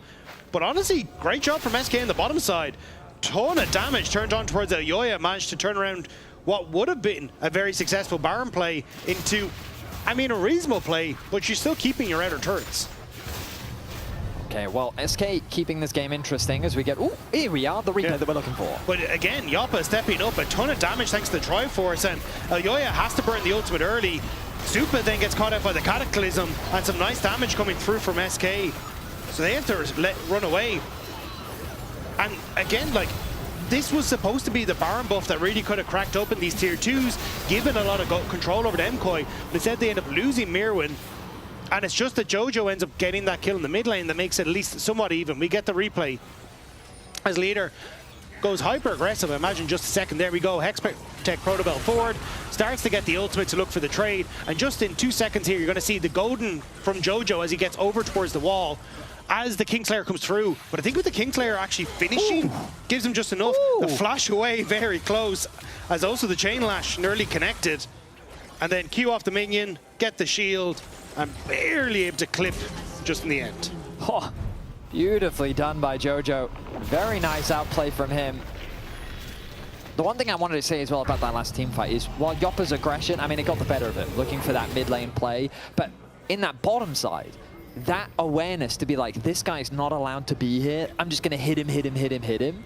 I love to see that, especially from younger AD carries that are constantly trying to, I mean, I would say find that confidence, but Yoppa's had that confidence ever since he joined the LEC. In his own words, the rest of his team is washed. Right, exactly. So he feels very comfortable saying, lads, come with me, I want to carry this, and he'll need to carry this next fight as well. 10 seconds until that dragon. 3 items for himself, but 4 items now completed on towards Supa. This Sivir is massive. But no flash available on Supa. Mirwin trying to cover for a flank. They haven't quite spotted out Wonder just yet. He started to build up the Mega Gnar. But here we go, Jojo covering for the Silas, watching him as he tries to posture. Meanwhile, the junglers face off around the dragon. Supa still alive. Remember, no flash on the hunt popped. It's Elyoya that starts off the fight, throws out the ultimate, buying a lot of time. SK have to disengage. They're paranoid about Mirwin coming in. Koi have got the objective. Will they look to run away? Mirwin now has to escape. Has the flash available, use the slice and dice to flash in from Skeens, throws the cataclysm. Leader dying once again in the middle lane. At the very least, this will be a 1-for-1, but they cannot chase any longer. Mirwin drew the attention of 4 members. Now the mid lane is completely exposed. And they'll just take the towers just like that. Mirwin buying a ton of time there. A beautiful flash away from the cataclysm damage. Denies any more sort of slows or follow-ups. And just like that, MKoi cracked the base.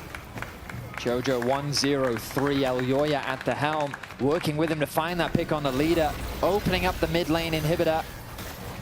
They're going to steal camps as well. Have they overstayed their welcome? Oh, I don't know about that. Elyoya goes in, but the re-engage from Skeens. The ultimate is popped early, but there's the wild growth. 2-man knockup. Jojo is completely untouched, pops the GA. Elyoya is looking for more, maybe a little bit too much, as he's shut down by Yoppa. Skeens able to get out with the flag and drag. Jojo wants another fight, though. He trades that kill onto the enemy jungler. Now Wonder has the Mega Gnar, but he has no one to use the ulti on.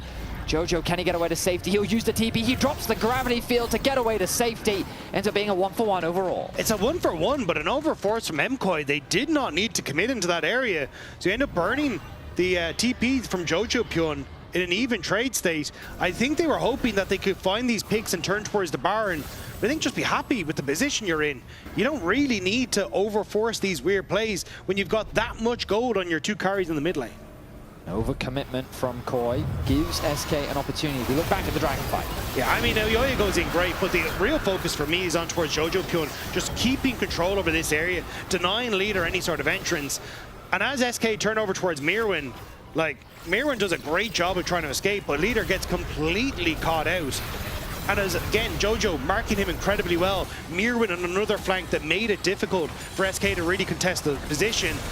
But here, Elyoya goes in, and I'd be happy enough at this stage if, okay, we get Skeens, we back away, especially as Elyoya's Crescent Guard is about to run out, but instead they overcommit for more plays. Mirwin can't really get into position, and Jojo has to full commit to get the kill back onto Skeens and then teleport away. The good news for SK is they slow Koi down a little bit. The bad news is that Koi have reached a scaling point that it feels difficult for SK to turn this game around. Big time, especially with another needlessly large rod there for Jojo working towards Rabadons. He already hurts. So SK just trying to overload this top half of the map, hoping they can find a pick. But again, it's going to give presence towards Mirwin on this bottom side. He can start to threaten on towards the tier 2, has a teleport to join in.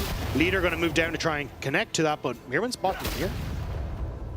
I think Leader just wants to go and catch that bottom wave. Has the TP available. Mirwin level 19.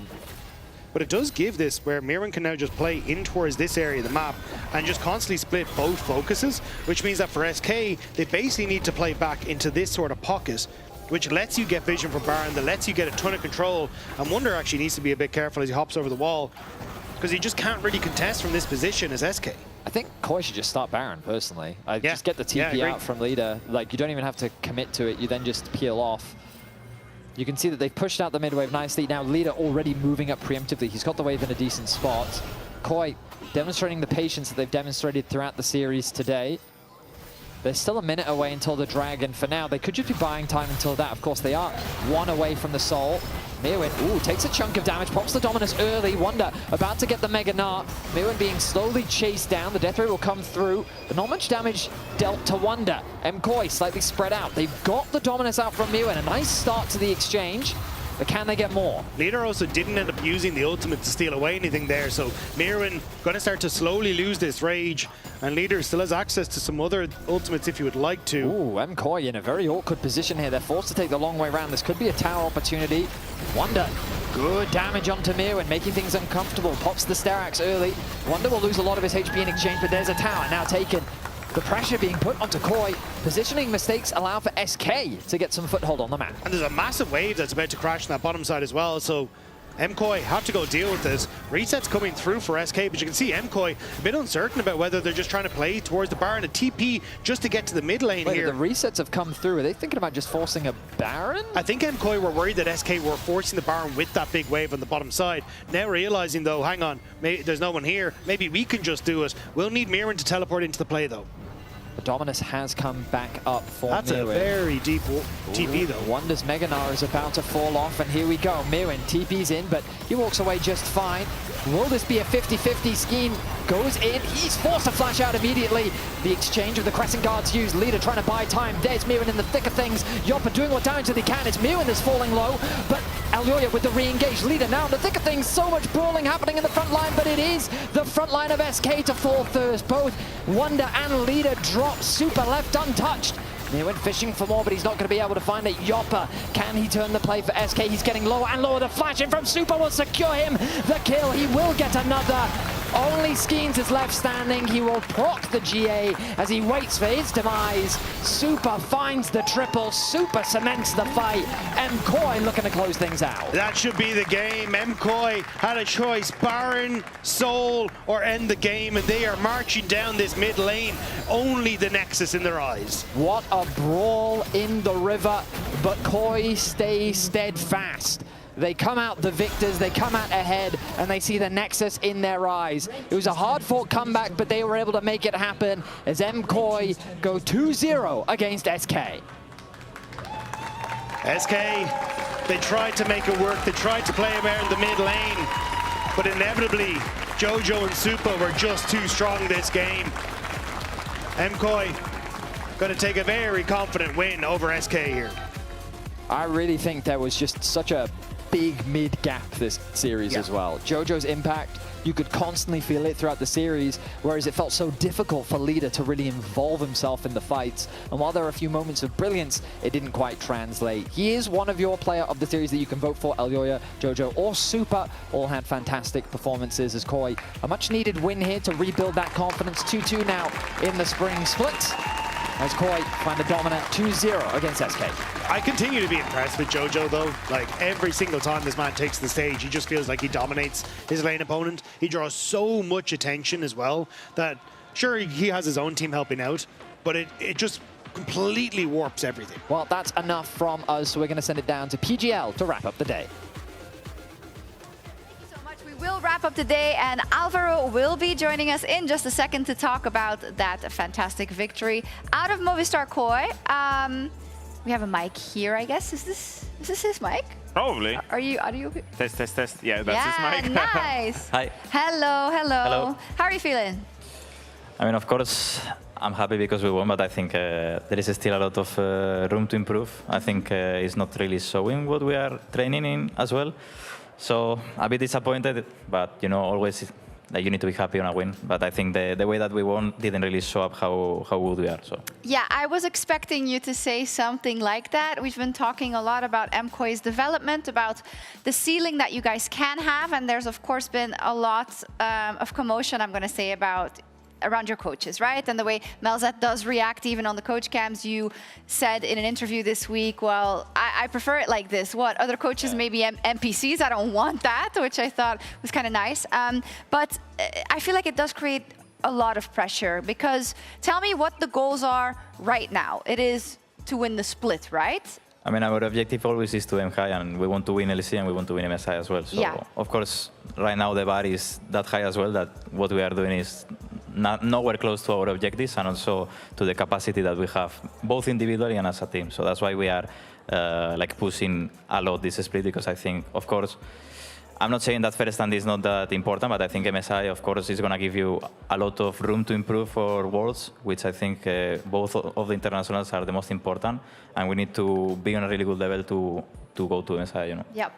My question was, is this something that you guys feel like is new and it is needed? Because you guys were doing really good last year as well. There were times where you guys were contending for winning the split or going to internationals and stuff like this.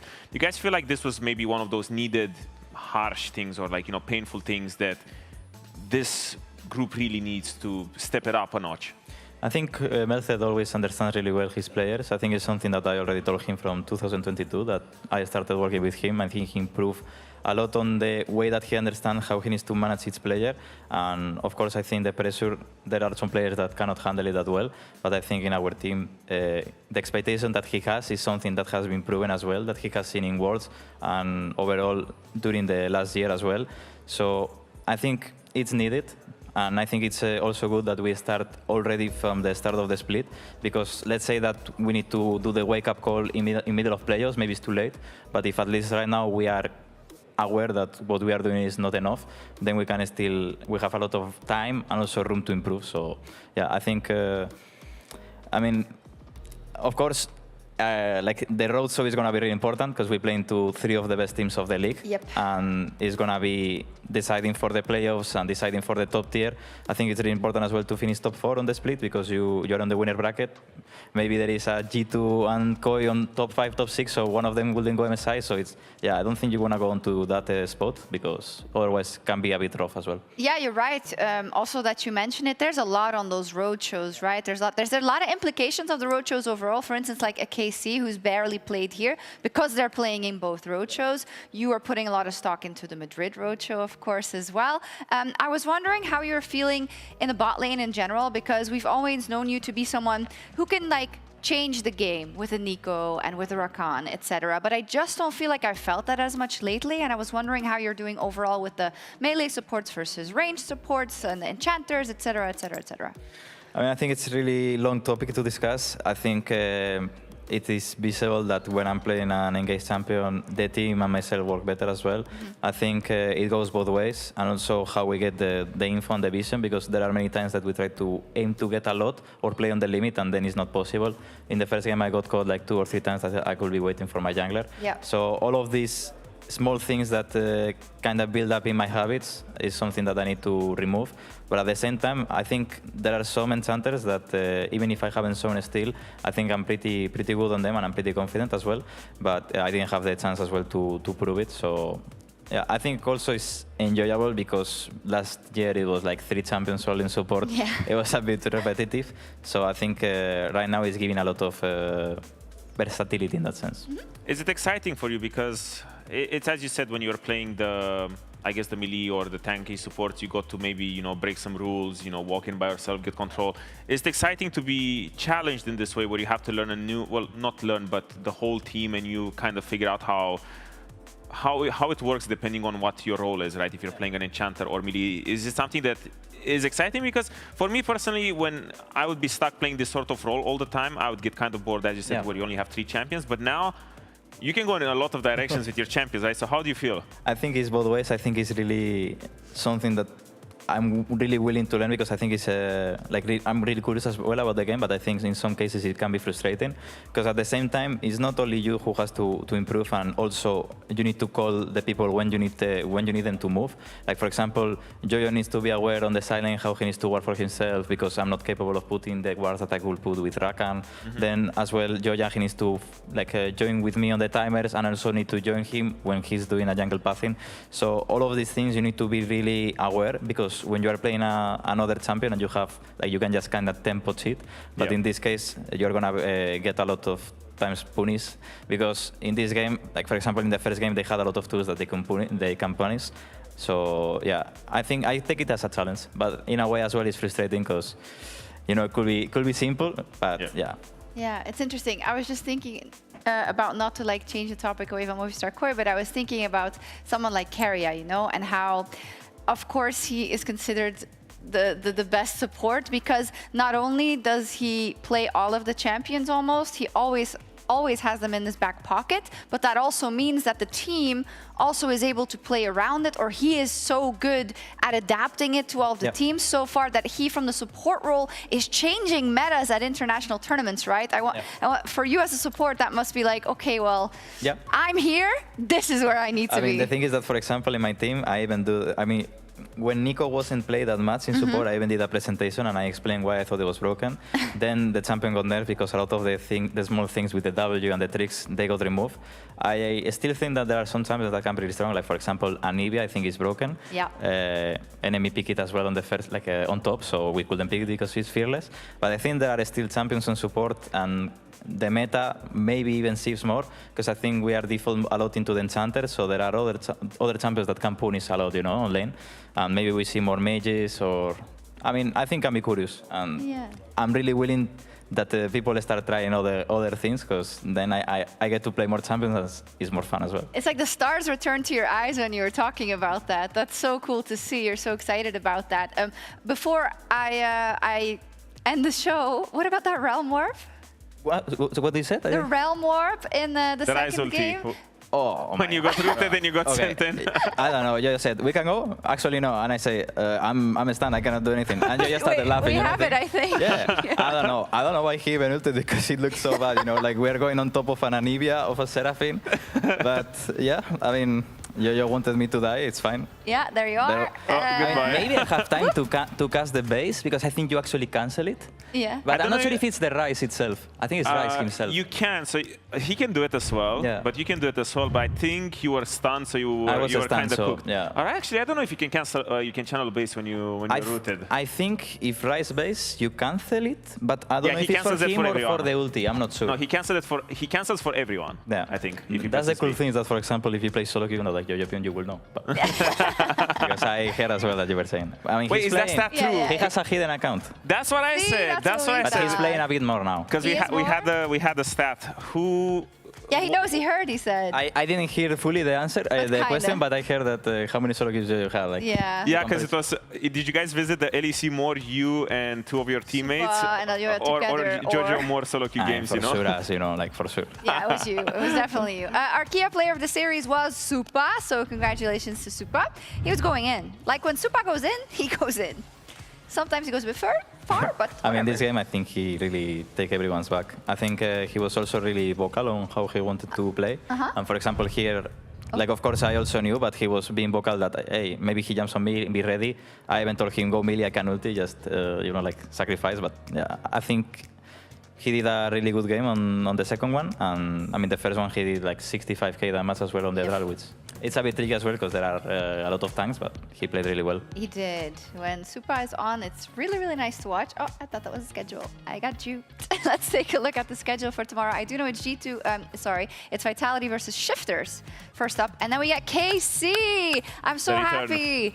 Like, I mean, this only will be their second series in the studio, and then they play like tons of games in Ivry. So I'm happy that we will see them tomorrow. We hope, I hope they're really good. Not like to diss on Heretics or whatever, but I just want I think a good KC is fun for the league. Yeah, exactly. It's exciting because it's just another top dog at the table, and the fact that, yeah, their schedule is a little bit skewed to having a lot of road shows, but that's just going to make those road shows so much more exciting, because all of a sudden you think that KC might be really good, and they go to a road show and they go 0-3, and then they have another road show where, you know, the later half is in... is KC also in your road show? Yes. Yeah, it's in the MCOI house, and then all of a sudden it might just be a complete fiesta. We love road shows. All right, well, thank you so much. Muchas gracias. Thank you. And to all of you, muchas gracias also. And good night, and we'll see you tomorrow. The first match will be Vitality versus Shifters. And remember, we start later. We start at 5 p.m. CEST. See you tomorrow. Ice needs to get out of there and manages to escape for now, but Poby goes between worlds, misses the weirding. He's going to dash onto the backline and will get the kill onto Ice. Mainta here as well as he looks for more damage. Tracing going to try and keep Poby in Mainta. Good job, guys. We win. A bit suspicious early game, it's fine. Stun as well. The Molten Shield comes out and Seven realizes he is not long for the rip. That's a child. That's a child. Yeah, kill me. Hello, I can shoot. Yeah. We're balanced, bro. Yeah. Oh, sorry, bro. Shit, man. Nice, bro, nice. You guys smurfing, good job. I'm almost dead. No, Sams, yeah. Okay. I think it's... Looks bad. Stun. Look, Nara. Nice, go to it. FJ. No flash, Nara. I'm a low flash. I'm dead, okay? I'm a low flash. No flash. Nice. Go mid, try. What's the deal with our top players, man? Why can't they just play normal? Why did it... Oh my god! Oh, just caps things, baby. We can fight them. Barrel's going deep. Just play fight. In the dash, guys. I got it. We win. Yeah. W. I'm fine. I still have W in heal. Guys, soul 5. Kill Olaf. Soul in 5. I'm playing this now. Enough. I think it's fine. Yes. I'm in. Oh, let's fucking go, let's go. We're fighting. We're mid. No flash there, On full retreat, the blast cone. Okay, all 5 members will take that one. Okay, we'll TP again. Am I enter? Okay. Let's kill the Jarvan we end, okay? I almost killed you. I don't have anything, okay? Nothing to super. I can eat in 1. Nice. Yeah, we end. We end. Oh, yeah. We have Arden as well.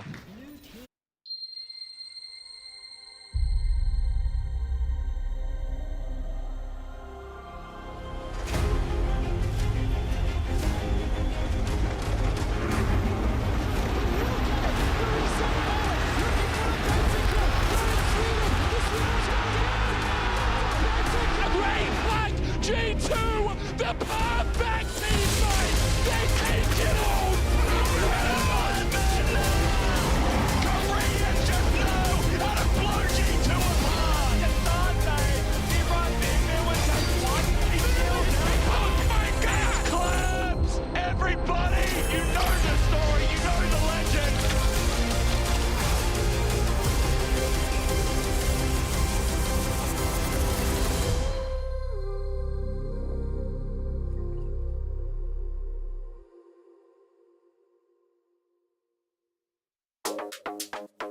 Let's go. Confident like you never deceive. Big ego, bigger brain, it's really obscene. So we only wear designer cause we always look clean. And for that money, everybody you fiend. And the bling like a chandelier hung on my chest. And I get it for free cause I'm simply the best. See deposits every hour, not breaking a sweat. Out to lunch with my girls, grant at every request. Thank you. High and bold, can't be bought or sold. I'm so confident. Whoa, they wanna copy it. Slow down now. Yeah, my profit getting big. Got a whole lot of money, baby. I'm on top of it. Style opulent.